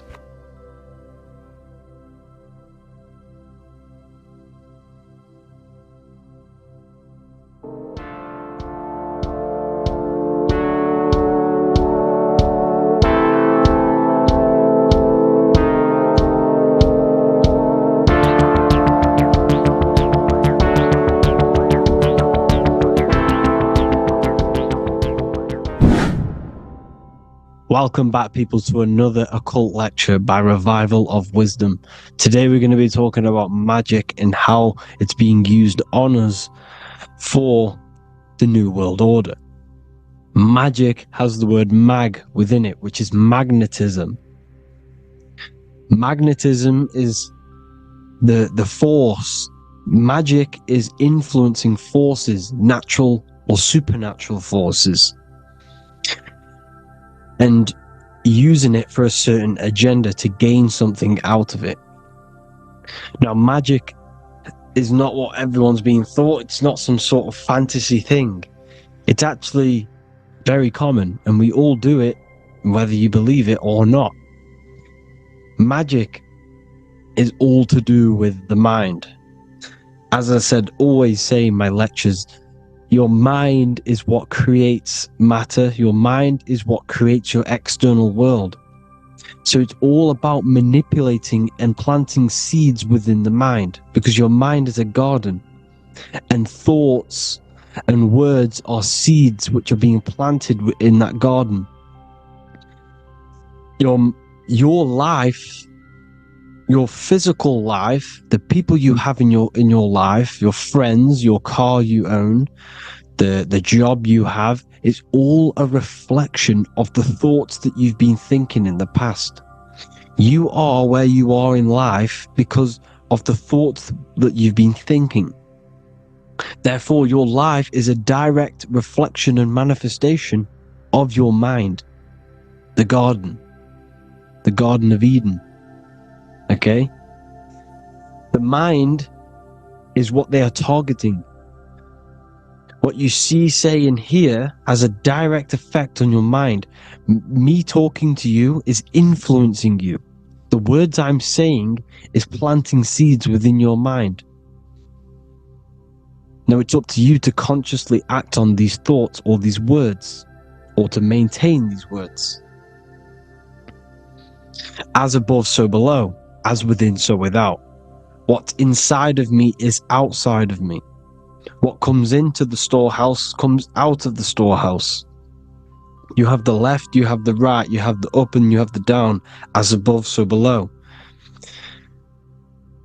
Whatever is in your mind will be expressed in some sort of way, consciously or subconsciously, spiritually or physically.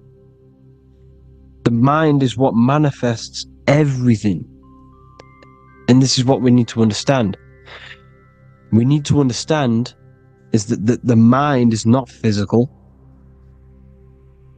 All things spiritual manifest physical. All things seen come from the unseen. The words you're thinking,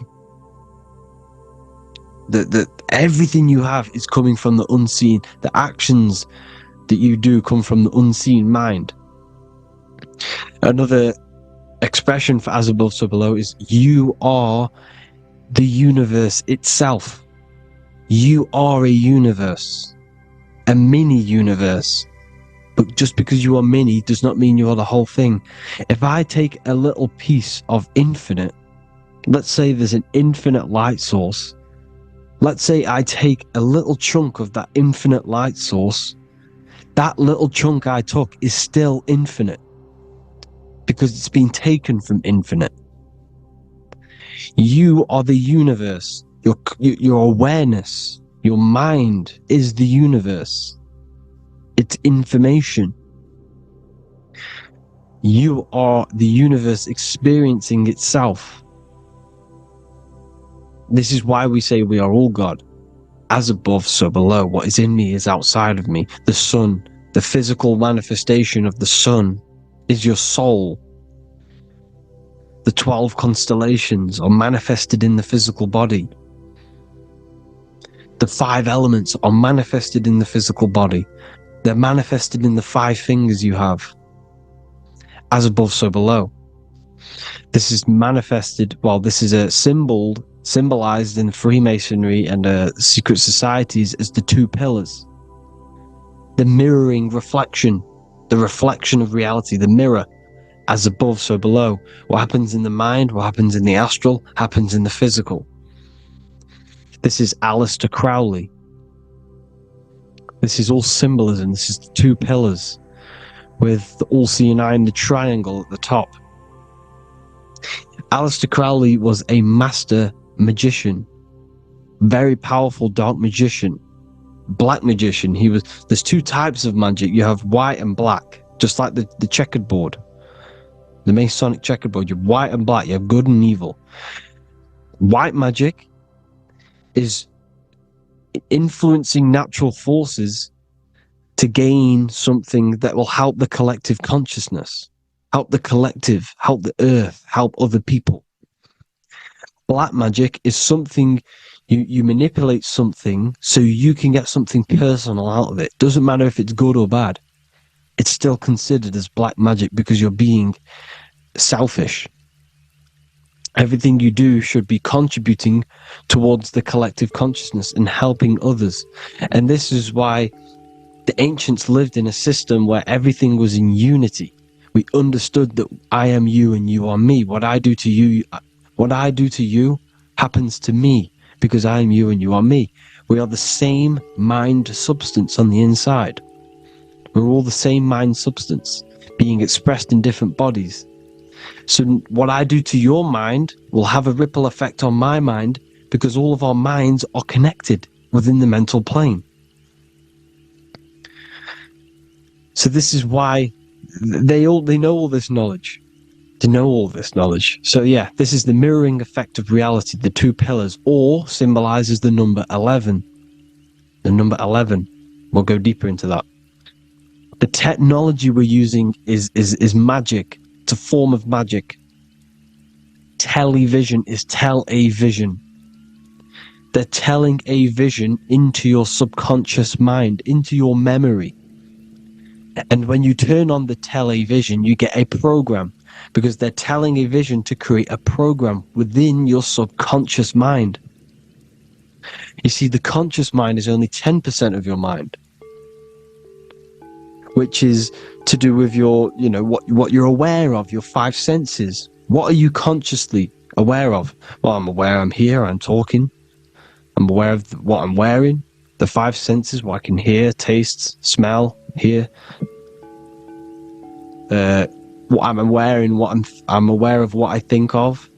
But the subconscious mind is the 90% of your mind. It's the hidden part of the mind, which is telling your heart to beat, telling your body to breathe. It's storing all of your emotions. It's storing everything you see, storing all the belief systems that you have. It has everything. It stores all of the habits you have, the values. It stores everyone's name that you know. All the words that I'm speaking right now is all coming out of the subconscious. Everything is subconscious. And it literally manipulates 90% of your daily basis behavior. Most people don't know this. What you did yesterday is what you will do today because of these beliefs and mental programs within the subconscious, stored within the subconscious. So the subconscious is what they're aiming at. They're trying to create programs within the subconscious, because the subconscious manifests 90% of your thought patterns, 90% of your actions and words. They know all this stuff. So the subconscious mind is the most powerful part of the mind. Another way the subconscious manifests and influences your life is, let's say you were in a car crash years and years ago, 10 years ago. Let's say you're in this car crash, right? And you really hurt yourself. The emotion you felt in that time when you were injured in that car crash had a great impression on your subconscious mind. You see, the stronger you feel something emotionally, the stronger impact it has on the subconscious. You can remember and recall that moment, and very vividly, because of the impact it had on the subconscious. Another, for example, you become that terrified of cars that it manifests into your life today, that you are wary to go in certain cars. You don't want to go into cars at all, maybe, because of that moment that stored within the subconscious. And it will manifest into anxiety. It will manifest into not going into cars. It will manifest into depression, maybe. These things, these emotional, very emotional, traumatic events have a great impression on our subconscious, and they control your life. This is why you need to meditate and let go go deep within yourself and let go of these internal, deep emotions that you may have repressed and keep pressing down and ignoring. But you need to address it and let go of these subconscious impressions you have, which are controlling your life, like anxiety, depression. All of these things are stemming from things that are stored within your subconscious years and years ago, more than likely. Broadcasting. They're casting spells to a broad audience. To news, north, east, west, and south. They're casting spells. Now, if you watch the news, everything's red. Breaking news in red writing or the red background. Everything's red. Why? Because red's the root chakra, which is all to do with survival. They want to stimulate this root chakra because they want you down there in survival mode. They want you in survival mode because you're easier to control. They control out of fear. And not only they're casting these spells as if, because most of the things they cast in the news hasn't already happened. They're constantly bombarding you with, there might be a war breaking out, war this, war that, kill here, kill there, murders. It's impressing, it's casting spells on your subconscious mind.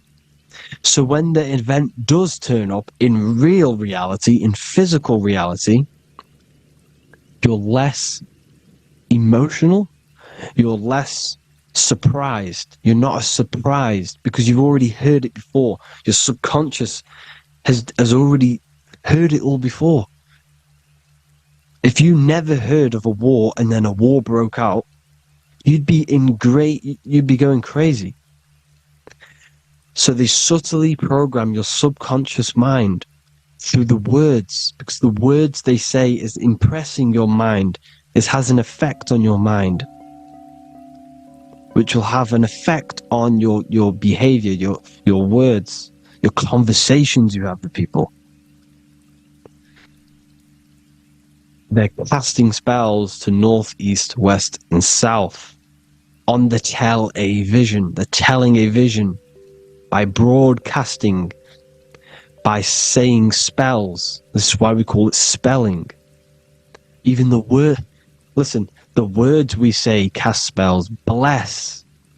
Oh, bless you. That's be less. The subconscious mind only picks up literal things. You see, when I say bless you, your conscious mind picks that up as, oh, thank you, you're blessing me. But your subconscious picks up as be less. You see? Because the subconscious it has no filter. It's just, it is what it is. Everything is factual in the subconscious. Therefore, if I call you an idiot, your subconscious, my subconscious will think I'm talking to myself and calling myself an idiot, and it will take that as true. That is truth. Everything is truth within the subconscious. And the subconscious manifests your behavior. The devices this is the biggest one. Black scrying mirrors. Device, the devil's vice. The device. Okay? Black scrying mirrors, black screen is scrying. Black scrying mirrors were used to communicate with spirits within the astral plane in the medieval times. They're still being used now by black obsidian mirrors. And look at your phone, it's a black mirror. And there's some sort of, I'm not saying this is fact, but personally I believe these are portals for spirits and ethereal entities to come into your life, to come into your surroundings. So this is the next big thing. The TVs, your iPhone, your iPod, all black mirrors. And mirrors are very, very powerful. Even just a normal mirror. Mirrors have an effect. Whatever you say into a mirror, what you say is energy. And when you say something into a mirror, you're saying it into yourself. It's an infinite cycle of words, of energy. Because it's being reflected infinite times. When you say something into a mirror, it has a massive effect. You're saying it directly into your eyes, into your mind. So what you say in a mirror should be said with precaution. Never say anything negative into a mirror. Because mirrors are very, very powerful ways for you to reprogram your subconscious mind for the good. You can say very positive things into mirrors and it will reprogram your subconscious mind. Okay? Manifesting is all magic. It's all magic. Everything is magic. But consciously doing it is what they're doing. They hid this knowledge. Your phone is magic. It manipulates your mind. The iPhone. Okay? See, magic isn't all of this with wands and see, Harry Potter, okay, that was created to give you this perception of a mystical and amazing form of magic with magic wands and all sorts of stuff like that. Yes, that stuff was true when the collective conscious minds were on a higher level and our belief systems believed in these things, because the universal mind, all of our minds contribute to reality.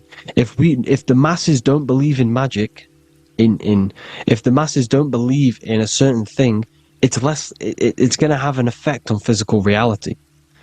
So when the collective minds are higher and have more open minds, things like Harry Potter can come true. See, it's all in the mind.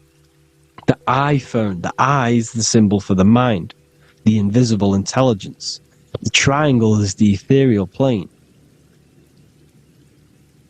Okay? So the eye in the triangle is the eye that sees into the beyond the ethereal planes. The square is the physical plane. So the iPhone, your phone, is a black box, just like the Saturn black cube. It's a black mirror. It's taking photos of you every 2 seconds. And it's your mind. Your mind is in that phone. Everything you like, everything you text, everything you type in Google, everything you say to someone, every conversation is all recorded on the phone. Therefore, it is a direct reflection of your mind. Your mind is imprinted into your phone because your mind, everything you think in your mind, you're manifesting into typing, saying, taking pictures into the phone, and it's collecting it and storing it. And what they're doing, and this is for all forms of magic, it's manipulating the mind. It's all manipulating the mind. Reels, Instagram, TikTok, this is all dopamine. It's all controlling the mind. Every like you get, every follow you get, every share that you get is dopamine within your brain. They're literally targeting your brain and mind. It's all manipulating, because what they're pushing through the phones, through the media, through the news, through the televisions, is visions and programs. You are the one manifesting the New World Order. They're not manifesting the New World Order. They're giving you the information so you can manifest the New World Order. Everything they say is contributing to your mind. For example, digital money and all the information they put out for you to see is contributing to your enslavement. Your mind is manifesting the New World Order. They know this. They don't manifest it. There's billions of us. We could easily run over them physically. But on a mental level, these people have the knowledge and they hide it from us, and they let us manifest reality because we are the collective. They give us the information which manifests their agenda. It's all magic through the phones, the media, the television. So your phone is a manifestation of your mind. It's a record of your mind. Hollywood, holly tree, holy tree. They used to make wands out of holy trees, because it was the most holiest wood, the best for casting and transmitting energy. So they used holly trees to cast spells. That's what Hollywood is. And in Hollywood, they have the red tear, the blood drop, next to the Hollywood sign, because it's all satanic. They're all black magicians. They use Hollywood to cast the spells through the music, through the films. You see, music is a form of magic. All of this is magic. Everything they do is a form of magic, because they want an agenda behind it. But it's not black magic. They're letting us create our prison. This is what you have to see. Yes, they're evil, but they're not doing anything evil, or else they would face the karma. They let us manifest this agenda through giving in the information, by telling you what's going to happen in the movies. Everything that happens in a movie, it's all there on purpose to program your subconscious, to plant a seed within your garden, your subconscious, your mind. Because when the mind has already seen something, when it comes up and turns up in physical reality, you will be less shocked. and you won't rebel. So they lure you slowly. They make you aware of these things over time. They make you gradually think it's okay. Like the technology, we never used to use these phones. How did we become so addicted and reliant on them? Well, because first they gave you a little flick phone. Well, no, sorry, they gave you a phone in your house, and then once you got used to that, they say, "Oh, here's the newest version of a little flick phone." You started texting your friends. Everyone was loving it in high school. They could now meet up without saying, "Let's meet on the weekend at this point at this time," like your parents probably did. Or maybe some of you watching this, you probably had to tell your friend to meet on the weekend at a certain time because you had no way of communicating. So everyone got these phones and got addicted to them. Then they slowly got addicted to the new iPod with the touch screen. Now they invented touch screen. Then everyone got addicted to touch screens. Then because all of this is producing dopamine in the brain, which creates you to become mentally addicted to things, and physically addicted, chemically addicted. Because dopamine's a chemical. Your subconscious becomes a program within your subconscious, and your body becomes chemically addicted to these phones. And these phones are the enslavement of humanity. Technology. Without this, we wouldn't be in this mess, without technology. Because they're creating a hive mind. We're creating a hive mind. So back on track anyways, they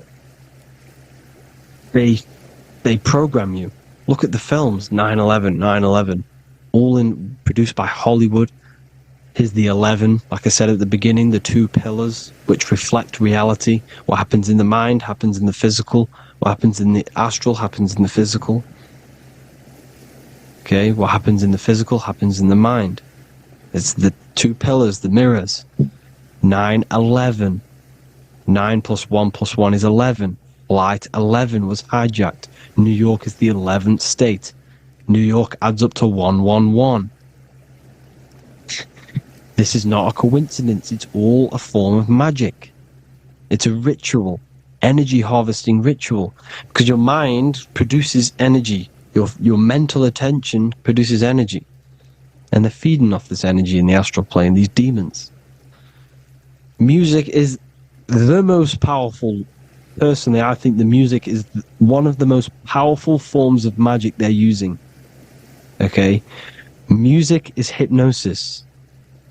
It puts your brain in a hypnotic state. It influences your electromagnetic field through vibrational energy. It reprograms your subconscious mind. Why do you think you remember the lyrics? You see, your subconscious stores all of the memories. Remember, the subconscious manifests 90% of your behavior. So therefore, the music you're listening to is manifesting your behavior. You wondered why some people wonder why they have drug addictions and they can't get out of violence and they can't get out of all this negative mind space. It's because the music they're listening to is creating a negative mind space. The words you listen to have plant seeds within your mind. So the reason you remember the lyrics is because that song created a program within your subconscious. Yes, that is what happens.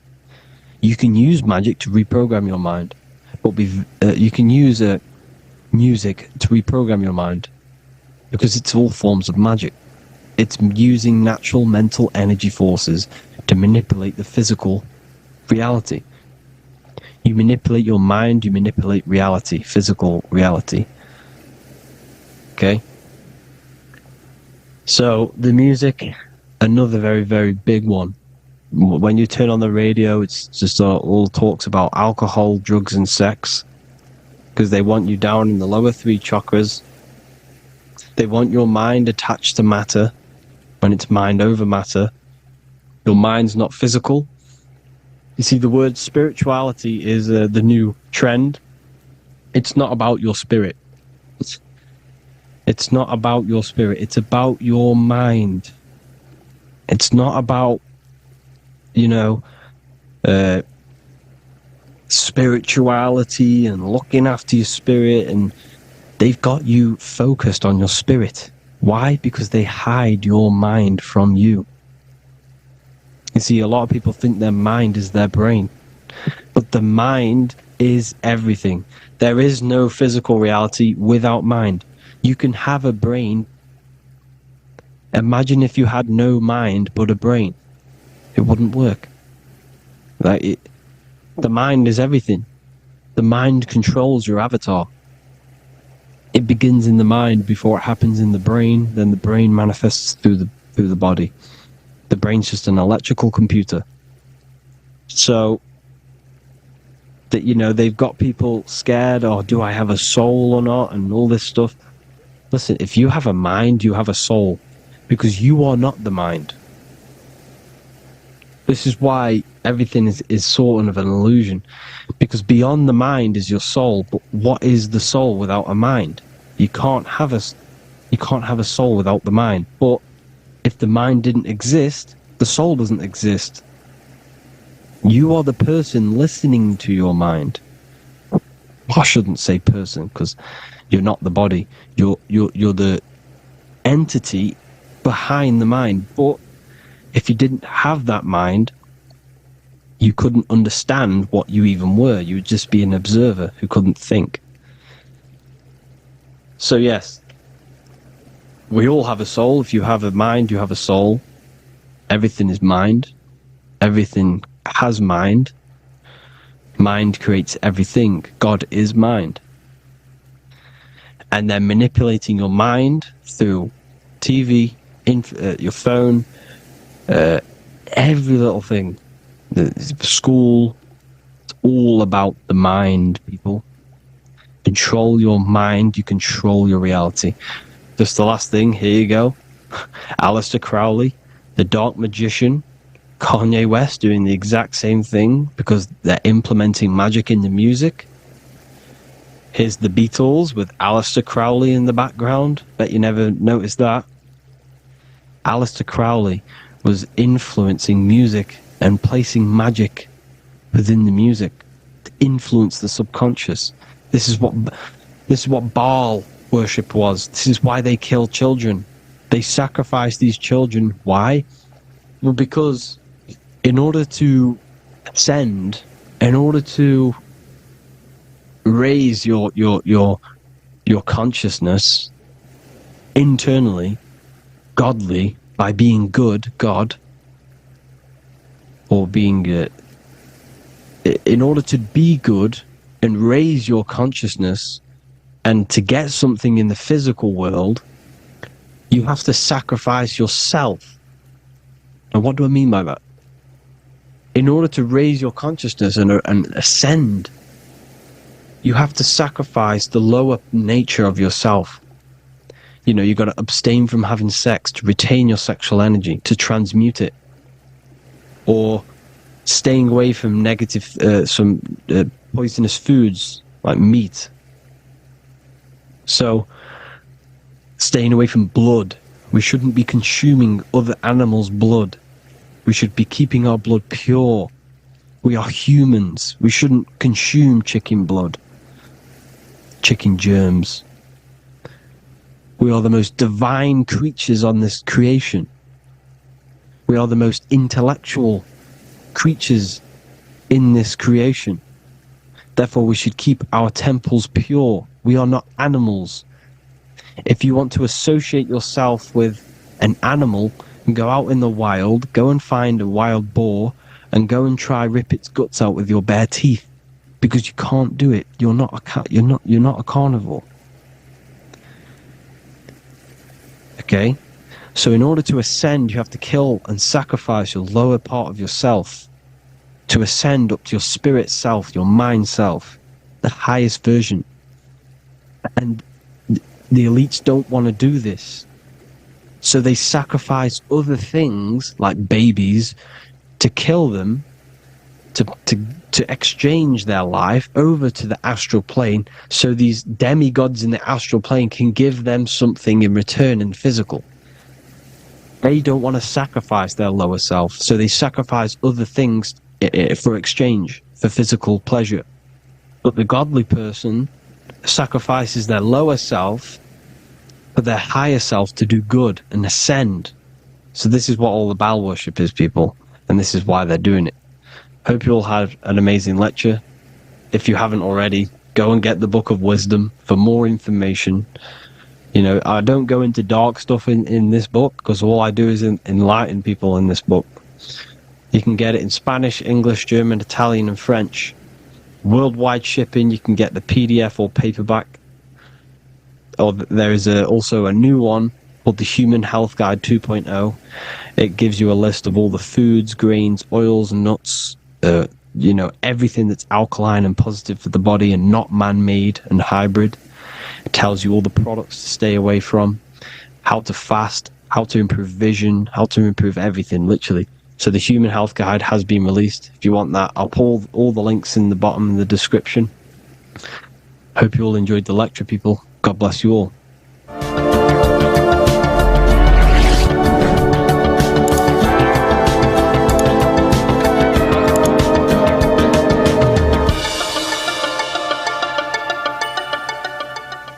In this video, we're going to be talking about the evolution of consciousness.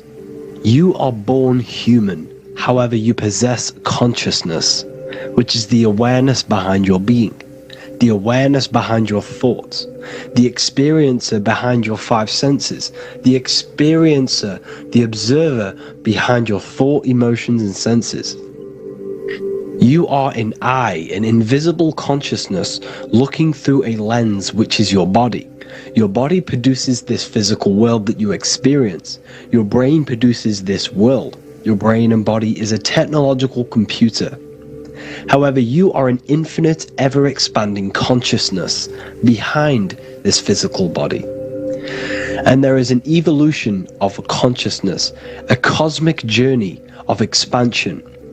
And this is why we see so much pyramid symbolism in the occult and esoteric world, and especially within Freemasonry. Because the pyramid represents climbing, an evolution, a raising state of consciousness, a journey. Steps symbolize a journey upwards. This is the raising and the evolution of consciousness, our inner world. The transmutation of our inner selves, of our souls and consciousness and our minds. So when we see this pyramid, we're seeing a evolution, a way up to source consciousness. And the eye in the pyramid represents your source consciousness. It represents illumination. It represents divine guidance through this evolution of consciousness. This is why we see the ladder. Consciousness is ever expanding on an infinite journey of evolution. Each individual is a part of this cosmic process, contributing towards the ongoing expansion of both mind and awareness. As we evolve, we collectively explore deeper levels of existence, expanding the boundaries of thought and consciousness. The mind has the ability to expand infinitely into new realms of thought, into new dimensions of mind. The mind cannot be filled up. It is not a physical substance. The body can be filled up because it is a physical thing, but you cannot fill the mind. Therefore, the mind is constantly expanding, ever expanding into new fields of thought. So what we see in Freemasonry, the ladder, is again a journey, an elevation of consciousness. When we are born with an infant consciousness, and as we gain older, we gain an adult consciousness. Our inner world, our inner mind, and our emotional intellect changes and evolves. We are significantly different from when we were very young as an infant. It's because our consciousness evolutes, it changes, it alters like water. So, just like this evolution of your own consciousness as growing up, there is consciousness of beings existing in cycles beyond our own. And their consciousness is unimaginably unimaginably different from ours. They operate on a higher level of understanding and knowing, experiencing reality in ways that transcend our current comprehension. Our minds right now cannot comprehend the highest states of consciousness. There are entities, there are beings beyond our own, existing in higher dimensions of consciousness that we cannot comprehend because they have expanded. They are on a further way up the ladder of consciousness. However, we are all on the same journey. None of us can take the same journey. There is one ultimate goal, reaching source consciousness. However, this is always ever expanding. However, we are all on a different journey. There is one truth, one source, one goal. However, there are billions in different ways of reaching it, and we are all on these different paths to source consciousness, to this ladder, this evolution of universal evolution. Okay? Their awareness is attuned to new dimensions of existence, reflecting a more advanced stage in the cosmic journey of consciousness evolution. So when you take DMT, you are shot into these higher realms of consciousness where you meet these beings who look similar to these images. They are not speaking to you physically. They don't speak to you three-dimensionally through vibration and words. They speak to you mentally. If you have done DMT, then you know this. And if you have met these beings, then you know this. You might have even met some of these types of beings on mushrooms or any psychedelic drugs. Because ultimately, when you take these mind-altering substances, it's altering your consciousness. It's merging your consciousness with the spirit of that substance. And you are essentially attuning your mind to higher dimensions of consciousness. That's why we say we're getting high when we take these substances. Therefore, when you meet these beings on DMT, you are essentially meeting beings who are attuned to higher dimensions of consciousness, and they speak to you mentally. They speak to you telepathically through thought, because the universe is mental. Everything exists within the mind. The way you are now, your physical existence, is a state of mind. Mind, thought creates matter. Spirit and matter are two opposing ways of thinking. If we have a very spiritual mind, we have an expanded mind, we are a spiritual person through the mind. However, if we have a very low state of consciousness where we think about food, sex, lust, and all physical things, then we have a physical consciousness. Matter and spirit are two opposing forces, two ways of thinking. The mind attunes itself to different levels of understanding in different dimensions. So, essentially, this is what we're looking at. The body is a vessel for the fluidic, formless consciousness, a temple that houses the essence of our awareness. While the five senses are limited to perceiving only the physical plane, the mind transcends these limitations, capable of perceiving the full scope of reality. It is through the mind that we access deeper truths beyond the material, tapping into boundless nature of existence. Physical existence is a thin band, a thin layer of reality.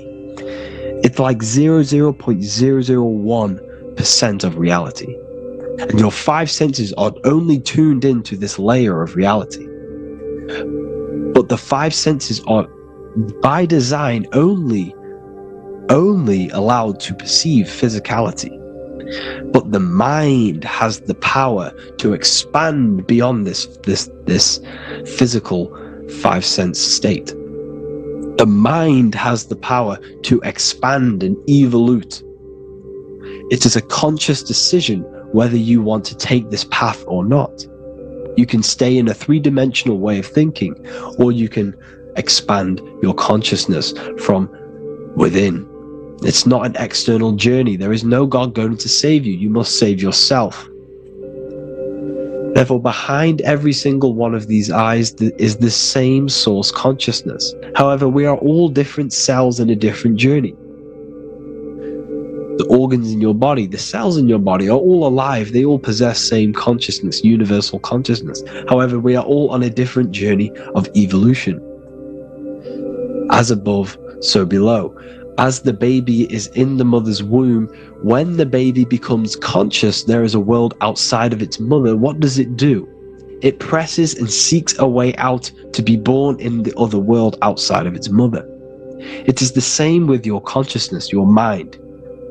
When your mind becomes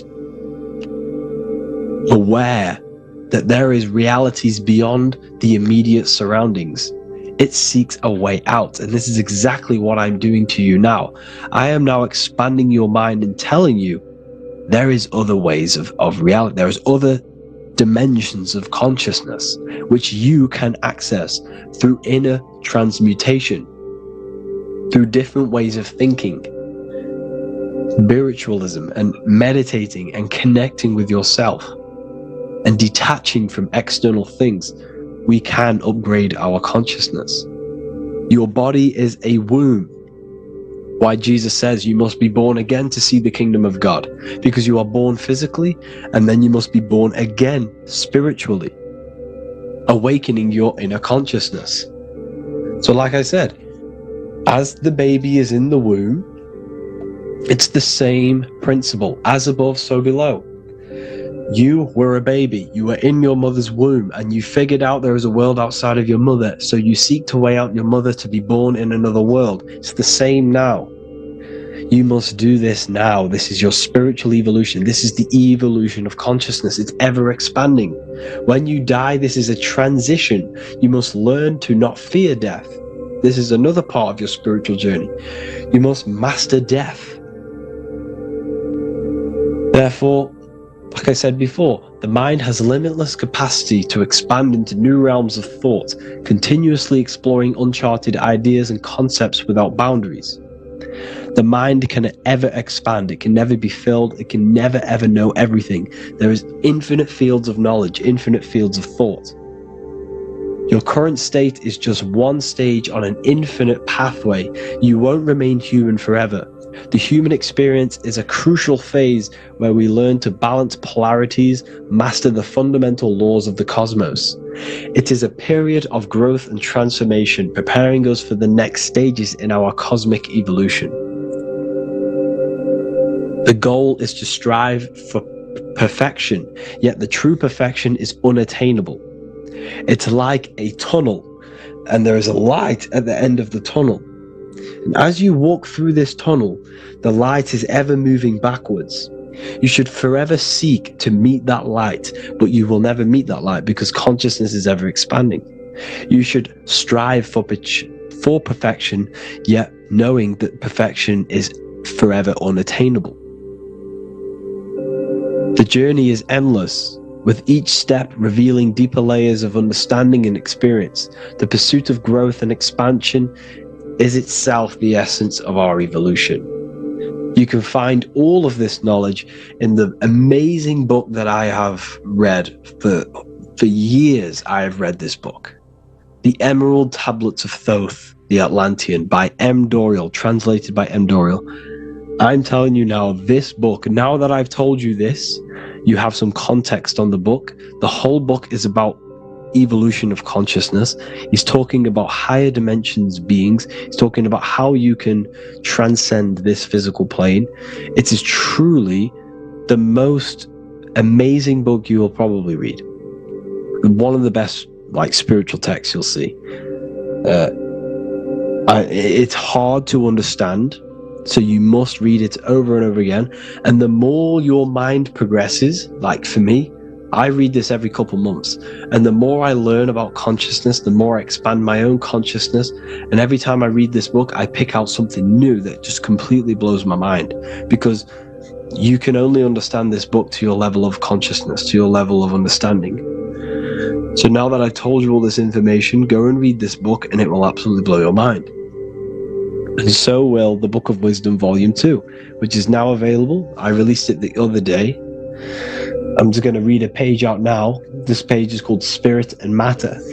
The Earth is not merely a dense, lifeless rock drifting through space. It possesses spirit, a living, cosmic a living essence that animates its form.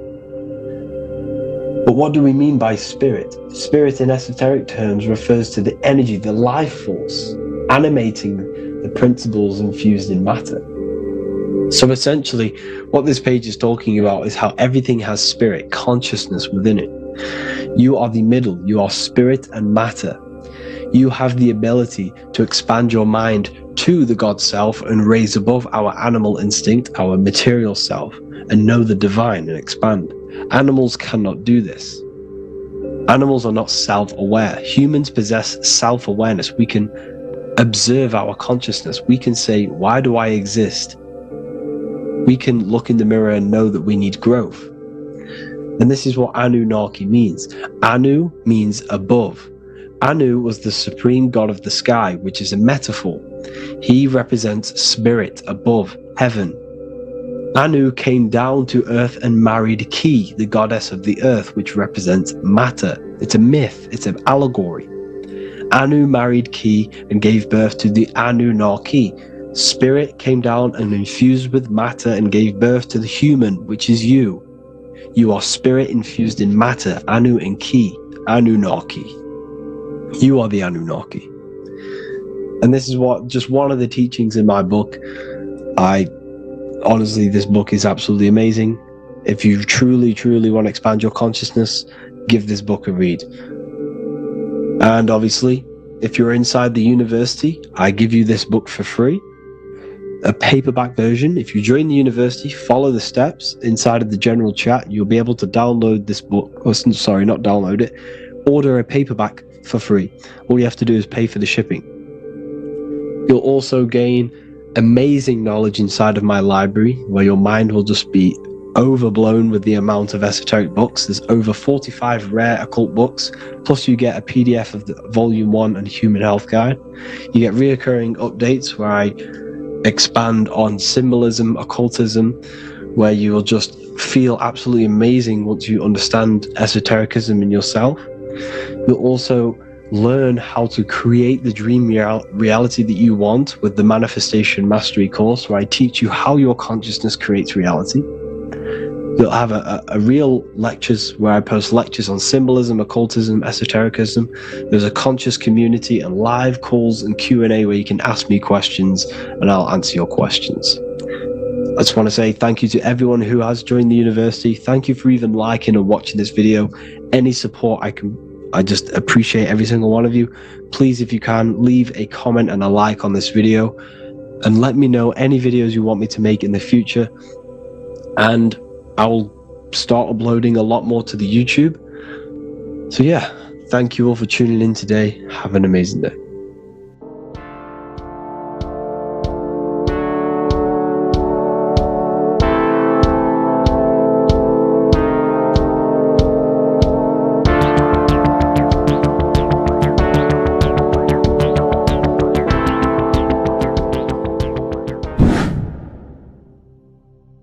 People, how are you all doing? It's Revival of Wisdom, and today we're going to be talking about your birth certificates and how we are slaves to a system and how they have trapped us into this system. Okay, so the first thing you need to understand about this system is there are two types of laws. You have the law of water, which is Admiralty law, and the law of the land. So the Admiralty law is the law of water, and this is what money is. Money is water. This is why we say liquidity, currency, the current. A current is water, something moving through something. Cash flow. And this is why banks are called banks, because a river bank is on either side of the water, and it directs the currency. You see? So money is water. And as you can see here, Ripple, the cryptocurrency, Ripple, water Ripple, and they're building a bridge over water, overseas, international banking with cryptocurrency. So money is water, and this has specific laws about water, but water is the same everywhere, you see. What the difference is with the law of the land is that you can have different laws in different lands. I can't do certain things in the UK that people can do in America, for example. You see, that's the law of the land. But the law of water is the same, because water is everywhere. Now, this is very important to understand when it comes to, you know, these birth certificates. So, Pope Gregory, this is where we're going to start off. Pope Gregory in 1582 took the Orthodox Eastern sunrise calendar and changed it to his own Gregorian timeline, not a calendar, a timeline. This timeline was copyrighted by Pope Gregory under the name of the Vatican. So the Vatican owns the timeline that we are using today, 2023. They own it. They own the title of this Gregorian calendar. Okay? Therefore, anyone who is born under this copyrighted timeline, not calendar, they are subjected to Rome, because Rome owns the timeline. They have a patent, a copyright for that timeline. What is on our birth certificates? That timeline. We are born underneath, we are subjected to the Vatican. This is why all birth certificates go to the Vatican. They own every single birth certificate. Okay? So when we use this timeline, we are subjecting ourselves to this timeline. Okay? Which the Vatican has a claim over. This calendar or timeline is set to sunset, not the sunrise, which is associated with death, darkness, and the moon, lunatics. You see, so this is a sunset calendar timeline. Okay, this is now, they've changed a couple things, right? They say that the new year is January the 1st. Okay, when we know this is in winter. January is winter, which is associated with darkness, death, the death of nature. So this is a death cult, people. These people are evil. They're so evil. The Vatican. And this is why we use April Fool's Day, because April is in Aries, and Aries is always the start of the zodiac. This is why Aries rules the head region. 12 zodiacs, 12 systems of the body. Each zodiac is associated with each part of the body, and this is why Aries is the head. Cerebrum. But we're not going to talk about it in this video. But yes, that is what April Fool's Day is. They're putting it in your face. April Fool's Day is the real start of the year, when the sun starts to rise again, when the risen Saviour is resurrected, when it's born again. This is when the Jews celebrate the Passover. This is when the Christians celebrate the resurrection of Jesus, and they eat lamb. The Jews eat lamb because we're in Aries, the new year. The sun is now born again, our risen Saviour, the light of the world. So yes, this is what April Fool's Day is.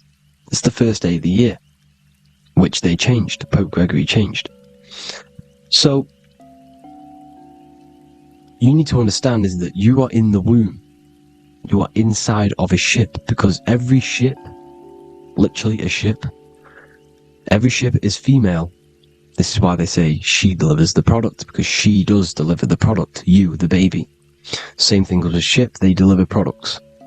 They are a she. And when they pull up to the bay, like you can see on this picture, they're pulling up to the bay. This is now called the birth canal. The ship is now in birth. On paper. Okay, this is law. And when they pull up, they tie up to the bay, and now they get a certificate of manifest certifying all of the products which are on the ship and what they are bringing into that nation. Okay, so you're bringing in this many of that, everything's on the certificate of manifest. And this certificate as manifest is also your birth certificate, because you are traveling through water when you are in the birth canal of your mother, because you are in water when you are in the womb. And you travel through the birth canal, and when you arrive, you get a certificate of manifest with the name, how many, the quantity, that's your birth certificate. Okay. And This is what it is. We are a well, we're not a corporation, but we represent a corporation, which is your name in full capital letters. That is your corporation. You cannot physically tax a body, but you can tax a corporation. This is why we get charged. This is why we get taxed, because it all goes down to the corporation which our name represents, which we are subjecting ourselves to. We are my name, I am subjecting myself to this name, and that name has a corporation which I represent, which I subject myself to. You see, this is how we are attached to this straw man, this character that they have built on paper. So it's a character which is on paper. This is what we represent. So when the woman gives birth, she delivers the baby, and then she has another substance. Now I'm going to break down how they attach this name to us, how they do it. Okay, our mother is carrying us the product in the womb, the water, and it goes, for example, it goes from the United Kingdom into a state-owned, corporate, federal-owned hospital, which is government-owned. She does not declare the package when she enters the building. Aha, so keep that in mind. When she delivers the package in the federal territory, she does not declare the package either when she leaves. Therefore, there is no evidence that we exist when we arrive. On paper. On paper, there is no evidence that we came into the building or left the building. We have not been declared. So we do not exist on paper at this point.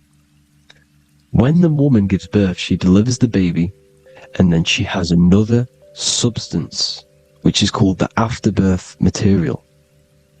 Okay? This afterbirth material has the same DNA as our physical body, with the body, mind, and spirit. Okay? This is how they get this corporation. Hold on. The afterbirth material does not get claimed by the mother nor anyone. Therefore, they salvage that substance, because we are under the Vatican. Every state is all Catholic. Your birth certificate is Catholic. No matter what religion you think you are, every single birth certificate is Catholic, because we are subjected to Rome. All roads lead to Rome. Rome runs all of this. Okay? We're still under the Roman Empire. Okay, so Rome are Catholic and they believe in salvation. This is how religion comes into this. This is how they use religion to get this. So they salvage the afterbirth material and they claim it, and they salvage it and give it and charge it to Rome. And they give it a name. Here's the legal term, born alive. Here's what it says. Each product of such birth is considered live born and fully recognized as a human person.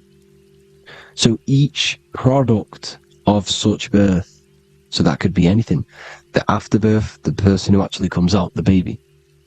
So your afterbirth, which we do not take with us, we take the baby with us, they keep that in the hospital, they collect the afterbirth, and they salvage it, and they give it the name, which, it is us. We are a representative to that afterbirth material, which they put the name on, they claimed, which is subject to Rome. So, we are walking around our whole lives as a representative to that claimed, salvaged afterbirth material, which the federal state have. Okay? We are under the Catholic Church, Vatican, therefore the afterbirth material is a child of God. See? On paper, therefore they believe in salvation and salvage the afterbirth material. This material has no mother or father. The state pick it up, it becomes a war to the courts and gets charged to the state. So we are a representative to that character they salvaged, because it is the exact same DNA as you. Subject is the name or the title, and the matter is the physical aspect left behind in the hospital, which represents us. You see? So, now we're moving on to Unum Sanctum. Unum Sanctum was in 1302, a very, very important year. Very important year. Unum Sanctum says this is basically how they claim everyone in the world. So the Vatican had all this power, all this gold, all these people under them. They need to get a claim for them so then they can rule over them and make them slaves. So what they did, they created Unum Sanctum. Pope Boniface VIII did this.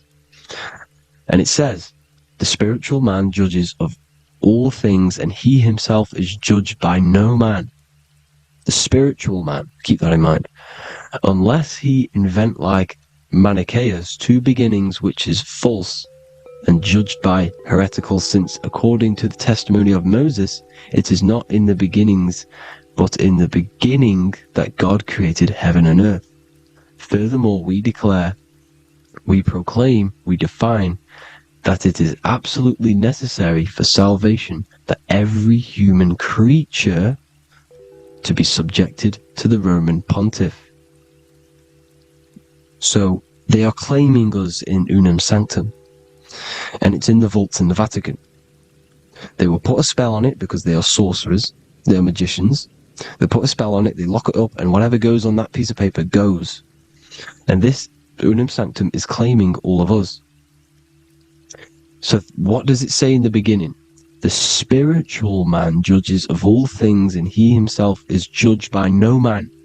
The spiritual man, the man with the body, mind, and soul, the first baby that comes out the birth canal. That's you, your body, you, body, mind, and soul. You have the Christ, which is I am, which is grace. Grace means here now, in the present. You have the Christ, which means I am. Therefore, you have a soul. If you can say I am, you have the Christ. You have a soul. But a creature can be anything with no soul. You see, so no man can judge the man with the soul. However, as it says in the second part, we proclaim, we define that it's absolutely necessary for salvation that every human creature to be subject to the Roman pontiff. So they are subjecting the afterbirth, not the man with the body, mind, and soul, but the afterbirth to the Roman pontiff, to the Roman Catholic Church. We are the ones who are claiming to be the afterbirth material, which is our birth certificate, which is our representative. We represent that because it is our DNA. This is how we are stuck. We are stuck because we represent this DNA, which is on paper, recorded. You see? So we, being untaught, uneducated in these subjects, we are subjecting ourselves to this system, to this slavery. Because we just want to live. We just want to live happily. Just peaceful. Think about it. Where's all this coming from? Where's all this war, all this killing, deaths coming from? We just want to live. It's coming from the Catholic Church, these evil death cult, which has subjected us, which has used us as slaves, and we are still slaves, and it's just going to get worse and worse and worse. So this is how we have subjected ourselves to be the slaves to this system. It's a lot to take in, and there's a lot more deeper stuff which goes into this. I'm just going over the surface. I'm going quite deep, but there is little details that I still need to learn myself. But this is the general how that we've been stuck to this slave system. So we are batteries, okay? This is why we get charged. When you go in a court, you get charged, okay? Because you're a biological battery. This is why cities look like motherboards, because we are feeding energy to this matrix. Okay? When we look outside of ourselves, when we give power to so-called Jesus Christ, worshipping idols outside of ourselves, where attention goes, energy flows. We are feeding the matrix with energy. By looking within, placing your attention within yourself, you are taking back your power. Because the I am is Christ. The you, the soul, is Christ. It's God. The awareness is God. Okay? However, we are subjecting ourselves to this system. We're subjecting ourselves to this system and the feeding of our energy. So what we need to look for the future is that, think about it, with the end goal is to change our DNA, is to literally make us robots, transhumanism, slaves. This is why we have smart cars, smartphones, smart watches, smart meters, smart cities, and all of this is going to be connected by the smart grid, which is 5G. This is why 5G is rolling out. 5G is going to connect all of these technologies to one. It's like a big net system. And you know why they're doing this? It's because all of this is going to be connected through AI, through this 5G, and that 5G is going to be controlled by the elites.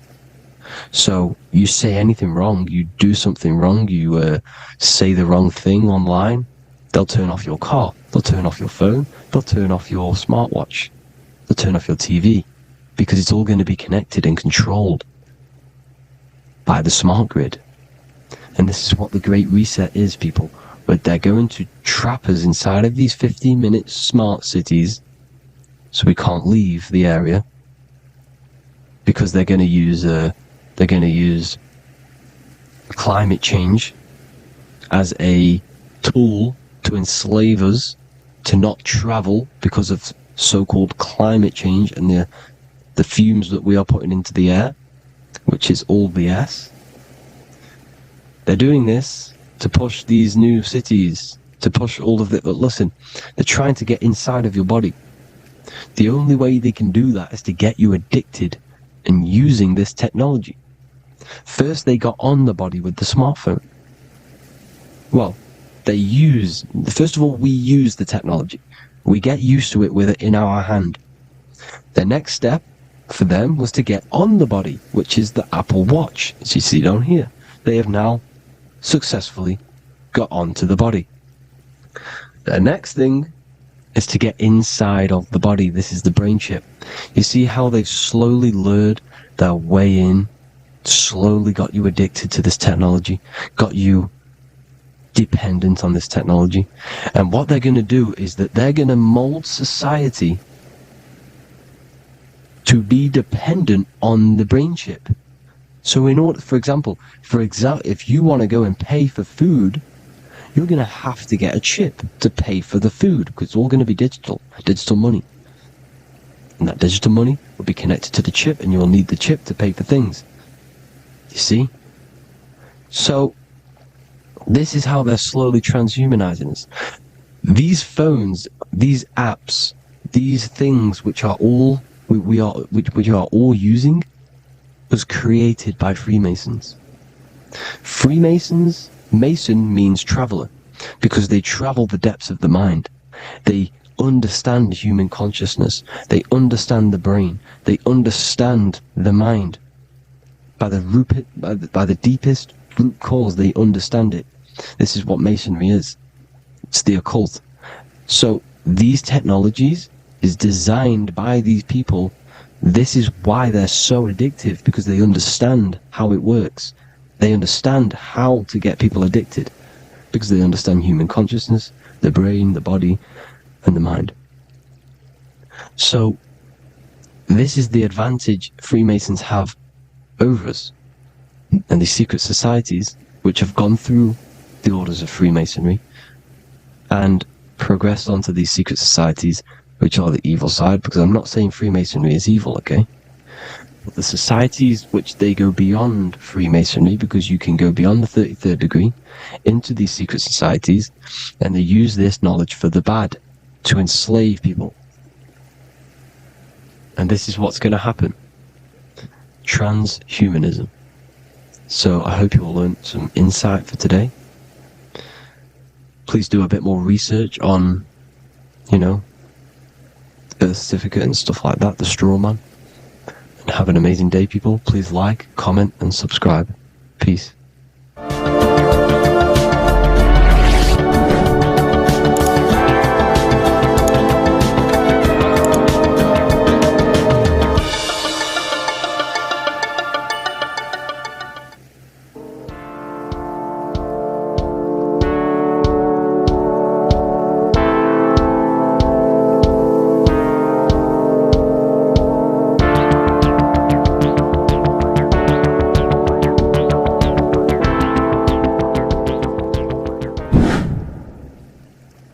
What is good, YouTube? Today we're going to be talking about the astral plane and how the cosmology fits into the astral plane. Okay, so first let's go over the astral plane and go over the different layers of reality so that you can understand reality more. You are a multi-dimensional being. You are not in these, you are in all of these realities at the same time. They all interweave into one big reality. But there are different planes. They are different vibrational dimensions. There are different dimensions of reality.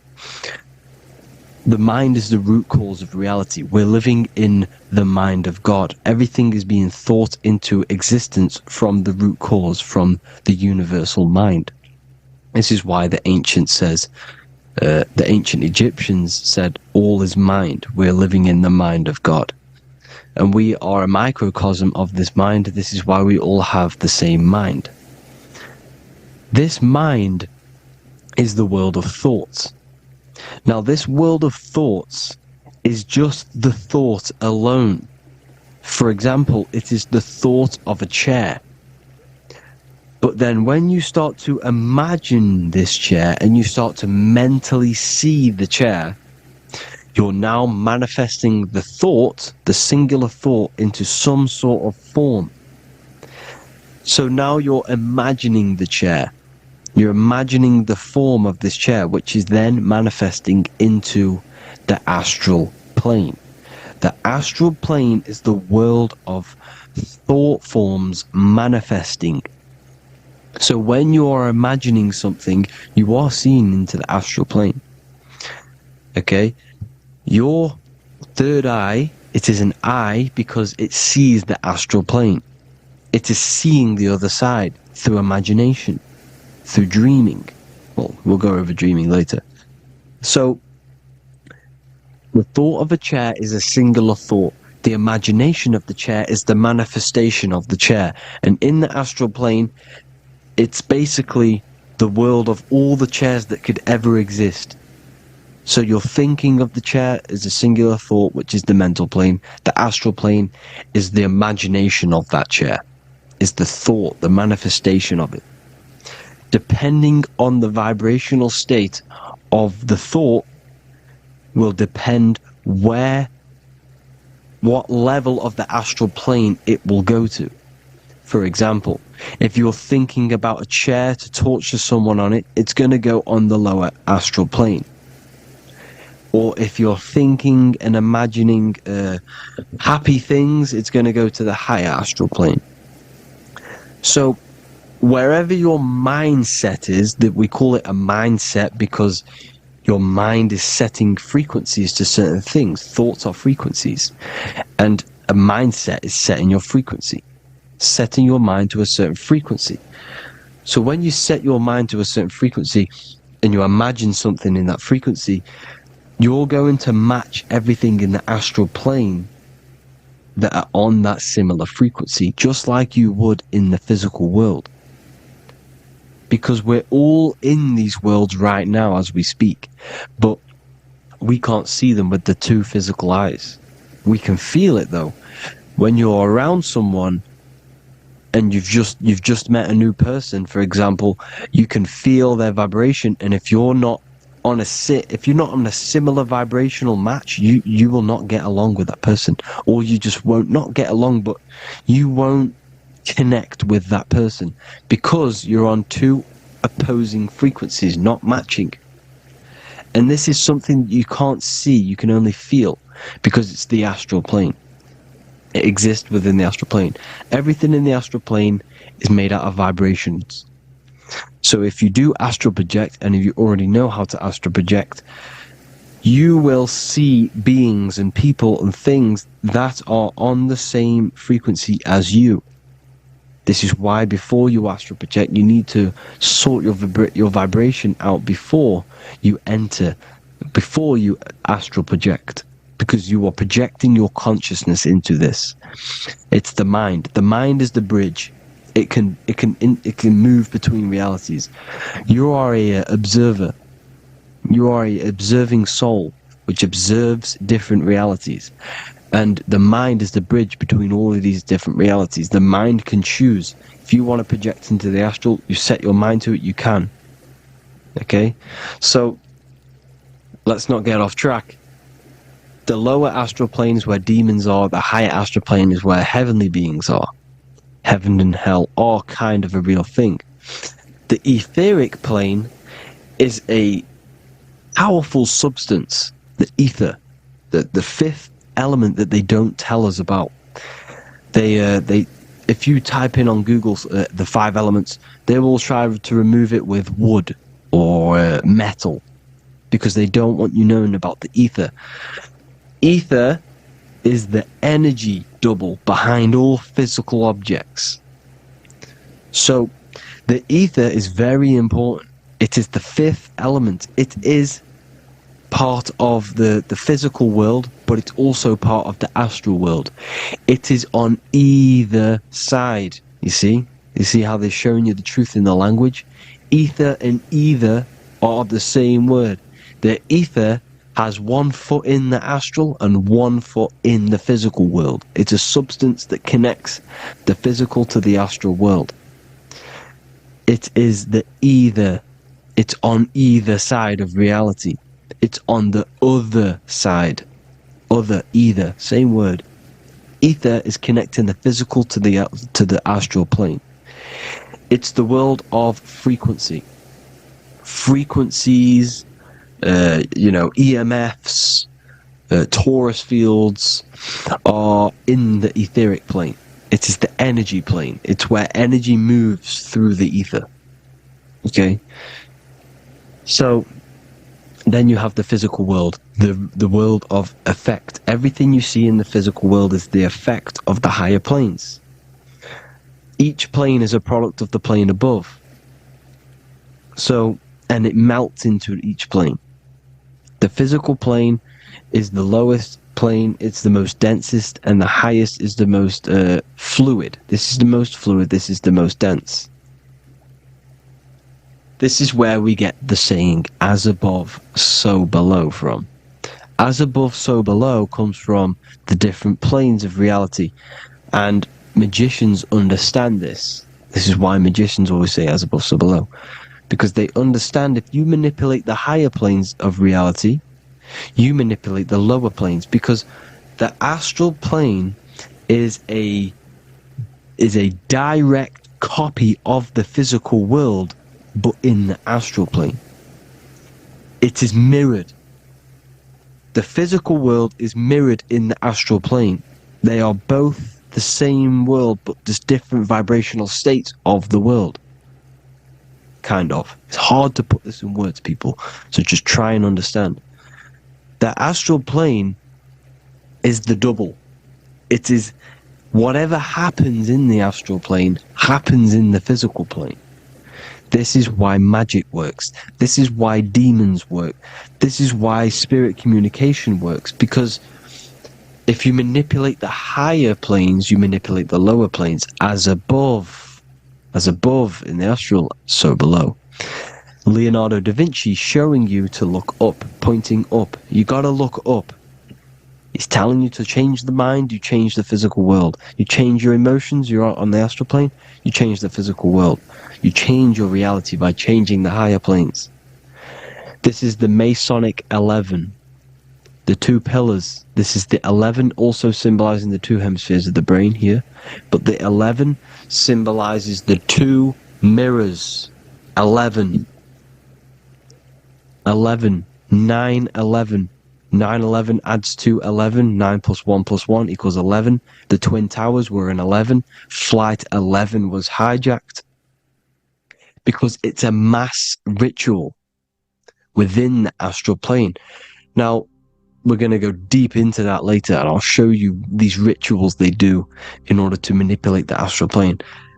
So, this is what the 11 is. It's the mirroring of reality. If you contact spirits and conjure spirits, you can either summon or attract demons and spirits. Summoning is creating a spirit. You create demons. Okay? Like I said here, the mind is the root cause of reality. If you think of if you think of a traumatic event that happened in your life over and over and over and over again for years and years and years, where attention goes, energy flows. The mind is the director of energy.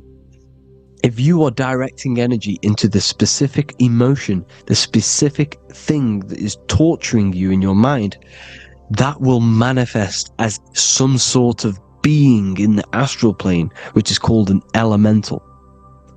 And this elemental being that you have created through your thought forms and emotions will latch onto you and feed off this energy. So it's important that you get your mind right, okay? It's important that you sort that you file the mind and you discipline the mind. Make sure it's only entertaining positive things, because you are quite literally creating your own demons. The word demon has the word mon in it, and if you've watched my videos to know, mon means moon. The moon is your mind, the sun is your soul, the earth is your physical body. Demon is mon means mind, moon is mind. You create demons with your mind. Summoning. Now, this is where the rituals come in. 9/11 was a ritual because everyone was thinking about this big fearing, the death of 9/11. Everyone was thinking about it. And all of their minds thinking about this horrific thing will manifest and summon a negative energy spirit elemental within the astral plane. That's how all of this works. This is why it was a mass ritual. Okay, Chris Brown, new album name 11/11, release date on the 11/11. This will be my 11th album and contain 11 songs.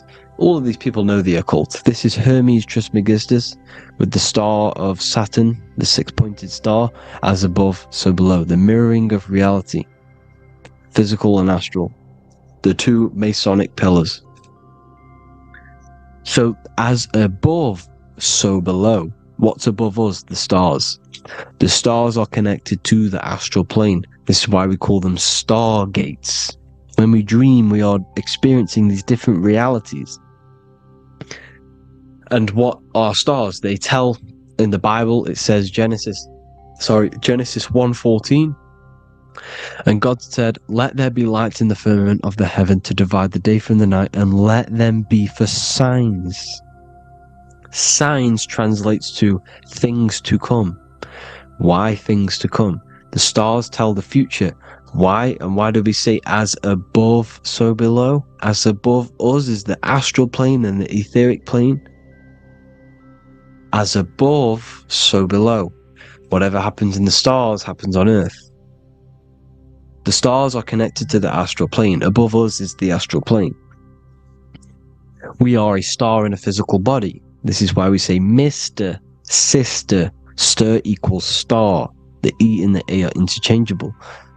We are stars, and the stars are the start of our incarnation.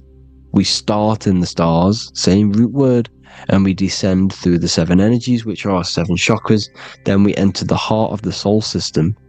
The heart rearranged spells Earth. And this is the true cosmology. Here's the Masonic cosmology. This is Masonic now. Here's the firmament. Let there be a firmament in the midst of the waters to divide the waters from above from the waters that below. Genesis 1:6. The firmament Firmament comes from the word firma, Latin, I'm pretty sure, which means firm. When something is firm, meaning it's stable, it does not move, it is firm. The firmament is firm. So, is the firmament Genesis 1:6? What does he say? Genesis 1:3, sorry. Let there be light. This is before the sun and the moon was created. Let there be light. Before the sun and the moon was created, light was appeared. So what's that tell you? This is a holographic projection from some sort of light being, some sort of projector. And that projector is the all-seeing eye you see in the Masonic cosmology. This is the all-seeing eye projecting the light beams. Let there be light. Everything is made out of light. The universe is created out of light waves. The torus field is one unit of light. The light projecting this reality is Polaris. Okay, the famous all-seeing eye. Now, what else? Then we have after let there be light in Genesis 1:16, and God made the two great lights. This is the sun and the moon, electric, magnetic, male and female. Then we have the Masonic checkerboard, the black and white symbolizing dualities within the dualistic reality we're in, spirit and matter, light and matter, rest and motion, positive and negative, good and evil. Everything's dualistic here. Okay? And it's a dance. The universe is a dance between flickering of white and black light, which is the torus field. We're not going to go over that, but this is all connected to the astral plane. This is the true cosmology. The astral plane cannot work on a spinning monkey ball in the middle of space. Does not work. Cannot work. It's impossible. Okay? Impossible. So, even in the Quran, it says, Allah has made the earth for you as a carpet, flat. Quran 15:19, and the earth we have spread out like a carpet, set there on mountains, firm and immovable. It is immovable. In the Quran, it also says 65:12, it is Allah who has created the seven heavens of the earth. The seven heavens meaning the seven layers of heaven, the seven planets. And Psalms 104:5, he set the earth on its foundations and it can never be moved. Never. So here you see in Isaiah 40:22, he sits enthroned above the circle of the earth and its people are like grasshoppers. He stretches out the heavens like a canopy and spreads them out like a tent to live in. We live in a tent. This is the tent. The projection of light. Here you see an ancient picture here. Here you see the ethereal barrier, meaning the firmament, the etheric barrier. And here you see his head popping out. Why is his head popping out? Because your head is heaven. Your heel is hell. Your head has access to the astral plane. This is why your head is heaven. The pineal gland, when stimulated, has access to project itself, project consciousness into the astral plane. Here you see another ancient picture here with the Masonic Royal Arch, with the zodiac here, the zodiac on the top, arching because there's a firmament above us. Here's God in the brain. Consciousness is God. Here you see the Masonic Royal Arch, symbolizing the firmament. George Washington above the Masonic Royal Arch. These are the stars. This is Polaris projecting reality. Here's ancient churches with the dome. Polaris projecting reality with Jesus. Disney World is under the dome. The seven layers of heaven, ancient paintings, all depict if you go and look at the ancient paintings, they'll all depict the firmament, the arch above us. This is where we get interesting. The Masonic Royal Arch has the 6-9, which is Cancer. The constellation Cancer, which is 6-9 is associated with portals because CERN is the 6-9. Okay, CERN is opening portals. They're trying to create a portal to the other side. Cancer has the word CERN within it, so there is a link between Cancer and the opening, the firmament opening above us, to ascension. Here you see the Masonic art with the Royal Arch and the light and the opening. Here you see the light and the opening. This is the opening of the firmament. Here's the Hebrew cosmology with Sheol, the underworld, and the opening.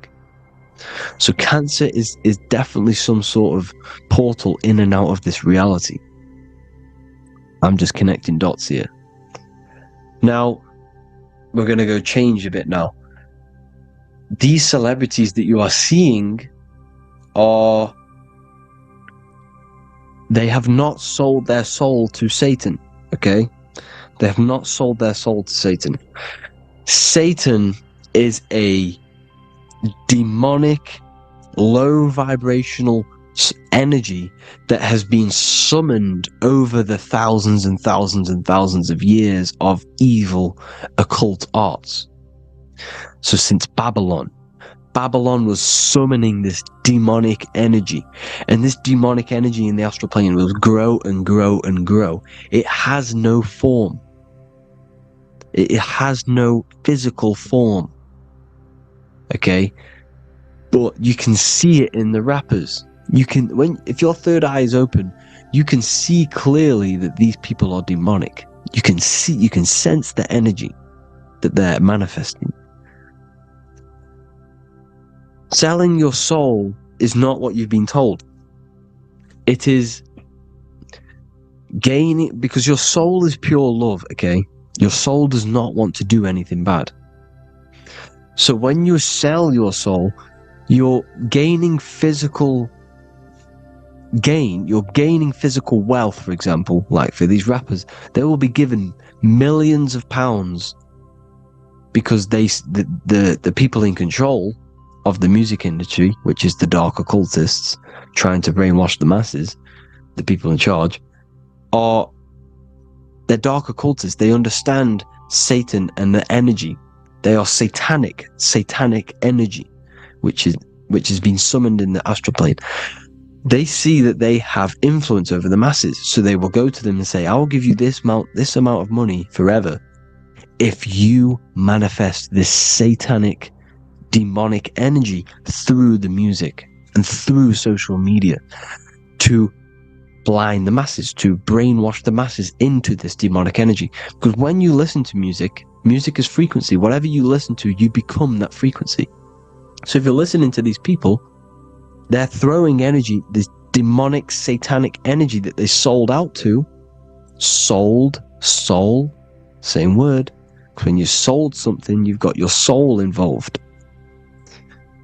They have exchanged money, physical gain, so that they manifest this satanic energy within the astral plane and through the music, through the videos, through social media, to keep us in this vibrational frequency, in this low state of consciousness. This is what it actually is. It's not, you're not selling your soul to some sort of devil. This satanic energy has no physical form it is formless in the astral plane. It's a summoned energy. Now, the root chakra is red. This is why the devil is red, because it symbolizes the animal nature of man. When you are operating off your root chakra, you will kill, you will fight, you will do anything to survive, because it's all about survival mode in the root chakra.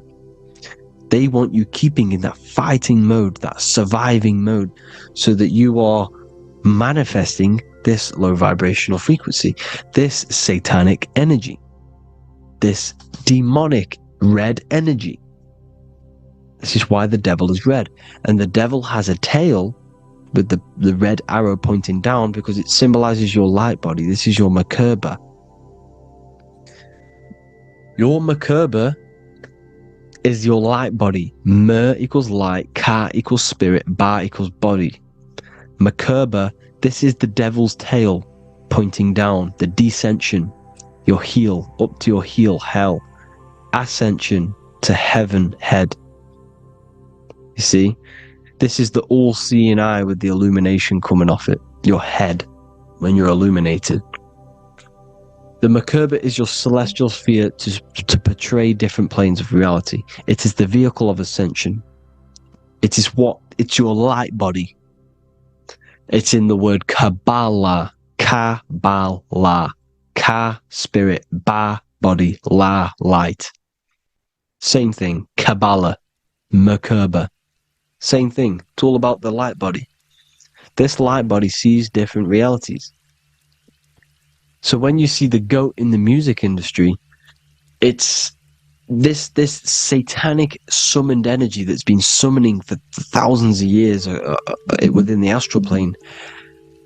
When it becomes to the physical plane, it will manifest through different things. A goat, an owl, Satan, Moloch, Baal, same deity, same demonic energy that's been summoning in the astral plane. And this is why the Baphomet has a goat head. Drake's new album is the goat. The Polo G, the Masonic G, with the goat. And here's Ryla Rodriguez in the mirror, with the goat in the mirror and him in his physical body. It symbolizes, the mirror symbolizes the astral plane, because he's manifesting the goat, the demonic energy. He's sold out to the demonic energy, and in the physical plane, he's his physical body. The mirroring, the Masonic 11, the mirroring of reality, the astral and the physical. And what do you call them when they're an amazing rapper, the best rapper?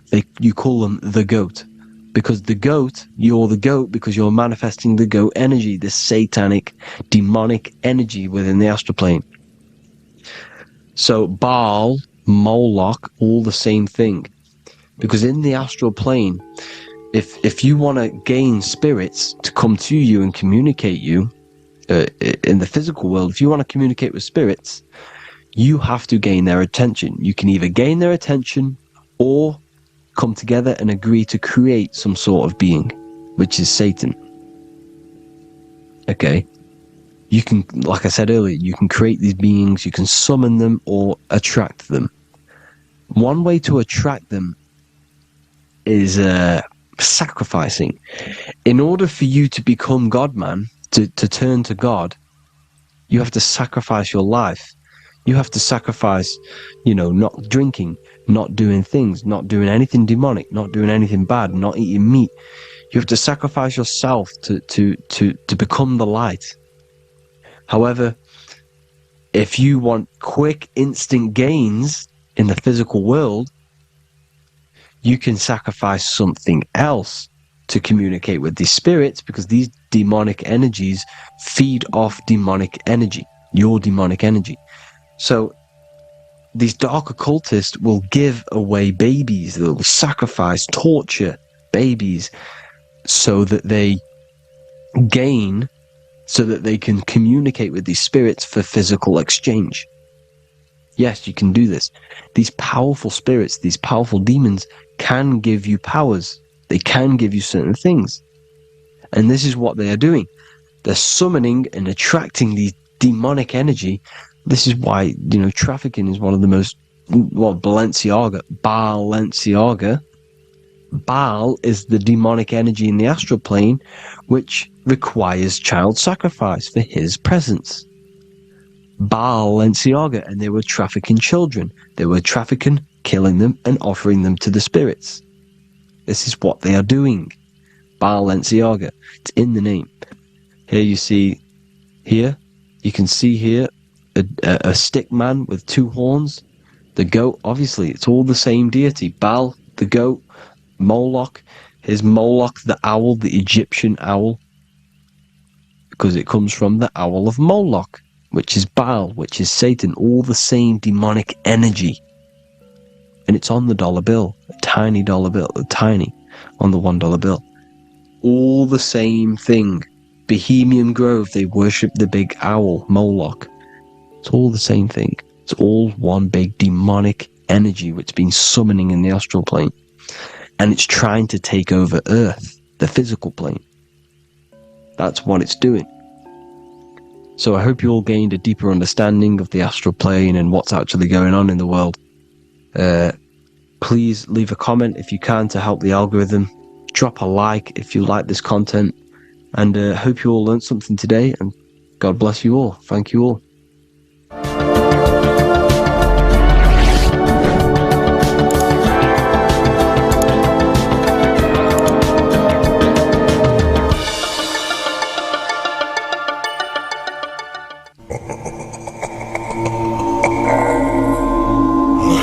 If your ultimate goal is to be famous, then you're gonna do a lot to get there, like sign your name in blood in a contract with the devil. That's how I got introduced to the music industry. I swear I wanted to be like the Amy Grant of music. Yeah. But it didn't work out, and so I sold my soul to the devil. Well, needless to say, sold my soul. Hey y'all, I'm finna sell my soul. I'ma hit y'all when I'm through. I'm gonna be rich as hell, alright? My soul is broke, man. Trying to sell your soul, man. Look.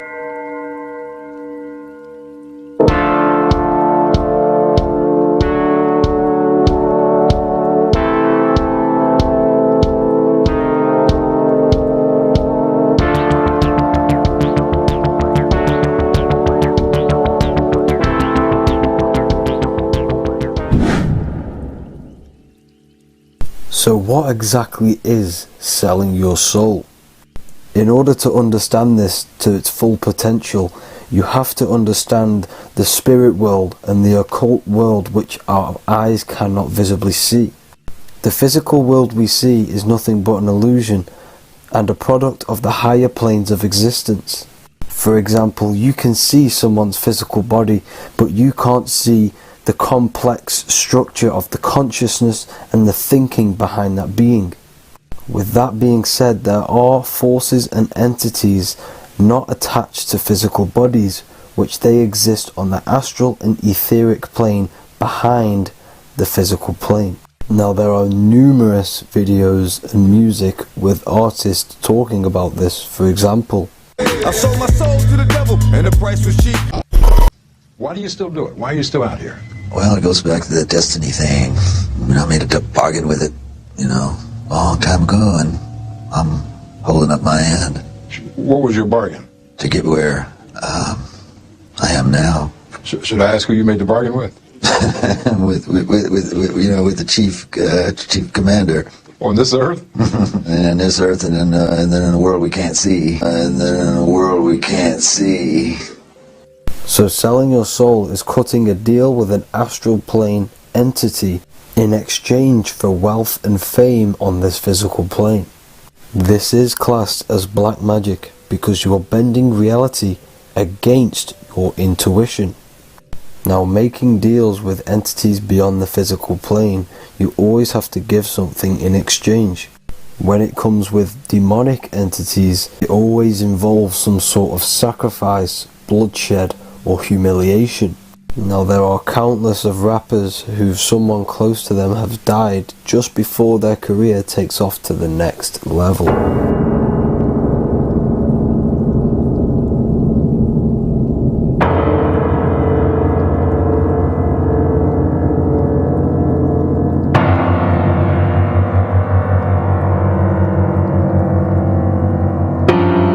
My mama was sacrificed. Me too. You understand? Yeah, Lucretia. Michael Jordan, what about him? His daddy, right? Bill Cosby, his son, right? Dr. Dre, his son. Out in Hollywood, a lot of people come up missing. So these rappers and celebrities do have to do sacrifice rituals in order to take their career to the next level. Tough flight, I've been growing up, it's a ritual.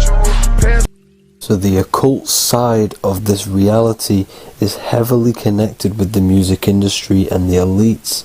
This is why they are all connected to Freemasonry.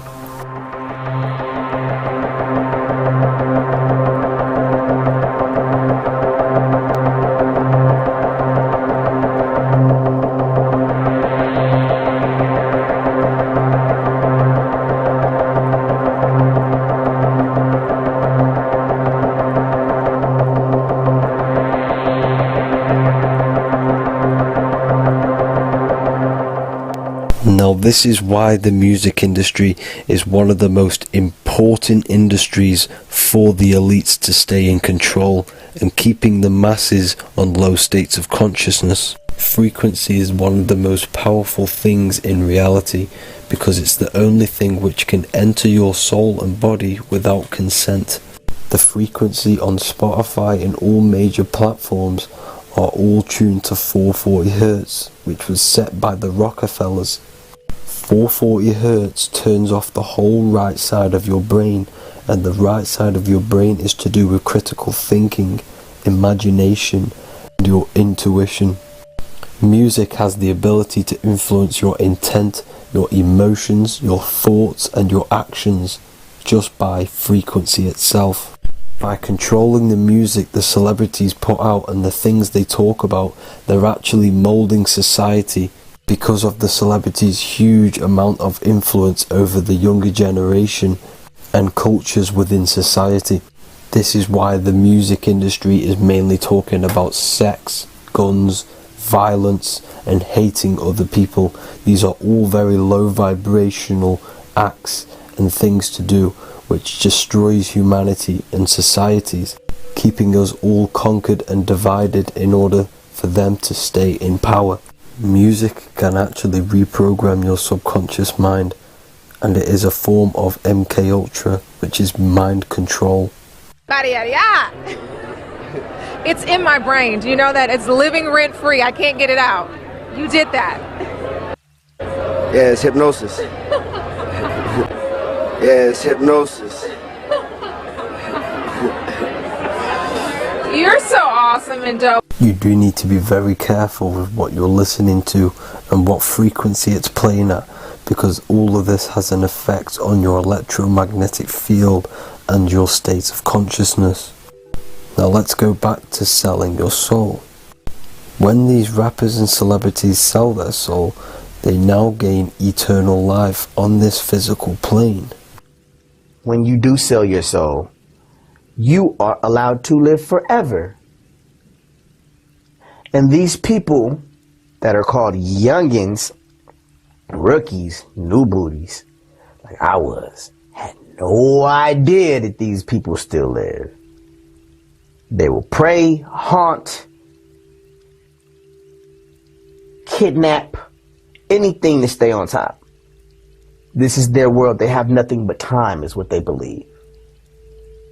Now this explains why there's so much Saturn worship, because Saturn is the father time. He's the god of time and crystallization in the physical realm. If you want more information on that, go to my previous video. Now here is A$AP Rocky standing inside of a pentagram, but notice the way he's standing, it's an inverted pentagram. The pentagram is associated with magic, however the upright pentagram is the 5 elements with spirit on the top. It's either called spirit or ether. It's at the top because it rules the other 4 elements, because it's the baseline of reality, which is spirit and matter. Spirit is behind the physical reality. However, when it comes to black magic, they invert the pentagram so spirit is at the bottom because they worship the physical world. This is why the Baphomet is the inverted pentagram.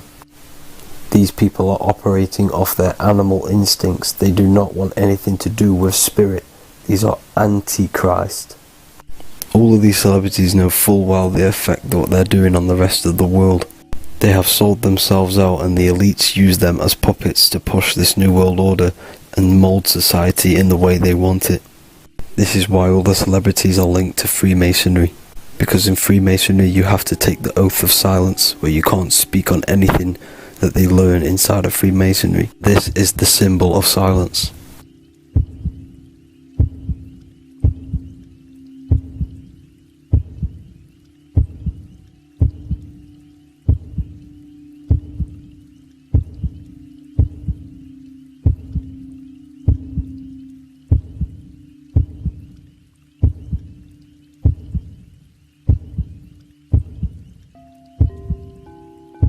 The elites need them under this oath so they do not talk about certain topics and certain things to the public. because of the amount of influence they have on society. Now, even the name Hollywood is an occult term, because back in the ancient days when they used to create wands, they used to create them out of holly wood, out of the holly tree, because each wood has certain attributes and virtues when it comes to magic. And the holly tree was known as the holy wood, and they used to create the wands out of it to cast spells. And Hollywood are still casting magic to this day through the films and through the music to the masses. That's it for this video, people. Hope you enjoyed. Please like and comment and subscribe. Peace and much love.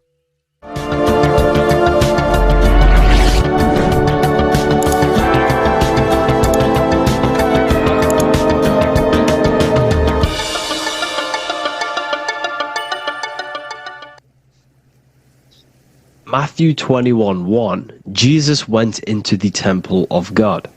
Corinthians 3:16, do you not know that you are the temple of God? Now what is this telling you? That God is within you. Hence why in Luke 21:12 it tells you the kingdom of God is within you. And the side of your head region is called a temple for a reason. Because the brain encapsulates the mind. The brain is a physical manifestation of the mind. The heart is a physical manifestation of emotion. So we have these different layers of our consciousness. We have an intellectual, communicative aspect of our consciousness, which we would call the mind. We have an emotional aspect of our consciousness, which is the heart. And to communicate with the divine, it's all to do with the mind. Hence why the ancients always symbolize the mind being God. This is why Michelangelo always placed God inside of the brain on top of Sistine Chapel in the middle of the Vatican. He understood that God is in the brain. God is within you, not outside of you. The church tells you that God is in the sky because they are creating a externalization of the truth to create a business and a distraction, so that you don't find the divinity within you, so that you don't find your power. Now you have Adam, the physical man, the physical body, the ego, the lower self, and he is resting. He's not trying to reach to God, but God is reaching, because the higher consciousness within you is always trying to communicate with you. It's always trying to wake you up to your divinity. But the lower mind, the lower self, Adam, the physical self, is always in ignorance of truth, always in ignorance, and stays in a materialistic way of thinking, which is the lower animal self. And this is what we call a sleep, or an NPC. This is the lower mind of man. But all you have to do is to move your finger to touch God. You have to look within yourself, within the brain, meditate, and you can find God. This is why in the Bible we see many references to the human body and anatomy to truly connect with God. Kings 6:8, the door to the middle chamber was in the right side of the house, which is the right hemisphere of the brain. The middle chamber is the pineal gland, where the seat of your consciousness is, or the seat of your higher consciousness is, the mind. And they went up the winding stairs, which is your spinal column, into the middle chamber, and out of the middle chamber into the third. So they went up the winding stairs. This represents raising your consciousness up the winding stairs. Your spinal column acts as a stairway of consciousness. Depending on what sort of consciousness you are operating in, depends on what part of the spinal column you are using. Because the spinal column ascends and descends consciousness. What do I mean? If you are in a reproductive way of thinking and you're always thinking about sex, you're jerking off all the time and you're always eating, all of your brain's power and your mind's power is being descended into the lower aspects of the spinal column, which represents hell, the physical state of man, Adam, the ignorant state. We're basically living off low-level pleasures like an animal. And The stairway to heaven is your spinal column. They went up the winding stairs into the middle chamber, which is your mind, your pineal gland, and out of the middle into the third stage of consciousness, physical, etheric, astral. When you meditate and you start to raise your consciousness during meditation, you enter the astral plane when you turn off thought. But this is the middle chamber inside of the brain. Here we see another painting inside of Sistine's chapel of God inside of the brain. This is the brainstem. This is the brain. This is the frontal lobe. This is the back lobe. This is the back lobe. This is the cerebellum. Here's the reptilian brainstem. Here's the claustrum. This is what we are seeing here. Anatomy. Here is another one in Sistine's chapel in the middle of the Vatican. This is depicting the brainstem. God's neck looks exactly like the brainstem. Here we see a real brain compared to God's neck, because the neck is just below the brainstem, and this is what they are symbolizing, because they knew that God is within you. God is a part of the human body. God is inside of the body, because the body is a vessel for consciousness, for universal consciousness. Inside of you, inside of me, is the same spark of consciousness, and this same consciousness is spread out into every living essence, because everything comes from the one source, the one God, the one consciousness. Matthew 6:22-23. The light of the body